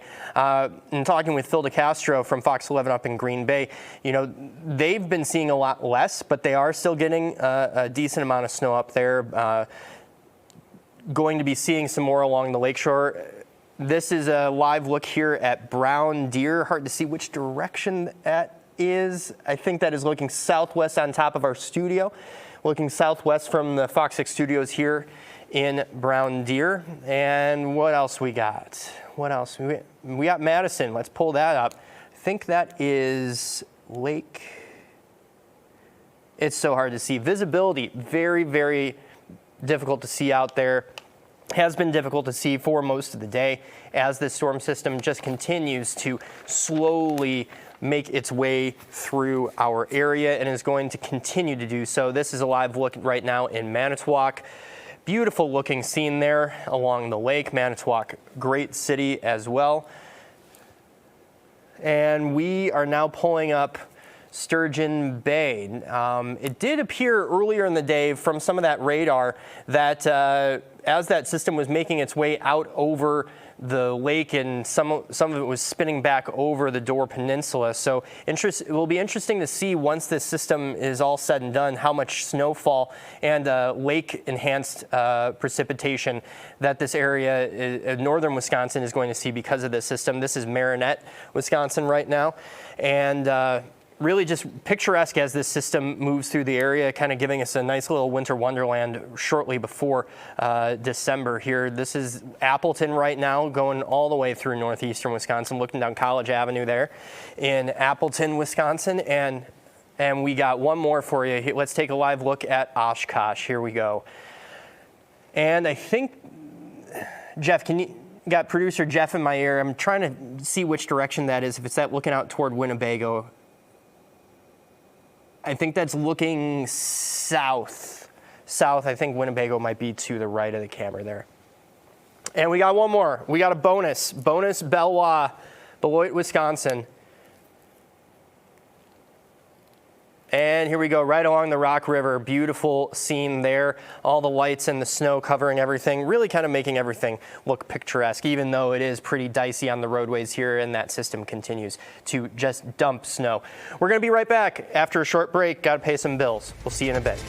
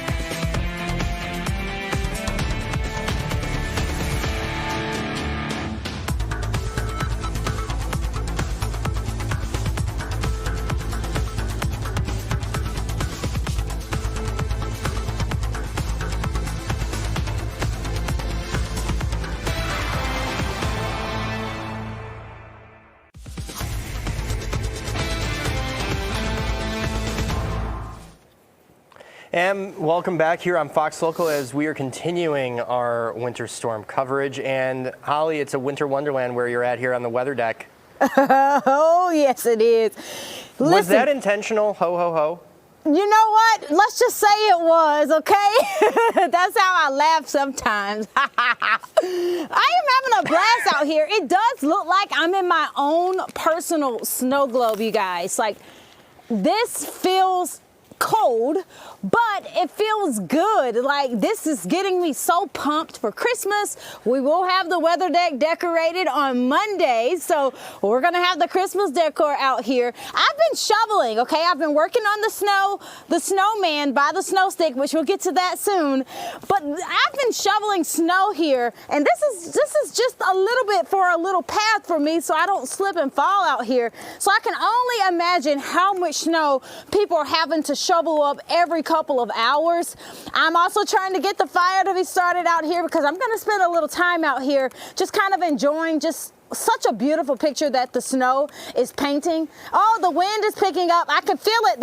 It's just the snow's getting all in my eyes now. You know what? I think that was a wind gust actually because it just blew so fast out of nowhere. But I mean, my skin's a little dry out here. I'm sure a little snowflake won't hurt anything. It may add a little moisture to my skin, but I've just been having fun in the snow, you guys. I'm prepared, as you see. I got the gloves, I got the hat, and the layers.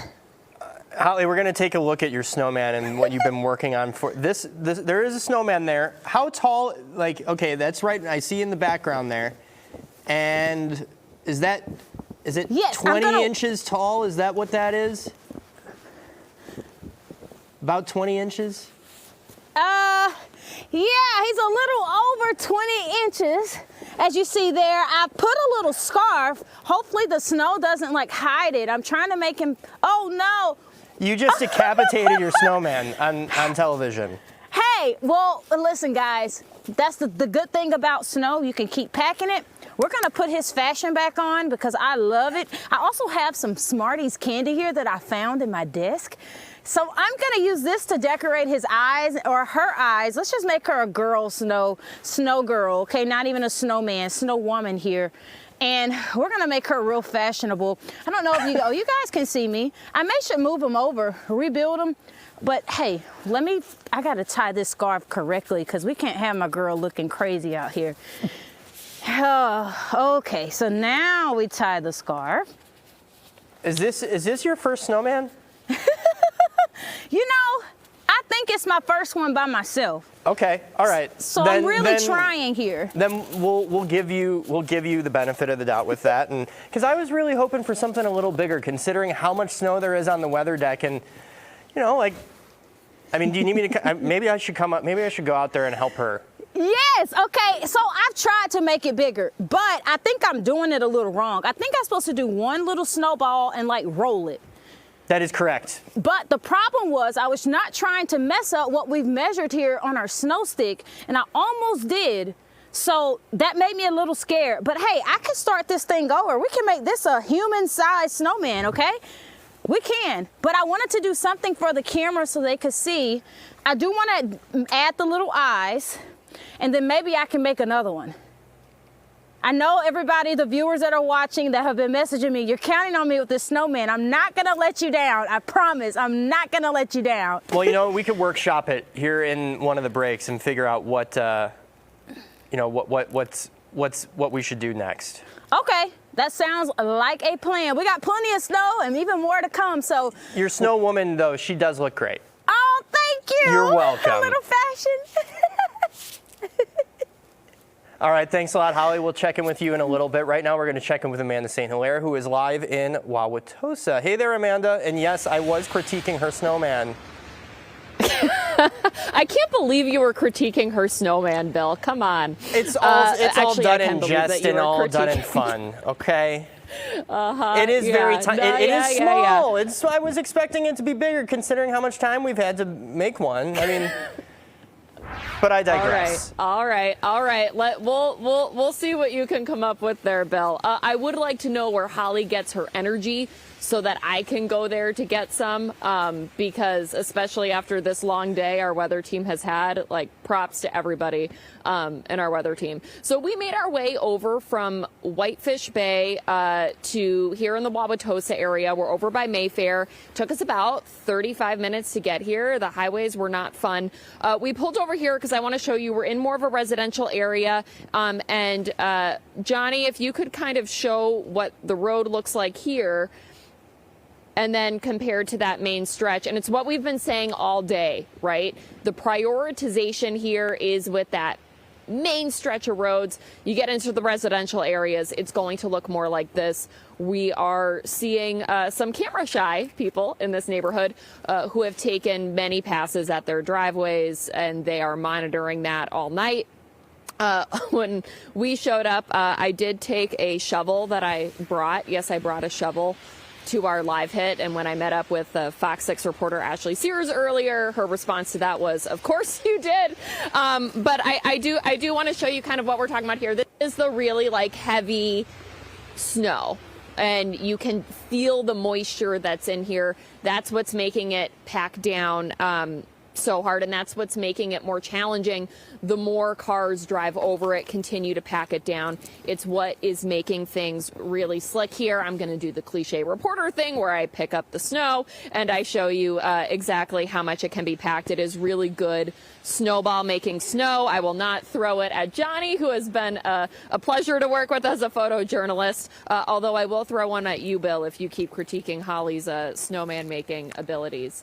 So that is completely fine, and there is a I mean, that's completely fine, and there's a history of reporters getting hit in the face with snowballs here at Fox 6. So, you know, precedence has we have a long-standing tradition. The precedent has already been set, so that is completely fine. Yes, I see what you're doing there, trying to plant some ideas, Bill. But this is the part of the night where if you haven't started thinking about it already, like, by all means, please start thinking about tomorrow. My husband texted me. I left our house at 5 this morning to go to work. He texted me like just now after 8 p.m. going, oh, by the way, there should be a snow scraper in the car. It's like, it's a little late at this point.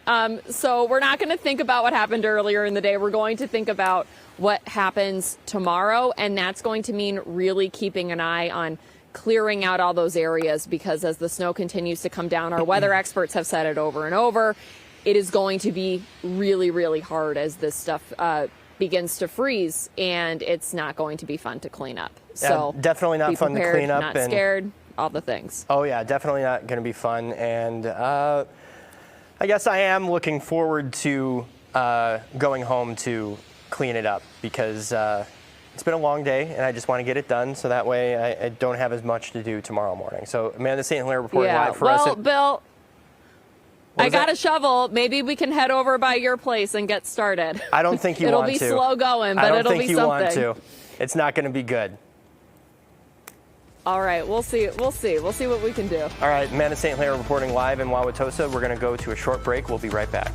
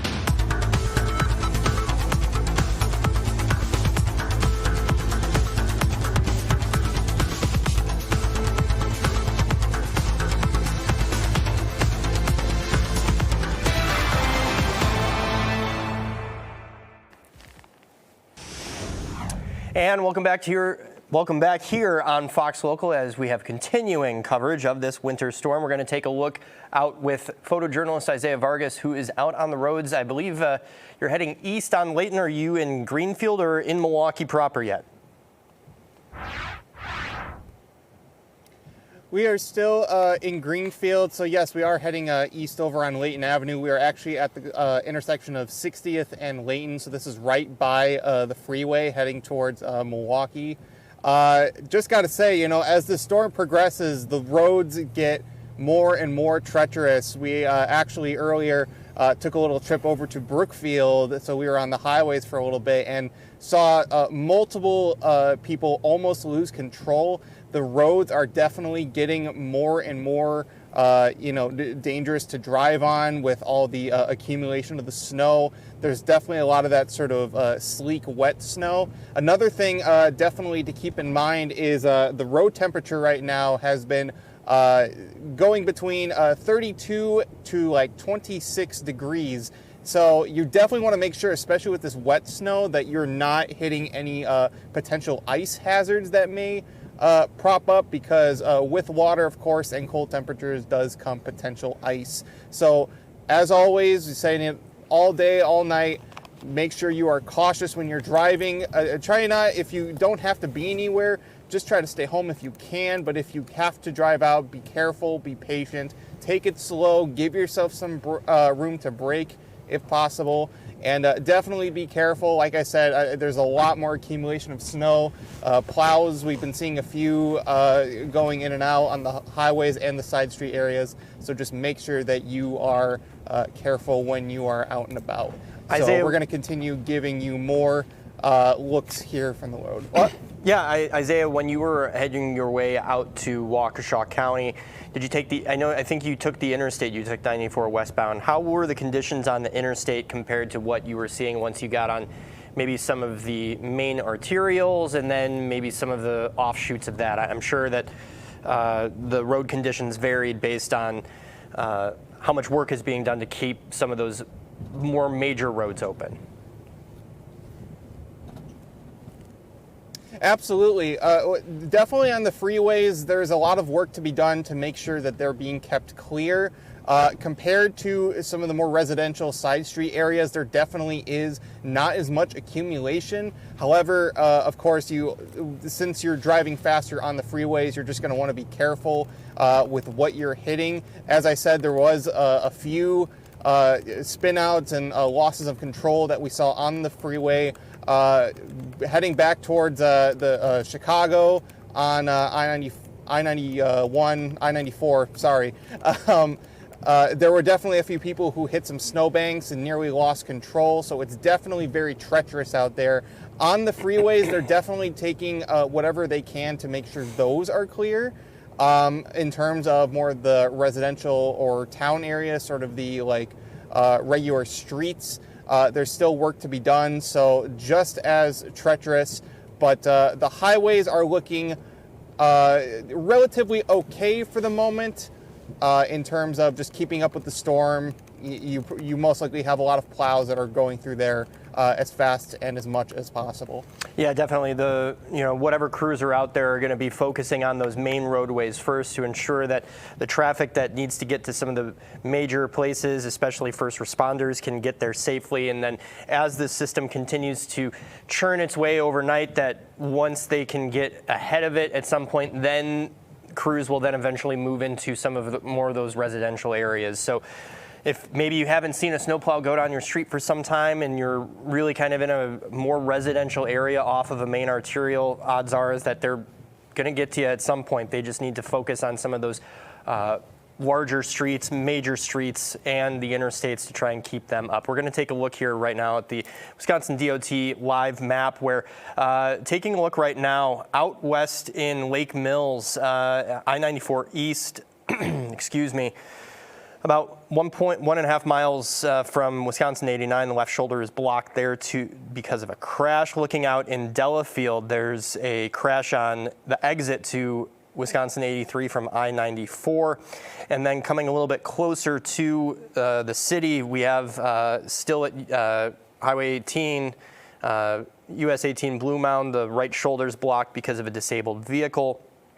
And starting to see a lot more incidents pop up here in the Milwaukee metro area and larger southeastern Wisconsin of incidents here on the map. So seeing a lot more than compared to what we had seen earlier today. Right now, let's take a look at what's some of the information from the Milwaukee County Sheriff's Office on freeways today. And this is through 8 p.m. this evening. There have been 27 crashes with property damage, 3 crashes now with injuries. Still just 1 hazard with debris on the roadway, 7 disabled vehicles, and 6 spinouts. So those numbers have increased over the hours that we've been following this and tracking this in the roadway and the road conditions as this system continues to move its way through the southeastern portion of our viewing area. And just looking at the map again, some more areas are popping up on 43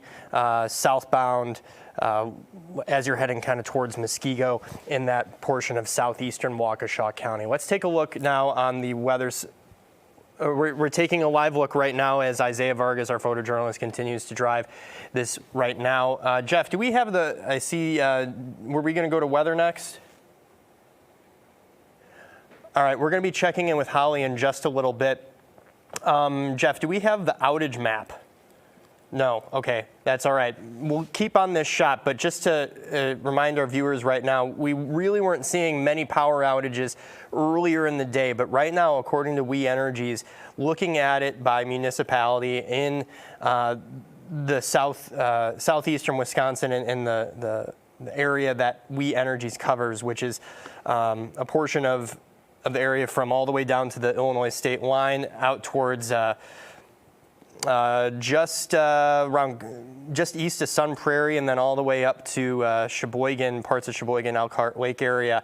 But really, a lot of the outages are centered closer along the lake shore. We have more than 1,000 customers, according to We Energies, out of service.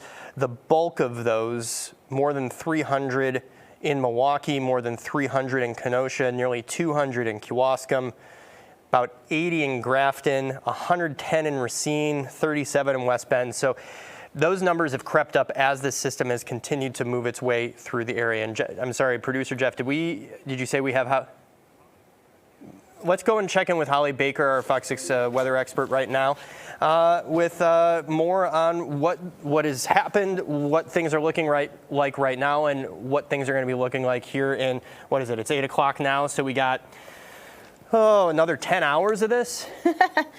Yeah, somewhere around that time, maybe even a little less than that. As we get to our sky vision, I'll kind of show you what's going to be happening. But everything is still on track from what we've been saying, or pretty much saying so far. We're still at that freezing mark with temperatures right at 32 degrees. Wind is from the south at about 14 miles per hour. Feels like temperature at 22 with dew points at 31. Visibility still not the best, but pressure is dropping. We were at 30 mercury, but now we're not necessarily there. We're in 29.4 or 29.94 with the inches of mercury, and that is because the low pressure system is passing through our area. Visibilities across the board, though, not the best. As you see here, everybody is really getting closer to zero, so those visibilities will stay that way for the next couple of hours. And even too, as we head into tomorrow, no promises that is going to be better, considering we will have that blowing snow. We look at temperatures across the way here. Everybody is in the 30s with wind chills, in the 20s, except for Janesville, a little bit cooler. They're right at 16 for a wind chill with 27 degrees as their real temperature. Now you wonder why they're a little bit cooler than we are here just along the lake. Well, that's because Lake Michigan is a lot warmer. So we do have wind from the south and some areas southeast. That is continuing to give us a little bit more of that moisture and warmer air from Lake Michigan. That's what's helping keep us warmer, as well as that is the reason why we're not seeing a lot of snowfall, at least near the lake, versus areas that are inland. We look here at our current traffic. It's still going to be pretty much jam-packed everywhere we go. A lot of slow-moving traffic out there, and we'll continue to have that as the case throughout the night until people actually get home. And then tomorrow, it's going to be a slow-moving day as we continue to try to get all of the snow off of the road. Speaking of roads, those roads are pretty much overall looking really slippery. We do have several spots that are also covered with snow still, but we do have those people out there pretty much plowing that snow, and we are so grateful for them and everybody with all hands on deck here. We look at our satellite and radar at this point. You do notice that we still got a little bit more of that heavier snow to go, continuing to push through our area. We then start to see a little bit of opening. Well, that's where the low pressure is. So that's why our pressure is typically falling. That's because of the low pressure will continue to pass through just south of us, and then those wind directions will also change. So that's going to bring us a lot of strong winds on the backside of the storm. That's going to be possible as we head into tomorrow's forecast, and we've even seen that we've had some areas already picking up with the wind. We look at our satellite just a little bit closer. This is more of a still shot for you. Milwaukee is getting a heavier band of some snow. That's where you see these dark purples. If you pay attention to the legend here, the darker the purple there, that is what we're seeing as far as the heavy snow, while some areas just west of Waukesha, they have a little bit more of that lighter snow. And honestly, this is going to continue very steady throughout the night, and then we'll start to let up as we head throughout tomorrow's forecast. So tomorrow will be a little bit lighter. We'll get a breather break, and then we're going to have another round of snow that we'll be tracking for Monday. Not a lot, not as near as much as what we've seen for pretty much today as a whole, but we still will get a little bit more on top of what we've already seen. Some areas even have seen close to 8 inches. We look ahead here on the Sky Vision Plus, though, and this is kind of where we are and where we're going to be going. So you notice that we start to see more of a snow mix just along the lake there. Well, that's all interacting with those warmer temperatures just by Lake Michigan. Is playing a big role with these areas lakeside, but then those inland areas are really the ones that's going to continue to get the heavy snow at that, and then too, temperatures will be just a touch cooler. By the time we make it to tomorrow morning, that's when we'll start to have the snow clearing. You pay attention to the wind direction here. That is going to be now having wind out of the north with a breeze. We'll have some wind gusts up to 30 miles per hour tomorrow,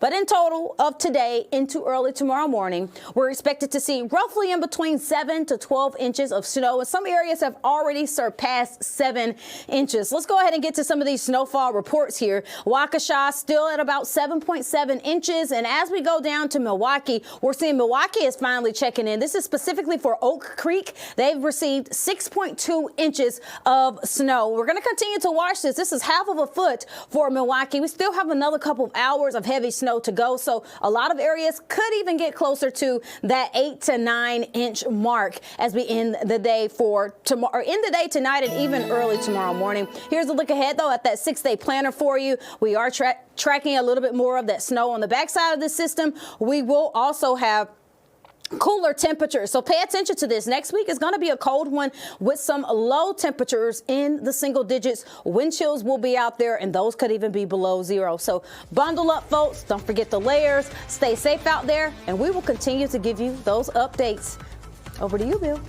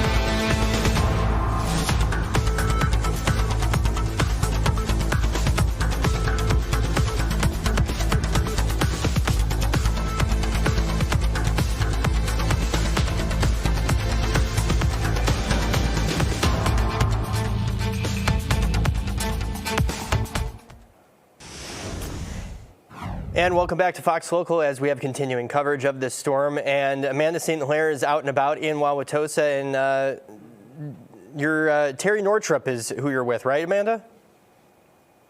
That's right. And Terry here has shoveled how many driveways today? 6 today. 6 today. All right. What goes into all of this? How many hours have you spent out here? The first time a few hours with my son helping and my wife helping to boot. That was the first one a few hours ago, and then we took a rest around the dinner time and came back out as it's snowing a fair amount more now and got about quite a bit heavier. So, but unusual circumstances. The neighbor who shovels some of these driveways is away on the deer weekend, and so I'm picking up his slack too. So happy to do it for neighbors. So if you are someone who can't shovel your own driveway or you're away, you're really hoping you have a neighbor like Terry who's here to have your back. Any tips and tricks since you've been doing this so long today? Take it a little easy. Only do what you can do. For one thing, make certain you have enough gas and buy a decent snowblower. Well, yeah, that is the best shoveling trick of all.